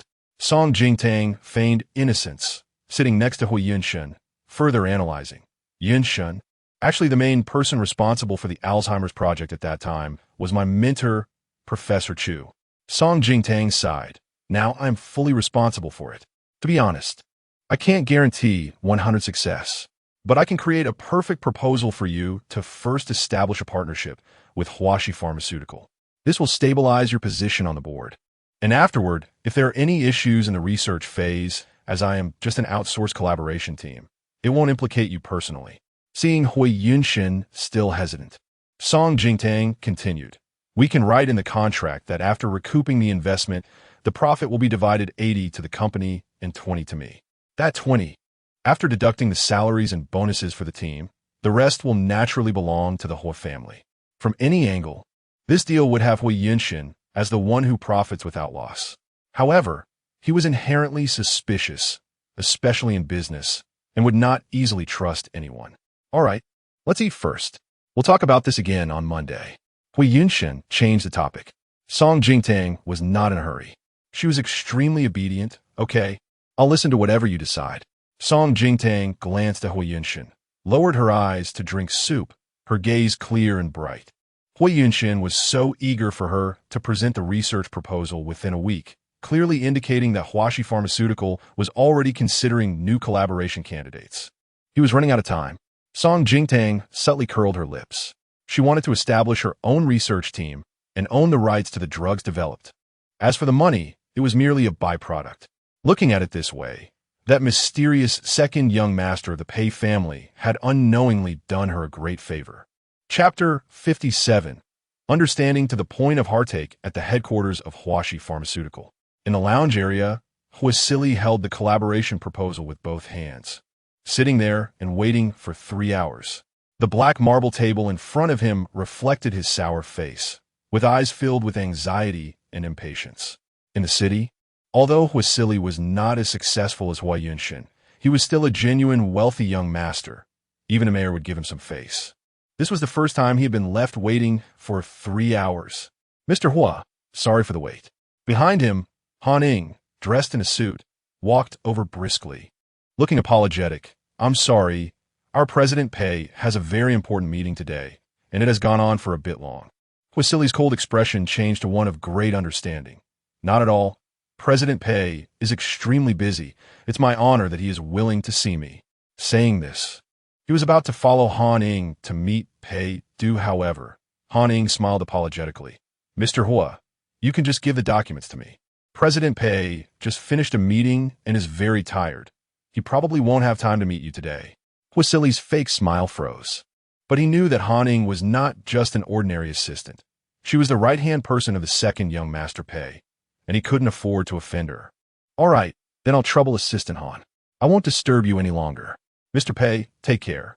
As Huasili took the opportunity to shake hands and bid farewell, he added meaningfully, Thank you for your efforts, Assistant Han. After watching Huasili leave, Han Ing looked down at the bank card he had slipped in her palm, sneering, and tossed both the card and the documents into the nearby trash can. He made a phone call to report respectfully. President Pei, the person has left. On the other side, Song Jingtang finished her dinner alone. After she proposed to collaborate with Yun Tian Group for the research, Hua Yunshin's mind was clearly not on the dinner table. In the middle, Hua father Hua Tinghua called, and after Hua Yunshin answered, he got up and hurriedly left. Song Jingtang didn't take care. She slowly finished her meal and tidied up the table a bit. In the kitchen, the nutritious meals prepared for the two little treasures were ready, and she personally took them upstairs. Just as she reached the door, about to knock, the door suddenly opened. Qinshan looked anxious. Huan seems to have a fever. Song Jingtang. She immediately set down the nutritious meal and hurried to Huan's bedside. Huan was still closing her eyes. Her little face flushed, her brows slightly furrowed, looking very uncomfortable. Just seeing her pitiful appearance made Song Jingtang's heart ache. She gently placed her hand on Huan's forehead. It wasn't very hot, just a low fever. She also checked Huan's pulse, looked at her eyes and tongue. Huan, let mommy see your tongue. Huan, still dazed, mimicked her and kept saying her head hurt. Song Jingtang had a rough idea. She must have caught a chill from playing outside today and didn't change into warmer clothes in time. Her sister only had a low fever and caught a bit of cold. Song Jingtang turned around to reassure the worried Qinshan. Don't worry. Mommy will make her some soup and give her some medicine. After a good sleep, she should feel better. Qinshan sighed in relief, but seeing Huan's uncomfortable look, he frowned and scolded like a little adult. She really doesn't listen. The aquarium was cold. I wore a coat, and when I told her to wear clothes, she wouldn't listen because Auntie Lin said she looked good in the little cape, so she kept wearing it. Qinshan pouted, lowering his voice. I should have been a bit stricter then. This sounded like he was blaming Huan, but Song Jingtang could see Qinshan's self-reproach. He was feeling guilty for not taking better care of his sister. Seeing Qinshan being so understanding, Song Jingtang's heart nearly broke. She hugged her son tightly. How can I blame you? With red-rimmed eyes, she gently said, Baby, you're only 5 years old, just a few minutes older than Huan. You're already doing an amazing job taking care of yourself, and you're the best brother in the world. Qinshan, being hugged by Song Jingtang, felt a bit at a loss. He was not used to it and wanted to push her away, but when he raised his hand, he hesitated a bit. Her embrace was so warm. He smelled the fragrance on Song Jingtang, sweet but not like perfume. He couldn't describe it, just thought it was so nice. How could there be a person whose scent was so warm? Qinshan, you go eat first. Mommy will take care of Huan. Song Jingtang released Qinshan, gently touching his face, and said softly. Qinshan still felt a bit uneasy. Do we really not need to call Dr. Sun over? No need. Mommy is also a very capable doctor. Song Jingtang smiled gently. Looking into her eyes, Qinshan couldn't say anything to refuse. He was indeed a bit hungry, so he turned and went to eat first. Song Jingtang withdrew her gaze from Qinshan, looking up at the blue cape, that Huan Huan treasured hanging by the bed, a surge of anger rose in her heart. If before she just found Lin Xinzi disgusting and thought Hui Yunshan was a scumbag and Lin Xinzi a cheap woman, now she felt like she wanted to slap Lin Xinzi hard. Clearly, Huan Huan depended on her and liked her, treating Lin Xinzi's words like divine edicts. As long as Lin Xinzi said to wear a coat, Huan Huan would definitely listen. But Lin Xinzi did nothing. She didn't truly care for or love Huan Huan at all. At that time, Hui Yunshan probably had only Lin Xinzi, that mistress, in his eyes and heart, completely oblivious to his own children. Song Jingtang clenched her fists, forcefully suppressing the anger in her heart. She went to fetch a basin of hot water, dampened a towel, and wiped her daughter Huan Huan's body. Huan Huan, drowsy, half opened her eyes, unable to see the person in front of her clearly, but feeling the warmth and gentleness of her presence. She groggily reached out her small hand and grasped the hand that Song Jingtang was about to retract, mumbling something. Song Jingtang leaned in to listen. "Mommy is in pain." Song Jingtang lowered her eyes, her long eyelashes hiding the shattered feelings beneath. Even in this state, she was thinking of Lin Xinzi. Song Jingtang gently touched Huan Huan's face and softly said, "Huan Huan, are you feeling very uncomfortable? Mommy is here. It will get better soon." That's not Mommy Xinzi's voice. Then who is she? Huan Huan felt very uncomfortable, let out a whimper, and Song Jingtang immediately hugged her daughter, gently rubbing the acupoints on her head to help her relax. Once Huan Huan fell asleep again, Song Jingtang carefully laid her down and went downstairs to prepare medicine. Considering that Chunshan was also tired today, Song Jingtang wanted him to sleep in the guest room tonight, fearing that his coming and going to take care of Huan Huan would affect him. But Chunshan shook his head. "I will keep watch over my sister while she sleeps. She is very timid and afraid of thunder and rain." Song Jingtang's eyes felt sore, and she touched Chunshan's face. "How can you be so sensible? So sensible it makes my heart ache." Chunshan didn't quite understand why the woman in front of him looked so sad when praising him for being sensible. Her eyes even glistened with tears. But Grandpa, Grandma, Dad, Aunt, and others praised him for being sensible with smiles and happiness. "Why are you crying?" Song Jingtang wiped away her tears, feeling soft and bittersweet inside. "Because Mommy feels very sad. If Mommy had always been by your side, my Chunshan wouldn't have to be so sensible and hardworking." Sometimes she even wished Chunshan could be a bit willful like Huan Huan. Chapter 58. Give Hui Yunshan a surprise that night. Song Jingtang took care of Huan Huan, coaxing her to drink medicine and wiping her body several times. Busy until 3 in the morning when Huan Huan finally broke her fever and her face regained color. She checked Huan Huan's pulse, confirmed she was fine, and then dragged her exhausted body back to her bedroom. Song Jingtang picked up her phone and saw a message from Hui Yunshan sent 3 hours ago, saying he would be staying at the Hua family's garden tonight and would not be coming back. Song Jingtang felt too lazy to reply. She noticed a friend request pop up on WeChat, clicked in, and saw it was sent 2 hours ago. It was clearly a new small account, with a default gray figure as the avatar, and the WeChat name was Self-Salvation. Song Jingtang remembered that earlier in the day, Zhong Qiandai mentioned she had reopened a small WeChat account and would add her later. This must be it. Song Jingtang accepted the friend request. The other party sent a message immediately. "Still not sleeping?" Song Jingtang replied, "About to sleep, you should rest early too. Good night." She added 2 heart emojis. The other side showed they were typing, but after a few minutes, there was no message. Zhong Qiandai was probably busy filming. Not waiting any longer, she went to the bathroom to take a shower. After finishing her shower and coming out, she picked up her phone and saw Zhong Qiandai had replied with a simple good night. Before going to sleep, Song Jingtang went to check on the 2 children in their bedroom, only to find Huan Huan had somehow run to Chunshan's side and fallen asleep, the twin siblings holding hands. This scene made Song Jingtang's heart feel incredibly soft. The next day, Song Jingtang woke up a bit late. As she came out of her room, she smelled the aroma of food. The nanny personally selected by the old lady had already arrived and prepared breakfast. Chunshan and Huan Huan were sitting at the table eating. Seeing that Huan Huan's complexion had recovered, Song Jingtang's heart finally settled completely. "Madam, you are up." The nanny greeted Song Jingtang, a middle-aged woman with a round face and smiling eyes, looking very familiar. Song Jingtang had seen her in the old lady's garden before. "Aunt Tao, Song Jingtang smiled in greeting. With Aunt Tao at home, she could feel at ease going to the office tomorrow. Song Jingtang sat down at the dining table, and Chen Shun and Huan Huan exchanged glances. Huan Huan seemed to want to say something, but she hesitated, only occasionally stealing glances at Song Jingtang, and by the time breakfast was over, she hadn't spoken. Song Jingtang wasn't anxious. She was confident that the two children would gradually accept her as their biological mother. Today, Chunshin and Huan Huan still had to attend classes with an international piano master, and in the afternoon, Huan Huan was going to learn ballet, while Chunshin had another language class to attend, and they wouldn't be home until the evening.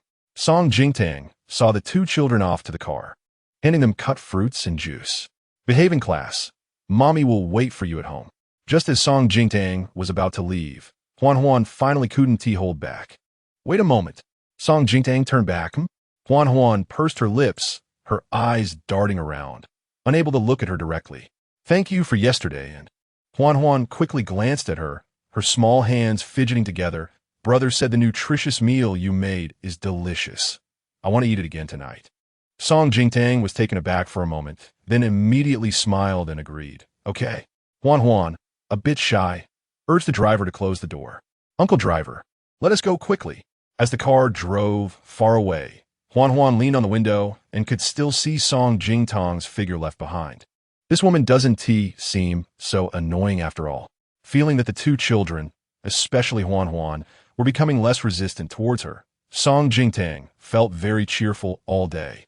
In the evening, when the two children returned from class, they enjoyed the nutritious meal prepared by Song Jingtang.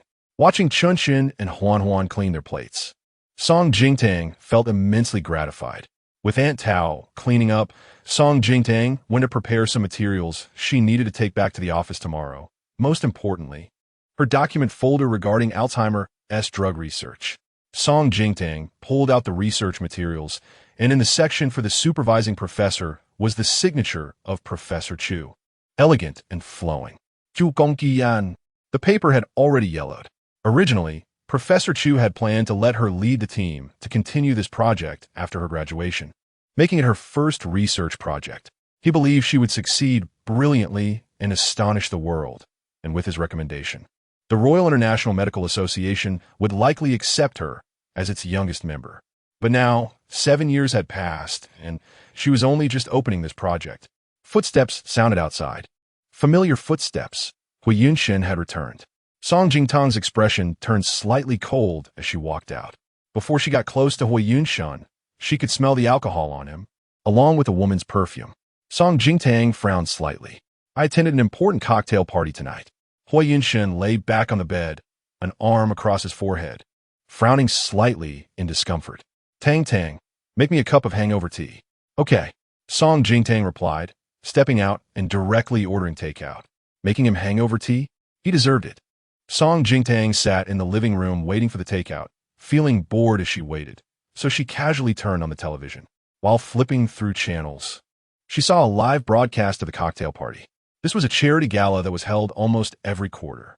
The elite gathered, rather than a charity banquet.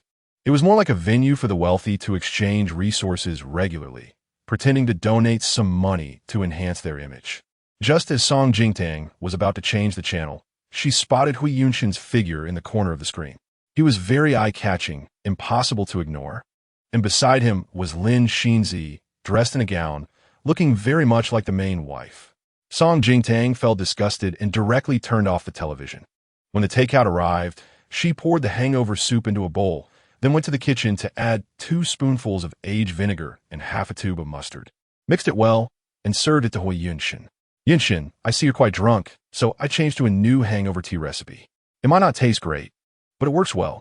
You have to drink it all at once for it to be effective, Song Jingtang said softly, her eyes filled with sincerity. No one understood pharmacology better than Song Jingtang, so Hui Yunshin naturally had no doubts. He drank it in one gulp, almost gagging, but remembering Song Jingtang's words. He forced himself to swallow it down. How is it? Are you feeling sober now? Song Jingtang asked with concern. Hui Yunshin nodded reluctantly, his throat burning. He drank several cups of water before feeling better. Song Jingtang crossed her arms and watched coldly from the side. When Hui Yunshin turned around, She replaced her expression with her usual gentle smile. Tang Tang, I discussed the cooperation plan you proposed yesterday with Dad, and we'll do it as you suggested.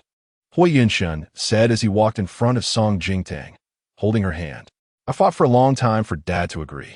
Please don't let me down. Dang dang. At the cocktail party, he had run into his cousin Hua Silly, who had already started bragging that Pei's second young master was very satisfied with the cooperation plan he provided, and that his collaboration with Huaxi Pharmaceutical was almost certain. Hui Yinshin was indeed a bit anxious. Moreover, he had asked the legal department about Song Jingtang's proposal, and there was almost no risk. Moreover, Hui Yinshin looked at Song Jingtang, knowing better than anyone how much she loved him, enough to give up her life for him. A Song Jingtang like this would never betray him. Having achieved the result she wanted, Song Jingtang's smile became even brighter. Yinshin, don't worry, she said, leaning into Hui Yinshin's embrace, her eyes cold as ice. I will definitely give you a surprise. Chapter 59, A Warning to Her. On Monday, Song Jingtang went to the company with Hui Yinshin. The driver took the day off, and assistant Jiang Zhou acted as the driver, coming to pick them up. Upon seeing Song Jingtang in her professional attire, a hint of amazement crossed Jiang Zhou's eyes. Realizing his gaze was too direct, he immediately lowered his head and opened the back seat door for Song Jingtang and Hui Yinshin. On the way to the company, Jiang Zhou couldn't help but say, "It's great to see the Madam and President Hua going to work together again." Song Jingtang smiled faintly and replied, "Assistant Jiang, please call me Manager Song on workdays from now on." The title Madam sounded very harsh to her now. Only work and ability were her greatest confidence and support. Hui Yinshin, who had been looking down at his emails, glanced at Song Jingtang upon hearing her words. Her makeup was very light, and her hair was simply tied up. She looked almost the same as 5 years ago, but Hui Yinshin inexplicably felt that the Song Jingtang in front of him seemed much more charming than the one in his memories. "Tang Tang, you look beautiful today." This was a heartfelt compliment. Hui Yinshin reached out and tucked a loose strand of hair behind her ear. Song Jingtang could feel the warmth of his fingertips lingering on her face. The space in the car was too small to avoid it, and dodging too much would only seem deliberate. Song Jingtang lowered her eyes, shyly pulling Hui Yinshin's hand down. "Stop it," she said in a teasing tone, disgusting herself. She noticed that Hui Yinshin seemed to enjoy this, lightly laughing and holding her hand, not letting go the entire way.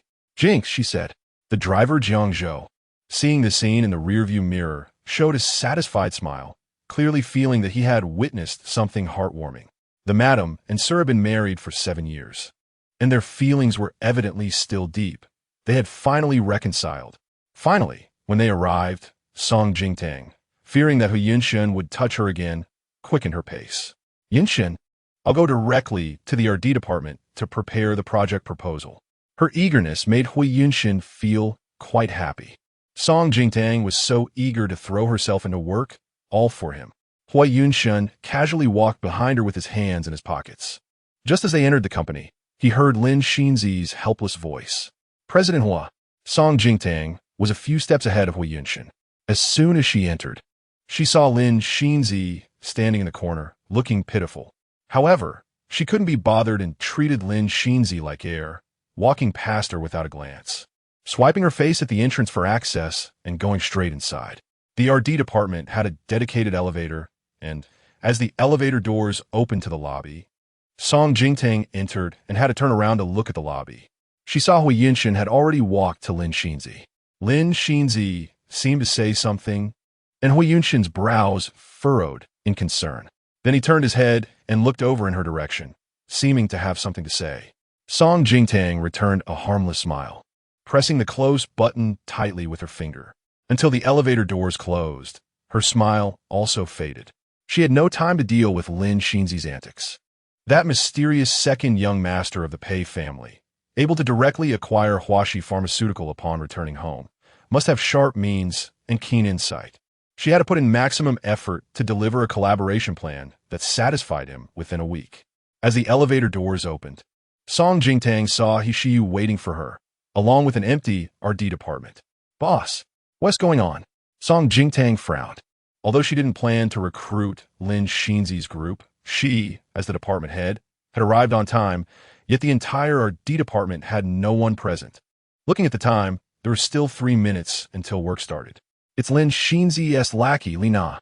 Ishiyu angrily pulled out her phone to show Song Jingtang the chat from the RD department group. Last night, Lina had messaged everyone in the group. Lina, thanks for everyone's hard work. Tomorrow morning, please come to the company and gather in a multifunctional conference hall for a morning meeting. I've ordered breakfast for everyone. Ishiyu, boss, I blocked this group after work, and I only saw the message this morning. Lina is clearly trying to form cliques against you, wanting to give you a warning. Ishiyu became increasingly angry. I'll go call them back right now. Just tell them President Hua is aware and very angry. They will definitely be scared of President Hua. No need to go through so much trouble. Song Jingtang rejected the suggestion. Bringing Hui Yunshin into it would only provoke their rebellious spirit. Moreover, Hui Yunshin was always good at being the nice guy, keeping himself safe.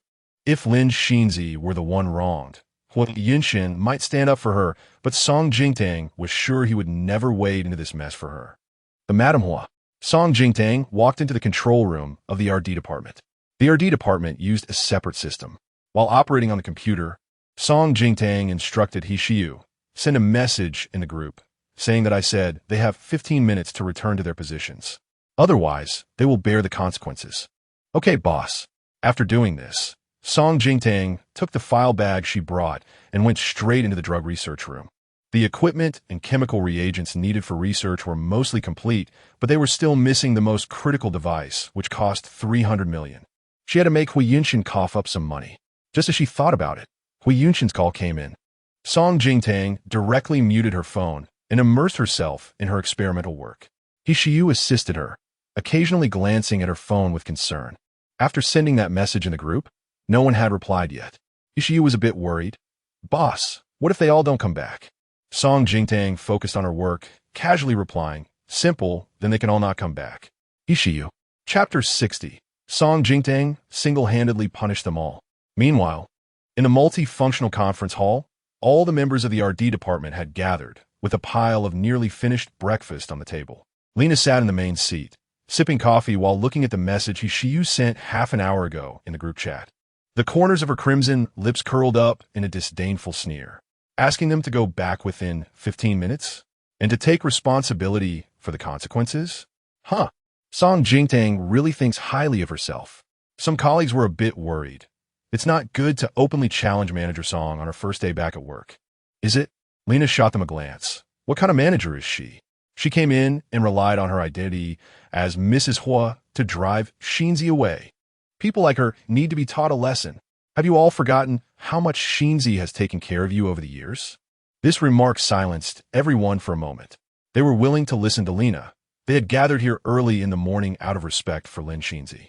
After all, in the RD department, Lena's word was equivalent to Lin Xinzi's word.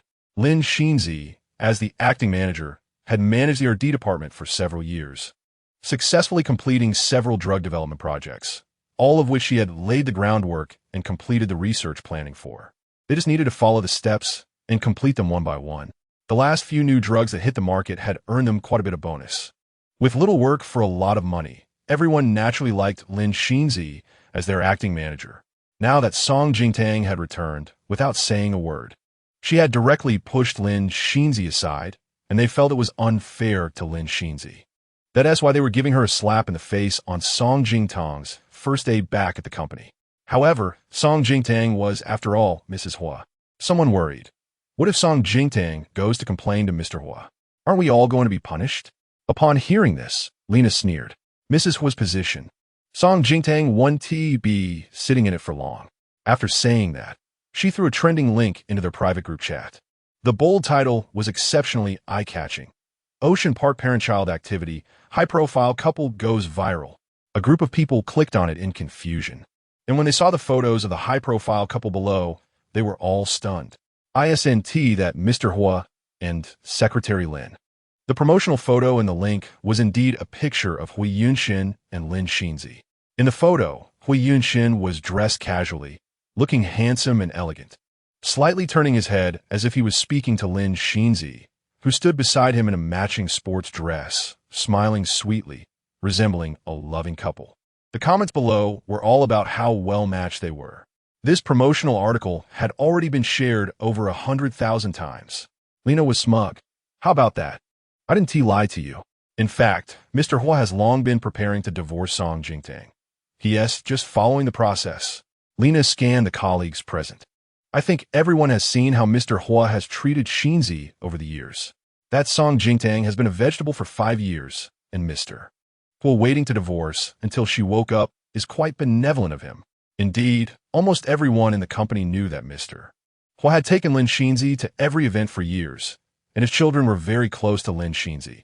They even heard the 2 kids publicly calling Lin Xinzi mom. It seems that Lin Xinzi is about to become their boss lady soon. A group of colleagues exchanged glances, all understanding without needing to say anything. Now Lin Xinzi was the one they couldn't afford to offend. Those colleagues who were initially worried also sat down with peace of mind, and the group stayed in the meeting room, chatting and laughing. The atmosphere relaxed for another 2 hours. When it was time, Lena slowly put away her phone for playing games and stood up. All right, there is half an hour until lunch break. Let us disperse and go back. She led a group of RD colleagues back to the department at a leisurely pace. The entire department was empty. Song Jingtang was probably hiding in her office crying. Lena was extremely pleased. She finally got her revenge for the last time Song Jingtang hit her. She had already planned that this little show of power was just the beginning. The good stuff was yet to come. She would make Song Jingtang's days in the RD department harder and harder. Once Xinzi became Mrs. Hua, that wretched Song Jingtang wouldn't even be worthy of kneeling to wipe her shoes. Just thinking about the scene of Song Jingtang kneeling and begging for mercy made Lena feel exhilarated. The RD department was the core department of the group, equipped with an independent security system. Entering required fingerprint and iris recognition. Lena placed her finger on the machine, leaning her face close to the scanner. But the door did not swing open as usual. Instead, it triggered a red alarm. Fingerprint recognition, facial recognition error, please re-verify. The machine coldly prompted. Lena was a bit confused. The RD department certification system was very sensitive and had never had this problem before. She thought she had placed her fingerprint correctly and tried again, but the red alarm was triggered once more. Fingerprint recognition, facial recognition error. You have one last chance. After 3 failed attempts, the system will automatically alert the authorities. What's going on? Lena's expression changed, withdrawing her hand and daring not to try again. The colleagues standing behind her also looked puzzled. How could it not recognize her? Exactly. This has never happened before. After waiting for 10 minutes, the system alarm was lifted, and another person came to try recognition, but it was still an error. They switched to another person, and it was still the same. Originally relaxed, everyone now looked at the RD department door that they couldn't open, and they vaguely sensed that things were not developing as they had anticipated. Someone cautiously murmured, "Could it be that Manager Song locked us out?" This didn't look like they were isolating Song Jingtang. Instead, it seemed Song Jingtang had single-handedly punished all of them. Meanwhile, in the laboratory, Song Jingtang was focused on her work, while He Shiyu, who had temporarily finished her tasks, saw the situation at the door through the surveillance. She looked at Lena's expression as if she had swallowed a fly and couldn't help but laugh. Slapping her thigh. "Ha ha ha, serve you right. You bullied my boss in a group. Now you can't get in. Do you realize your mistake?" She looked at Song Jingtang with stars in her eyes. "Boss, how are you getting more and more handsome?" So handsome that she was even considering marrying him. In the surveillance, Lena, in a fit of rage, took out her phone and walked aside to make a call. Ishiyu could guess with her toes that Lena was definitely calling Lin Xinzi to complain, and Lin Xinzi must be with Mr. Hua. She would definitely tell him. Thinking of this, Ishiyu's expression fell, turning joy into worry. She still remembered the last time Mr. Hua blatantly favored Lin Xinzi. Ishiyu pursed her lips, looking at Song Jingtang, who was still focused on her work, with pity. How much Song Jingtang loved Hui Yinshan back then was known to almost everyone at Qingbei University. Now that her eyes were better, if she saw her deeply loved Hui Yinshan favoring another woman, she would probably be very sad. Ishiyu's guess was correct. Lena's phone call was indeed to complain to Lin Xinzi. At this moment, Lin Xinzi was also in Hui Yinshan's office. She answered the phone, her eyes still red from crying. "Nana, what is wrong?" "Xinzi, you have to tell Mr. Hua. That woman Song Jingtang has gone crazy." Lin Xinzi was taken aback. What happened? She glanced at Hui Yinshan behind her desk. asking while inadvertently turning on the speaker. The next second, Lena's excited and angry accusation echoed loudly. As soon as Song Jingtang arrived this morning, she locked me and all the colleagues in the RD department outside, not letting us get in to work normally. He put down his phone and heard Lena's angry accusations, frowning in annoyance. It's Song Jingtang again. On the first morning back at the company, she had already surprised him twice. This morning, as soon as Lin Xinzi arrived at the company, she inexplicably received a termination notice from the HR department, which is why she was blocked from entering the company lobby. Hua Yunxin asked the HR manager and learned that the dismissal order was issued directly by the board of directors, bypassing him as the general manager. Upon further investigation, it turned out that the order was personally given by the elderly Mrs. Hua, who had not interfered in company affairs for many years. Although Mrs. Hua is now enjoying her retirement at home, she was once a significant figure in the business world. The Yuntian Group was built with the support of the late Mr. Hua, and even the initial funding for the Yuntian Group came partly from Mrs. Hua's family. Therefore, Mrs. Hua holds 17 of the original shares of the group and has a significant position on the board. However, after Mr. Hua's death, she lost interest in the company's affairs, and her shares were managed by her eldest son, Hua Tingwei. But it was only temporary. The ownership of the shares still rests in her hands. This is why she could issue orders to the HR department to fire Lin Xinzi as a board member. Last time at the company, Song Jingtang had an argument with Lin Xinzi, and Mrs. Hua has always favored Song Jingtang, her granddaughter-in-law. He didn't need to think to know that Song Jingtang must have whispered in Mrs. Hua's ear, prompting her to personally intervene and fire Lin Xinzi. The current team in the RD department were all hired when Lin Xinzi was the acting manager. Song Jingtang actually found them all displeasing. Hua Yunxin's gaze darkened, and his handsome face grew cold. He couldn't understand how she had become so jealous and petty. Lin Xinzi was still trying to defend Song Jingtang. Lena, Sister Jingtang isn't like that. There must be some misunderstanding. Hua Yunxian glanced at Lin Xinzi, a hint of pity in his eyes. She had been bullied to this extent and was still speaking up for Song Jingtang. There's no misunderstanding. Xinzi, you are just too kind. Thinking everyone is as good as you. Lena declared emphatically. I just held a routine morning meeting with the department colleagues. And since Manager Song is new and hasn't joined the work group yet, I didn't notify her. Lena continued sarcastically. I just didn't expect Manager Song to be so authoritative. She had Hishiyu tell us to come back within 15 minutes, or we would bear the consequences. But during the meeting, everyone was busy and didn't check their phones or receive the message. When we returned from the meeting, Manager Song had locked us out for the entire morning, wasting our time and the company's resources. The more Lena spoke, the angrier she became. If you don't believe me, you can ask the colleagues in the RD department. There's no way we all conspired against her. Lena was indignant as she spoke. A few colleagues nearby heard her and exchanged glances, feeling a bit guilty. They all knew that the incident today was not actually Song Jingtang's fault. They had intended to give her a hard time, but unexpectedly, she didn't fall for it. However, now they were in the same boat as Lena and could only stiffen their resolve and go along with it. Lin Xinzi looked hesitantly at Hua Yunxin. Hua Yunxin said gravely, "Tell them I'll be there in 15 minutes." After Lin Xinzi relayed the message, Lena was overjoyed. She put down her phone and immediately announced the news. Xinzi is bringing President Hua over right now. Sure enough, in President Hua's eyes, Lin Xinzi was the most important. Lena glanced at the tightly closed door, a gleam of triumph flashing in her eyes. When President Hua arrives, let's see how he deals with that little vixen Song Jingtang. In the laboratory, Song Jingtang had been busy all morning and finally took off her glasses. She rubbed her stiff neck and casually picked up her phone to check it, seeing 4 missed calls from Hua Yunxian, the most recent one from 3 minutes ago. Song Jingtang was considering whether to call back when Hishiyu rushed in a panic. Not good, boss.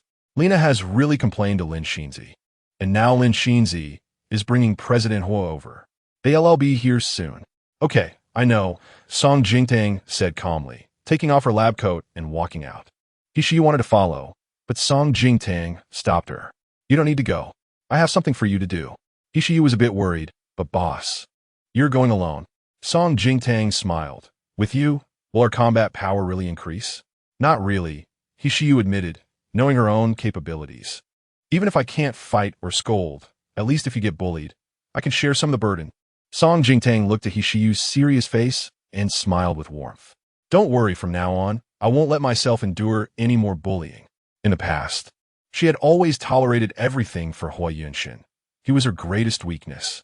But now, she had personally dug him out from her heart, piece by bloody piece.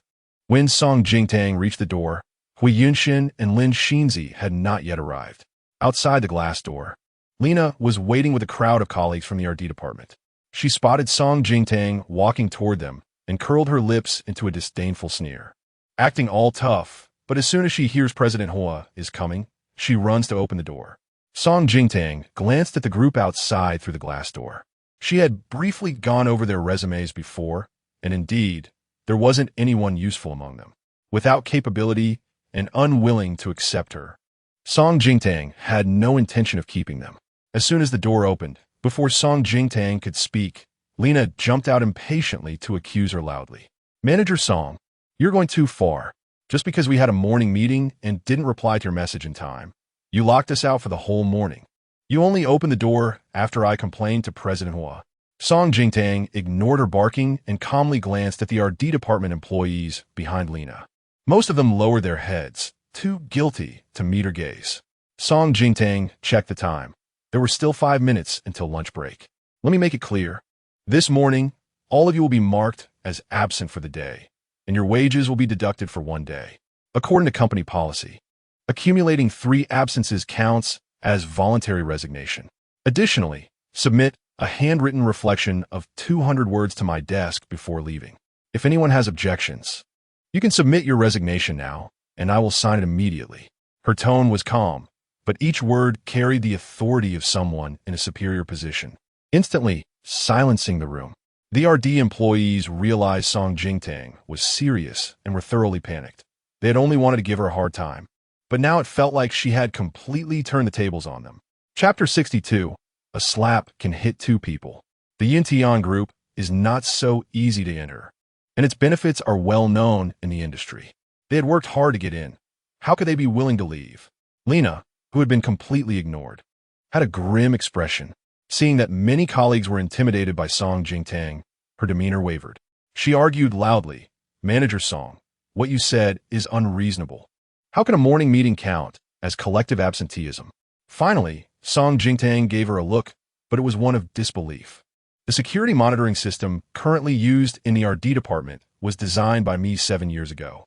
Most of the employees in the RD department were computer experts, and they were shocked to hear Song Jingtang's words. After all, their security monitoring system had always been recognized as top-notch in the industry. No one had been able to surpass it in these years. But this was actually the work of Song Jingtang from 7 years ago. Lena didn't understand these things. Her face was full of disdain. So what? What do you mean? You're just so stupid. How could such a person even be recruited into her RD department? Song Jingtang's cool and beautiful face showed no extra expression as she coldly said, the multifunctional conference room where you hold your morning meetings has surveillance and recording equipment. Do you need me to pull it up and send it to the board of directors so they can understand what you've been discussing all morning? As soon as these words came out, not only Lena, but also the other employees in the RD department were completely blown away, their faces paling in panic. If they were caught slacking off in the conference room under the pretense of a meeting, and a video of them ganging up to exclude their boss was sent to the board, they would be finished. Lena was a close friend of Lin Xinzi, the future Mrs. Hua, who could protect her. But they were different. They were just a bunch of working stiffs who still needed to support their families. No matter when Song Jingtang was abandoned by Hua, the position of Mrs. Hua still belonged to her. And right now, she was indeed the legitimate manager of the RD department, their direct superior. Going against Song Jingtang would not benefit them at all. The other employees in the RD department exchanged furtive glances, already having their own thoughts. Manager Song, I'll write a reflection. A colleague stepped forward to take the lead, and the others immediately followed him inside. I know I was wrong, Manager Song. I won't slack off for no reason again. Manager Song, I will definitely cooperate fully with your work in the future. Soon, everyone except Lena had gone in. You all stop right there. Lena shouted angrily. But no one paid her any attention, each one leaving quickly, and she couldn't hold them back. Lena was furious. Just 10 minutes ago, the entire RD department was still on her side, but with a few words from Song Jingtang, everyone had betrayed her. Seeing that Song Jingtang was also about to leave, Lena, in a fit of anger and shame, rushed over to grab her. Song Jingtang, stop. Lena's nails were long, and she had done a sharp, pointy manicure with diamonds. Today, Song Jingtang was wearing short sleeves, her slender white arms exposed. When Lena grabbed her, she did it fiercely, and her nails dug painfully into Song Jingtang's flesh, drawing blood instantly. The sharp pain made Song Jingtang frown. Without hesitation, she shook off Lena and slapped her with the other hand. Slap! The crisp sound of the slap echoed loudly. Tang Tang, what are you doing? Hui Yunshin's cold and angry voice rang out. Song Jingtang turned to see Hui Yunshin and Lin Xinzi walking side by side about 10 meters away. Song Jingtang narrowed her eyes slightly. To be honest, Hui Yunshin had a good physique, broad shoulders and a narrow waist, long legs, and at 184 meters tall. He was a perfect model. At that moment, dressed in a suit, he walked over looking quite impressive. Lin Xinzi, slender and tall, walked beside him, exuding a delicate and charming demeanor. Her skirt clung to his trousers, swaying gently. Anyone with eyes could see that the atmosphere between them was unusual. Song Jingtang's gaze turned colder. As they got closer, Song Jingtang noticed that Lin Xinzi's eyes were slightly red, as if she had just been crying. When their eyes met, Lin Xinzi, whether intentionally or not, stepped back slightly behind Hui Yunshin, seemingly scared of her. Hui Yunshin naturally noticed this. He furrowed his brows and subtly shifted closer to Lin Xinzi, his protective intent not too obvious. Song Jingtang secretly clenched the hand that had just slapped Lena, thinking to herself that if Lin Xinzi and Hui Yunshin stood side by side, if she found the right angle, she could slap both of them at once. Xinzi, mister. Hua, you finally arrived. When Lena saw Lin Xinzi, it was like she had seen a savior. She immediately rushed over, covering her swollen face while crying and complaining. Manager Song threatened to fire us. I reasoned with her a bit, and she just hit me. Mr. Hua, look at my face. Lena revealed the half of her face that had been slapped, showing 5 clear finger marks. Hui Yunshin's expression darkened. He stared at Song Jingtang, furrowing his brows, looking extremely unfamiliar. Tang Tang, how did you become like this? Song Jingtang gazed at Hui Yunshin's face, which was filled with disappointment, and she even sensed a trace of unhidden disgust. She suddenly felt a bit tired, utterly disillusioned. Over the years, whether it was with the Hua family or his friends around him, even if it was just Lena now, Hui Yunshin would always look at her with that disappointed expression. Not once had he stood by her side, firmly trusting her. Song Jingtang lowered her eyes, unable to describe the feeling in her heart. It was like a pool of water that had been hurt, with the ripples all bitter. She raised her gaze again, looking at Hui Yunshin, and lifted her arm, which bore the marks where Lena had scratched her, saying she was the one who attacked first. Although she despised explaining herself, she couldn't just take this silent loss. Hui Yunshin looked at the prominent wound on her arm. She had been deeply scratched, and blood was still oozing out. Hui Yunshin frowned in distress, about to speak. But Lin Xinzi, standing by, spoke up with an apologetic expression. I'm sorry, Sister Jingtang. I apologize on behalf of Lena. She likes to do this kind of manicure, and several times when she pulled me, she hurt me too. She really didn't mean it. Hui Yunshin didn't understand much about women's manicures, but after Lin Xinzi explained, he glanced at Lena's long, sharp nails, which indeed looked like they could easily hurt someone. But it was just an accidental injury. He had seen clearly that Song Jingtang's slap to Lena was entirely intentional. Chapter 63. Everyone's sick. Hui Yunshin raised his eyes to look at Song Jingtang. The concern that had been in his eyes completely dissipated. First, she slapped his sister Hui Yuni, and now she openly slapped Lena. Even Lin Xinzi couldn't tolerate it, and was going to have her fired. Hui Yunshin's brows were tightly knitted. Tang Tang, you really are becoming more and more unfamiliar to me. He didn't understand why Song Jingtang had become so vengeful since waking up. It was simply domineering and unreasonable. Song Jingtang understood Hui Yunshin too well. Just by looking at his disappointed expression, she knew what he was thinking. She glanced at her arm, which bore the marks of Lena's nails. feeling a sense of irony and a coldness in her heart. In Hui Yunshin's view, if someone slapped her, she should present the other side of her face for them to continue hitting her to satisfy him. All those years, she had constantly compromised, always enduring, giving up her ideals and her life just to win the love of such a mundane man. It was simply foolish, but it wasn't the time to flip the table yet. She looked at Hui Yunshan, planning to say something to ease the atmosphere, but she first noticed the tie around his neck. Having taken care of Hui Yunshan wholeheartedly for so many years, paying attention to every detail had become a habit that was hard to change. She immediately noticed that the tie he was wearing was not the one he left home with in the morning. Moreover, the way it was tied had changed from the simplest knot to a Windsor knot. Out of the corner of her eye, she saw the half of the ribbon peeking out at Lin Xinzi's waist, matching the color of Hui Yunshan's tie, with the same lotus flower pattern. The words that were on the tip of her tongue turned into bitter coffee, soaking her taste buds. She suddenly felt utterly disinterested. At that moment, she didn't even want to continue acting with him. It was too disgusting. She found him repulsive. I've been doing experiments all morning, and I'm tired now. I want to take a break. Can we discuss this later? After saying this, Song Jingtang didn't even want to look at Hui Yunshan again and turned to leave. Hui Yunshan stared at her intently. Song Jingtang's reaction was too calm, so calm that it made him feel a sense of inexplicable anxiety. She was clearly right in front of him, yet it gave him the illusion that he would lose her the next second. Stop! Before his brain could react, Hui Yunshan had already dashed out, reaching out with a sense of urgency and firmly grabbing Song Jingtang's arm. He held on tightly, his fingers pressing directly on the wound that Li Na had just scratched open. Song Jingtang was usually able to endure pain, but at that moment, she couldn't help but frown. She struggled a bit, but Hui Yunshan had no intention of letting go. Was he trying to take revenge for Lin Xinzi's best friend? Song Jingtang simply gave up on struggling. She turned around and said, "Yunshan, you're hurting me." Only then did Hui Yunshan realize his own indiscretion, and he awkwardly loosened his grip. His fingertips felt warm and sticky. He looked down and realized that his fingers were smeared with Song Jingtang's blood. He was momentarily stunned, and just as he was about to explain, Lin Xinzi behind him quickly took out a disinfectant cotton swab from her bag and hurried over to Song Jingtang. "Sister Jingtang, your wound is still bleeding. It needs to be treated." Song Jingtang was thoroughly disgusted. "No need."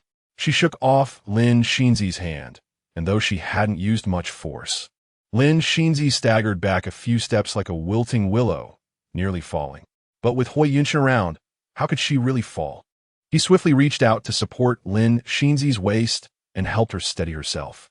"Tang Dang, you've really gone too far this time." Hui Yunshan's eyes were filled with reproach. "That's not true, Mr. Hua." Lin Xinzi hurried to explain for Song Jingtang. "It was my own fault for not standing steady. It really has nothing to do with Sister Jingtang. Secretary Lin, you don't have to take all the blame for everything." Hui Yunshan's tone sounded like a reprimand, but his eyes were clearly filled with concern. First, he lost his job because of Song Jingtang, and now he was being treated so poorly by her. Yet Lin Xinzi was still taking the blame. Compared to that, Song Jingtang seemed increasingly petty and unworthy of the situation. Song Jingtang was really tired of this act. She didn't know if this was their little game, or if Hui Yunshan was genuinely this foolish. But neither mattered anymore. She didn't care. However, Song Jingtang also understood that before securing the collaboration with Huaxi Pharmaceutical, she didn't have the capital to confront Hui Yunshan and mention divorce. This was the most critical moment. She had to endure. Yunshan, since the current batch of people in the RD department were all recruited by Secretary Lin, I want to open a second RD department. Anyone willing to follow Secretary Lin can go. Song Jingtang generously proposed. Since Hui Yunshan cared so much for Lin Xinzi and wanted her to be the manager of the RD department, she might as well fulfill his wish. After all, the current RD department was no longer the one she had led initially. However, Hui Yunshan sneered coldly at her words. "Tang Dang, do you really think I don't know anything?" Behind her back, she had gone to the old lady to complain about Lin Xinzi, getting the old lady to intervene and dismiss her, and now she was trying to play the good person in front of him. He had never known that Song Jingtang had such a wonderful duality. Song Jingtang felt completely bewildered. "Yunshan, what exactly is going on?" she asked directly. still pretending to be clueless. Hui Yunshin's displeasure grew, and he frowned, just about to clarify when Lin Xinzi's phone emitted a scheduled alarm sound. She stepped closer to Hui Yunshin's ear and whispered, "Mr. Hua, you have a lunch appointment with President Fan from Shengshu Bank today. It's getting late, we should head out." Hui Yunshan glanced at Song Jingtang with disappointment before turning to leave. Naturally, Lin Xinzi quickly followed him. At the back, Lina turned around and gave Song Jingtang a triumphant look.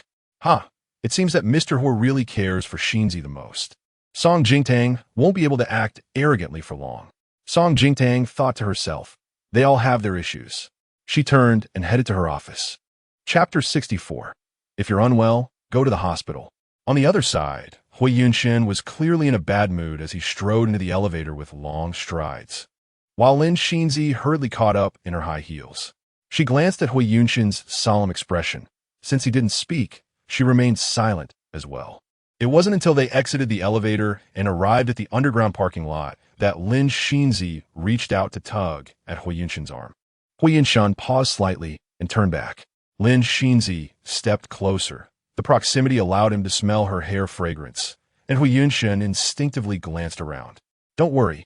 There's no one here and no surveillance," Lin Xinzi said softly, standing on her tiptoes to adjust Hui Yunshan's tie. She raised her slightly trembling eyelashes and gazed directly at him with a smile. "I'll call you Mr. Hua one last time. Tomorrow, I'll 1T come to the company." Hui Yunshan frowned and seized her wrist, displeased. "What nonsense are you talking about?" Lin Xinzi continued to smile, but her eyes were slightly red, clearly suppressing her grievances. "Since Sister Jingtang has misunderstandings about me, my staying would only trouble you." Hui Yunshan looked at her tearful, aggrieved expression, his frown deepening. "You haven't done anything wrong. You're not a burden to me." He took out a handkerchief and handed it to her, solemnly promising, "As long as I'm still at the company, no one can touch you." Lin Xinzi lowered her head to wipe her tears, a barely perceptible gleam flashing in her eyes. In the RD department, Song Jingtang removed her lab goggles and buried herself in work all day, her neck and shoulders aching terribly. She had only taken a couple of bites of the meal that Ishiyu had brought her from the company cafeteria at noon, and halfway through, she remembered that there was an experimental step that needed adjustment. After that adjustment, she completely lost track of time. Now her food was cold. Song Jingtang could only take it out and throw it in the trash. As she walked back to her office, she encountered several employees from the RD department who were getting off work. Upon seeing her, they all looked a bit apprehensive, forcing themselves to greet her. "Manager Song." Song Jingtang politely nodded at them. She wasn't enthusiastic, but she wasn't cold either. Upon returning to her office, she found a thick stack of self-reflection letters on her desk, all submitted by the employees of the RD department. Song Jingtang didn't look at them and directly shoved them into the drawer. Her intention wasn't to punish them. It was simply to establish authority when first offended. After sorting her things, she prepared to leave work. Her relationship with her two treasures, Chun Chun and Huan Huan, had warmed slightly, and she was already eager to go home and see them. Just as she stepped out of her office, Song Jingtang received a message from Hui Yunshin. "Hui Yunshin, the old lady wants us to come home for dinner tonight. I'll pick up Chun Chun and Huan Huan and head back to the old house first." Song Jingtang paused for a moment. Since it was the old lady's wishes and both treasures were going back, she had no reason to refuse.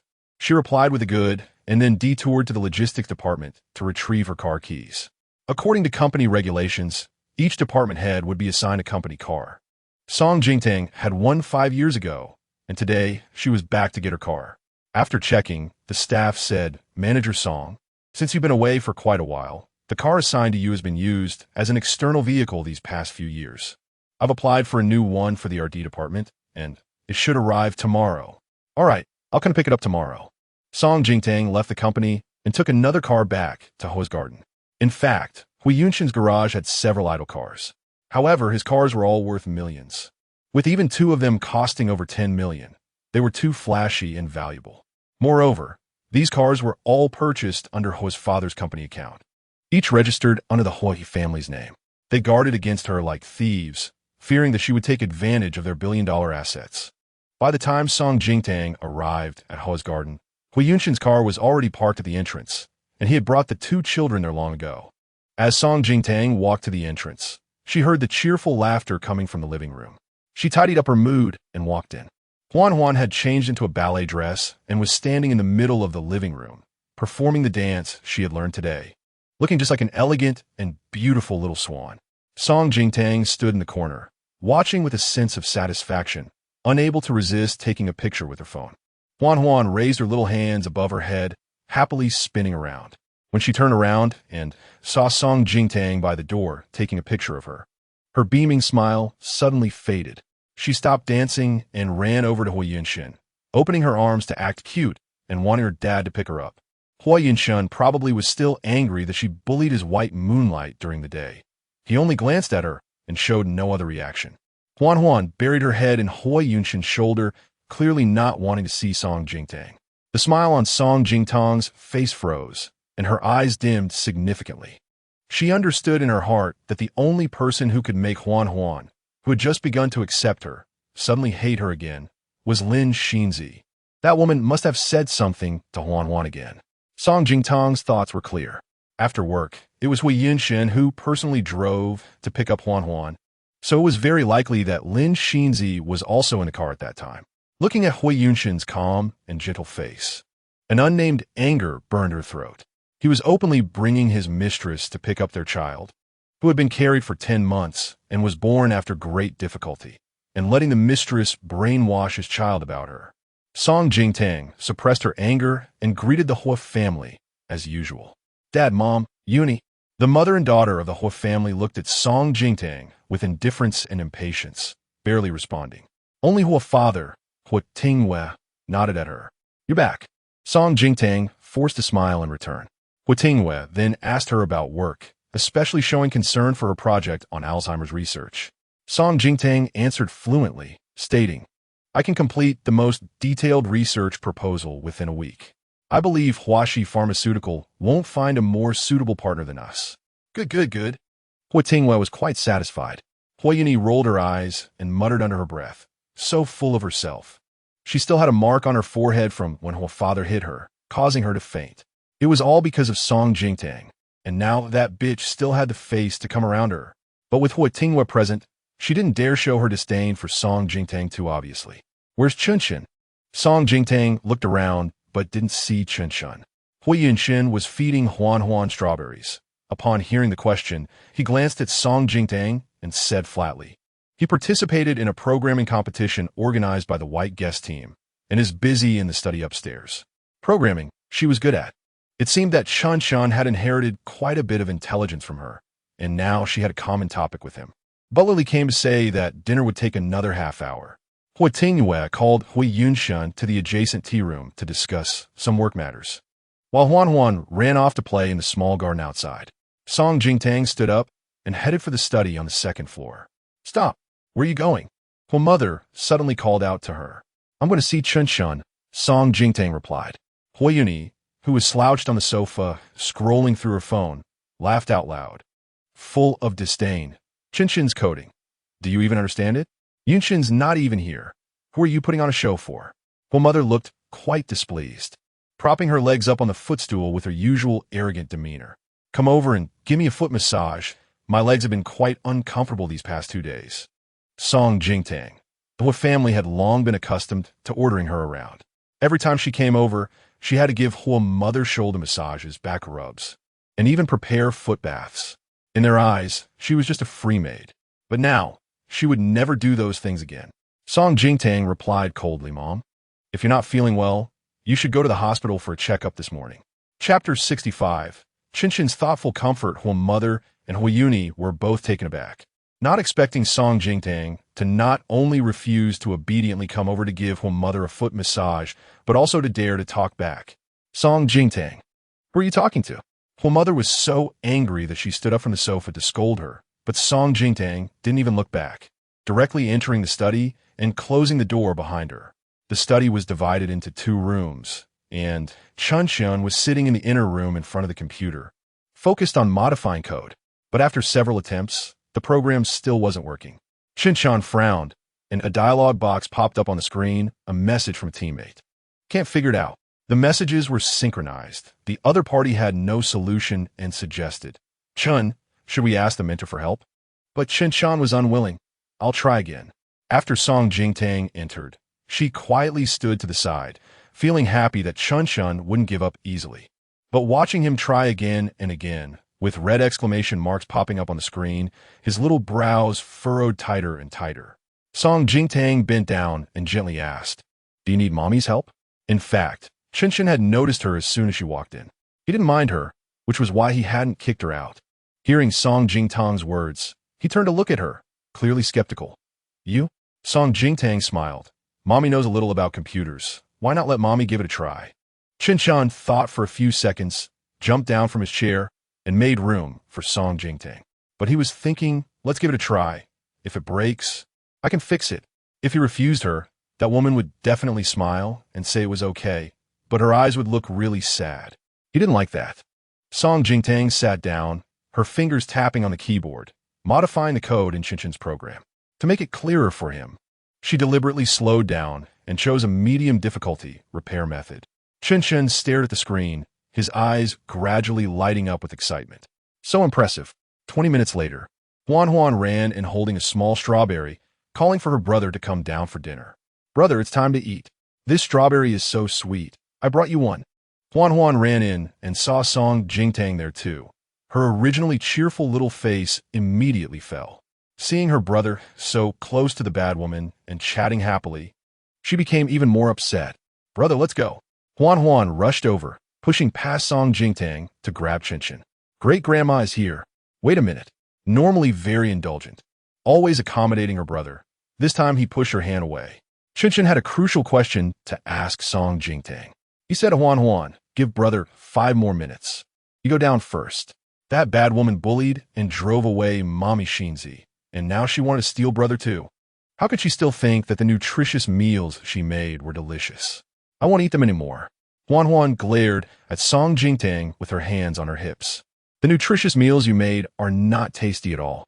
After saying that, she turned and ran out, her 2 little braids bobbing angrily behind her.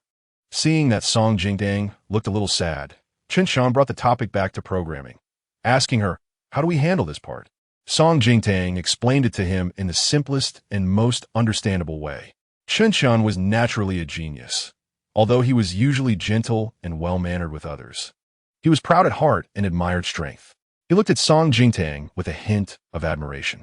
His biological mother seemed to be much more capable than he had imagined. "Let's go. We shouldn't keep great-grandma waiting," Song Jingtang said with a smile. Chen Shan went downstairs with Song Jingtang.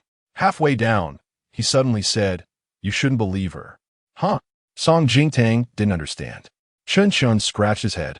Huan secretly took another bowl after she finished eating last time. "I saw it." Song Jingtang was slightly taken aback, then lowered her head and smiled, her heart warming up. Chen Shan was comforting her. He was still too young to understand the complex emotions of adults. He thought she was sad because Huan said her nutritious meals were not tasty. "Thank you, baby. Mommy is not sad at all," Song Jingtang said seriously. She is grateful to the heavens for sending her these 2 treasures. Even if Huan doesn't like her for now, at least there's Chun Shun, who gives her some comfort. In the restaurant, Grandma Hua has already arrived. She sits at the main seat with a cold expression, clearly angry, not knowing who upset her earlier.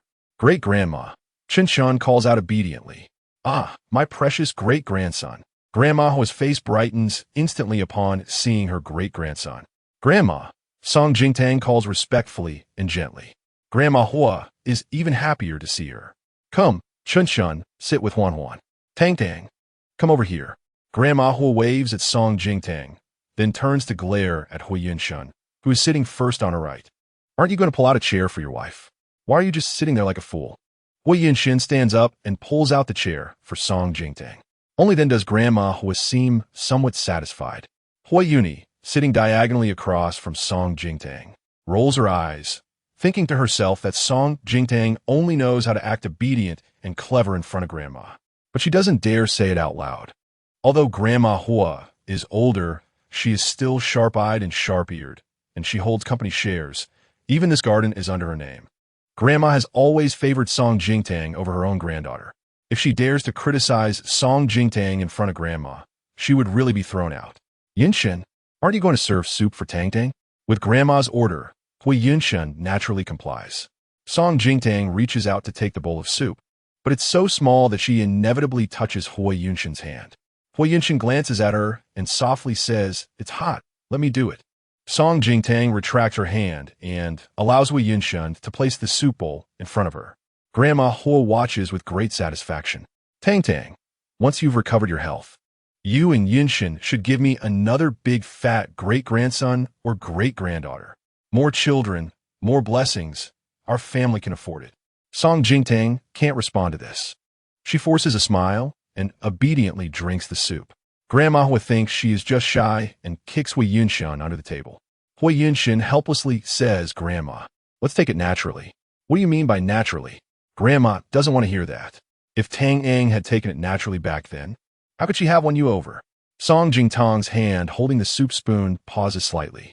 Grandma Hua laughs sarcastically. "Yes, back then, Jingtang was still a little girl in her teens and 20s. Her methods were quite something. Our Yunshan only stepped into the Song family once, saw a doctor, and unexpectedly got entangled with the doctor's granddaughter." What was that term again? Hui Yuni interjects, "A lingering ghost." Grandma Hua immediately frowns. "If you can't speak properly, just shut your mouth. I didn't want to come here for dinner. I just wanted to see you two ruining my appetite." Huamu has been wary of this formidable mother-in-law for quite some time and immediately shuts up. But she holds Song Jingtang accountable for this. Huan, who is emotionally intelligent and perceptive, immediately jumps down from her small chair and throws herself into Grandma Hua's arms. "Great-grandma, don't be angry. When Daddy is unhappy, Huan, just give him a kiss, and he won't be angry anymore. Huan will kiss great-grandma too." After saying that, she leans up and gives Grandma Hua a kiss on the cheek, making Grandma's heart melt, and her anger dissipates. The meal ends in a harmonious atmosphere. After dinner, Song Jingtang goes to the kitchen to cut some fruit. Just as she places it on the table, her phone vibrates with a new message. She takes it out and sees it's from Hua Yunshan. "Tang Tang, come to the garden. We need to talk alone." Song Jingtang turns and heads to the garden. Hua Yunshan is waiting for her in the pavilion, holding a cigarette between his fingers, a dark expression on his handsome face as the white smoke swirls around him. He watches Song Jingtang approach. Once she enters the pavilion, Hui Yunshan gets straight to the point. "Tang Tang, go explain to Grandma. Just say you misunderstood Secretary Lin."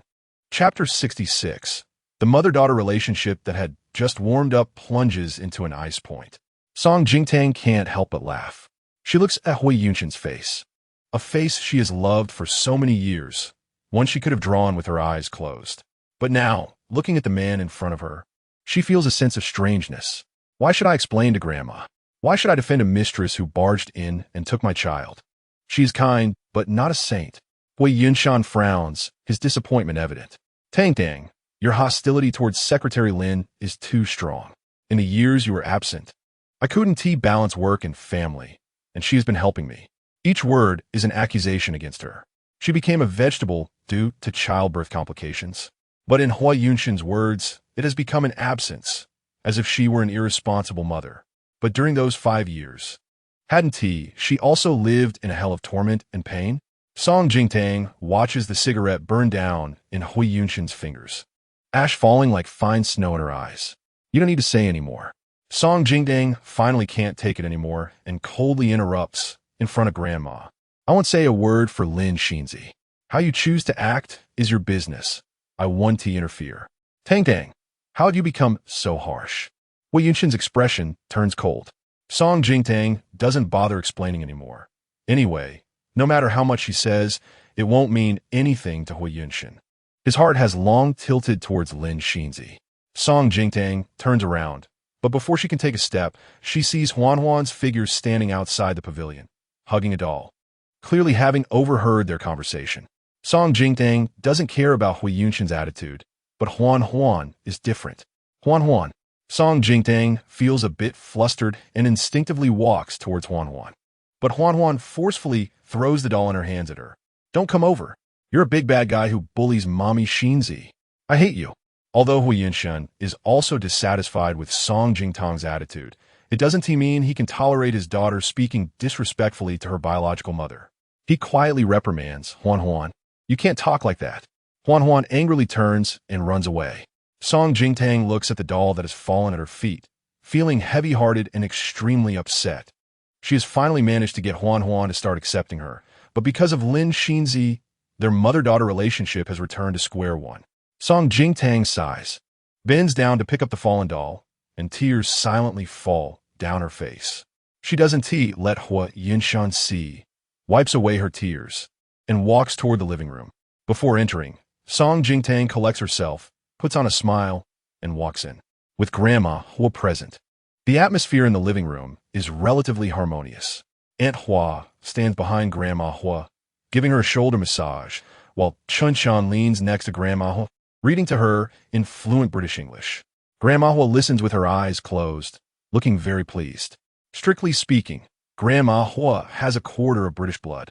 Her father was a mixed-race child, and he communicated with her in English at home. Unfortunately, her father passed away in an accident while hunting when she was 10. Chun Shan is intelligent, steady, and eager to learn, speaking English as fluently as a native speaker, which is also why Grandma Hua particularly likes Chun Shan. Song Jingtang looks at Huan Huan. She is snuggled in Hua Mu's arms, whispering to her. When she sees Song Jingtang come in, she turns her face away. "Oh right, Huan Huan." Chun Shan suddenly remembers something and turns back to Huan Huan. Teacher Wu said today we need to take a family photo to send to her. The parent-child activity day is coming up, and she wants all the kids' family photos. Don't forget, Teacher Wu is Huan Huan's homeroom teacher. Although Chun Shan and Huan Huan are in the same international school, they're in different classes. Chun Shan is in the gifted class, and the curriculum is entirely different from the regular class. But everyone knows that Chun Shan and Huan Huan are fraternal twins, and Chun Shan takes good care of his sister. He had already told Teacher Wu at the beginning of the school year that if Huan Huan had any family assignments, he would like to be informed so he could supervise his sister's studies. Huan Huan indeed forgot, but since she has her brother reminding her, she doesn't worry. Then we all have to take a photo. Grandpa, Grandma, Great-Grandma, and also Annie, Daddy, and brother will take a big family photo, Huan Huan excitedly says. Other adults naturally agreed in one voice. However, Chun Shan keenly noticed that Huan Huan mentioned everyone while deliberately ignoring Song Jingtang. Chapter 67. Her granddaughter-in-law, whom she personally protects. Huan Huan jumped down from her grandmother's arms and bounced towards Hui Yunshan, who had just entered behind Song Jingtang. "Dad, we need to take a family photo." "The teacher said so." "Well, then let's take it," Hui Yunshan said, pulling Huan Huan back as she tried to leave, glancing at Song Jingtang a few steps away, inviting her mother to join the photo. A family photo, of course, should include everyone. Huan Huan was very reluctant, but meeting Hui Yunshan's resolute gaze, she pouted and walked in front of Song Jingtang. "Dad said to let you take a photo too." She mumbled reluctantly and immediately ran away, without caring about Song Jingtang's reaction. Finally, Butler Li took out the camera to take their picture. The old lady naturally sat in the middle, with Chun Shan and Huan Huan on either side of their great-grandmother, followed by Hua's father and mother, with Hui Yunyi next to her mother, and Song Jingtang and Hui Yunshan standing at the back, with a bit of distance between them. After the photo was taken, Butler Li brought it over for the old lady to see first. Upon seeing it, she was very dissatisfied and turned to glare at Hui Yunshan. "You two are so far apart. You could fit another person in there. If I didn't know better, I'd think you were a plastic couple." The old lady noticed that the atmosphere between them was off. She knew that in their relationship, Hui Yunshan had always been the one in control. He must have bullied Tang Tang again. The old lady glared at Hui Yunshan. "You brat, why aren't you holding your wife?" Just as Song Jingtang was awkwardly about to refuse, Hui Yunshan's hand reached over, wrapping around her waist and pulling her into his embrace with a slight force. He didn't look at her, only helplessly gazing at the old lady. "Is this satisfactory for you, Grandma?" The old lady reluctantly replied, "That's better. Yunshan, don't mind me saying this, but a man who loves his wife can make a fortune, you know?" Hui Yunshan smiled. "Got it." Song Jingtang thought. Their distance was too close. She was almost pressed against Hui Yunshan.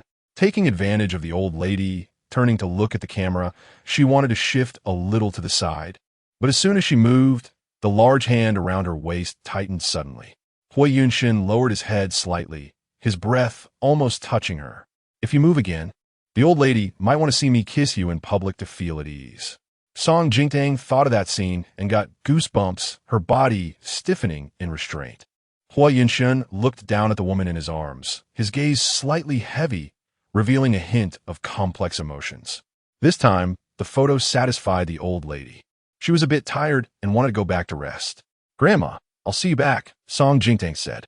The old lady naturally had no objections. She originally wanted to call Hua Yinshun to come along, but when she turned around and saw him talking business with Hua's father, she didn't disturb them. While accompanying the old lady to the door, Song Jingtang saw Huan pulling Butler Li outside and whispering to him. She didn't pay much attention. After walking a while, Song Jingtang spoke up, "Grandma, I can handle the people and matters of the company. You don't need to worry about me." The old lady, being astute, understood immediately. "Is that brat Yinshun making you speak for that vixen Lin Xinzi?" She was so angry she wanted to hit someone. "I think he's gone mad. How could he let his wife speak for that scheming vixen?" "It's not because of him," Song Jingtang explained. She was telling the truth. She didn't want the old lady to get involved in company matters. Firstly, she didn't want the old lady to worry too much about her marriage with Hua Yinshun, as she would be getting a divorce soon anyway. The more the old lady cared now, the more disappointed she would be later. Secondly, it was for Huan. Huan was too dependent on Lin Xinzi. She wanted to get closer to Huan step by step and couldn't force her to cut ties with Lin Xinzi right now. But the old lady had no idea about Song Jingtang's thoughts. In her eyes, Song Jingtang was blindly in love with Hua Yinshun and had compromised without limits. Sigh. The old lady sighed in frustration, feeling heartbroken as she patted Song Jingtang's hand. "Since you mentioned it, I'll interfere less in company matters from now on. But you must be wary of that vixen Lin Xinzi. If Yinshun is bewitched by her and makes you suffer, you must tell Grandma. I'll help you deal with them." Song Jingtang smiled softly, touched, and replied, "Okay." The old lady's courtyard was just ahead, and since she had Aunt Hua with her, she let Song Jingtang take her there. "You should go back quickly. Don't keep them waiting too long. Chun and Huan have classes tomorrow." "It's fine. Just a few minutes won't matter."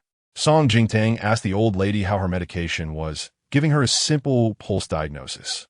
Song Jingtang had a good idea of the situation. She instructed Aunt Hua to reduce 2 of the herb from the previous prescription by half and continue giving the old lady the medicine for another half-month. After giving these instructions, Song Jingtang finally left. Watching Song Jingtang walk away, the old lady's expression shifted from gentle warmth to worry with a hint of anger. "I'm so mad. That brat Yinshun is protecting that vixen so much. My poor darling Tang Dang must feel aggrieved." Aunt Hua hurriedly patted the old lady's back and brought her tea. "Hua." The old lady grabbed her hand and whispered, "You go investigate that Lin Xinzi for me. I always feel like this woman is not as simple as she seems." The old lady had been observing Song Jingtang's feelings for Hua Yinshun over the years, and it was she who had strongly facilitated their marriage. Her precious granddaughter-in-law, she had to protect personally. On the way back, Hua Yinshun was driving while Song Jingtang sat in the passenger seat. The 2 kids were in the back seat. Chun was on the phone with a friend who participated in the programming competition, discussing the points Song Jingtang had taught him to correct. "Wow, Chun, I know you're awesome, but I didn't expect you to be this awesome." The friend on the other end was also a genius boy, but he sounded a bit older than Chun, probably in his teens. Chun secretly glanced at Song Jingtang in the front seat, seeing her with her eyes closed as if she was asleep, and he proudly whispered, "It was taught to me by an incredibly impressive person." Song Jingtang, resting her eyes, slightly curved her lips. Huan was also using her tablet to do her homework. "Dad, I sent the photo to Teacher Wu." "Mm." Hua Yinshun replied lightly. At that moment, his phone screen lit up with a new message. After reading it, he glanced at Song Jingtang in the passenger seat, who seemed to be asleep, and reached out to increase the temperature in the car by 2 degrees. When the car arrived at the villa, Song Jingtang woke up at the right moment. As she bent down to unbuckle her seatbelt, she noticed the raised temperature and paused slightly, feeling a bit surprised. Usually, when there are no outsiders around and he doesn't need to play the perfect husband, Hua Yinshun wouldn't be this attentive. But she didn't say anything and got out of the car. It was indeed getting late, and the 2 kids obediently went back to their rooms to wash up. Song Jingtang returned to the master bedroom, changed into her pajamas, and came out with her toiletries and skincare products. Hua Yinshun had just finished a phone call and happened to be going upstairs. The two ran into each other, and when he saw what Song Jingtang was carrying, he frowned slightly and was about to speak. Song Jingtang spoke first. I have a video call scheduled with Professor Yi later to discuss a few issues regarding the research and development projects. She only has this time available to spare me an hour. I'll sleep in the study tonight so as not to disturb your rest. Since it was for work, Hui Yunshen had no objections. He was more eager than anyone else to see Song Jingtang's research results. Okay, bear with it for a few days.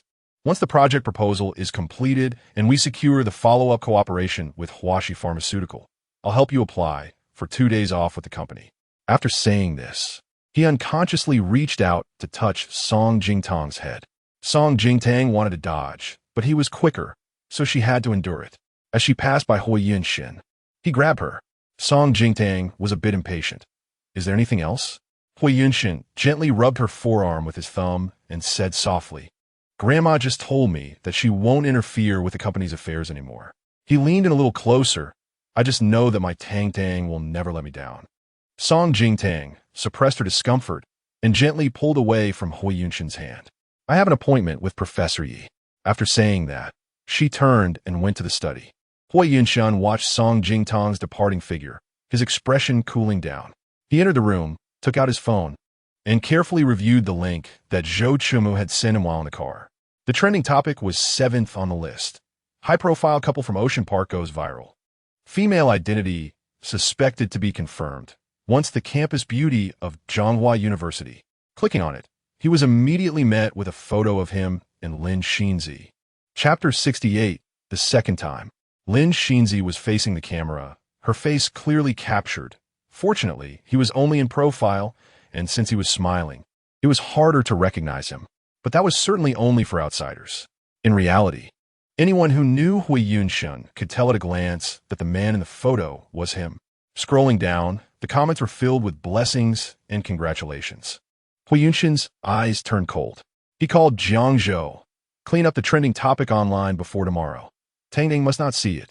At this crucial moment, he needed Song Jingtang to wholeheartedly focus on his research. After hanging up, Hui Yunshen suppressed his anger and called Lin Xinzi. This photo only existed on Lin Xinzi's phone. It wouldn't just appear online for no reason. He recalled that day at the aquarium when a staff member had interacted with Lin Xinzi. The photo must have leaked then. After 2 rings, Lin Xinzi picked up. Yunshen, why are you calling me at this hour? Is Huan missing me? Lin Xinzi's typically gentle voice came through. What's going on with the trending topic online? Hui Yunshen frowned and said in a deep voice, Did you give our photo to the aquarium staff? What photo? Lin Xinzi replied, innocently and confused. I'll check online. Hui Yunshen waited patiently for her to finish and give him an explanation. But instead of an explanation, he suddenly heard Lin Xinzi scream on the other end. Xinzi? Hui Yunshen immediately became anxious, sensing something was wrong. He called out twice, Xinzi, speak to me. What's wrong? Still, there was no response. At that moment, Song Jingtang, who had forgotten to bring her eye cream, turned back and paused at the door. Hearing Hui Yunshen's worried voice loud and clear, she hesitated with her hand on the door, but ultimately turned back quietly to the study. Just as she sat down and opened her computer, Hui Yunshen's message popped up on her phone. Hui Yunshen, Zhou Chumu has something urgent. I need to handle it. You should rest early and don't wait for me. Downstairs, the sound of a car engine was already heard. Hui Yunshen had already driven off to find Lin Xinzi. This was already the second time. Hui Yunshen had left everything behind in the middle of the night to find Lin Xinzi, and it had been less than a month since she had woken up. Song Jingtang sarcastically tugged at her lips, feeling too lazy to reply, and expressionlessly deleted the entire conversation. At that moment, a video invitation from Professor Yi Zongyue popped up on her computer screen. Song Jingtang composed herself and clicked in. Professor Yi, long time no see. Professor Yi had been Song Jingtang's advisor for a national competition research project during her time at Qingbei University. Although he couldn't compare to Professor Chu, a towering figure in the medical field, Professor Yi was also an authoritative expert in neurology. Just then, after a morning of organizing, Song Jingtang discovered a problem related to the field of neurology and immediately thought of Professor Yi. So she had asked Tishiyu to help contact Professor Ye's assistant to set up a time for a discussion. Song Jingtang knew that Professor Yi was very busy, handling several research projects, and had prepared to wait a few days, but unexpectedly, as soon as Professor Yi heard it was her, he immediately agreed and even cleared an hour before bedtime for her. They got straight to the point and talked for over half an hour. With Professor Ye's guidance, Song Jingtang had a breakthrough and quickly developed a solution. Professor Yi, thank you so much. Once I finish this busy period, I'll treat you to a meal, and we can arrange a time that works for you. Professor Yi clearly favored her. For you, I would make time even if I didn't have any. Professor Yi hesitated and said, Jingtang, did you hear that Professor Chu was recently rehired by the school? If you have the time, you should come back and see him. When the conversation turned to Professor Chu, Song Jingtang suddenly fell silent. After a while, she lowered her eyes and said with guilt, I think Professor Chu probably doesn't want to see me again in this lifetime. I also have no face to meet him. Professor Yi sighed helplessly. Back then, she had greatly admired Song Jingtang and had even wanted to recruit her under her wing. But as soon as Professor Chu heard someone was trying to poach his student, the very next morning, he set up a stool in front of her office door. That old rascal, upon seeing her, opened with, Professor Yi, I see you're a woman. Let us compare our skills. Professor Yi was left speechless, and in the end, she promised not to pursue Song Jingtang anymore. And only then did Professor Chu angrily take his stool and leave. However, Professor Yi kept in touch with Song Jingtang privately, not only because she admired her talent, but also because she genuinely liked the girl. Of course, she occasionally whispered a few bad things about Professor Chu, but she never expected that later, Song Jingtang would resolutely drop everything and get married, which aged Professor Chu by at least 5 years. Jingtang, you are Professor Chu's proudest student. He once considered you his successor. I know you are a sentimental child, with him being both a mentor and a father figure. But I must remind you, Professor Chu is already 60. He doesn't have many more years left to spare. Song Jingtang shuddered at that, recalling the gray-haired Professor Chu she had seen at the university gate, nearly bringing her to tears. The two of them had been estranged for 7 years. I understand. Professor Yi, don't worry. I will find an opportunity to apologize to Professor Chu. It was my mistake. I will accept any punishment he sees fit, as long as he can forgive me and recognize me as his student. Professor Yi nodded with relief. If I could see you two reconcile, I will be happy for you. After chatting for a bit longer, it was getting late, and fearing she might disturb Professor Yi's rest, Song Jingtang ended the video call. Song Jingtang slept in the study that night. The next day, when she woke up, she returned to the master bedroom to change clothes, and the big bed showed no signs of anyone having slept in it. Hui Yinshin hadn't come back all night. Downstairs, Aunt Tao was already preparing breakfast. As Song Jingtang went down, she told Aunt Tao, no need to prepare Mr. Hua's portion. He had to work late last night. Okay, Mom. Aunt Tao, without suspicion, asked, Ma'am, should I not prepare a portion for him to take to the company? Song Jingtang replied calmly, no need. He won't lack for breakfast. Lin Xinzi will surely prepare a lavish one. Huan Huan and Chun Sheng had a regular driver, so if Wei Yinshan didn't have time to pick them up personally, the driver would take care of it. Just after finishing breakfast, the driver arrived. Song Jingtang got in the car, first dropping the two kids off at school, and then asked the driver to take a detour to her company. As a result, when she arrived at the company building, she was already 3 minutes late. Song Jingtang hurriedly opened the door and just got on the elevator when she received a call from Ishiyu. Boss, where are you? I'm in the elevator. Song Jingtang noticed that Ishiyu's tone was off and frowned slightly. What's wrong? Chapter 69, Open Robbery. Ishiyu was both angry and anxious. Boss, hurry over. This morning, as soon as I got to the company, I saw that the R&D Department 2 has opened across from us.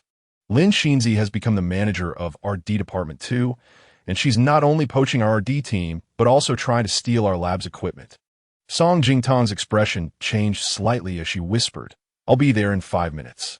She hurried back to the R&D department, and, just as she exited the elevator, noticed that the previously vacant office across from the R&D department had been cleared out and had a sign for the second R&D department hung up. A group of employees was busy moving things inside. Among them, a few by the window noticed Song Jingtang and quickly averted their eyes, pretending not to see her. Song Jingtang's gaze turned slightly cold. Hui Yunshan really favored Lin Xinzi to the extreme. In just one night, he had already set up the second RD department for her. Song Jingtang withdrew her gaze and walked toward the laboratory. Before she reached the door, she heard the arrogant and sharp voice of Ina. Hishiyu, you really are a good dog next to Song Jingtang. Do you think you can stop us by yourself? Get out of the way. Now our two departments are sharing the laboratory. There are only two of you, yet you're occupying so much equipment. What are we supposed to use in the second department? Hishiyu's eyes turned red with anger. You are going too far. You know our boss is working on a very important project, and now you're taking away the equipment. What are we supposed to use for our research? Hishiyu clung tightly to the door frame. She was small and thin, while Ina had several security guards with her. Ina sneered. What are you waiting for? Drag her away. Just as two security guards were about to step forward, a cold and stern voice rang out. Stop. Lina turned to see Song Jingtang approaching, and the half of her face that Song Jingtang had slapped seemed to still throb with pain. Meeting Song Jingtang's sharp and cold gaze made Lina's heart tremble. As if afraid of being hit again, she stepped back several paces, hiding behind the security guards. Manager Song, this is President Hua's intention. Please don't make things difficult for us workers, Lina said, peeking out from behind the guards, mocking, oh, who told President Hua to take such good care of our Xinzi? Hui Yunshan's intention? Song Jingtang coldly retorted. Did President Hua ask you to move my laboratory equipment? Of course, Lina said defiantly. Song Jingtang didn't believe her. It wasn't that she thought Hui Yunshan had deep feelings for her or would protect her, but the project she was currently working on was the biggest trump card in the collaboration between Hui Yunshan and Huaxi Pharmaceutical. She thought that even if Hua Yunshan favored Lin Xinzi, he wouldn't be absurd enough to go this far. Nah, what's wrong? Lin Xinzi's figure approached calmly, her face radiant. Song Jingtang narrowed her eyes slightly, feeling coldly sarcastic. It seemed that last night, Hui Yunshan had taken very good care of her. Manager Lin, you're just in time. Lina deliberately emphasized the title Manager Lin and cast a smug glance at Song Jingtang. Now, Xinzi and Song Jingtang were on the same level. Manager Lin, this Manager Song won't allow us to move the laboratory equipment. Some people treat company assets as their own. Lina complained sarcastically. Stop talking nonsense here. Hishiyu was so angry she wanted to hit her. Lin Xinzi looked at Song Jingtang and said helplessly, Sister Jingtang, this is indeed President Hua's intention. The equipment in our second RD department is still being procured, so we need to use yours for now. But don't worry, I will return it in 2 weeks. 2 weeks? Hui Yunshan had originally given her a deadline of 1 week. In 2 weeks, the situation would be dire. What if I say no? Song Jingtang had no intention of backing down. Xinzi, don't waste your breath on her.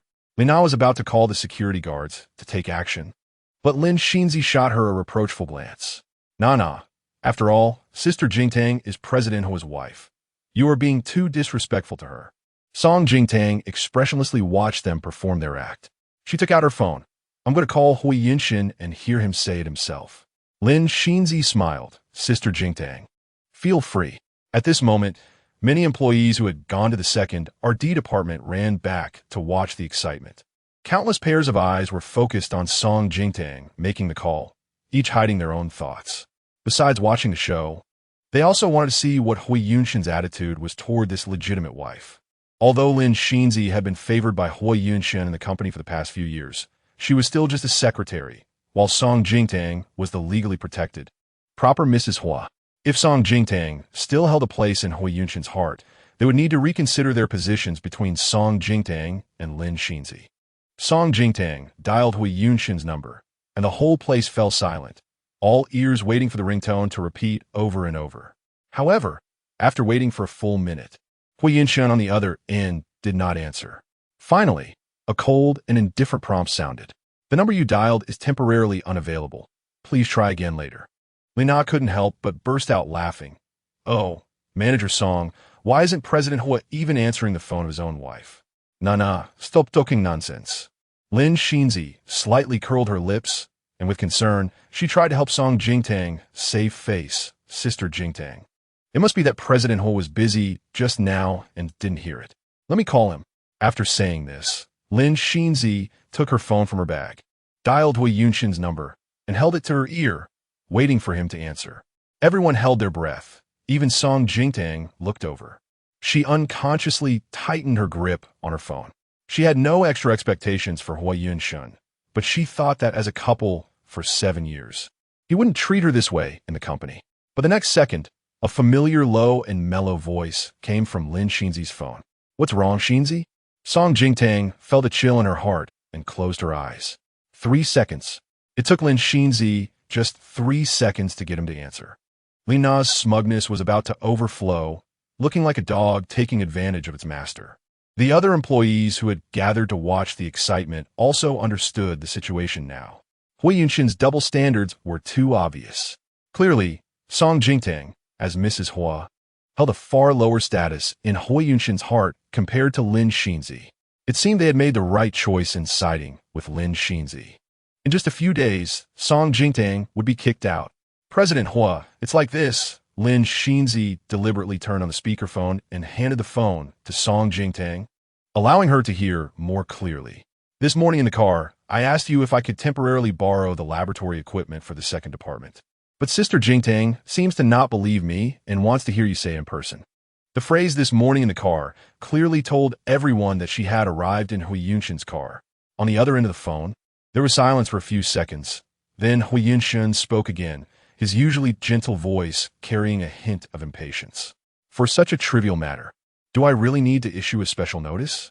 In the middle of their conversation, Lin Xinzi accidentally spilled a glass of juice on Hui Yunshin while handing it to him. "I'm so sorry, Yunshin. You should go take a shower. I'll get you some clothes." Previously, when Hui Yunshin was busy with work, Chun Shun and Huan Huan would occasionally spend the night at Lin Xinzi's place. Hui Yuni often came to pick them up as well, sometimes taking a shower there. So Lin Xinzi kept some of Hui Yunshin's clothes at her house. By the time Hui Yunshin finished his shower and changed into clean clothes, Lin Xinzi had already prepared a late-night snack. It was already 2 a.m., and Hui Yunshin decided to stay for the night, of course, sleeping on the sofa. On the way to the company, Lin Xinzi had indeed mentioned that she needed to use a piece of equipment from the laboratory.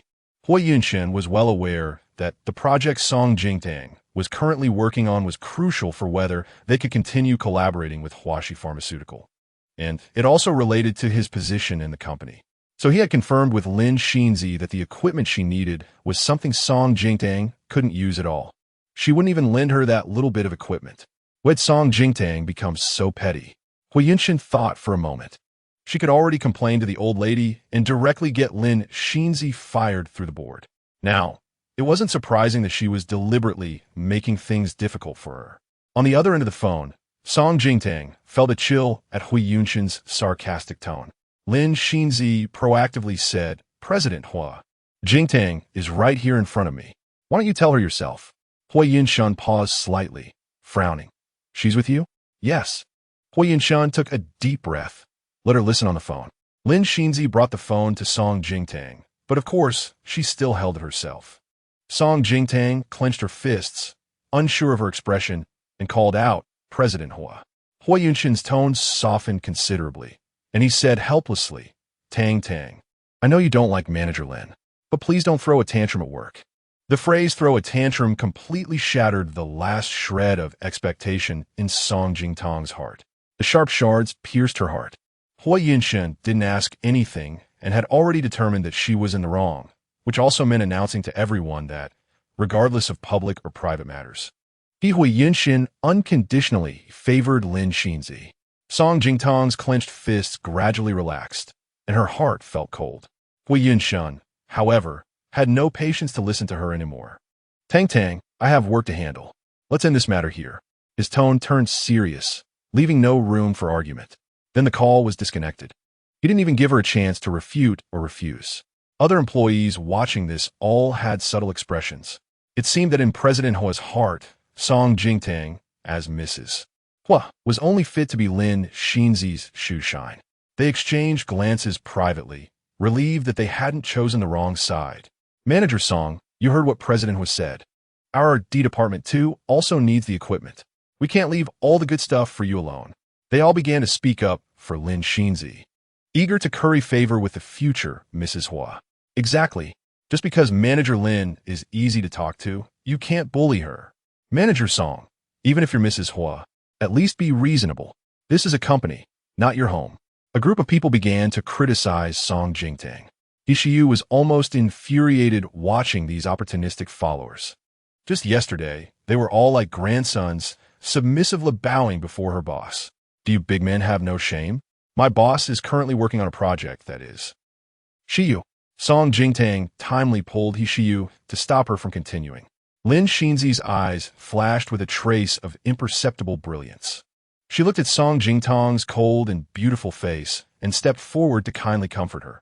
Sister Jingtang, don't worry. I'll only borrow this supercomputer from the lab for 2 weeks. I won't touch anything else. Song Jingtang frowned upon hearing this. Ishiyu's suppressed anger surged up. The computer is out of the question. She refused without a second thought. The computer contained all the confidential data for Song Jingtang's project. Lin Xinzi said nothing, casting a faint glance at Lina beside her. Lina immediately understood and shouted, "Stop dawdling. Hurry up and go inside and get the computer out. Don't delay our D Department 2's work this afternoon." With President Hua's earlier words, several security guards were also unceremonious and rushed up to pull Hishiyu away. If Song Jingtang hadn't quickly supported her, Hishiyu's head would have hit the wall. She still wanted to rush up to stop them, but was held back by Song Jingtang. "Boss." Song Jingtang shook her head slightly at her. She knew very well that right now, they couldn't stop anything. Because of Hui Yunshin's unconditional favoritism, the entire company had already sided with Lin Xinzi. In the end, Hishiyu could only watch helplessly as they took the laboratory computer to Lin Xinzi's side. "Boss, what should we do?" Hishiyu was so anxious that tears were about to fall. How could they bully people like this? That dead green Lin Xinzi was definitely doing it on purpose. The supercomputer from the lab was the most important thing to them. "All right, stop crying." Song Jingtang wiped her tears and pulled her into the office. She closed the door and said mysteriously, "Let me show you something." Song Jingtang opened her seemingly unremarkable personal laptop.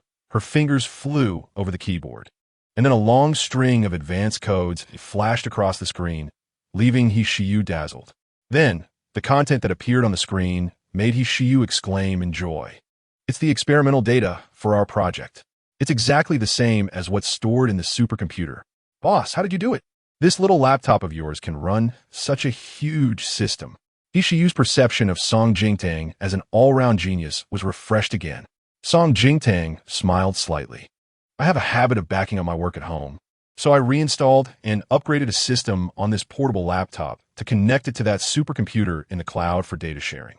Song Jingtang spoke casually, but Hishiyu understood the technological implications of her words. Installing a system on a laptop that can match a supercomputer is like compressing an elephant into a soda can. "Boss." Hishiyu looked serious. "You're not human." "Huh?" Song Jingtang was amused. Hishiyu almost wanted to kneel down. "You are my goddess." Song Jingtang chuckled. Hishiyu thought of something else and became worried again. "Boss, Lin Xinzi has taken our supercomputer. That habitual plagiarist. Will she copy our project again?" Song Jingtang casually replied. "Even if she takes the computer, she may not be able to use it. I've set up a triple security system for the core data's access permissions. Given Lin Xinzi and her team's capabilities, it would take at least a month to crack it." "That's good." Hishiyu was completely reassured now. "All right, go work." Song Jingtang urged her. "Okay." Hishiyu turned and walked to the door, but looked back at Song Jingtang with some concern. "Boss." She hesitated to say anything. Song Jingtang's attention was fully on work. Hishiyu's eyes were filled with worry. "Are you all right?" "President Hua, I'm fine." Song Jingtang interrupted her lightly. She had long since gotten used to it. She just didn't expect Hui Yunshin to be so blindly fond of Lin Xinzi. In the general manager's office, Hui Yunshin finished handling his work and went to take a shower in the bathroom of the lounge, changing into clean clothes afterward. His personal phone had been charging on the bedside in the lounge, and at that moment, the screen lit up with an incoming call, but the phone didn't ring. Hui Yunshin frowned slightly.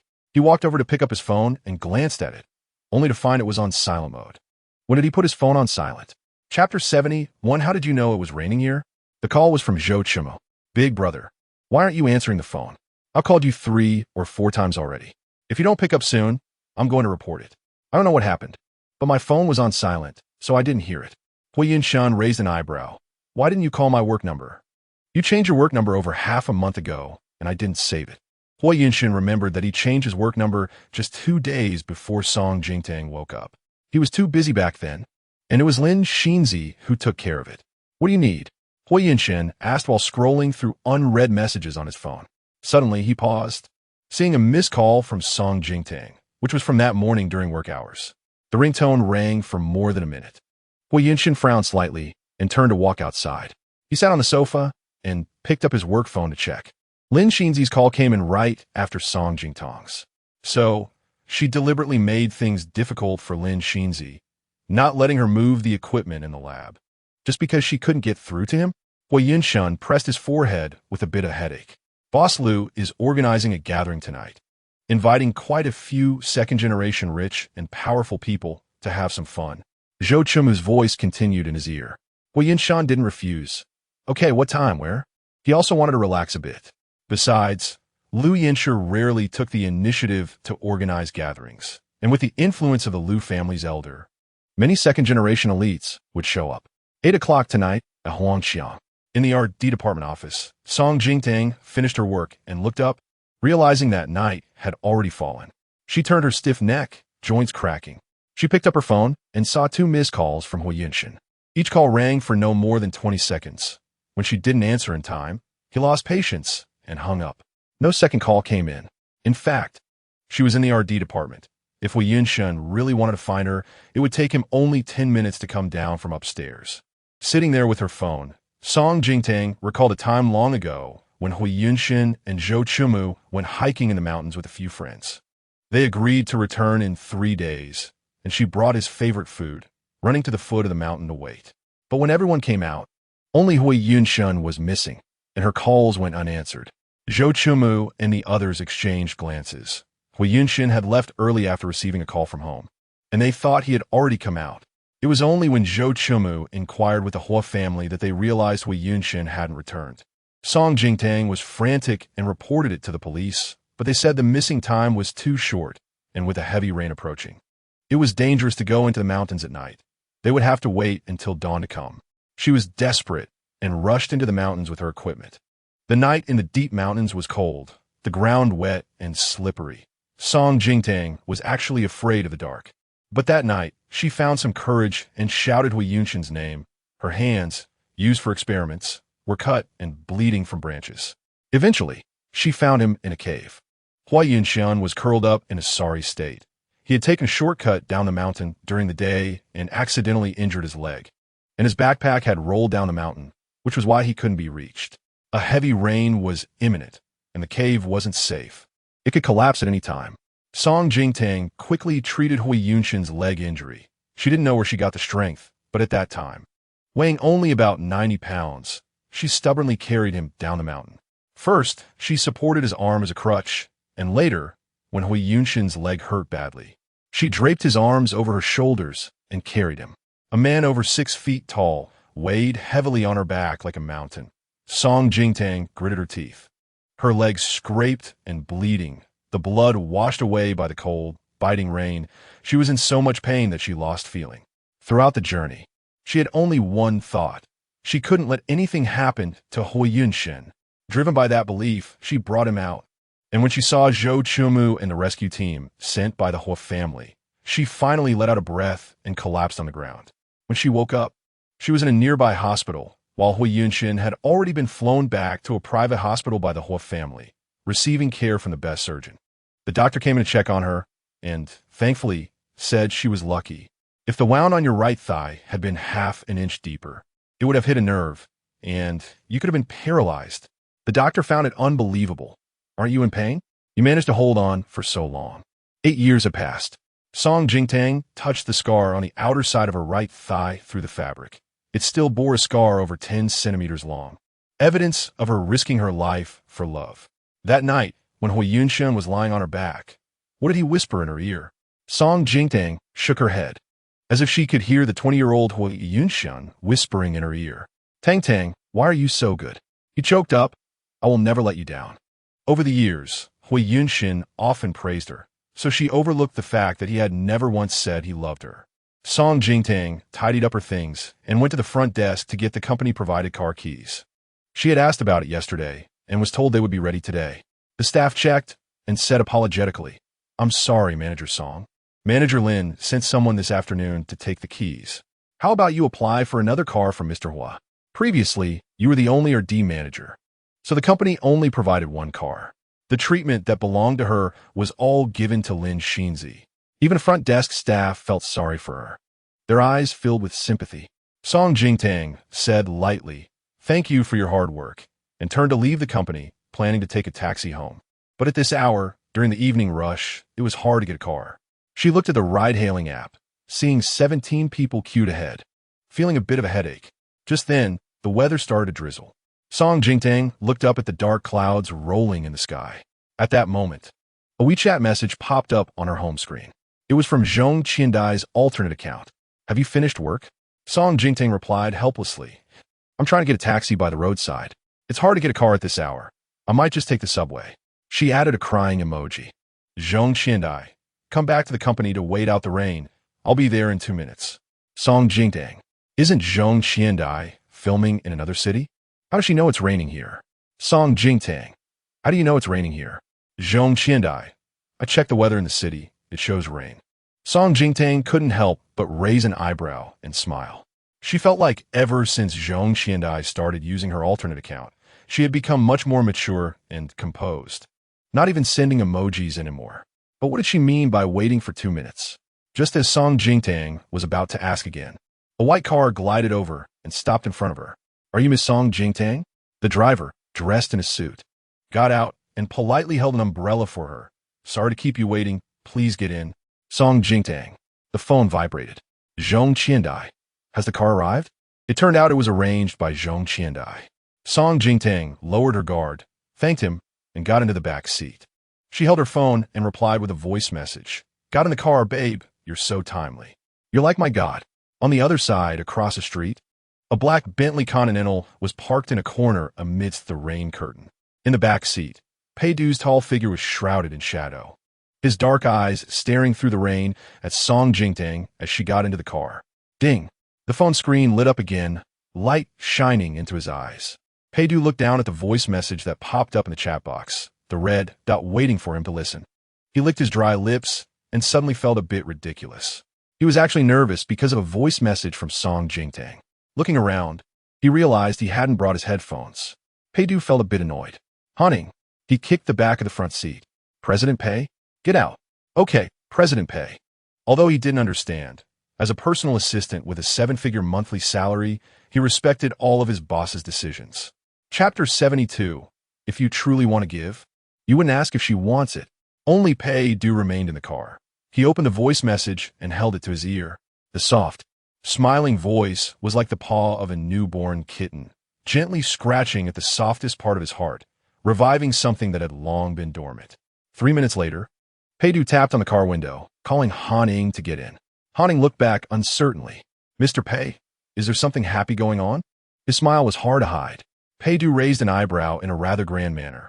"None of your business." He even said this with a smile. Strangely, he noticed that Mr. Pei's ears seemed to be red. At that moment, Peidu received a call from Mo Xiaoya.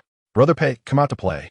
Mo Xiaoya was just trying his luck, as his brother Pei ignored him 8 out of 10 times. But tonight, Peidu was in a good mood. "A dress?"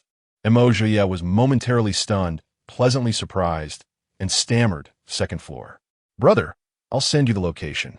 Song Jingtang had been busy all day and was feeling drowsy in the warm, comfortable car. She was jolted awake by a clap of thunder. Outside, the rain was pouring, and the night was dark and scary. A WeChat message buzzed in. She instinctively glanced at it, and her expression turned cold. It was a message from Hu Yunshin. An address. "Hua Yunshin. Lu Yinshi and the others are here. It's been a while. Come join us." He seemed to have gotten used to beckoning her with a finger, knowing she would obediently run over like a dog. Song Jingtang coldly watched the status, indicating the other party was typing. A few seconds later, Hu Yunshin sent another message. "It's raining heavily. Do you need me to arrange a car to pick you up?" Song Jingtang couldn't help but sneer. So he knew it was raining and that she had no car. Nowadays, Hu Yunshin's cheap verbal concern was just a sugar-coated piece of shit to her, only serving to disgust her. Someone who truly cared for her wouldn't knowingly ask such useless questions when they knew she needed help. They would directly take action to help her out of her predicament. The difference between genuine concern and insincerity was too obvious. Song Jingtang expressionlessly typed a message. Not going. I'm a bit tired, heading home directly. Have fun. After sending it, she put her phone on silent, tossed it into her bag, and out of sight, out of mind. The car took her to the door of the villa. The rain came down in time, and when Song Jingtang got out, only a light drizzle remained. Thank you for your trouble. Song Jingtang thanked the driver and turned to leave, but the driver chased after her. Miss Song. The driver handed her the car keys. Song Jingtang was a bit confused. The driver politely said, this car is yours now. Noticing that Song Jingtang seemed inclined to refuse, he quickly added, I'm just following the boss's instructions. If you refuse, I can't take the car back. With that, Song Jingtang had no choice but to accept. Okay, I'll take it. She indeed needed a car, and there was no need for her to be polite with Zhong Qiandai anymore. Of course, she definitely wouldn't take the car for free. Once her project was completed, she would pay Zhong Qiandai back at market price. Song Jingtang didn't know much about cars. Aside from the few luxury brands everyone knows, she couldn't understand others. At this moment, she glanced at the car key in her hand, which had a logo with 2 wings, but instead of letters, there was a string of English. An imported car should be expensive. Song Jingtang thought it must cost around 400,000 to 500,000. That price was acceptable to her. She should be able to pay Zhong Qiandai in full in a few months. When Song Jingtang returned home, she only saw Aunt Tao. Madam, how come you're back? Aunt Tao looked surprised to see Song Jingtang. Sir called and said you wouldn't be back for dinner tonight. Young Master and Young Miss also changed their clothes and were picked up by the driver, saying they were going somewhere to play. Song Jingtang frowned. Just then, the phone in the living room rang, and Aunt Tao answered. Mr. Hua. It was Hui Yinshan on the line. He said something, and Aunt Tao looked at Song Jingtang in confusion. Madam is here, just got home. I'll hand the phone to her. Song Jingtang didn't want to answer. But Aunt Tao was sent by the elderly lady, and she was the elderly lady's eyes. The elderly lady was most worried about the discord in her relationship with Hui Yinshan before she was fully prepared for divorce. She didn't want the elderly lady to worry too much. Song Jingtang reluctantly took the phone from Aunt Tao. Hello. Wait a moment. It was a bit noisy on Hui Yinshan's end. He changed to a quieter place. Song Jingtang could hear the sound of him lighting a cigarette. Still angry about what happened during the day, Hui Yinshan's tone was helpless as he quietly explained, my personal phone was charging, and I didn't know it was on silent and missed your call. He rarely lowered himself to explain things to her like this. He was genuinely trying to make her happy. I'm not angry. Are Chen and Huan with you? Song Jingtang's tone remained indifferent. To Hui Yinshan, it was clear she was still sulking. A hint of impatience crossed his brow, and he patiently said, Tang Tang, Daddy. Huan ran in through the door. Hui Yinshan immediately stubbed out his cigarette and waved his hand to disperse the lingering smell. What's wrong, sweetheart? Huan powdered her small face. I just spilled juice on myself. My skirt is wet, and my shoes are wet too. I think I stepped in a puddle when I went out. Song Jingtang heard everything clearly on the phone, and her brow furrowed. Huan's health was already weak. She had caught a cold and hadn't fully recovered, with her shoes and socks now wet. If the cold air entered her body, she would have to suffer from another cold. Hui Yinshan said, you sit tight. Daddy will have someone buy you new shoes and socks, and bring some clothes over. No need to buy. Song Jingtang had already hurried upstairs to Huan's room. I'll bring her some clothes and shoes. It seemed that with the addition of their daughter, this step was sufficient. Hui Yinshan pulled at the corners of his mouth and said, okay, be careful on your way. Tonight, I have a surprise for you. Song Jingtang had long since lost any expectation for his surprises. I'll hang up first. She hung up the phone, busy looking for clothes for Huan, and then went to Chinchin's wardrobe to get him a light jacket as well. After going downstairs, Song Jingtang made hot tea to drive away the cold for the 2 kids. Worried they might find it bitter, she added 2 spoonfuls of honey, packed it in thermoses, and finally headed out with her bags. On the other side, Huan didn't realize Hui Yinshan was on the phone with Song Jingtang. She happily leaned in, full of anticipation. Daddy, are you on the phone with Mommy Shinzi? What surprise are you preparing for Mommy Shinzi? Hui Yinshan was a bit perplexed and asked back, why would I prepare a surprise for Mommy Shinzi? Huan blinked her big, dark eyes like grapes. Uncle Lu said that tonight he would celebrate for Mommy Shinzi because she won first place in the international designer competition. Hui Yinshan frowned slightly. He indeed forgot about this. Lin Shinzi had participated in the designer competition and made it to the finals, which was something that happened over half a month ago. He glanced at the calendar. Indeed, the results were announced today. How did it coincide like this? Daddy, what is this? Huan pulled out a beautiful velvet gift box from Hui Yunshin's suit pocket. When she opened it, it turned out to be a diamond bracelet identical to Aunt Hui Yuni's. Huan covered her mouth, her eyes filled with excitement. Wow, it's so beautiful. This is the surprise you prepared for Mommy Shinzi, right? Hui Yunshin. This was actually something he specifically bought for Song Jingtang. Ever since she woke up this time, she has been acting unusually, probably because she feels insecure and is worried about losing him. He intended to send her a gift to cheer her up, on one hand. Song Jingtang can indeed help him a lot at work. On the other hand, after so many years of relationship, she has always been obedient and made things easy for him, almost giving him her all. As long as she keeps it up, he is willing to let her stay in the position of Mrs. Hua. Hui Yinshin knows that Song Jingtang has always wanted to integrate into his social circle, which is why he insisted that she come over tonight. It kills two birds with one stone. However, he didn't expect that. Papa, is this for Mama Shinzi? Huan excitedly asked him, clinging to him. Hui Yinshin didn't answer and just patted her head. He looked at the diamond bracelet in front of him, his gaze slightly heavy. After thinking for a moment, Hui Yinshin called Jiang Zhou. Assistant Jiang, I need you to go buy something for me right now and deliver it to Huangxiang. Chapter 73. A party especially for Lin Shinzi Song Jingtang drove to the address Hui Yinshin sent her. Huangxiang. The store looked unremarkable at the entrance, with two carved wooden doors, but Song Jingtang knew that was just the surface. This place is located on Central Street, a prime area where every inch of land is valuable. Huangxiang is here, with half a street cleared on either side, and the red walls and black tiles are thresholds that ordinary people will never reach in their lifetime. Luxury cars were parked by the roadside, with sports cars being the most common. Song Jingtang parked her car near the street corner, thinking that Huan might catch a cold. So she hurried inside. Her hair was messy, and she was slightly sweaty from the effort, plus she was carrying a large bag, making her look a bit disheveled.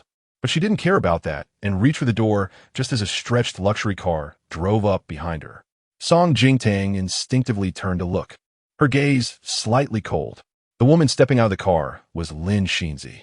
She was dressed as if she were going to walk the red carpet, in a champagne-colored spaghetti strap gown, holding a delicate silver handbag. Her hair was elegantly styled in a playful rose bun, with a few carefully designed strands framing her face, making her look soft and charming. Lin Shinzi naturally saw Song Jingtang and was somewhat surprised. Sister Jingtang? Song Jingtang couldn't be bothered to respond, quickly pulled the door open, and walked inside, but Lin Shinzi relentlessly followed her. It really is you, Sister Jingtang, but why are you dressed like that? She always had that caring and considerate look. Innocently annoying. Song Jingtang found it irritating. What I wear has nothing to do with you. Move aside. Shinzi, who are you talking to? Lu Yinsher's voice came from behind Lin Shinzi. He had one hand in his pocket and walked over, spotting Song Jingtang standing in front of Lin Shinzi. Lu Yinsher looked Song Jingtang up and down, and she was very familiar with that gaze. Back in college, when she first met Lu Yinsher as Hui Yunshin's girlfriend, he had looked at her with that same mocking expression. It was a kind of arrogance and disdain that came from deep within, unable to be concealed even with good upbringing. When Yunshen asked you to come over, didn't he tell you what the occasion was tonight? He asked mockingly. Song Jingtang found it amusing. Did he think she was eager to be here? I'm here to bring Huan some clean clothes and shoes. Oh, really? Lu Yinsher sneered. He clearly didn't believe her, thinking of it as just an excuse for her to see Hui Yunshen. Let's go. He turned to Lin Shinzi, bent his arm, and smiled charmingly. Princess, everyone is waiting for you. You're the only star of the night. Lin Shinzi smiled with her lips pressed together. Brother Lu, don't tease me. She linked her arm with Lu Yinsher's and looked back at Song Jingtang with a sympathetic glance. The two walked side by side towards the main hall. There was only one path, and Song Jingtang could only follow behind them. At the end of the corridor, a heavily carved door swung open, revealing a hall that was entirely different from the entrance's simplicity, filled with luxury and extravagance. The deep blue floor shimmered. Circular chairs surrounded several crystal square tables, all of which could rotate 360 degrees. The place was already lively, filled with familiar faces for Song Jingtang. Most of the people who came tonight were friends from Hui Yunshin's circle, where money and power were at least one of the two. Wow, the leading lady has arrived, someone shouted, and a spotlight shone on Lin Xinzi. It seemed this party was specially organized for her. So this is the surprise Hui Yunshin mentioned? Not for her, but for Lin Xinzi? Song Jingtang couldn't help but sneer inwardly.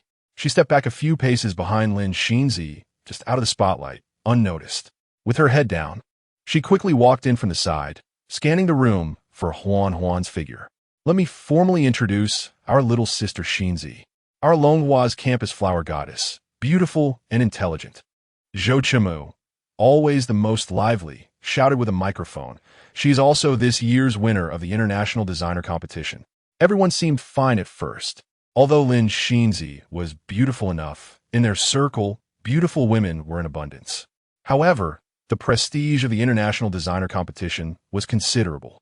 It was held every 5 years, and any designer nominated for the finals could see their worth increase by dozens of times, enough to brag about for years. And Lin Xinzi, at such a young age, had won an award that many seasoned designers would never achieve in their lifetime. Applause erupted instantly.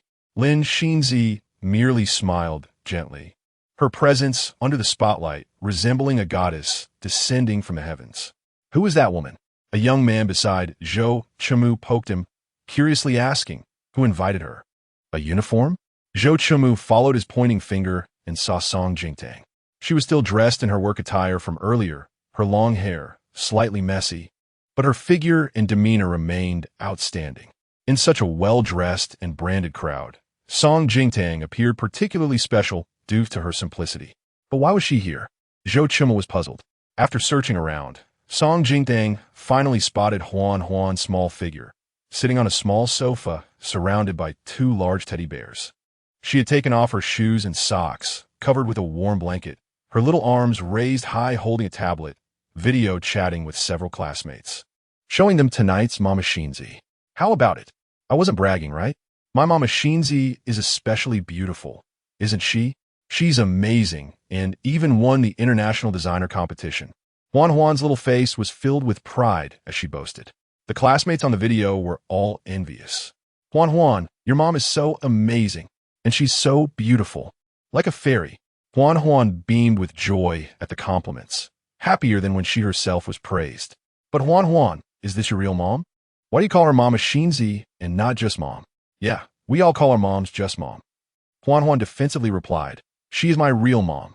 Some kids were skeptical, but you don't look alike. Huan pouted unhappily.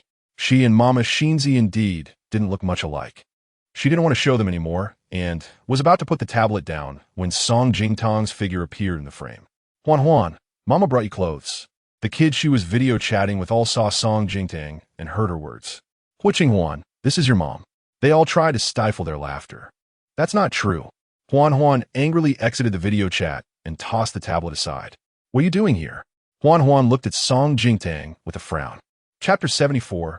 Mama, you are amazing. In Huan's eyes, at this moment, Song Jingtang's clothes were wrinkled, her hair a bit messy, and without makeup. She was simply leagues away from the glamorous Xinzi Mama under the spotlight. It was really annoying. So embarrassing. Song Jingtang didn't hear what the other children said. She thought Huan was throwing a tantrum because she was blocking her from taking pictures of Lin Xinzi. Mom brought you a change of clothes and shoes. Song Jingtang didn't mind Huan's bad attitude. After all, she was her own daughter, still young, and had just been spoiled by the whole family and Lin Xinzi. Song Jingtang was willing to give her time to accept her and also willing to spend time changing her, as long as it didn't involve principal issues. She could tolerate Huan. Song Jingtang sat next to Huan, took out a clean pair of socks from her bag, and helped Huan put them on. Huan pouted, looking like she could hang a bottle of oil on her lips. She glanced at the big bag that Song Jingtang was carrying, which looked so plain compared to the beautiful small bag that Xinzi Mama had. Why couldn't Xinzi Mama be her real mom? Okay, Huan Huan, shall we go change clothes? Song Jingtang reached out her hand, but Huan Huan looked completely unwilling. Suddenly, her eyes lit up as she stared behind Song Jingtang. Dad! When Song Jingtang turned around, she saw Hui Yinshen's tall figure striding over her.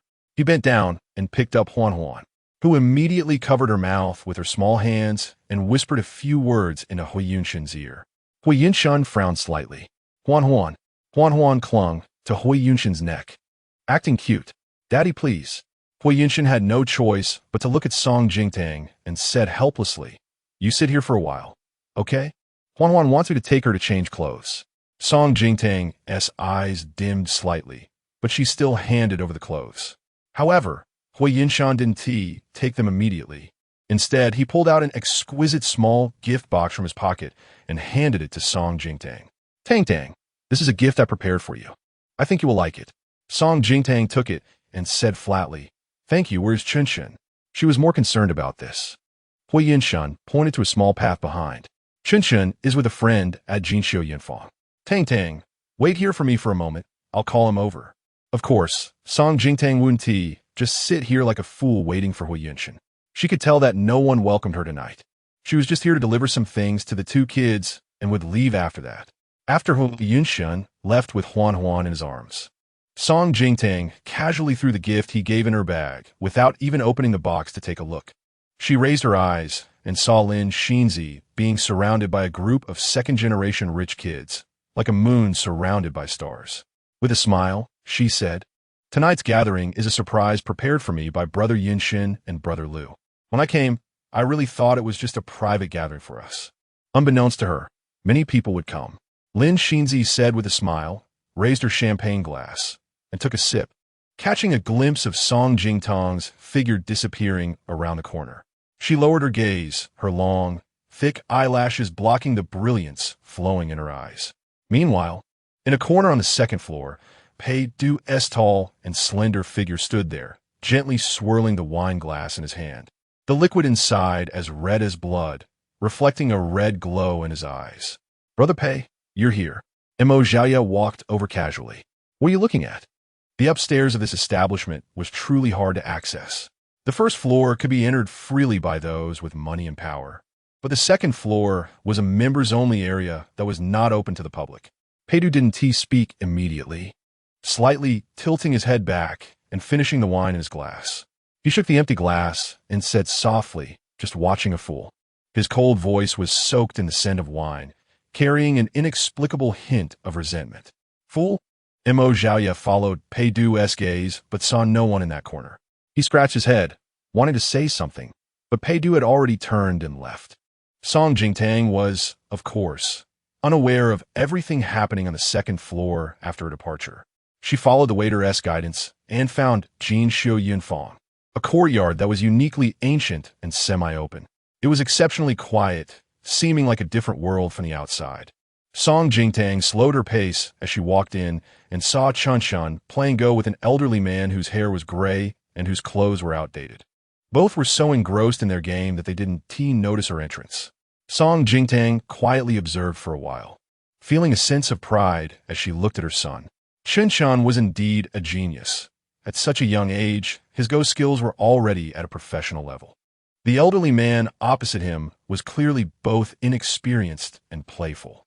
Song Jingtang silently smiled, gently took out the warming tea she brought for Chun from her bag, put on the table, and also left her coat.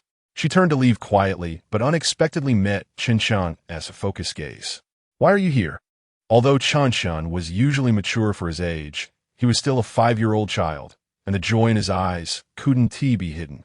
This was like a warm light shining into Song Jingtang's heart. Who is this?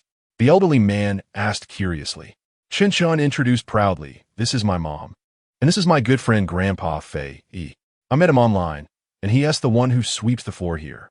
Just hearing Chun refer to her as mom sent Song Jingtang on the verge of tears from excitement. But Grandpa Fei Yi? What a strange name. Song Jingtang couldn't help but look at the elderly man a couple more times. He had a kind face, and his eyes were especially bright, far surpassing many young people. He didn't seem like a bad person. However, Song Jingtang noticed the elderly man's hand, clenched into a fist on the table, and saw him looking around nervously as he whistled.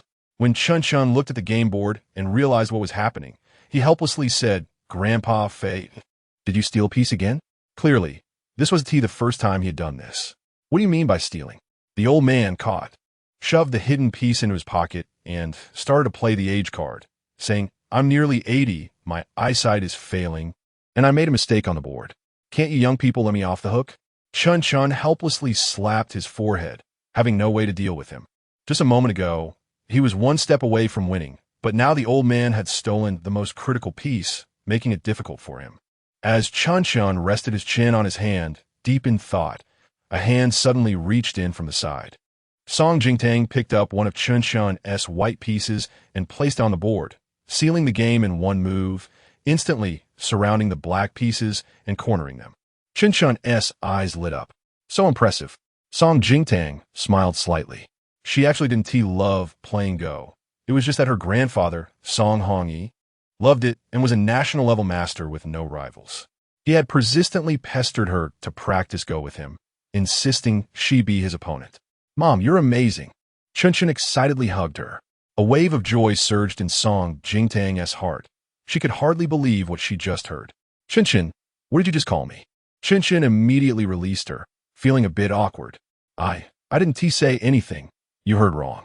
Song Jingtang smiled, touched his head, and said, "Okay." It was Mom who heard wrong. She wasn't in a hurry to force the kids to call her mom. But as long as she could see them gradually accepting her, she would be satisfied. The old man was displeased, puffing up his cheeks and making a fuss. No, this game doesn't count. You call for outside help. You can't play." Song Jingtang smiled sweetly, but her words were very firm. "Old sir, you better not bully my son by relying on your age, or I'll follow you every time you play Go and make sure you can't win even half a piece." The old man suddenly became much more respectful. "All right." Chun looked at Song Jingtang's back, a bit dazed. Was this the feeling of being protected by a mother? After Song Jingtang finished, she turned back to Chun. "Baby, Mama's going home now. Do you want to come with me? Or wait for Dad and your sister?" Chun pursed his lips, feeling conflicted. Song Jingtang understood. "All right, then Mom will go home first and wait for you. Drink the tea later. It will warm you up. And here's your coat. Remember to wear it when it's cold." Oh, after Song Jingtang left, Chun looked at the hot tea and coat she had left behind, pressing her small hand against her heart. This feeling here is so strange. It's quite warm. Song Jingtang left Jin Xiu Yunfang and returned to the hall along the same path, only to see Lin Xinzi holding hands with Huan, who had changed clothes, while Hui Yunshin stood in front of her. Perhaps it was too noisy around them. He bent down and leaned closer to listen to Lin Xinzi speak. Huan's eyes were rolling around, and suddenly she covered her mouth, hiding a mischievous smile, as she circled around to bump into Hui Yunshin's leg from behind. Hui Yunshin was caught off guard, and his body lurched forward, causing Lin Xinzi, who was talking to him, to accidentally kiss his face. Hui Yunshin awkwardly supported Lin Xinzi's shoulder, creating some distance. He frowned and tried to catch Huan, but she had already hidden behind Lin Xinzi, who was shielding her with one hand while blocking Hui Yunshin with the other. This scene resembled a strict father and a loving mother, a sweet and happy family of three. Song Jingtang expressionlessly withdrew her gaze and was about to leave. Suddenly, a spotlight shone directly on her, and she instantly became the focus of the entire room. Song Jingtang uncomfortably raised her hand to shield her eyes. On stage, a host with a microphone appeared without her noticing, announcing that the most exciting rose battle competition of the night had begun. Today, all adult women in the venue were assumed to be participants. Regardless of who brought them or how they were invited, they could not leave midway. A line about being invited stirred chuckles and teasing laughter throughout the crowd. What were they treating her as? A strong sense of humiliation surged up, and Song Jingtang clenched her fists tightly, her gaze piercing toward Hui Yunshin. Regardless, they were legally married now. She was being humiliated and misunderstood like this. And as her husband, he should at least say something. But the next second, Hui Yunshin actually awkwardly averted his gaze. Chapter 75. Unknowingly offending some young master on the second floor. Those present today were all second and third generation individuals with wealth and power in the circle. Hui Yunshin's marital status had long been public knowledge, especially since he married the rare genius Song Jingtang from Qingbei University, which had been heavily promoted 7 years ago. At that time, Song Jingtang's genius aura could enhance his reputation, but now, she had disappeared from the public eye for 5 whole years and had long been forgotten by everyone. Moreover, several heirs from prominent families he wanted to befriend were present today. However, Song Jingtang's attire was simply too unrefined for such an occasion. Hui Yunshin tightened his grip on the highball glass in his hand and downed it expressionlessly. If he stood up now to acknowledge her as his wife, he would be ridiculed behind his back by these people, and the whole family would also lose face. After weighing it all, Hui Yunshin ultimately chose silence. But he couldn't bear to watch Song Jingtang standing there, enduring those malicious gazes. Hui Yunshin gave Liu Yinshi a look. After so many years as brothers, Liu Yinshi understood his meaning. Hui Yunshin wanted him to help Song Jingtang out of her predicament. If it were any other time, he might have reluctantly helped. But tonight was such a good opportunity to take revenge for Lin Xinzi. Liu Yinshi coldly observed Song Jingtang, who was already being stared at by countless eyes, and sneered inwardly. She brought this upon herself by bullying Lin Xinzi too mercilessly after waking up. Song Jingtang looked at Hui Yunshin's indifferent and detached profile, feeling a chill running through her body. She knew Hui Yunshin didn't love her, but after all these years of relationship, having risked her life to save him several times, and with 2 children between them, if he had even a shred of conscience, just a little, he wouldn't treat her like this. Song Jingtang slowly exhaled and didn't want to deal with the crowd any longer, ignoring the spotlight following her, and directly walked toward the door. But when she pulled the door, she found it was locked. Song Jingtang coldly said, "Open the door, otherwise I'll call the police." The host suppressed a malicious smile and said, "Beautiful lady, this is your first time at a gathering of this level, right? Which young master invited you? Why didn't he introduce you to the rules of our gathering beforehand? The Rose Battle is held every 3 months, and you cannot leave before the competition ends and the Rose Queen is chosen." This remark drew more laughter from the crowd. These young masters were watching her like a monkey show. Hui Yunshin had already sent a waiter to take his daughter, Huan, to Qinshan. In such an occasion, it was inappropriate for children to stay. Lin Xinzi looked at the scene with indifference, a faint smile playing at the corners of her mouth. Zhou Chumu couldn't stand it any longer. Although he didn't particularly like Song Jingtang, he had known her for so many years. Aside from climbing up to Hui Yunshin and being a bit clingy, she didn't have any serious faults.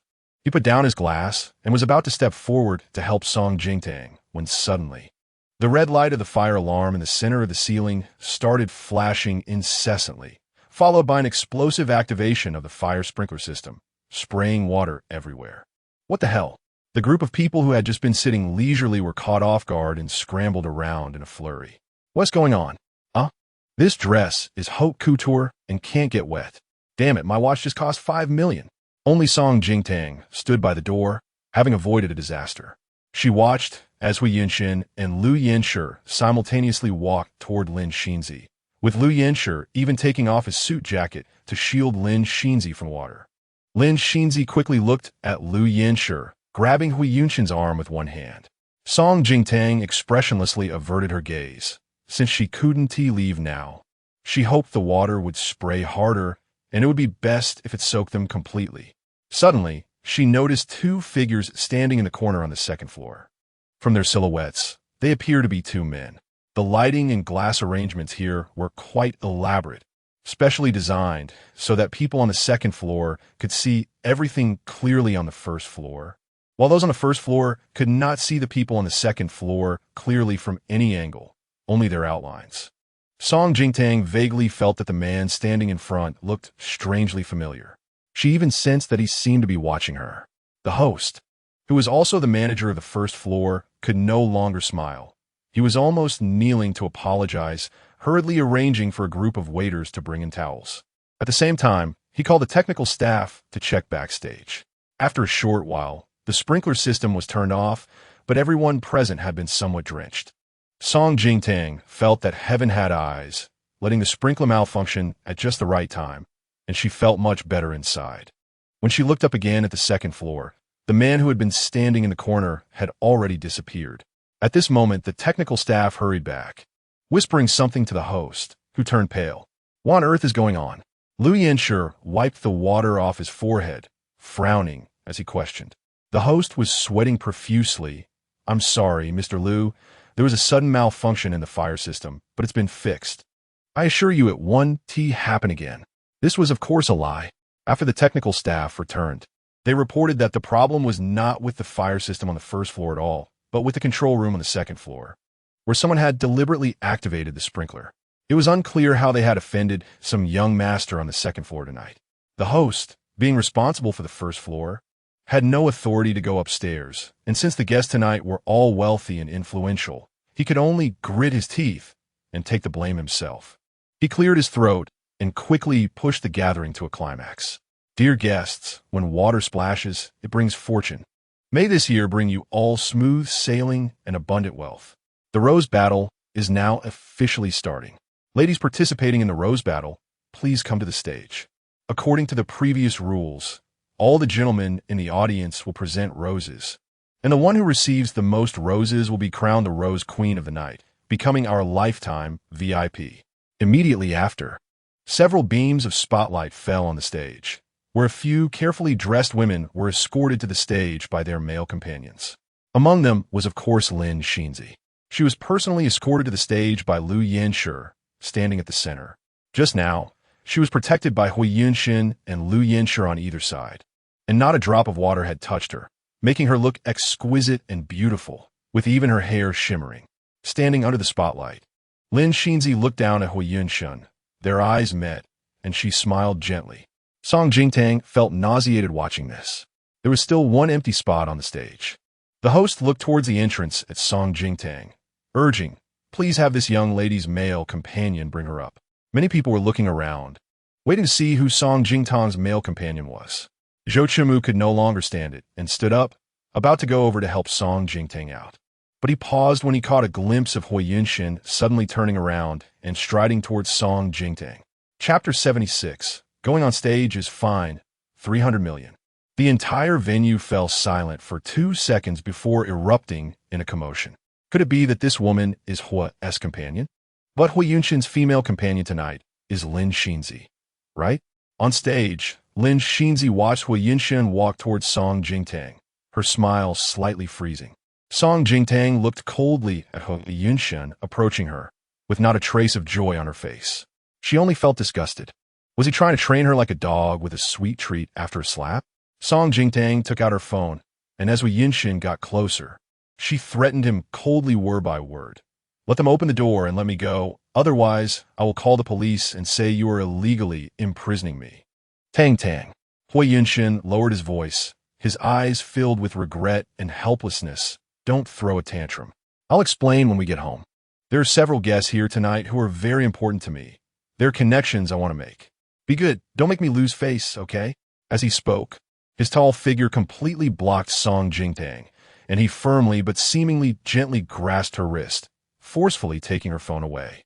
Song Jingtang lifted her knee, wanting to slam it into his legs to make him understand what true embarrassment was. But a lingering sense of reason reminded her that if she completely tore her face with Hui Yunshin now, it would be hard to end things. More importantly, Song Jingtang saw Chun Shen's figure. He was holding Huan Huan and had come out, standing in a corner, looking at her with a mix of worry and curiosity. Song Jingtang closed her eyes and forced herself to endure. Hui Yunshin. She called his name softly. You hurt me. It was a tone of submission. Hui Yunshin relaxed his grip, wanting to hold her hand, but Song Jingtang directly avoided him. Hui Yunshin's hand, which had grasped nothing, paused in midair, and he casually reached towards Song Jingtang's ear to tidy her hair. He leaned down next to her ear, softly coaxing. Be good, just stand on stage for a while. I promise it will be over soon.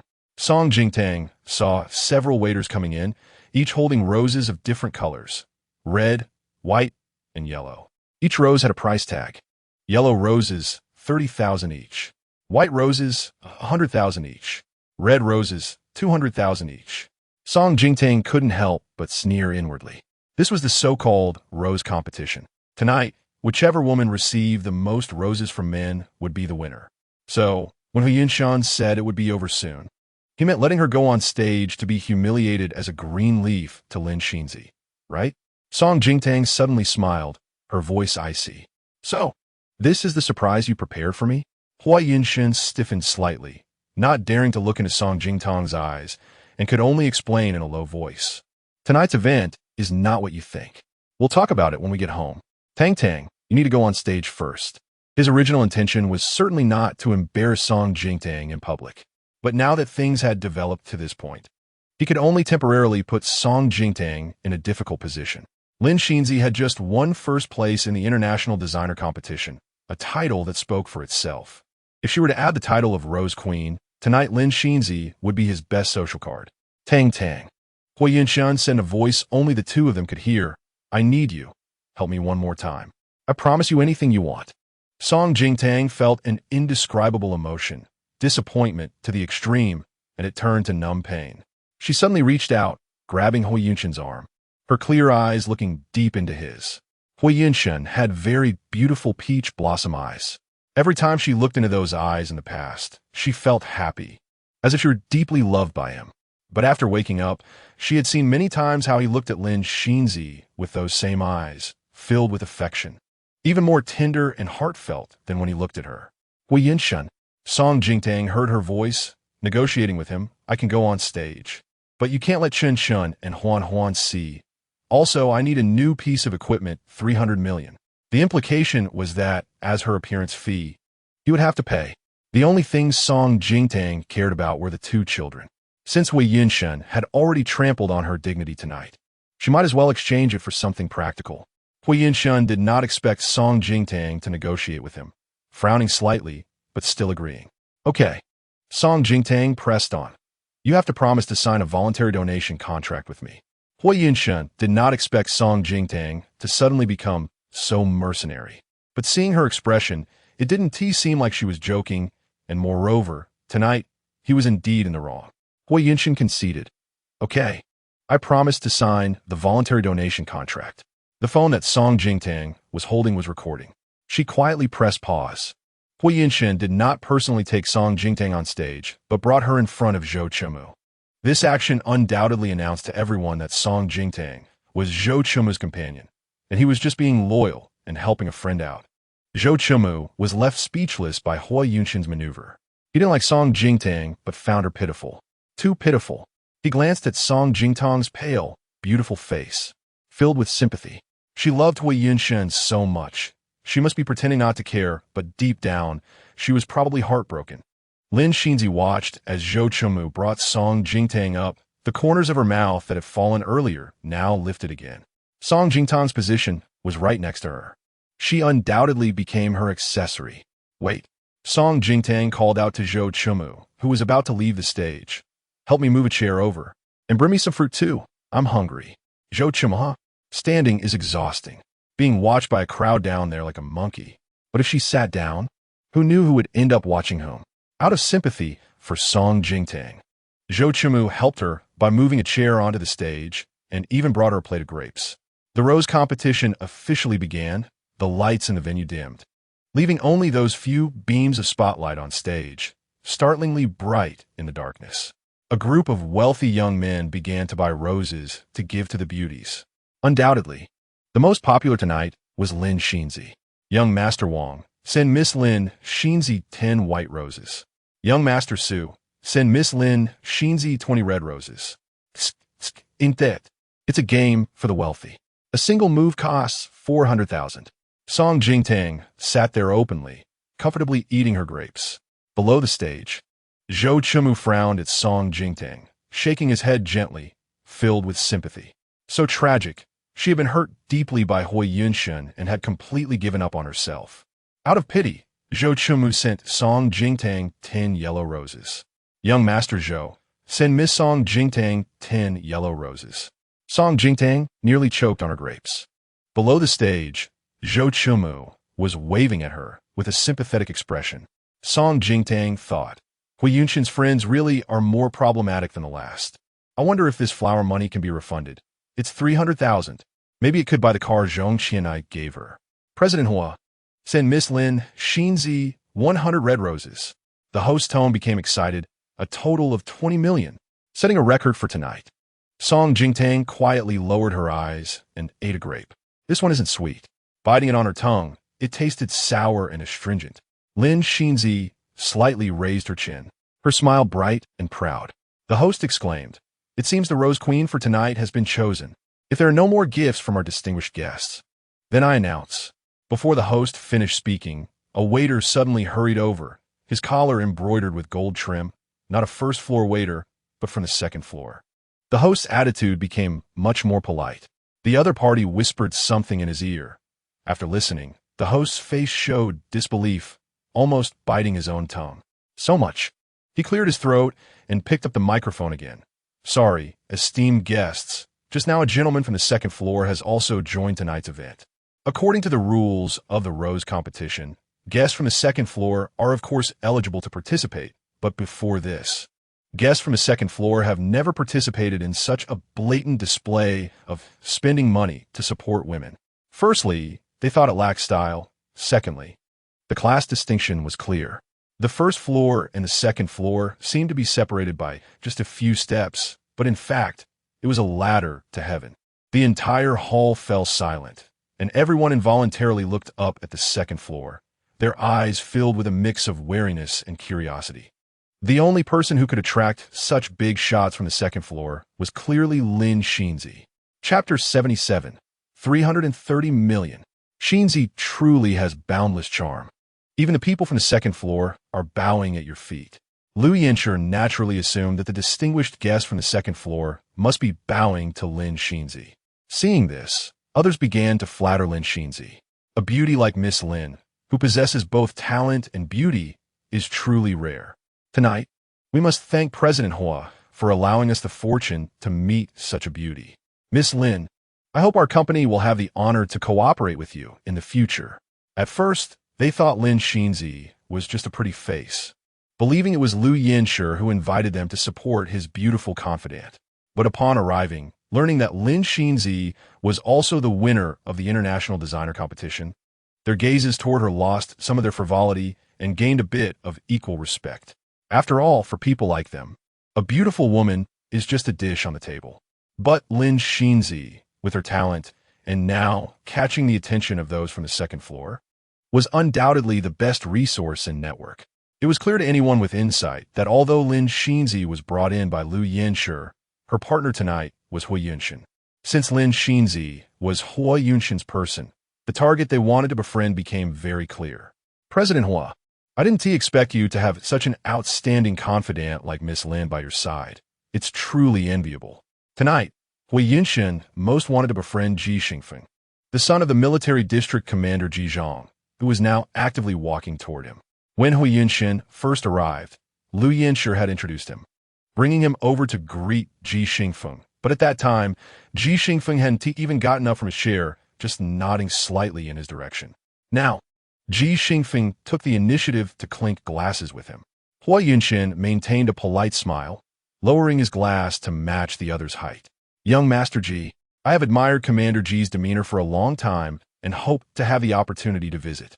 Commander Ji Zhang held the largest military project from the government for the next quarter, but being in the military district made it hard to approach. However, if he could connect with Ji Xingfeng, it would be promising. Good to say, Ji Xingfeng accepted the business card Hua Yunshin offered and handed over his own. Ji Xingfeng certainly knew Hua Yunshin's intentions. He had little interest in such useless socializing. Tonight, he had come with the purpose of going to the second floor. Ji Xingfeng had applied to become a member of the exclusive club for 2 consecutive years, but was still short a member to recommend him. Originally, he had no interest in Lin Xinzi. He only looked at her a little longer after hearing she was the winner of the international designer competition, and that was it. But unexpectedly, the big shots from the second floor were all attracted. Ji Xingfeng looked at Lin Xinzi on stage with a meaningful gaze, just about to speak when suddenly, several spotlight lights on stage went out, leaving only Lin Xinzi and Song Jingtang, who had just finished eating grapes and was about to leave the stage. Song Jingtang, suddenly being spotlighted again, she felt a bit speechless. Below, There was an undercurrent of unrest. Liu Yinsha frowned and asked the host, "Manager who? Is there another equipment malfunction?" According to the rules of the exclusive club, the last two lights left represent the first and second places in tonight's rose competition. Song Jingtang only had the 10 yellow roses Zhou Chumu gave her, let alone comparing with Lin Xinzi. It couldn't even match a fraction of the other competing women. Manager who looked at the card in his hand, his expression exceptionally complex. He cleared his throat and forced himself to say, from the second floor, Mr. Pei gifted Miss Song Jingtang 1,000 yellow roses, 1,000 white roses, and 1,000 red roses. Originally prepared to accept the crown of Rose Queen, Lin Xinzi's smile completely froze on her face. Song Jingtang, shocked, turned her head. Yellow roses are 31,000 each, so 1,000 is 30 million. Red roses are 100,000 each, so 1,000 is 100 million. And red roses, 200,000 each, 1,000 is 200 million. That Mr. Pei spent 330 million on her. Wait, Mr. Pei. Song Jingtang's pupils suddenly shrank. It couldn't be paid due, could it? The entire venue fell into a deathly silence, with some gasping in shock. Spending 330 million, Song Jingtang would be the most expensive Rose Queen in history. Right? Almost everyone present was worth billions. After all, a single mansion in the city costs over 100 million. But liquid assets that can actually be taken out are a whole different concept. Hui Yunshin had just spent 20 million, which was already near the cap for tonight. But unexpectedly, the gentleman from the second floor spent over 10 times that. Liu Yinsha was so furious he was losing his composure. How is this possible? It must be a mistake. That flower is definitely for Xinzi. He momentarily lost his rationality and turned to go to the second floor to confront the other party. But just as he reached the stairs, 2 rows of black-clad bodyguards appeared like ghosts. Zhou Qimu quickly rushed up to stop Liu Yinsha. Sorry, it's a misunderstanding. He held on to Liu Yinsha tightly and pulled him back, lowering his voice. Are you crazy? Don't you see these black-clad bodyguards are armed? Even Commander Ji doesn't have this kind of aura. If they really shot you here, do you think your family could handle it? Hui Yunshin's gaze darkened as he looked toward the second floor, where a man's figure stood in the shadows, only a tall silhouette exuding an oppressive feeling from above.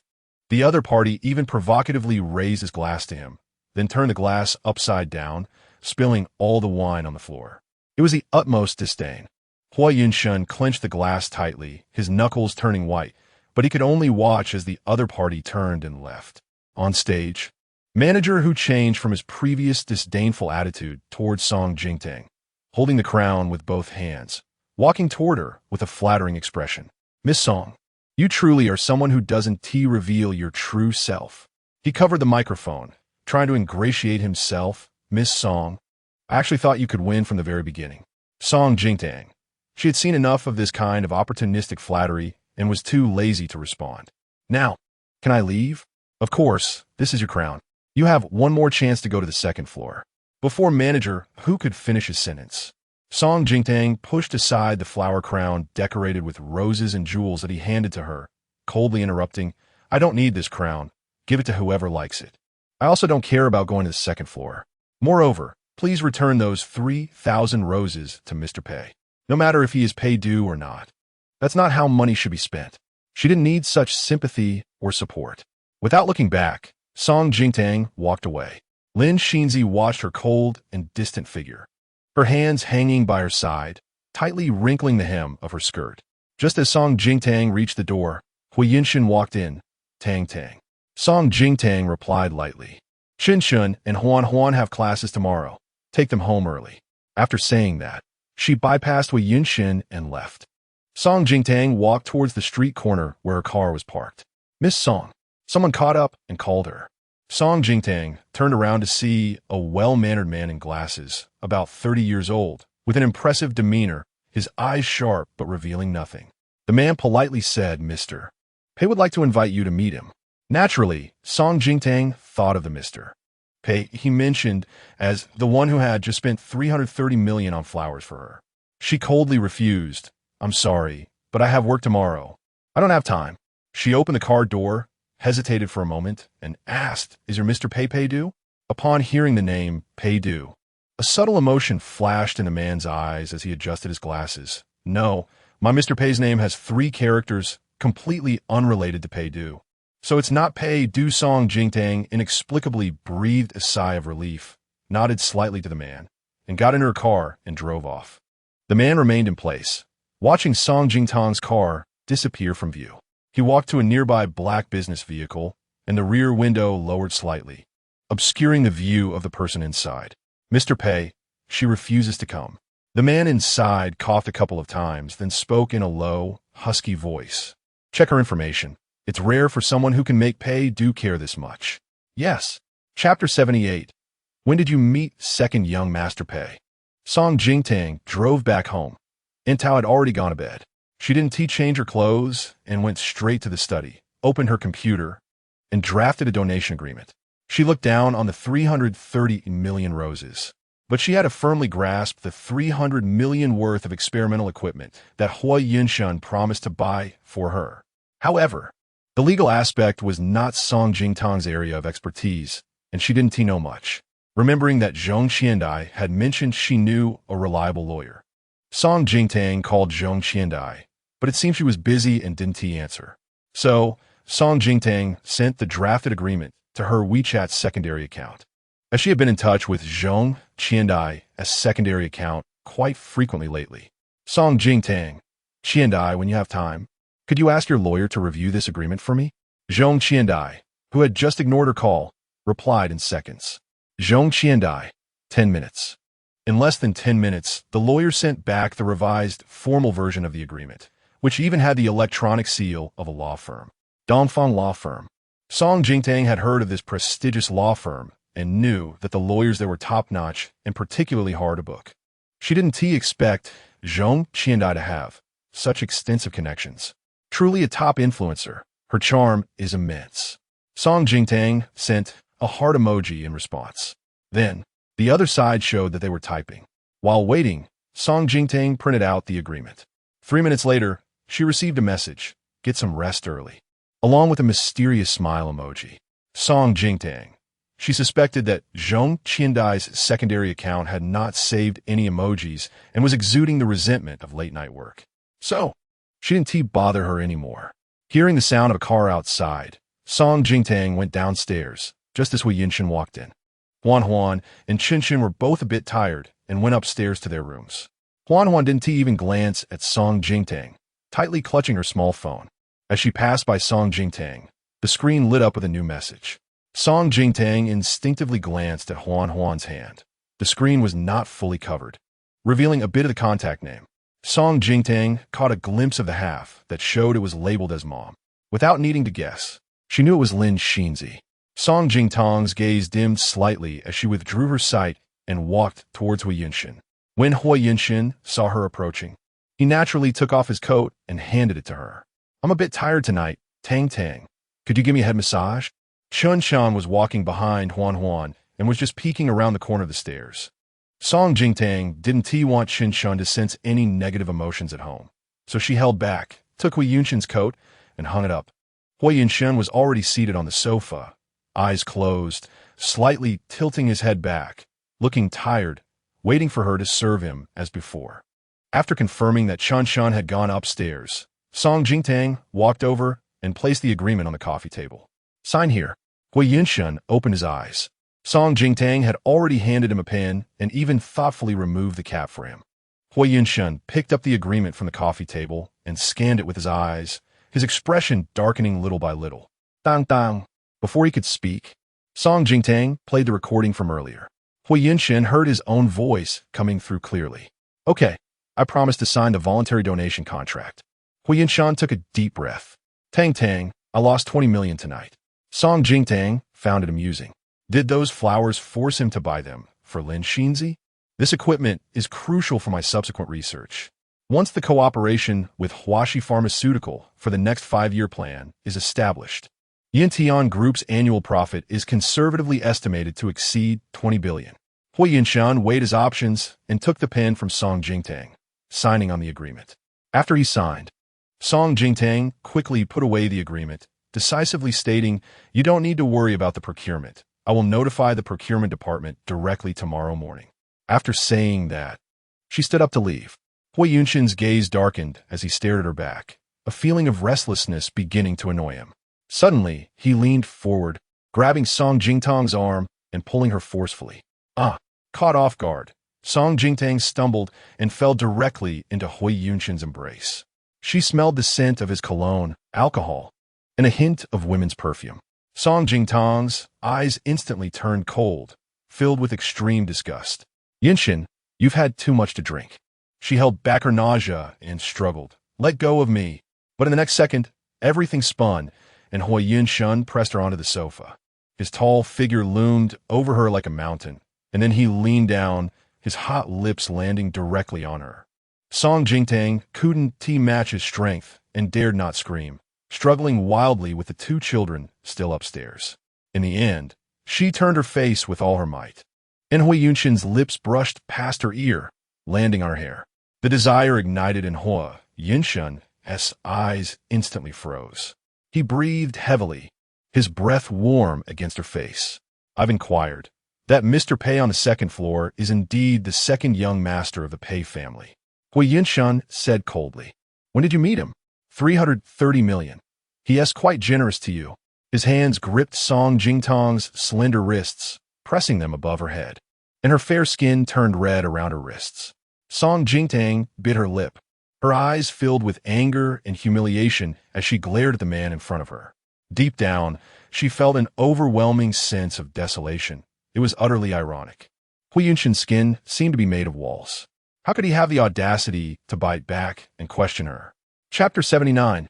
What went wrong between them? Song Jingtang. I'm talking to you.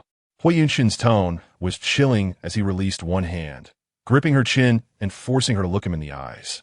She was so thin that he could easily pinch her wrist together with one hand. She couldn't even escape. But suddenly, Hui Yunshin felt a bit anxious.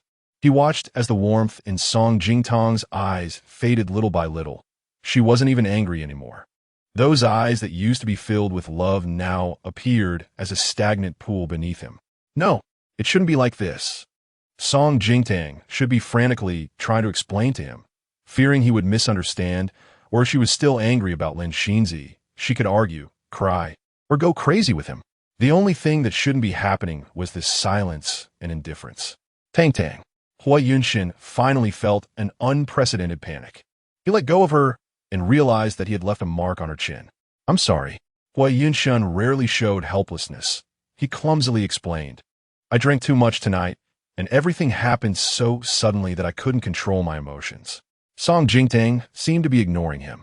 She simply sat up and coldly adjusted the clothes that Hui Yunshin had messed up. When she raised her hand, a sharp pain shot through her wrist. Song Jingtang frowned.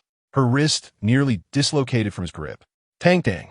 Seeing that Song Jingtang was silently about to leave, Hui Yunshin panicked completely and instinctively reached out to pull her back. Song Jingtang turned around, without hesitation, and slapped him across the face with her other hand. Slap. Her wrist hurt, and she didn't use much strength. The slap was neither painful nor itchy, and it didn't hurt at all. In fact, if it weren't for the icy expression on Song Jingtang's face, it would have seemed more like a playful interaction between a couple. But Hui Yunshin suddenly felt that something between him and Song Jingtang had shattered.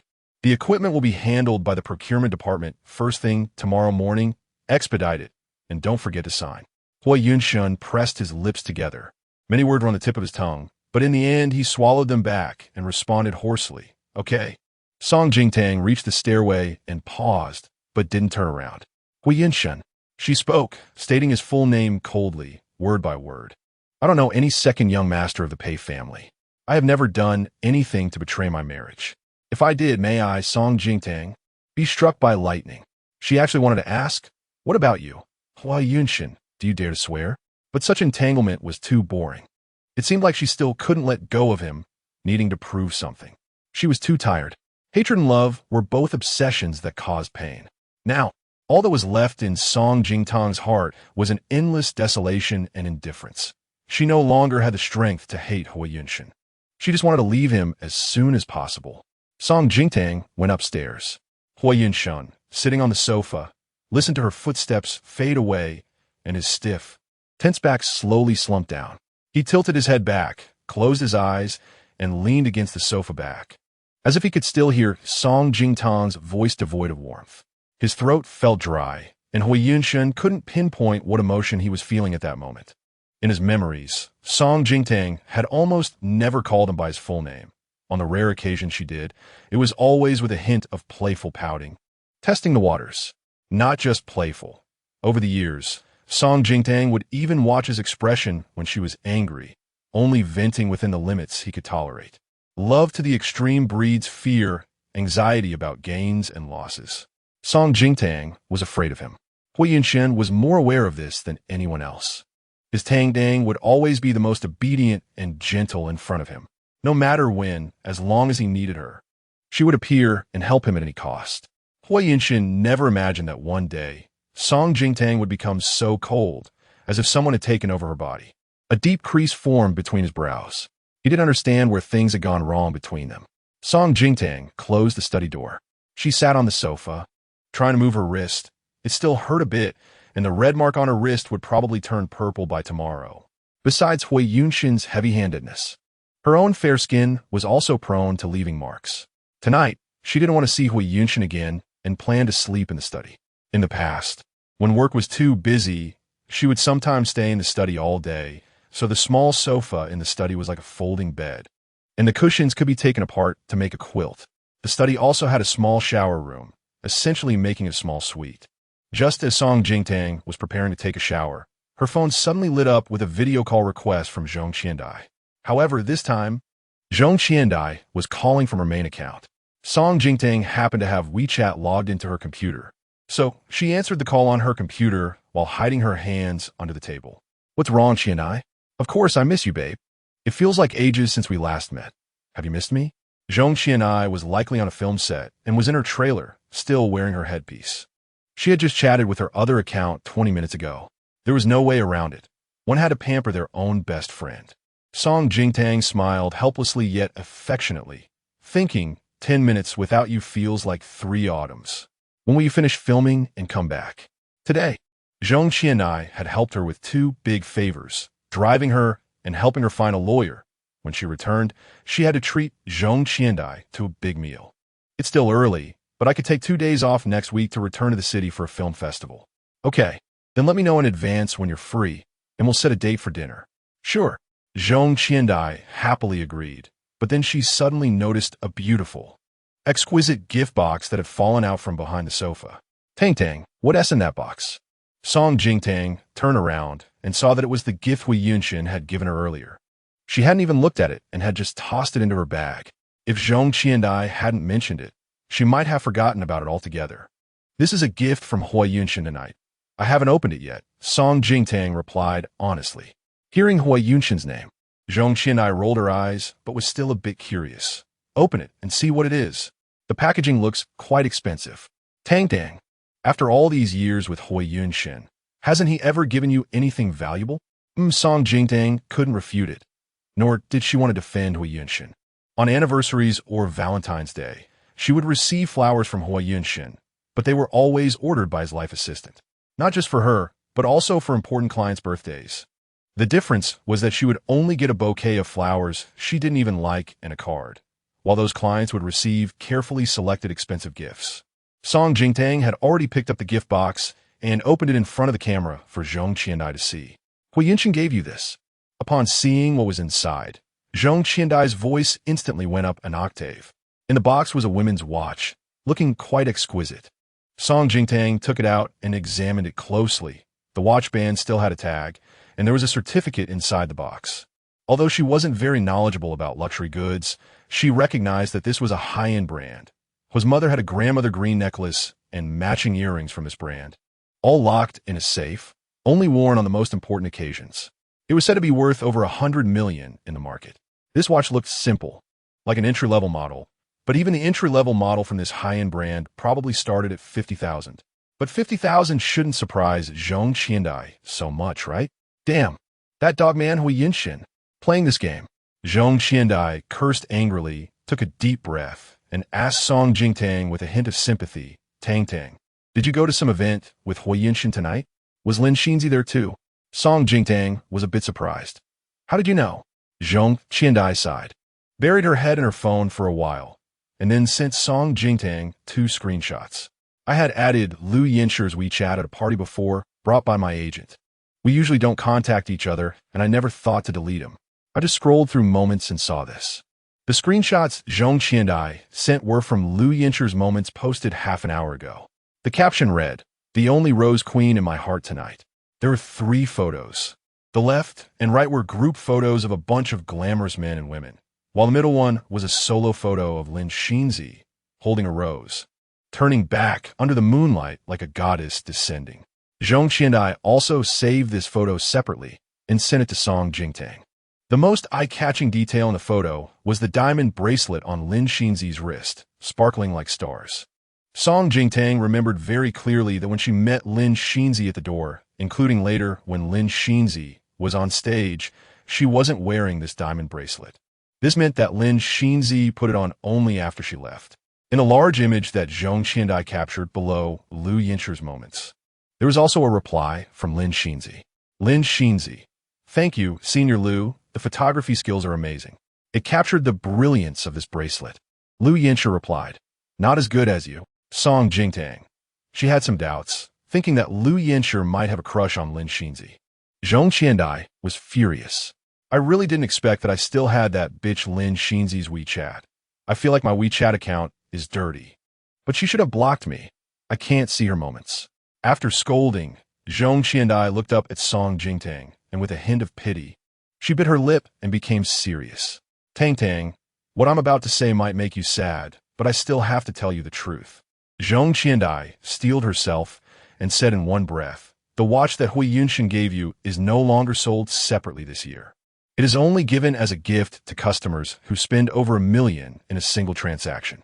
Song Jingtang looked at the designer watch in her hand, slowly coming to understand. So, the first valuable gift Hui Yunshan gave her turned out to be just a gift for the $1 million diamond bracelet he gave to Lin Xinzi? Huh. Song Jingtang laughed. It turns out that when a person is at a loss for words, they really do laugh. But this expression startled Zhong Qiandai. "Tang Tang, don't do that. If you want to cry, just cry. If you want to curse, I'll curse with you. Don't scare me." Her original intention was to help Song Jingtang see Hui Yunshan's true colors so she could make up her mind to get a divorce. But seeing Song Jingtang's unusual reaction, she instead laughed. Zhong Qiandai was worried sick. "Just wait. I'm booking a plane ticket to go back right now. What is a $1 million diamond bracelet? I'll take you to buy it on site. Let us buy 2. Song Jingtang felt a bit helpless. "Qiandai, I really don't care anymore. I just find it a bit funny." Hui Yunshan called her over at that time, saying he had a surprise for her. It turns out his so-called surprise was to step all over her and lift up Lin Xinzi. It was probably a shock for her and a joy for Lin Xinzi. "Are you really okay?" Zhong Qiandai confirmed with concern. "Yes, really okay." Song Jingtang closed the lid, put the watch aside, and chatted with Zhong Qiandai for a few more minutes until Zhong Qiandai's assistant came to urge her. "Teacher Zhong, it's time to prepare for the scene." "Okay, I'm coming." Zhong Qiandai responded, "Tang Tang, I'm off to work. Tonight, we'll be filming all night." Go ahead." After the video ended, Song Jingtang called Zhong Qiandai's little assistant, Meow Meow, to find out where Zhong Qiandai was currently filming, and learned that nearly half of Zhong Qiandai's shoots in the following month would be night shoots. Song Jingtang frowned. "Staying up all night like this is really harmful to the body." "Meow Meow, is there a traditional medicine shop nearby?" "Yes." "Okay, I'll send you a prescription. Have the pharmacy help prepare the medicine according to the prescription and package it in bags.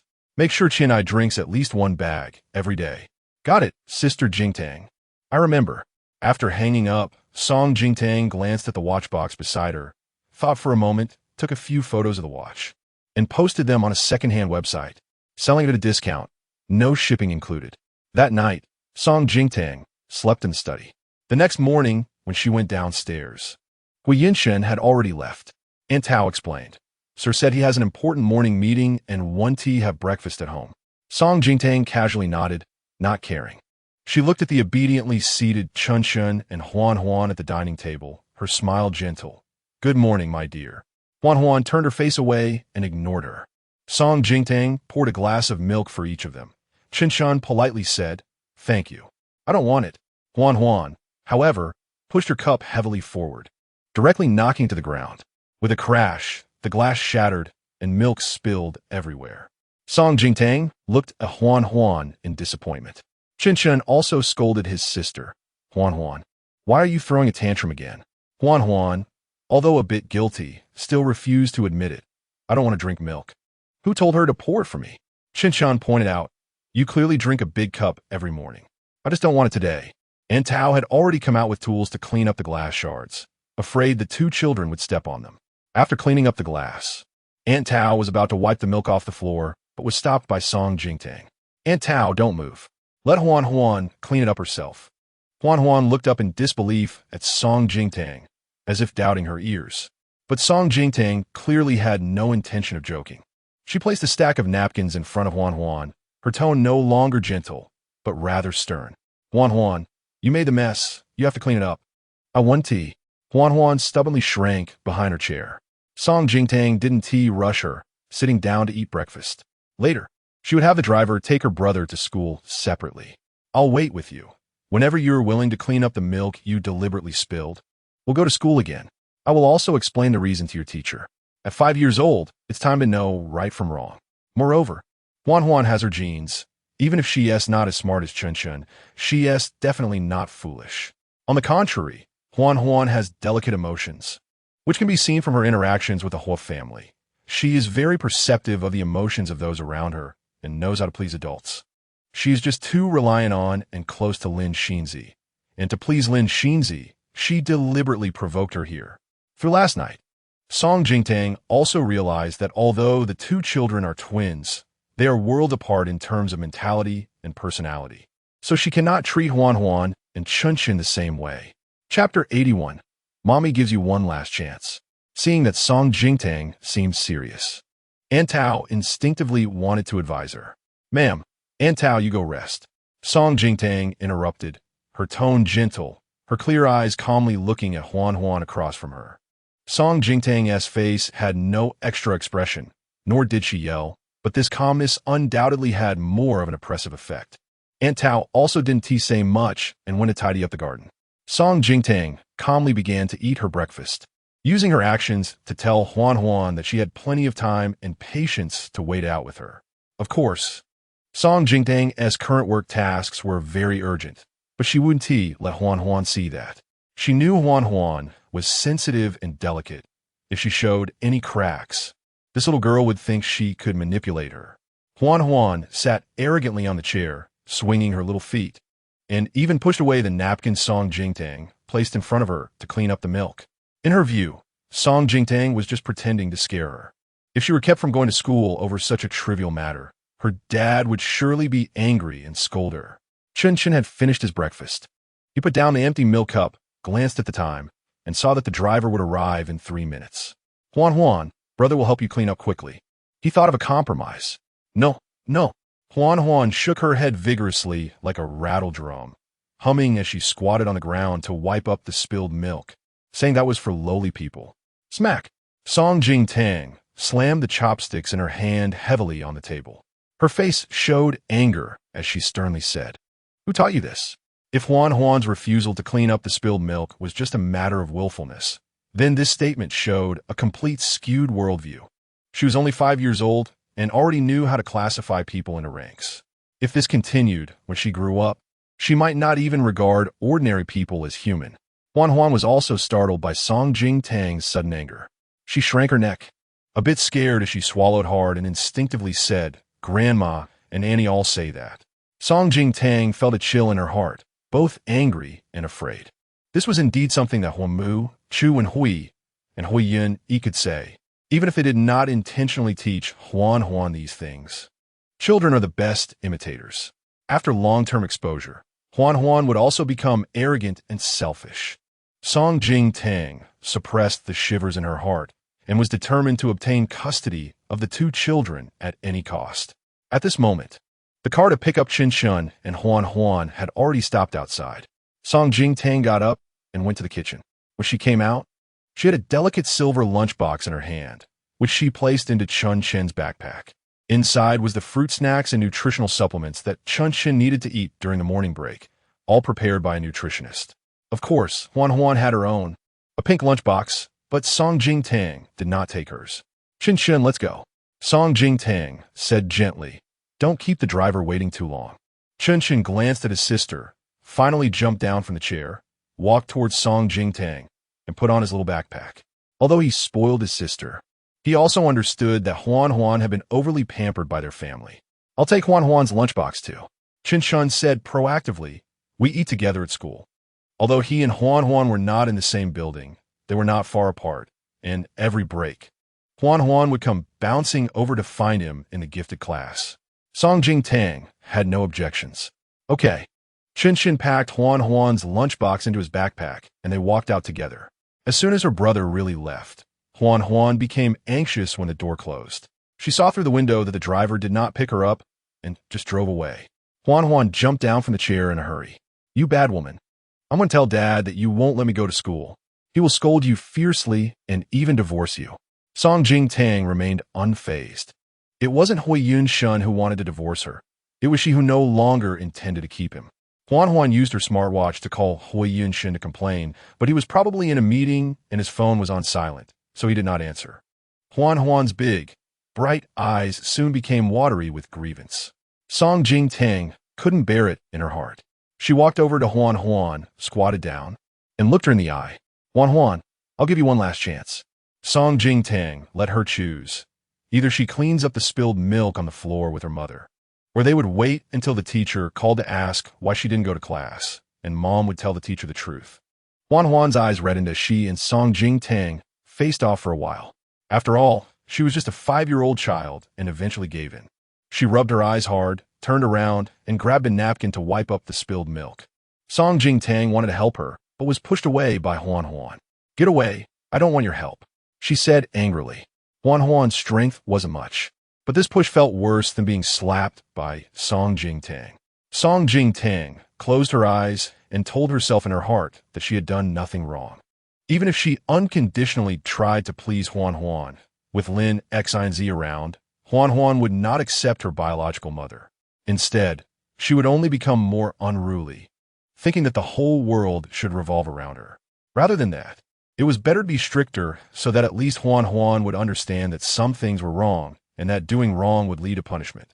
Huan disdainfully threw a large, wet napkin into the trash can and rushed into the kitchen to wash her hands. By the time she came out, Song Jing-tang had already picked up her backpack and was waiting for her at the entrance. Huan pouted and unwillingly walked over. The driver had already taken her brother away, and with Dad not home, if she didn't want to be late, she had no choice but to let Song Jing-tang take her school today. The car was very quiet all the way. Huan sat in the back seat while Song Jing-tang drove in front. Halfway there, Huan received a call back from Huiyun Shun. What's wrong, Huan? Dad was just busy. As soon as she heard her father's voice, Huan felt wronged, but she glanced at Song Jing-tang, who was driving, and said sulkily, Dad, I miss you. Can you come pick me up tonight? Huiyun Shun chuckled indulgently. Let me check the schedule. After a few seconds, Huiyun Shun confirmed his itinerary. Huan, tonight Dad will go to pick you up with Mom, okay? The car was too quiet, and Song Jing-tang could hear Huiyun Shun's voice clearly. She was slightly taken aback and then heard Huan eagerly ask, Dad, are you coming with Mom, X, Y, and Z? Huiyun Shun paused for a moment and said softly, Not at X, Y, and Z. I said your real mom, Song Jing-tang. Song Jing-tang, who was driving. Chapter 82, Let's Eat Together. Song Jing-tang thought that Huiyun Shun probably didn't know she was in the car. He must have thought that Chen and Huan were sitting in the driver's car. So this comment wasn't meant for her to hear. Was Huiyun Shun planning to pick up the two children after work together with her? Song Jing-tang frowned. What was wrong with him? Upon hearing that her dad planned to come with this bad woman to pick her up, Huan's face, which was initially full of anticipation, instantly fell. She opened her mouth to refuse, but before she could, Huiyun Shun's assistant's voice came through. Mr. Hua, the clients have arrived. Huan, Dad has to get busy. See you tonight. After saying that, Huiyun Shun hurriedly hung up. Huan's mood worsened. When they were still a few dozen meters away from the school, she asked Song Jing-tang to stop the car. Stop, I want to get out here. This was already within the school surveillance area, and there were security guards patrolling, plus roadblocks to prevent cars from entering. so there was no safety hazard. Song Jingtang respected Huan Huan's wishes and pulled over to the side of the road. Huan Huan eagerly got out of the car, not looking back as she headed towards the school. She didn't want the other kids to see that Song Jingtang was the one who brought her to school. Huan Huan, just as she reached the school gate, she happened to run into two classmates who were the same ones who had video called her in a silly manner last night.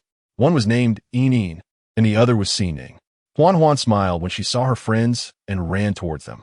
Just then, she suddenly heard Song Jingtang's voice from behind. Huan Huan. Huan Huan wanted to pretend she didn't hear, but both Yining and Xining heard it.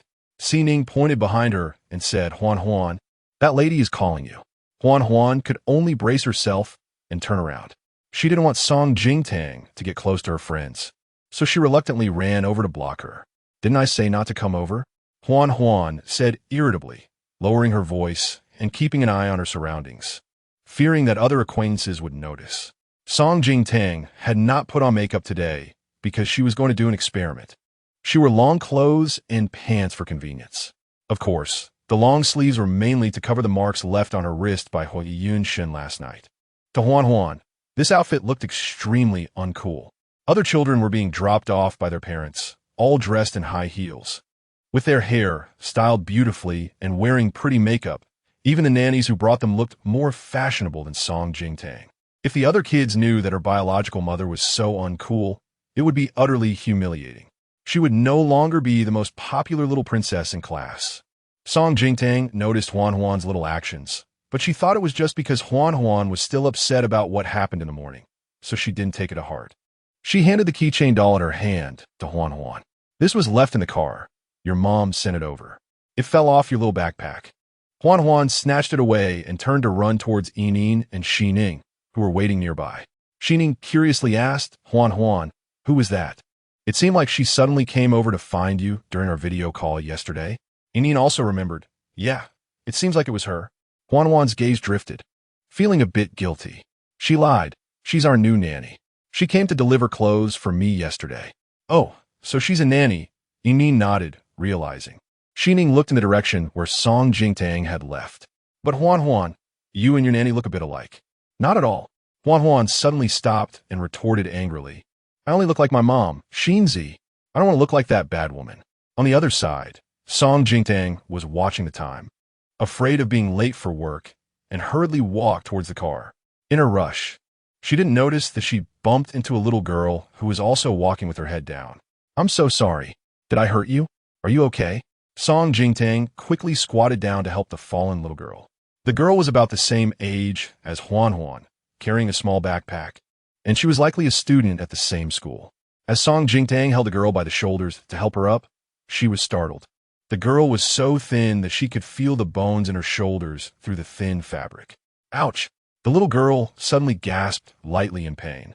Song Jingtang thought she might have knocked her down, but soon she realized the girl was actually hurt where she was holding her shoulder. Song Jingtang's heart sank. Sweetie, does it hurt? Are you injured? She asked gently, afraid of scaring her. Hearing the word sweetie, the little girl blinked her eyelashes and timidly looked up. Unlike Huan Huan's lively and doll-like demeanor, the girl appeared very thin and seemed to shrink away, as if she could be frightened by the slightest movement. She looked at Song Jingtang's gentle face, bit her lip, and shook her head lightly. Don't be afraid. Annie's not a bad person, Song Jingtang said softly. A mother's intuition made Song Jingtang realize that the little girl must have gone through something. She took out a piece of paper and pen, wrote down her number, and put it in the girl's pocket. Sweetie, Song Jingtang gently touched her face and said, if anyone bullies you, or if you need help and have no one to turn to, you can call me anytime. My last name is Song, and my name is Song Jingtang. Song Jingtang was really out of time and hurriedly left after saying that. The little girl stood there for a while, then lowered her head and took out the note left by Song Jingtang, looking at the phone number on it, silently memorizing it. Song Jingtang drove directly to the company's underground parking lot. In her original parking space, there was now a white BMW. It was the company car assigned to her, but had become Lin Xinzi's now. Song Jingtang took a roundabout way and found another parking spot. She didn't go to the R&D department, but went straight to the procurement department to notify them to expedite the procurement of the equipment she needed. The procurement manager checked on the computer and said, "Manager Song, this piece of equipment has already been ordered. Mr. was sent a notification last night for us to expedite the purchase, and it will be air freighted. It should arrive the day after tomorrow." Song Jingtang was slightly taken aback. She hadn't expected Hui Yunshin to act so quickly. The procurement manager had been with the company for a long time and had joined around the same time as Song Jingtang. She joked, "Manager Song, Mr. Hua is really attentive to your needs. You're so lucky." Song Jingtang forced a smile and didn't say much before turning to leave. Regardless of Hui Yunshin's intentions, as long as the equipment could be delivered to her this week, that was all that mattered. When Song Jingtang returned to the RD department, she saw that Lin Xinzi's second RD team had the blinds drawn, and they seemed to be busy with something. "Boss." Hishiyu saw Song Jingtang and immediately came over, excitedly reporting, "Early this morning, Lin Xinzi brought a handsome guy into the second RD team. I don't know who they're hiding from. They closed all the doors and windows. Who else could they be hiding from, other than the second RD team?" "It's just us over here," Song Jingtang said. "Boss, what do you think Lin Xinzi is up to?" Hishiyu couldn't help but speculate. Song Jingtang didn't care at all and focused on the project at hand.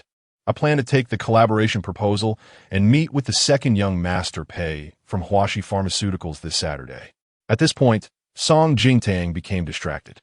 She recalled that Hui Yunshin had mentioned last night that the Mr. Pei who sent her flowers on the second floor was indeed the second young master of the Pei family. She felt a bit regretful. If she had known, she wouldn't have rejected him so decisively. Meeting with the second young master Pei earlier could have given her the chance to discuss the project collaboration with him privately. Song Jingtang silently prayed that the second young master Pei wouldn't hold a grudge against her for rejecting him last night and would not intentionally make things difficult for her when they met on Saturday. After all, collaborating with Huashi Pharmaceuticals was her last crucial step. Song Jingtang had been busy in the lab until noon. She took off her lab coat, and just as she picked up her phone, a WeChat message from Hui Yunshin popped up. "Hui Yunshin, are you done? Let us have lunch together." Chapter 83, The Art of Pursuit. Song Jingtang looked at the message and paused for a moment. It seemed like she didn't recognize those words. In her memory, whether before or after marriage, Hui Yunshin had hardly ever taken the initiative to invite her. Every date was suggested by her, and she carefully coordinated her schedule with his. If this had happened before, receiving such a message would have made her incredibly happy, and she would have eagerly gotten ready to go, perhaps feeling sweet for several days afterward. But now, she was tired and didn't want to have lunch with him. Just as she was about to reply that she had made plans with Hishiyu for lunch, Hui Yunshin's call came in directly. While she was typing, her hand moved quickly and she answered the call. "Tang Tang." Hui Yunshin's familiar, warm voice reached her ears. She answered immediately. Indeed, she was still waiting for his call. Hui Yunshin was in his office at that moment, looking much more relaxed. He didn't give Song Jingtang a chance to speak, and said, "I've already booked a restaurant. The food there is quite good. Tang Tang, let us meet downstairs in 10 minutes. After finishing, Hui Yunshin hung up. Song Jingtang looked at the call that had been cut off and pressed her temples. Forget it. He has already ordered the 300 million equipment, so this meal can be considered as having lunch with a client. Meanwhile, in the general manager's office, Liu Yanshi was sitting on the sofa in front of Hui Yunshin, discussing some work matters and also sharing the news he had found out about the second young master of the Pei family, who was willing to spend 330 million to support Song Jingtang last night. It turned out that the reason why the company could establish itself overnight and thrive, attracting the upper-class society, was that its behind-the-scenes boss was the Pei family. It was unclear which member of the Pei family it was, but the 3 billion spent by the second young master Pei Du, last night, appeared to support Song Jingtang, but in reality, it was just money flowing from one hand to the other. Perhaps last night, the second young master Pei was just enjoying the spectacle and deliberately creating some hype. After hearing this, Hui Yunshin realized that his suspicion of Song Jingtang last night was a bit excessive, which prompted him to take the initiative to invite her to lunch today. Liu Yanshi leaned back on the sofa, watching Hui Yunshin hang up the phone. He had clearly seen Song Jingtang answer the call in seconds. He chuckled ambiguously. Song Jingtang is really different after waking up this time. Hui Yunshin glanced at him. Liu Yanshi stood up and casually extinguished his half-finished cigarette in the ashtray, a faint smile on his lips filled with mockery. Before, she was like a stubborn plaster, sticking to you no matter how hard you try to shake her off. Now she started to learn the art of feigned indifference. What a pity, Liu Yanshi sarcastically remarked. She can't even pretend properly. You call her, and her eager demeanor gives it all away. This was not a pleasant comment, but Hui Yunshin was already used to it and didn't bother to refute. After all, Liu Yanshi had looked down on Song Jingtang for quite some time. And as for feigned indifference, Hui Yunshin recalled Song Jingtang's somewhat unusual behavior recently and suddenly had an epiphany. He felt Liu Yanshi had hit the nail on the head. Since last night, the knot in his heart had loosened considerably. It seemed that Song Jingtang's recent oddities, including her coldness towards him, were merely new tactics to attract his attention. So that's how it is. Hui Yunshin narrowed his eyes slightly, a hint of contemplation passing through them. This somewhat temperamental Song Jingtang, like a thorny rose, was indeed a bit more interesting than before, as long as she didn't go too far. He was somewhat interested in continuing to play along with her little tricks. Song Jingtang went downstairs and waited for a while at the company entrance until Hui Yunshin's car arrived. He wasn't accompanied by a driver. After hesitating for 2 seconds, she opened the passenger door and got in. Sitting in the back seat would be impolite, as if treating him like a chauffeur. Is the project going smoothly? Hui Yunshin asked while driving. Quite smoothly, Song Jingtang replied calmly. I've already called Huashi Pharmaceutical and scheduled a meeting for Saturday morning. I'll bring the project proposal to discuss collaboration with General Manager Pei. Hui Yunshin glanced at Song Jingtang's somewhat pale face. Her complexion was fair, and she wasn't wearing makeup today. The dark circles under her eyes were a bit heavy, all due to the work she had been burning the midnight oil for these past few days, specifically for him. At the red light ahead, Hui Yunshin's car stopped behind the crosswalk. He reached out with one hand to hold Song Jingtang's hand resting on her lap, but she coldly pulled away. The sleeve of her shirt had ridden up slightly, revealing the bruise from where he had pinched her last night. Hui Yunshin's gaze darkened slightly as he quietly asked, Does it still hurt? It's fine. Song Jingtang lowered her eyes and tugged at her sleeve to cover the bruise. Hui Yunshin's actions last night were only a hair's breadth away from domestic violence. If it weren't for the 2 kids and the current situation, she would have reported him without hesitation. Song Jingtang turned to look out the window, lowering it slightly to let the wind in. She gently closed her eyes against the breeze. The coolness seeped into her skin, penetrating deep into her heart. She lightly touched her still aching wrist through her clothes. Her heart grew colder. 20 minutes later, the car arrived at an elegant and quiet specialty Jiangnan restaurant. The manager warmly greeted them. Mr. Hua, your usual spot is ready for you. His gaze fell on Song Jingtang, who was getting out of the passenger seat, and his familiar smile paused for half a second before returning to normal. And this is my wife, Hui Yunshin introduced. The manager beamed. Mrs. Hua is truly beautiful. A perfect match for Mr. Hua. Song Jingtang forced a smile. Hui Yunshin took a work call midway and asked the manager to take Song Jingtang to their seats first. Under the manager's guidance, Song Jingtang walked to a table on the second floor near the terrace and floor-to-ceiling windows, overlooking a sea of bamboo and flowers. A 2-person seat. Clearly a good spot for lovers to meet. Song Jingtang called out to the departing manager. Does Mr. Hua often eat here? Yes. He comes frequently in the past 2 years. This spot is reserved especially for Mr. Hua, the manager replied with a smile. Song Jingtang glanced at the napkin folded into a rose at the corner of the table, and with a smile that wasn't quite a smile, she asked, So who does Mr. Hua come here with? The manager's smile froze slightly as he pondered how to respond. Just then, a female server walked by from behind. Before she reached the table, she eagerly spoke up, Miss Lin, you're finally here? I found the earrings you dropped here last week. Chapter 84. Unpresentable goods. The female server only saw Song Jingtang's back, and, since she was sitting at this table, naturally assumed she was Lin Xinzi. She didn't notice the manager frantically signaling. It wasn't until she reached the front and saw Song Jingtang's face that the server froze for a moment. A bit taken aback. Isn't this table reserved for Mr. Hua? Song Jingtang introduced herself confidently. I am Hui Yunshin's wife. He reserved this table, so I believe I have the right to sit here. The female server felt so embarrassed she wished she could dig a hole and hide in it. Song Jingtang extended her hand. It's the earrings belonging to Lin Xinzi, right? I can pass them on to her. The female server could only hand over the pearl earrings in her hand to Song Jingtang, awkwardly calling out, Mrs. Hua. The manager hurriedly pulled her away. Song Jingtang could still hear the female server muttering in grievance. Isn't Miss Lin Mr. Hua's girlfriend? How does Mr. Hua have a wife?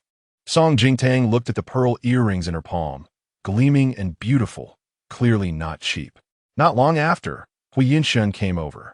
Have you looked at the menu? He casually asked, what do you want to eat? Song Jingtang smiled. You know this place better. You can arrange it, regardless of the size of the matter. Song Jingtang had always listened to him, including her dining preferences, which were based on his tastes. Hui Yinshen was already used to it. Asking her what she wanted to eat was just out of courtesy. He called over a server and ordered several signature dishes and a soup. One of the dishes was beef with bamboo shoots. Song Jingtang was looking at the document sent by He Shiyu on her phone when she heard the name of the dish and her gaze dimmed slightly. She was allergic to bamboo shoots, something Hui Yinshen had completely forgotten. Of course, Song Jingtang was too lazy to mention it. When the dishes were served, she didn't touch the plate of beef with bamboo shoots at all. The two sat across from each other, quietly eating. This was the first time since her awakening that she had dinner alone with Hui Yinshen. Hui Yinshen was not a talkative person. During their previous dates, it was mostly Song Jingtang who talked. She understood everything about his life and work and would rack her brain for topics he might be interested in. Anytime Hui Yinshen showed even a hint of displeasure, she would immediately pick up on it and change the subject. As Song Jingtang reminisced about the past, she couldn't help but admire her former self. How could she have loved to such an extent? She had lost herself completely. Did you open the gift I sent you yesterday? Hui Yinshen suddenly spoke. Song Jingtang paused slightly with the chopsticks in her hand, casually picking up some food. Yeah, it's a watch. Hui Yinshen took a sip of his drink and said lightly, do you like it? I think it really suits your temperament. It's quite special. Song Jingtang almost laughed sarcastically. What temperament suited her? The temperament of wearing a gift? He gave Lin Xinzi a $1 million diamond bracelet and gave her a gift, expecting her to be grateful and say she liked it. Looking at Hui Yinshen's handsome face, she felt a wave of nausea in her stomach. She suddenly thought that her deep feelings over the years were simply foolishness. I'm feeling a bit unwell. I need to go to the restroom. Song Jingtang forced out the words and stood up to leave. She feared that if she looked at Hui Yinshen for one more second, she would vomit everything she had just eaten. Song Jingtang went to the restroom to wash her face and calm down. Just as she dried her face, her phone vibrated. Taking it out, she saw someone had bid on the watch she had listed for sale at a discount on a secondhand website, asking when it could be shipped. Song Jingtang was replying while walking outside and almost bumped into a woman coming from the opposite direction at the corner. Just as she was about to apologize, she caught a whiff of a familiar perfume. When she looked up, she saw Lin Xinzi's face. Jingtang Jia, Lin Xinzi exclaimed with a joyful expression. What a coincidence. Did President Hua bring you here? This restaurant is one I recommended to him. Sometimes when President Hua and I don't know what to eat, we often come here. As she spoke, she raised her hand to tuck her hair behind her ear, the diamond bracelet on her wrist sparkling brightly. By the way, Jingtang Jia, I haven't had the chance to congratulate you yet. You were the Rose Queen last night. Lin Xinzi smiled, but added, however, the second young master of the Pei family is really clever, spending $330 million in his own family's restaurant. The money goes into his own pocket while making a big splash. Song Jingtang replied, so the place Wanxiang is owned by the second young master of the Pei family. Lin Xinzi's words sounded like compliments, but they clearly reminded her that it wasn't her victory last night, but rather a whim of the second young master of the Pei family, and she was merely a plaything for someone else's sudden whim. Song Jingtang stared at Lin Xinzi's seemingly gentle and beautiful face, suddenly stepping forward. Lin Xinzi did not retreat, calmly looking at her with a smile that did not reach her eyes. Song Jingtang pulled out the pearl earring that the waiter had given her. Isn't this yours? Secretary Lin? Lin Xinzi remained composed. Yes, it is. I accidentally dropped it when I came here with President Hua last time. This was one of the birthday gifts he gave me last year, a South Sea white pearl, priceless. It's a shame to have lost it. She smiled and reached out to take it, saying, thank you, Jingtang Jie for finding it for me. However, Song Jingtang tossed the pearl earring out of the window without hesitation. Lin Xinzi's smile froze on her face. Jingtang Jie, what do you mean by this? In front of Lin Xinzi, Song Jingtang turned and walked back to wash her hands, as if she had just touched something dirty. Secretary Lin. Song Jingtang glanced at Lin Xinzi through the mirror, casually taking a tissue to wipe her hands. Since you've come to this restaurant with Yunshin so many times, how do the staff and manager address you? Lin Xinzi replied, Song Jingtang. Song Jingtang slowly turned around. She looked at Lin Xinzi with a half-smile. It's my first time here, but they all respectfully call me Mrs. Hua. What about you? You've been here dozens of times. Has he ever introduced you to anyone? As Song Jingtang walked past Lin Xinzi, she paused briefly, crumpling the tissue she had used and lightly tossing it into the nearby trash can. Trash needs to be sorted. Some shameless, unpresentable characters should be more self-aware. It's pointless to jump around like a clown. Song Jingtang glanced at Lin Xinzi's pale face and smiled. Secretary Lin, don't you think? Lin Xinzi's hands at her side clenched tightly, her nails digging into her flesh. Song Jingtang naturally didn't wait for her to respond and walked away, the warmth in her eyes dissipating, leaving only a chill. From the moment she opened her eyes, she had already made up her mind to divorce Hui Yunshin, just waiting for the perfect moment. But until then, she remained Hui Yunshin's legally wedded wife. Song Jingtang sneered inwardly. What nonsense about being a white moonlight. She was just a well-spoken mistress. Behind her, a private room door opened. Chiyu came out and noticed the familiar figure disappearing around the corner. His pupils jolted, and he immediately stepped forward to chase after her. Senior. Lin Xinzi suddenly appeared. Chiyu's steps halted abruptly, and he turned to look at Lin Xinzi approaching. Lin Xinzi noticed Chiyu's unusual behavior and asked with concern, What's wrong? Nothing. Chiyu waved his hand. I must have mistaken someone. He had already mistaken someone once at the ocean park. How could Song Jingtang possibly be here? Then let's go in. Okay. Chiyu took one last glance at the corner where the woman had disappeared, withdrew his gaze, and followed Lin Xinzi back into the private room. Senior, thank you so much today. Lin Xinzi raised her glass to Chiyu in gratitude. If it weren't for you, the computer's triple security lock, I might not have been able to unlock it until next month. Chapter 85. A flower vase who rose to power through connections. The triple security lock was indeed designed very intricately. Chiyu had brought his top team today to help, and it took them the entire morning to crack it. Chiyu was a bit curious. Who set this up? If it's convenient, I'd like to visit them. He didn't expect there to be such a master in the country capable of setting up such a high-difficulty security program. Chiyu was very interested in getting to know the person. If he could recruit them to his team, it would be a tremendous boost. Lin Xinzi took a sip of tea and said lightly, I'm not sure about that. I just became the manager of the RD department. I found out the computer was locked, and there are some confidential company documents I need for my upcoming project. Although Chiyu felt a bit disappointed, he was still happy for Lin Xinzi. The position of RD manager at Yuntian Group held significant value. Xinzi, you are still so young. Your future is limitless. Lin Xinzi smiled humbly. Senior, you're too kind. You're the one who has changed so much. The fact that we could invite you over has made all of our colleagues in the RD department extremely excited. Chiyu had been overseas for the past few years, working with the International Space Station on space projects. He had only returned to the country last month, having received a national-level invitation. Currently, he was working closely with the domestic government and military on highly confidential projects. Today, Chiyu could take the time to come over. Also due to Lin Xinzi's face, otherwise, he wouldn't have paid much attention to Yuntian Group. We don't need to be so polite between us. Chiyu looked at Lin Xinzi, reminiscing about the past, his gaze deepening. I said before, as long as you need me, and I can do it, I will be there for you. This was not just flattery. Lin Xinzi was his junior from high school. He was a year older than her. Back then, the Lin family and the Qi family had business dealings, and, for a time, the two families were quite close.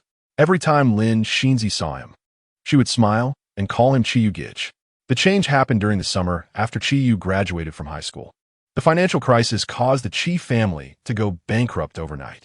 Chiyu's father, unable to bear the burden, jumped off the rooftop of the company in the early hours of a cold morning. His mother suffered a mental breakdown, and all the debts suddenly fell on Chiyu. Friends and relatives who used to care for him disappeared overnight. Chi would never forget the image of Lin Xinzi running in the rain to him when he was alone in front of his father's memorial. Like a ray of light, she handed him a piggy bank. Chi refused it, but he would always remember Lin Xinzi's kindness. In Chi heart, she truly was an angelic girl. What's wrong? Chi noticed Lin Xinzi's expression, sensing she had something on her mind. Is there any trouble at work? Lin Xinzi's expression revealed a hint of melancholy. Senior, I won't hide it from you. Actually, the project I'm developing is about Alzheimer's disease.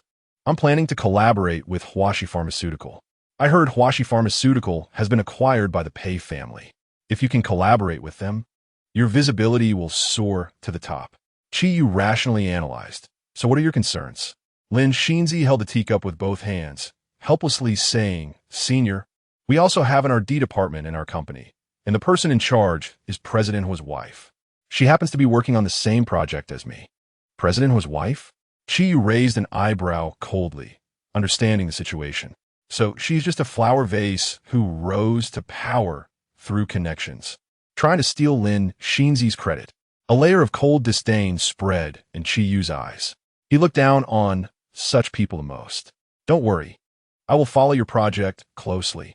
I know several top medical experts in the country. If you need help, just let me know anytime. Lin Xinzi's brows relaxed, revealing a smile. Thank you, Chi. Song Jingtang naturally didn't know that within the span of a meal, she had already been branded as someone with connections. She sat in Hui Yunshin's car on the way back to the company, where he mentioned picking up Chunxian and Huan from school together after work. After some consideration, Song Jingtang declined. I want to stay at the company to work late tonight. I'll probably be busy until very late. Time is tight. I have to take the proposal to Huashi Pharmaceutical this Saturday, and I must give it my all. Yinshan freed one hand to hold hers, saying, all right. Thank you for your hard work, Mrs. Hua. After we sign the contract with Huashi Pharmaceutical, I'll take a day off, and we can go out together to relax. Song Jingtang thought to herself that he considered taking a day off to accompany her as the best reward for her. She gave a perfunctory smile and silently withdrew her hand, reminding him, focus on driving. Upon returning to the R&D department, as soon as she entered, Hishiyu brought good news. Boss, I received a call back from Huashi Pharmaceutical. This Saturday morning, President Pei will spare half an hour to meet with us. Song Jingtang breathed a sigh of relief. She had been worried about not being able to secure the meeting. Hishiyu scratched her head, but there is something strange. Hishiyu glanced at the R&D department too across the way and lowered her voice. The callback was from President Pei's assistant. He told me that in half an hour, we need to report 2 projects to President Pei and to arrange our time accordingly. But we only have 1 project. Song Jingtang's expression darkened as she turned to look at her D department too, where Lin Xinzi was walking in with a box of snacks. The employees inside naturally swarmed her, praising her beauty and kindness. Hishiyu rolled her eyes slightly. She just knows how to play this game. A glimmer of insight flashed in Song Jingtang's eyes as she pondered. After a few seconds, she patted Hishiyu on the shoulder. Let us continue working. Although they said it was work, the pressure of the entire project rested on Song Jingtang's shoulders, and Hishiyu was just helping her out a bit. By the time work was over, Song Jingtang sent Hishiyu home first. Not long after, Song Jingtang received a message from Hishiyu, containing several candid photos. In the underground parking lot, the lighting was a bit dim, but Song Jingtang recognized the 2 people in the photos at a glance, Hui Yunshin and Lin Xinzi. They each got into their cars, one on the left and one on the right. Song Jingtang took a sharp breath, feeling a heaviness in her chest. Because she was busy with work and couldn't he pick up the 2 kids from school together, he boldly took Lin Xinzi with him. Chapter 86. Sleep in the room tonight, Hishiyu messaged. Boss, you need to be wary of Lin Xinzi. As Song Jingtang looked at Hishiyu's warning, she typed a line of text and then deleted it. In the end, she only replied with a simple okay, turned off her phone and set it aside, forcing herself to focus on her work. In fact, even without Lin Xinzi, there would still be Li Xinzi. The bottom line was that Hui Yunshan didn't love her enough, nor did he respect himself enough. Right now, Song Jingtang just hoped that everything would go smoothly on Saturday, as long as she could secure the cooperation with Huashi Pharmaceutical in her own name. She would have a leverage to talk about divorce with Hui Yunshin. Song Jingtang worked overtime at the company until 10 o'clock at night. By the time she returned to the villa, it was already 10:30. Just as she entered, she ran into Aunt Tao coming out of the kitchen, carrying 2 cups of milk, preparing to take them upstairs to Chun Chun and Huan Huan. "Madam, you're working late?" Seeing Song Jingtang coming back from overtime, Aunt Tao's eyes were filled with concern. "How about I make you a midnight snack?" "No need. Aunt Tao, you should go rest." Song Jingtang took the milk from her hands. "I'll take it up myself." Aunt Tao, knowing that the 2 kids, especially Huan Huan, weren't very close to Song Jingtang, also hoped they could have more opportunities to interact, so she immediately handed the milk over to her. "Madam, don't be too anxious. Take your time. You and the kids have plenty of time to bond." Song Jingtang thought to herself that once she officially brought up divorce with Hui Yunshin, it would be hard to say, but she naturally wouldn't share this with Aunt Tao. She carried the milk upstairs. The doors to the kids' rooms were slightly ajar. She gently pushed the door open and saw Chun Chun sitting on the bed reading a programming book, while Huan Huan was not there. The door leading to the small balcony outside was open, and she could see the swing swaying, with Huan Huan's little feet sticking out. Chun Chun didn't look up upon hearing footsteps, only politely saying, "Thank you, Aunt Tao. If you have anything you don't understand, you can ask Mom at any time." Song Jingtang said gently. Only then did Chun Chun look up and see Song Jingtang's smiling face, feeling somewhat awkward. "Did you just get off work?" Chun Chun asked in a somewhat awkward tone, concerned about her. Song Jingtang felt all the fatigue from a day's work vanish. "Yes, Mom will be very busy this week. I want to be able to have dinner with you tonight." "Oh." Chun Chun took the milk that Song Jingtang handed him and finished it in 2 gulps. "Don't stay up too late. Go to bed early, sweetheart." After saying this, Song Jingtang held the other cup of milk, preparing to go to the balcony to find Huan Huan. She didn't actually expect Chun Chun to respond, but just as she took a step outside, she suddenly heard Chun Chun's voice from behind in a deep and muffled tone. "Good night." Song Jingtang was overjoyed, so excited that she nearly spilled the milk in her hand. She turned back to see Chun Chun had pulled the blanket up to cover his head, with only a little hand waving at her. Song Jingtang felt her heart melt at his cuteness. She walked towards the balcony, and just as she reached the door, she heard Huan Huan's spoiled voice. "Mom, can you come with Dad to pick me up tomorrow? Dad gave you a diamond bracelet, and I have a little gift for you too." Song Jingtang tightened her grip on the milk cup, her nails turning pale from the pressure.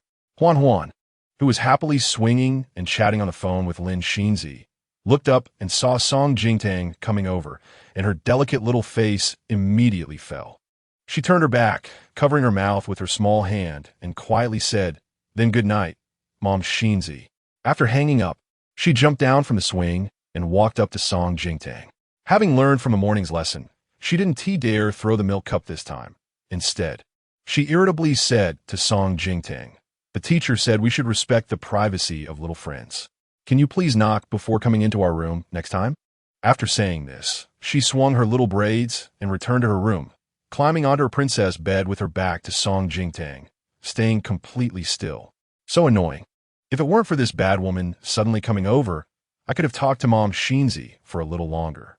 Today Mom Xinzi came with Dad to pick me up from school. I was so proud. Inin and the others were all amazed, saying Mom Xinzi is the prettiest mom in the class, even more beautiful than in the videos. If it weren't for this bad woman, Mom Xinzi might have been able to marry Dad and become my real mom. Song Jingtang silently placed the milk at Huan Huan's bedside. "Huan Huan, drink your milk and then brush your teeth or you'll get cavities." After saying this, she turned and left, closing the door behind her. Downstairs, she saw that the light in Hui Yunshin's study was on. She thought he should be in the study, and she really didn't want to run into him. She planned to take this opportunity to grab her pajamas and clothes for tomorrow from the master bedroom, intending to sleep in her own study tonight. However, as soon as Song Jingtang pushed open the master bedroom door, she saw that the pants and shirt Hui Yunshin wore today were thrown on the rack by the bathroom door, and she could hear the sound of water from inside. He was taking a shower. Song Jingtang hurried into the dressing room, trying to grab her clothes before Hui Yunshin came out. Just as she stepped out of the dressing room, the sound of water stopped, and Hui Yunshin pushed open the bathroom door. He was wearing a bathrobe, tied loosely at the waist with the collar half open, revealing a strong chest, droplets of water sliding down along the contours of his chest toward his well-defined abs. Hua Yunshin had always managed his physique very well. Just looking at this exterior was indeed enough to be captivating. Hua Yunshin was momentarily taken aback when he saw Song Jingtang suddenly appear, and then he noticed the clothes she was holding. He frowned slightly and walked towards her. "Just got back. Where are you planning to go?" The scent of the shower gel was permeated by the man's body heat, coming at her like a wave. They had not been intimate before. They even had a child together, and Song Jingtang once had a physical attraction to Hua Yunshin, but now she felt disgusted by his body. She found him dirty. Perhaps he had just held and kissed Lin Xinzi today. Song Jingtang clenched the clothes in her hand, suppressing the wave of nausea rising in her stomach. However, to Hua Yunshin, her appearance looked like shyness and nervousness. He smiled silently. In bed, Song Jingtang had always been inexperienced. Facing him, she easily became shy and nervous. At first, Hua Yunshin found it amusing, but over time, he grew tired of her being so reserved. Perhaps the gap of time between them had become too long now. Hua Yunshin somewhat missed her clumsiness and innocence. Song Jingtang only wanted to escape. She steeled herself and said, "I have some work left to finish. I'm going to the study tonight." The rest of her words got stuck in her throat. Hua Yunshin's hot fingertips gently brushed her slightly trembling face. His gaze deepened, his voice low and hoarse, carrying a hint of seduction. "Tonight, let's sleep in the room." His large hand slid to her chin, pinching it gently, forcing Song Jingtang to look up and meet his gaze. The tremor in her eyes, to Hua Yunshin, was a sign of enticing interest. Song Jingtang struggled a bit and forced out a dry smile. "Yunshin, I still have work to handle." The push and pull was somewhat interesting. Hua Yunshin chuckled softly, his tall figure advancing rather than retreating. He pinned her against the wall, leaning in closer, his warm breath brushing against her neck. Song Jingtang stiffly turned her face away, goosebumps already rising on her skin. "No." She placed her hands against Hua Yunshin's chest, stiffly saying, "I did experiments all day and haven't showered yet." She remembered he was a germaphobe. Hua Yunshin laughed lightly. "It's okay. I'll help you wash up later." Song Jingtang felt like she was about to explode from holding back. Meanwhile, Hua Yunshin's hand had already slid to her collar, his fingertips gently unbuttoning the first button. Chapter 87. Song Jingtang, say good night to me. Song Jingtang's expression turned completely cold as she tightened her grip on the clothes. Since being soft didn't work, she couldn't blame herself. As Hua Yunshin's fingertips slid toward the second button, she had already secretly gathered her strength to knee him between the legs. Just as she was about to strike, Hua Yunshin's phone rang. The ringtone wasn't the default ringtone. It was the sweet voice of Huan Huan singing a children's song. It must have been recorded by Hua Yunshin himself. The only person who could make him set Huan Huan's voice as a special ringtone was Lin Xinzi. And Song Jingtang couldn't think of anyone else. Sure enough, upon hearing the call, the heat in Hua Yunshin's eyes faded instantly. He didn't answer the phone immediately. "Go ahead and handle your work. Don't tire yourself out," he said, kindly rebuttoning her collar, gently stroking her face. "During this time, Aunt Tao will be at home. So if you want a late-night snack, just tell her." He said nothing about the late-night call that had come in. The caller on the other end was also perceptive.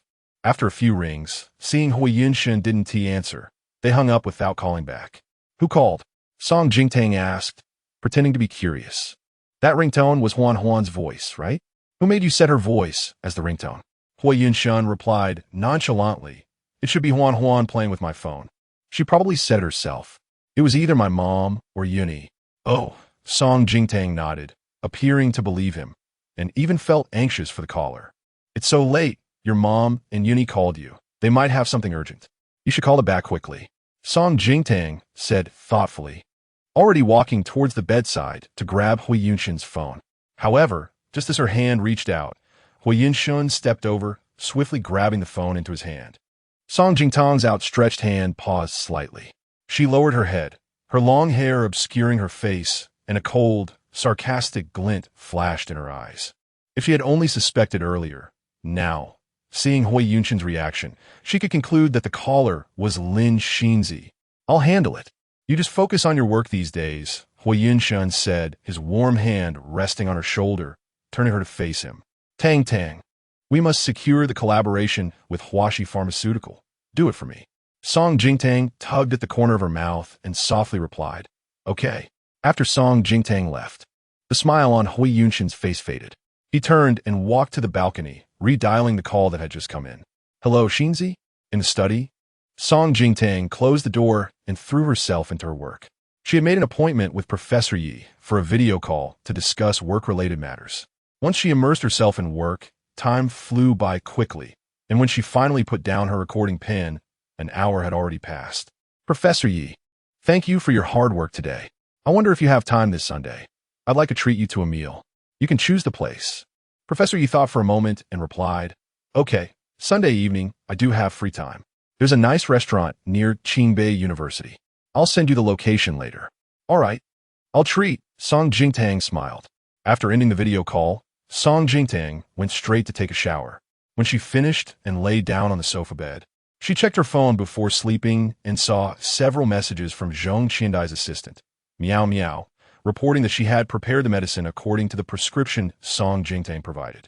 The messages were from a few hours ago, but since Song Jingtang was busy then, she only glanced at them and replied briefly. Song Jingtang replied to Miao Miao, Thank you for your hard work. Then she opened the chat with Zhong Qiandai. Considering that her phone might sometimes be taken away by her agent, she thought for a moment and decided to message Zhong Qiandai's secondary account. Song Jingtang, I had Miao Miao prepare the medicine for you. You need to drink at least one bag before bed for calming effect. Be good and listen. Even though it might be a bit bitter, you have to finish it. Zhong Qiandai couldn't handle bitterness. Even a cup of iced Americano could make her jump. On the other end, a question mark appeared instantly, then it was retracted. After a few seconds, another message came through. Zidu, why are you still not resting? Song Jingtang couldn't help but laugh. Zhong Qiandai, the night owl, was actually complaining that she was sleeping late. Song Jingtang, I'm about to sleep. Are you filming all night today? On the other end, at Wudong Garden Manor, located on the mountainside, all the lights were on, turning the deep night into a bright daytime. In the oversized living room, explosive and boisterous music surged, filled with dozens of young men and women, who treated it as a playground to freely release their hormones. Some are dancing wildly, shaking their heads and twisting their waists, their young, hot bodies pressed together in close dance, while others were playing games or billiards. Tonight, Emoja led a group to warm up the scene for Pei Dun. As for Pei Dun himself, he lounged on a corner sofa, dressed in white, casually bending one leg, holding a phone in one hand. His eyes lowered to the screen to read the message from Song Jingtang, his long eyelashes casting a shadow over his enchanting gaze. Pretty easy to fool. He really thinks I'm Zhong Qiandai's secondary account. Pei Dun lazily tugged at the corner of his mouth and patiently typed back one word at a time. Zidu, can't sleep. This wasn't a lie. He really couldn't sleep. However, the next second, Song Jingtang's voice call came through directly. Pei Dun narrowed his deep eyes slightly, stood up, and unplugged the speaker. The noisy world instantly quieted down. Everyone was stunned. In the midst of enjoying himself and dancing with great enthusiasm, Emoja suddenly lost the background music. He opened his mouth in anger to curse. But when he turned around and saw Pei Dun unplugging the device, the curse was swallowed back down. He immediately wilted, awkwardly chuckling, Brother Pei, you don't like this song? I won't play next time. Pei Dun ignored him, with one hand in his pocket and the other holding his phone to his ear, leisurely walking into the private elevator and pressing the button for the third floor. He switched to silent mode, so Song Jingtang couldn't hear his side of the conversation, but he could hear hers. At the moment the elevator door closed, the woman's soft voice filled with concern blossomed in his ear. Why can't you sleep? Are you having insomnia? Have you taken a medicine I prescribed? A series of gentle and anxious questions seemed to drill into his heart, unreasonably taking root. Qiandai, why aren't you speaking? Is your manager there? Pei Dun stepped out of the elevator. At the end of the hallway, directly opposite the door, there was a large portrait hanging on a dark background, depicting a puppet with its head down at the mercy of others. And then a pair of scissors appeared in the image, cutting the string hanging from its neck. On the other side, Song Jingtang waited for a long time but didn't hear any response from Zhong Qiandai. She couldn't help but glance at her phone. The call was still connected. So it was inconvenient for Zhong Qiandai to speak. Just as she was about to hang up, a message suddenly popped up. Zidu, Song Jingtang. Say goodnight to me. As if afraid she wouldn't comply, a second message quickly followed. Zidu, if you say it, I should be able to sleep. Chapter 88. This car cost 4 million? Song Jingtang stared at the two messages that popped up in the chat box, slightly taken aback. The tone and style didn't seem like Zhong Qiandai at all. Moreover, the last sentence sounded a bit pitiful. However, Song Jingtang immediately thought of the drama Zhong Qiandai was currently filming, where the character grows from being a punching bag to a leading lady. She must have gotten into character. Zhong Qiandai had always been an experiential actor, fully immersing herself in her roles. Being an actor was indeed hard work. Song Jingtang felt a bit sorry for her, naturally wanting to fulfill her wish. She held her phone and said seriously, "Good night." At the same time, Pei-du stopped in front of the dark door at the end of the hallway. Listening to the woman's gentle and heartfelt good night in his ear, he reached out, his cool fingertips pressing down on the bronze doorknob, and the door opened with a creak. The balcony door opposite was left ajar, the night breeze wafting in, bringing with it the coolness that permeated the floral fragrance outside. The moonlight was bright, casting enough light into the room to clearly illuminate the countless paintings hanging on 3 walls. Thousands of them. Yet, they all depicted the same woman. Song Jingtang. Smiling Song Jingtang, frowning and angry Song Jingtang, quiet Song Jingtang, the center of attention Song Jingtang. But what Pei-du painted the most were her back. In fact, over the years, he had seen her back the most. The back that had never turned to look at him even once. The only photo displayed prominently in the center was of Song Jingtang in a wedding dress 7 years ago. So pure and moving, her eyes filled with laughter and deep affection. Yet that gaze had never looked at him. The room was extremely quiet. The sound of the wind was clearly audible. "Qiandai, I'll be very busy in the next few days. I need to sleep first. You should rest early too. Good night, and when you come back, I'll treat you to a big meal." He hid behind another layer, stealing her concern. The faint moonlight fell on him, devoid of warmth. The call had already been disconnected. Yet Pei-du didn't put down his phone. "Good night, Song Jingtang," he said in a hushed voice, in a place where she couldn't hear. But it was full of her presence. Song Jingtang, good night. Perhaps because she was too tired during the day, Song Jingtang slept very well and woke up a bit late. When she went downstairs, Chun Chun and Huan Huan had already finished breakfast and were about to head out. Seeing Song Jingtang's figure, Huan Huan hurriedly changed her shoes and pulled Chin Chin out. "Brother, hurry up. Uncle Driver is waiting for us." Song Jingtang knew that Huan Huan didn't want to see her, and being so rejected by her own daughter was naturally disappointing. But these past 2 days, she had indeed been stretched thin. Balancing work and family was too difficult. Song Jingtang could only focus on the immediate matters at hand. The project on Alzheimer's drug development she was working on had basically completed the initial research plan, with a few points needing refinement. If she could finish it by this Friday, finalize the version, and meet with the second young master of the Pei family at Huashi Pharmaceuticals on Saturday morning, it should be fine. Returning to the dining table, she ate breakfast while reviewing the content discussed with Professor Yi last night, and simultaneously shared it with Hishiyu. Just as Song Jingtang finished, she looked up and saw Hui Yunshin coming down from upstairs. She frowned slightly. She had originally thought Hui Yunshin had already left. She didn't want to have breakfast with him again, so when he pulled out a chair and sat down beside her, Song Jingtang stood up, intending to leave. "I've finished eating. I'm going to the company first." However, Hui Yunshin grabbed her hand. "Have breakfast with me, and we'll go to the company together." Song Jingtang opened her mouth to refuse. Tang Tang." Hui Yunshin tightened his grip on her hand. "I know you're racing against time, trying to create a perfect collaboration proposal to secure the partnership with Huashi Pharmaceuticals for me. But we don't lack these few minutes." Song Jingtang. Hui Yunshin's confidence was bordering on narcissism. In his eyes, everything she did ultimately had the purpose of benefiting him. She feared that only when she threw the divorce agreement in front of him would he wake up a little. Hui Yunshin then casually added, "Tang Tang, there's something important I want to discuss with you on the way." Song Jingtang had no choice but to sit back down and patiently wait for a while. Once Hui Yunshin finished eating, the two of them went out together. Hui Yunshin noticed the car parked in the yard that she had and paused slightly. This isn't the company car assigned to you, is it? Song Jingtang found it a bit funny. The company car was given to Lin Xinzi, wasn't it?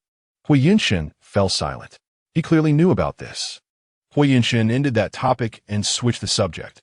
I'll have Jiangzhou follow up on this and arrange another company car for you. After Saturday, she would no longer be the manager of Yintian Group, so naturally, she wouldn't need a car. No need, Song Jingtang replied lightly. This car was given to me by Qian Dai. I'm quite fine with it. Aston Martin. The market price is at least 4 million. Hui Yinshin squinted slightly, and in his usually gentle tone, there was a hint of cool sarcasm. Being an actress really earns money fast. Hearing this, Song Jingtang paused as she was about to pull his hand away from the passenger seat. She frowned and looked at Hui Yinshin, her tone slightly cold. What did you say? Hui Yinshin was very aware that Song Jingtang had a good relationship with Zhong Qiandai, who was strictly speaking her only true friend. The people around him looked down on Song Jingtang and sometimes treated her poorly. Song Jingtang usually endured it, but the only time she got angry was when they inadvertently came across a video of Zhong Qiandai walking the red carpet. At that time, several people mocked Zhong Qiandai for being vulgar, criticizing her body. One of the wealthy young men, having drunk a few glasses, said something inappropriate. With this kind of trash, 50,000 night, you can have a good time.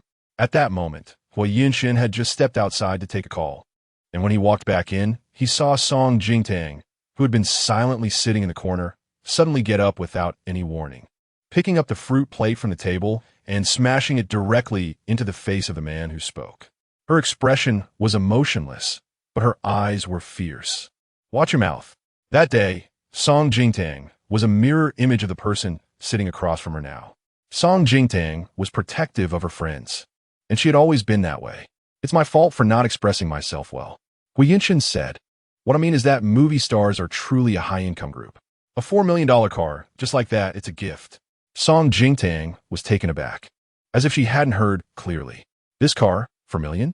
Wasn't it around 500,000? Zhong Qiandai gave her a $4 million luxury car, and even arranged for a driver to deliver it? Has she become this wealthy now? Song Jingtang frowned, finding it hard to believe. She knew Zhong Qiandai's situation well.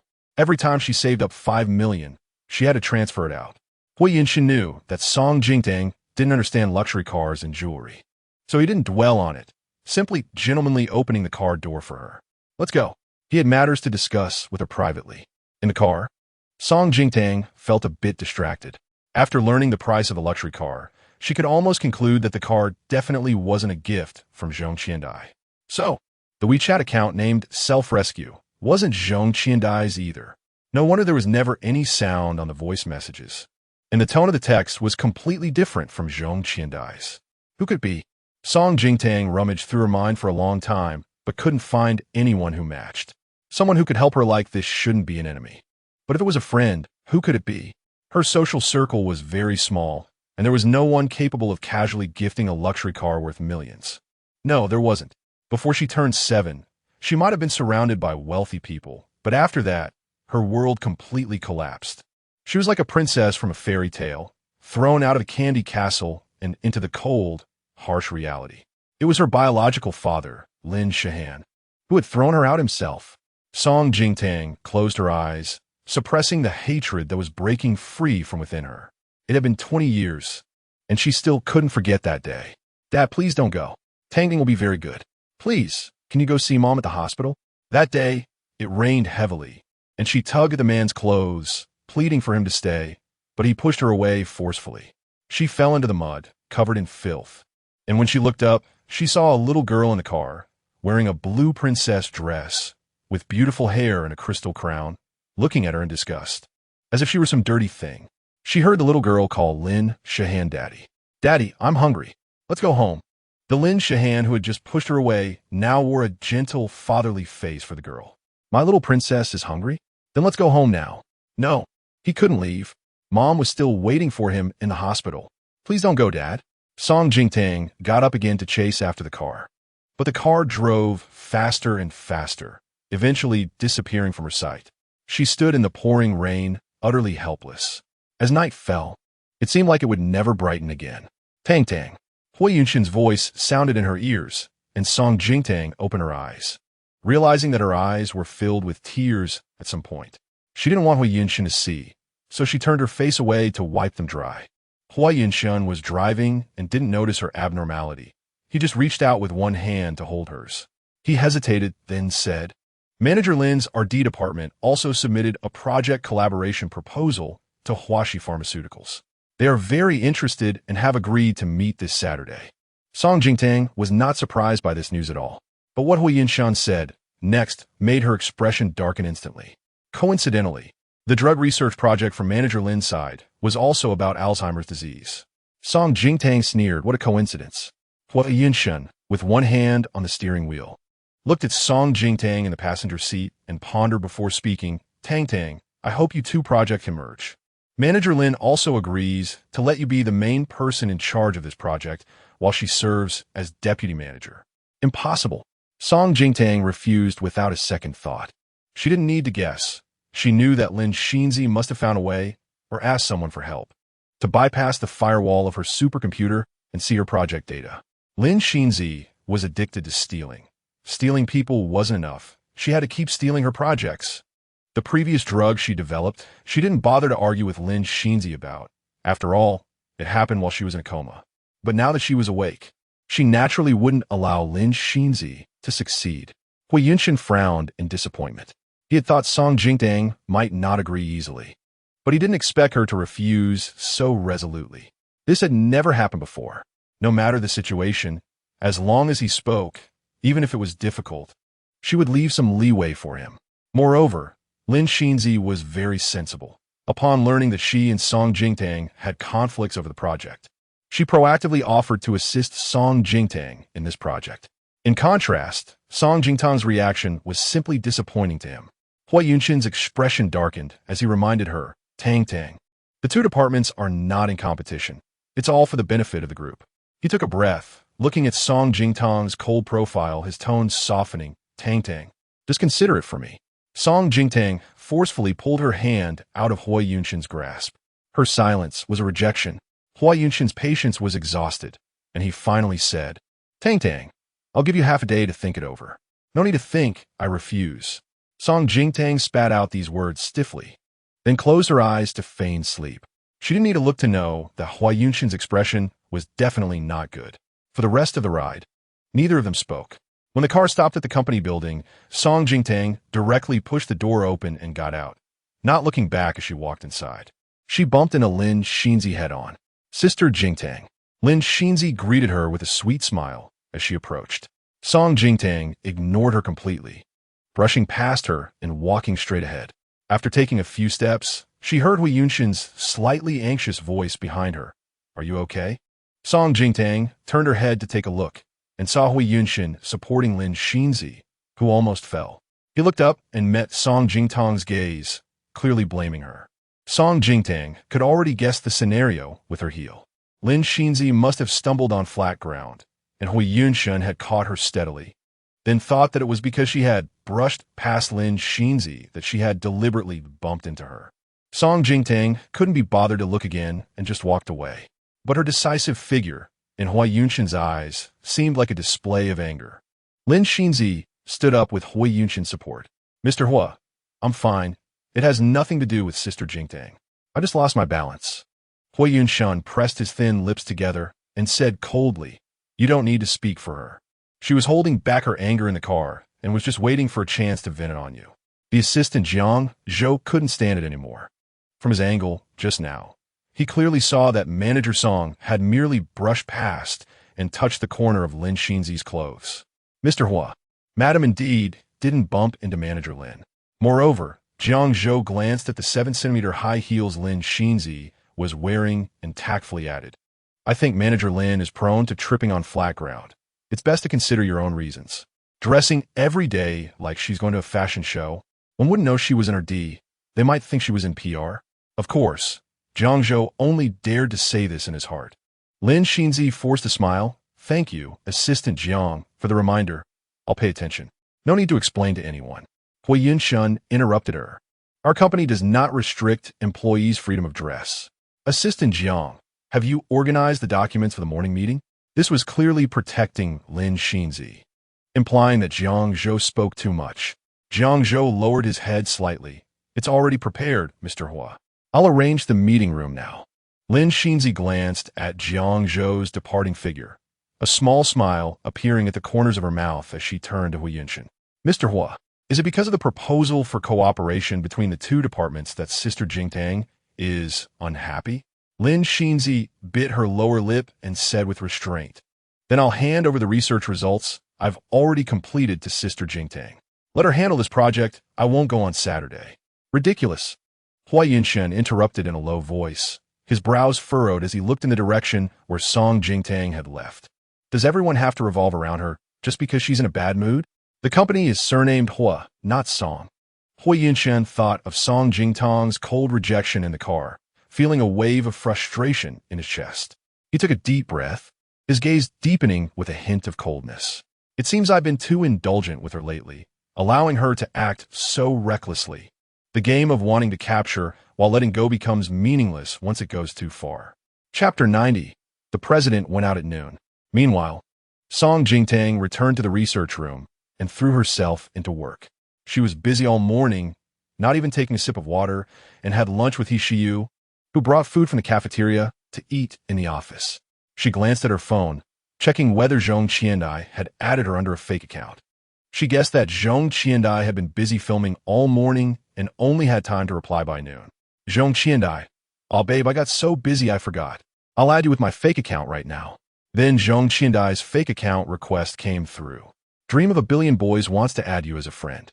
Song Jingtang realized she could confirm that Zijou had nothing to do with Zhong Qiandai. The two were simply not on the same wavelength. But for now, she didn't have time to expose Zijou, and since the other party had been helping her, Song Jingtang decided to wait until she secured the collaboration with Huaxi Pharmaceutical before digging into Zijou's true identity. After lunch, Song Jingtang set a 40-minute alarm for a nap and lay down on her desk for a short rest. However, before the alarm went off, He Shiyu burst in. "Boss, it's bad." Song Jingtang had just woken up, her eyes still a bit drowsy. What happened? He Shiyu was both angry and anxious.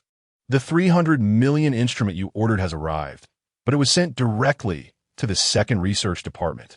They said they received a notice from President Hua to let the second research department use it for a few days first. Song Jingtang's drowsiness vanished completely. This is too much. They've taken our people, taken our computers, and now the new instrument we just purchased clearly has your name on it. And Lin Xinzi gets to use it first. He Shiyu became increasingly agitated. It's definitely because the procurement department has been bribed by Lin Xinzi. President Hua knows our project is very important. He wouldn't let Lin Xinzi use the instrument first. Song Jingtang's expression was indifferent. Hua Yunshan had said in the car that he would give her half a day to think, and it seemed that this was the consequence of her refusal. He Shiyu still had a filter for Hua Yunshan. "Boss, if it's inconvenient for you, I can go talk to President Hua and explain the situation. This instrument was specially approved for you. Besides, no matter what, you're still Mrs. Hua." After so many years of feelings, if Hua Yunshan has any conscience at all, he should help you. He Shiyu knew very well how deep Song Jingtang's feelings for Hua Yunshan were. She certainly didn't want to put Hua Yunshan in a difficult position, so she took this task upon herself. Song Jingtang reached out and pulled He Shiyu, who was trying to rush outside. "You go do your thing. I'll handle this." He Shiyu still didn't understand Lin Xinzi's status in Hua Yunshan's heart, which was no longer something she, as Mrs. Hua, could compare to. She was just maintaining a facade as Mrs. Hua. He Shiyu was a bit worried. "Boss, can you handle it yourself?" "Yeah." After He Shiyu left, Song Jingtang casually picked up a document that required Hua Yunshan's signature and walked out of the office, just in time to see Lin Xinzi walking into the second research department with a tall man. As soon as they entered, the door closed and the blinds were drawn. Song Jingtang had already guessed the man's identity. He was likely the expert helping Lin Xinzi bypass the triple protection she had set on the supercomputer. It had to be said that Lin Xinzi was quite clever in using the man-ass skills. Song Jingtang walked past the second research department without looking sideways and headed straight to Hua Yunshan's office. Inside the second research department, Lina was leaning against the glass window, catching a glimpse of Song Jingtang passing by. She extended a finger to pry the blinds down a notch, watching Song Jingtang's back with a smug smile. TSK, Shinzi, looks like someone is going to complain to President Hua, Li Na said sarcastically. Chi Yu was standing with Lin Shinzi, flipping through her preliminary project proposal. Hearing Li Na's words, he raised his eyes and frowned slightly. Is that Mrs. Hua? He had heard Lin Shinzi mention her briefly on the way here. Last time they had dinner, Chi Yu had known that Mrs. Hua, relying on her connection with President Hua, insisted on working on the same project as Lin Shinzi. However, Lin Shinzi was considerate and planned to yield for the company's benefit, agreeing to collaborate with her on the project. She even voluntarily stepped down from the project leader position, willing to be that Mrs. Hua's assistant. Even so, that woman was still not satisfied. Lin Shinzi said helplessly, she must be unhappy that President Hua allowed us in the second research department to use the instruments first. She was almost amused by that Mrs. Hua's shamelessness. A useless vase relying on a man in the workplace. And she still has the face to be dissatisfied? Although he hadn't met that Mrs. Hua yet, he was already thoroughly disgusted with her. Don't pay her any mind, Chi Yu said coldly. In the workplace, everyone relies on their skills to earn a living. I doubt President Pei from Huashi Pharmaceutical is foolish enough to invest in a vase. He had already finished reviewing Lin Shinzi's proposal and found several areas that could be modified and strengthened. Chi Yu made some marks for Lin Shinzi. By the way, there are a few experimental data points that need to be more precise. That new instrument just arrived. Let's redo the experiments. Song Jingtang arrived at the general manager's office. But Hu Yinshin was not there. Madam? Jiang Zhou happened to walk by and was a bit surprised to see Song Jingtang. Are you looking for President Hua? Since Song Jingtang returned to work, she hadn't actively sought out President Hua even once, which was quite different from 5 years ago. 5 years ago, whenever she had time, she would come by, either to give President Hua a simple massage during lunch breaks or to bring homemade meals to eat together. She even regularly placed some of her homemade aromatherapy in President Hua's office to refresh him. At that time, Jiang Zhou admired Song Jingtang. Despite being so busy, she always found time to take care of Hu Yinshin. I have a document to give him, Song Jingtang said. Jiang Zhou replied, President Hua went out at noon. I can't inquire further. Why don't you give him a call? Song Jingtang glanced at Hu Yinshin's empty office, lowered her eyes, and after considering for 2 seconds, she decided to call Hu Yinshin. Chapter 91. President Hua is going to be kicked by his wife. Meanwhile, in the lobby of a business hotel in the city center, in a corner of the VIP lounge, after finishing a business meal, Hu Yinshin was sitting with Liu Yanshi and Zhou Chumu, discussing matters. Hu Yinshin's phone was casually placed on the table, so when Song Jingtang's call came in, the screen lit up and everyone saw it. Hu Yinshin seemed to have anticipated that Song Jingtang would call, calmly sipping his tea without any intention of answering. Liu Yanshi was watching the show with great interest. He had always looked down on Song Jingtang, thinking she was cunning and insincere, having gone to great lengths to marry Hu Yinshin. He believed that one day, she would be kicked out by Hu Yinshin. Zhou Chumu watched the ringing continue and couldn't help but say, Yinshin, aren't you going to answer? Hu Yinshin held his teacup, his expression indifferent. I've been too indulgent with her lately. It's time to let her fend for herself. He has already guessed that Song Jingtang is in such a hurry to find him because of that instrument. He did on purpose.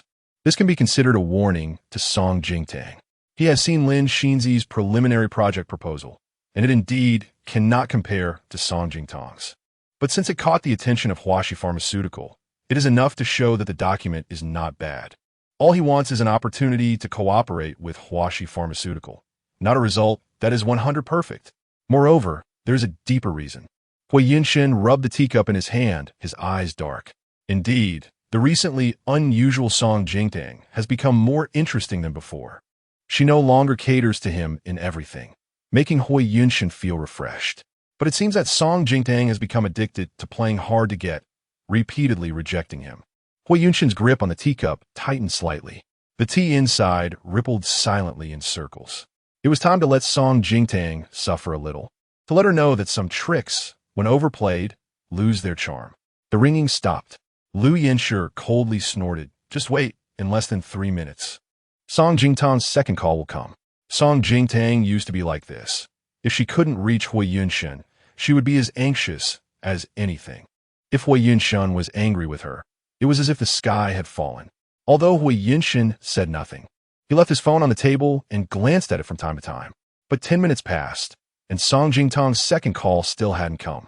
Liu Yincher couldn't help but raise an eyebrow. Has this woman changed her nature?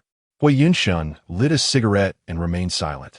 But his handsome face looked a bit gloomy after the white mist surrounded him, until the phone screen lit up again. Song Jingtong's avatar popped up on the WeChat software, sending 6 messages in a row. Hui Yunshan's frown quickly relaxed. Liu Yincher mocked. I thought she could hold out longer. She pretended to be reserved for 10 minutes, but her nature as a sycophant has been fully exposed. Hui Yunshan picked up his phone, clicked in, and saw the messages Song Jingtang sent. The slight upward curve of his lips instantly froze. Among Song Jingtong's 6 messages, 5 were photos of document content, and the last one was a video. Under Jiang Zhou's witness, she recorded a video as proof, stamping it with the official seal from Hui Yunshan's drawer. Immediately after, Song Jingtong's 7th message popped up. President Hua, this document is Yishiyu's reimbursement application for the past year in the R&D department, which she paid out of pocket. I have verified every single amount. The total is 23,724. All the receipts are here. If you don't believe it, you can check them one by one, and I will take full responsibility if there are any issues. I will go find a finance department to reimburse Yishiyu now. So, Song Jingtong's grand effort to find him was not about the instrument given to the R&D department, but to help Yishiyu with her reimbursement. Just for this 20,000 yuan? Hui Yunshan was almost laughing in anger. The strategy of feigning indifference didn't work anymore. She was starting to distract him. Wasn't she? Hui Yunshan slightly clenched his back teeth, suppressing his emotions, and sent a location to Song Jingtang. Hui Yunshan, come over in half an hour. After sending the messages to Hui Yunshan, Song Jingtang exited the work account, completely unaware of the message he sent afterward. Her resignation letter was already written. Unless something unexpected happened, she would no longer have any ties with Yuntian Group by the end of this week. When she first joined the company, she had looked at the R&D department's funding expenditures and found that aside from Yishiyu, everyone else could reimburse normally. While all of Yishiyu's reimbursement documents had been withheld by Lin Xinzi for various reasons, it was clear that because Yishiyu did not follow her ways, she was trying to trip her up. Over 20,000 yuan might just be a meal's worth of money for Hui Yunshan, but for an ordinary person, that was the hard-earned money of a working-class individual. Since she was Yishiyu's superior, she had to be responsible for her subordinates. Before she left, she must get back the money that belonged to Yishiyu. Madam, aren't you going to call President Hua again? I saw the work messages you sent earlier. They were all read, so he might have been busy when you called just now, Jiang Zhou tactfully suggested. He noticed that the madam who woke up was really different from 5 years ago, cooler and more stylish. Moreover, for some reason, Jiang Zhou had a vague feeling that President Hua was about to be kicked by the madam. Chapter 92, Love-Struck but Not Stupid. Song Jingtang did not know Jiang Zhou's thoughts, but it was impossible for her to call Hui Yunshan again. The act of sticking a warm face to a cold, but was something 18-year-old Song Jingtang loved to do. But now at 27, she found it unappealing. Just as Song Jingtang was about to speak, a call came in first. As soon as she saw the caller, her eyes lit up. She politely nodded to Jiang Zhou, turned, and quickly walked outside while answering the call. Uncle Zheng. On the other end of the line was the current president of Qingbei University. He had only been transferred 2 years ago, having previously worked in the Ministry of Education. President Zheng and Song Jingtang's grandfather, Song Hongyi, were old friends. Ever since the Song family fell from grace, Song Hongyi had lost contact with old acquaintances, and those people naturally were happy to avoid any connection. Only President Zheng, during the holidays, would send gifts to the clinic even if he couldn't come in person. That is why Song Jingtang had the audacity to contact President Zheng this time. Currently, her project proposal was only missing the last 2 precise experimental data. The instrument she asked Hui Yunshan for was the key to conducting the experiment. In fact, this morning, after refusing Hui Yunshan's suggestion to cooperate with Lin Xinzi, Song Jingtang had a faint premonition that the instrument would probably not arrive at her laboratory smoothly today. So she contacted President Zheng in advance. Currently, there are only 3 of this instrument in the country, and one is at the Research Institute under President Zhang's supervision. Song Jingtang had called President Zhang in the morning, but he didn't answer, so she left a message. Besides a simple greeting, she directly stated her purpose, to borrow the instrument from the Research Institute under President Zhang. Jingtang, after so many years, I finally received your call. President Zhang was deeply moved to hear Song Jingtang's voice. He had heard about her becoming a vegetative state, and he was truly happy that she could wake up. Song Jingtang smiled, thanking Uncle Zhang for his concern. She wasn't good at small talk, and since time was indeed pressing, she further asked Uncle Zhang, I would like to borrow the Institute's instrument today. I wonder if it's convenient? It is convenient, but I'm currently out eating, and in an hour, I have to go to the airport to attend an academic conference abroad. I have the key to the Research Institute with me, President Zhang replied. Song Jingtang hurriedly said, Please send me a location. I will go pick it up right now. All right. President Zhang sent Song Jingtang a location, which was a business hotel. Song Jingtang immediately took a taxi there. On the other side, President Zhang sat in the private room and put down his phone, apologizing to the other two people at the table. Sorry, Minister Feng, Mr. Pei, an old friend's granddaughter, just called me, asking to borrow the key to the Research Institute. She is a graduate of Qingbei University, and, in a way, she is also my student. Today's meal was arranged by Minister Feng of the Ministry of Science and Technology, and the young man sitting next to him was Pei Du. Minister Feng said, I just heard you call that student Jingtang. Is she the Song Jingtang from Qingbei University back in the day? Pei Du, sitting beside him, paused briefly while cutting his steak upon hearing Song Jingtang's name, but quickly returned to normal, elegantly and unhurriedly putting the tender, blood-tinged steak into his mouth. Yes, that's her. President Zhang's tone revealed a hint of pride. Song Jingtang was indeed quite famous back in the day, so even high-ranking figures like Minister Feng remembered her after so many years. Minister Feng nodded and couldn't help but ask, a talent like Song Jingtang should have shone brightly in the research field after graduation. Why has she been so quiet after graduating? Principal Zhang wasn't very clear about the specifics either, as she had contracted a disease that wouldn't kill her, but would lower her intelligence. Pei Du Sudoni lazili interjected. Minister Feng looked at him in confusion. Oh? What kind of disease? It's serious enough to affect her IQ. Pei Du picked up a napkin, leisurely wiped his mouth, and then uttered 3 words. Love brain. Minister Feng, Principal Zhang, in the lobby downstairs, a taxi stopped at the entrance. After Song Jingtang scanned the code to pay, she thanked the driver and hurriedly pushed the door open to get out, heading straight for the main door. She completely missed the figure of Hui Yunshen sitting by the glass floor-to-ceiling window on one side. Zhou Chumu and Lu Yanshi were sitting next to Hui Yunshen and naturally saw Song Jingtang rush in. She was running so fast that she tripped on the steps when entering and almost fell. Song Jingtang had to steady herself by holding on to the nearby white jade lion statue, fearing she might have scraped herself, and she frowned with a pale face. But she didn't linger, directly pushing the door to enter. Zhou Chumu clapped his hands in place, sighing. This Song Jingtang really treats Brother Yunshen's words like a decree, day in and day out. Lu Yanshi also sneered coldly, finishing the remaining wine in his glass. Even a dog wouldn't be this obedient. In less than half an hour, Song Jingtang had rushed over from Yuntian Group, obviously having seen Hui Yunshen's message and immediately taking a taxi. Hui Yunshen lounged back on the sofa, his irritation completely dissipated as he watched Song Jingtang enter, looking anxious as she searched around. Half an hour ago, he had sent her 2 messages, and she hadn't replied. Initially, Hui Yunshen was a bit worried she wouldn't show up, but now it seemed he had overthought it. After all, she was afraid he would really be angry. It was Song Jingtang's first visit, and the lobby on the first floor was exaggeratedly large. She looked around, trying to find the way upstairs.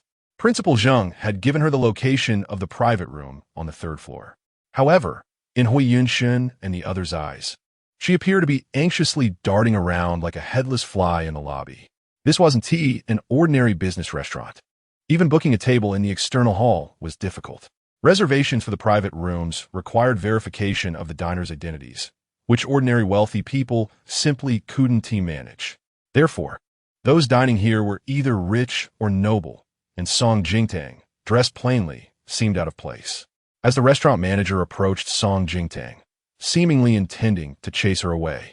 Zhou Chumu felt a bit reluctant. He wanted to call out, but as soon as he raised his arm, he was pressed down by Liu Yanshi. What does it matter to you? Liu Yanshi coldly glared at Song Jingtang, enjoying her embarrassment.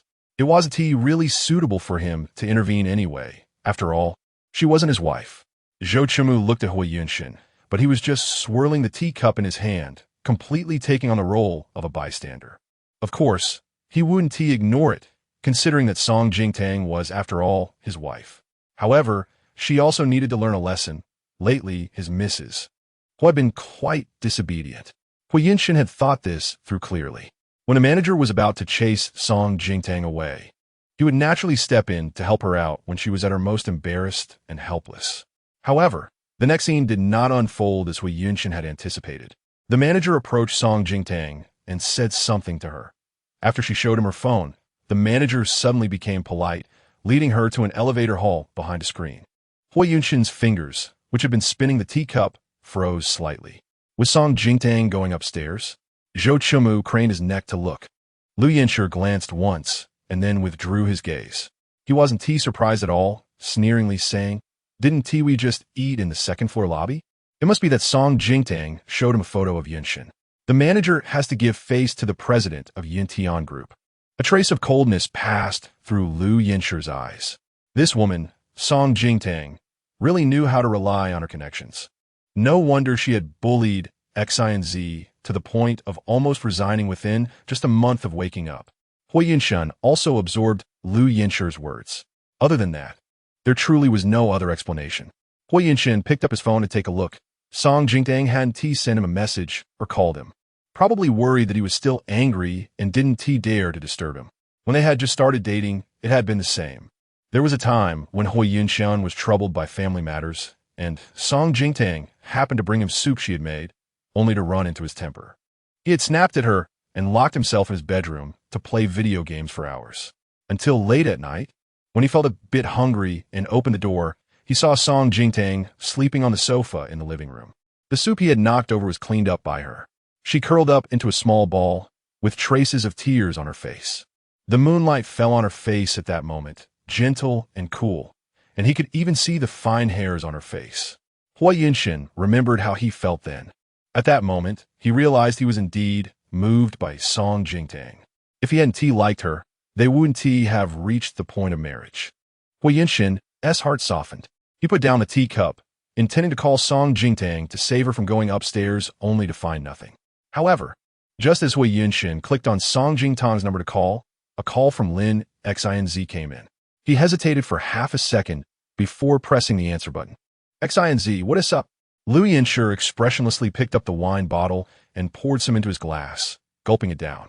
Chapter 93. She looks very kissable at this moment. Song Jingtang had already arrived on the third floor, guided by the manager, at the private room where Principal Zheng was. She immediately noticed that outside the private room stood two groups of bodyguards. One group was well built, and although they were dressed casually, their military demeanor was very strong, clearly being guards. The other group of black-clad bodyguards had fierce expressions. Even though they were wearing long clothes and trousers, their muscular builds could not be concealed, and they looked menacing, obviously not from a respectable background. Song Jingtang's mind formed a judgment. Principal Zheng was meeting two big shots from different fields. The manager delivered Song Jingtang and didn't dare to linger, leaving directly. In the elevator, Song Jingtang sent a message to Principal Zheng. After waiting for 2 minutes at the door, the private room door opened, and Principal Zheng stepped out. The door to the private room was slightly ajar behind him, revealing a narrow gap. Song Jingtang couldn't help but glance inside. She caught a glimpse of the man's profile. The man was not sitting up straight. He was half leaning, in a relaxed posture, leaning against the back of the chair.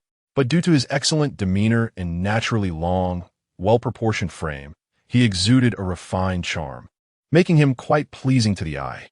Unfortunately, from Song Jingtang's angle, she could only see the lower half of the man's face, with beautifully sharp contours that looked like they had been meticulously crafted by the finest artisans. Although his lips were somewhat thin, the curve and shape were perfect. He looked very kissable.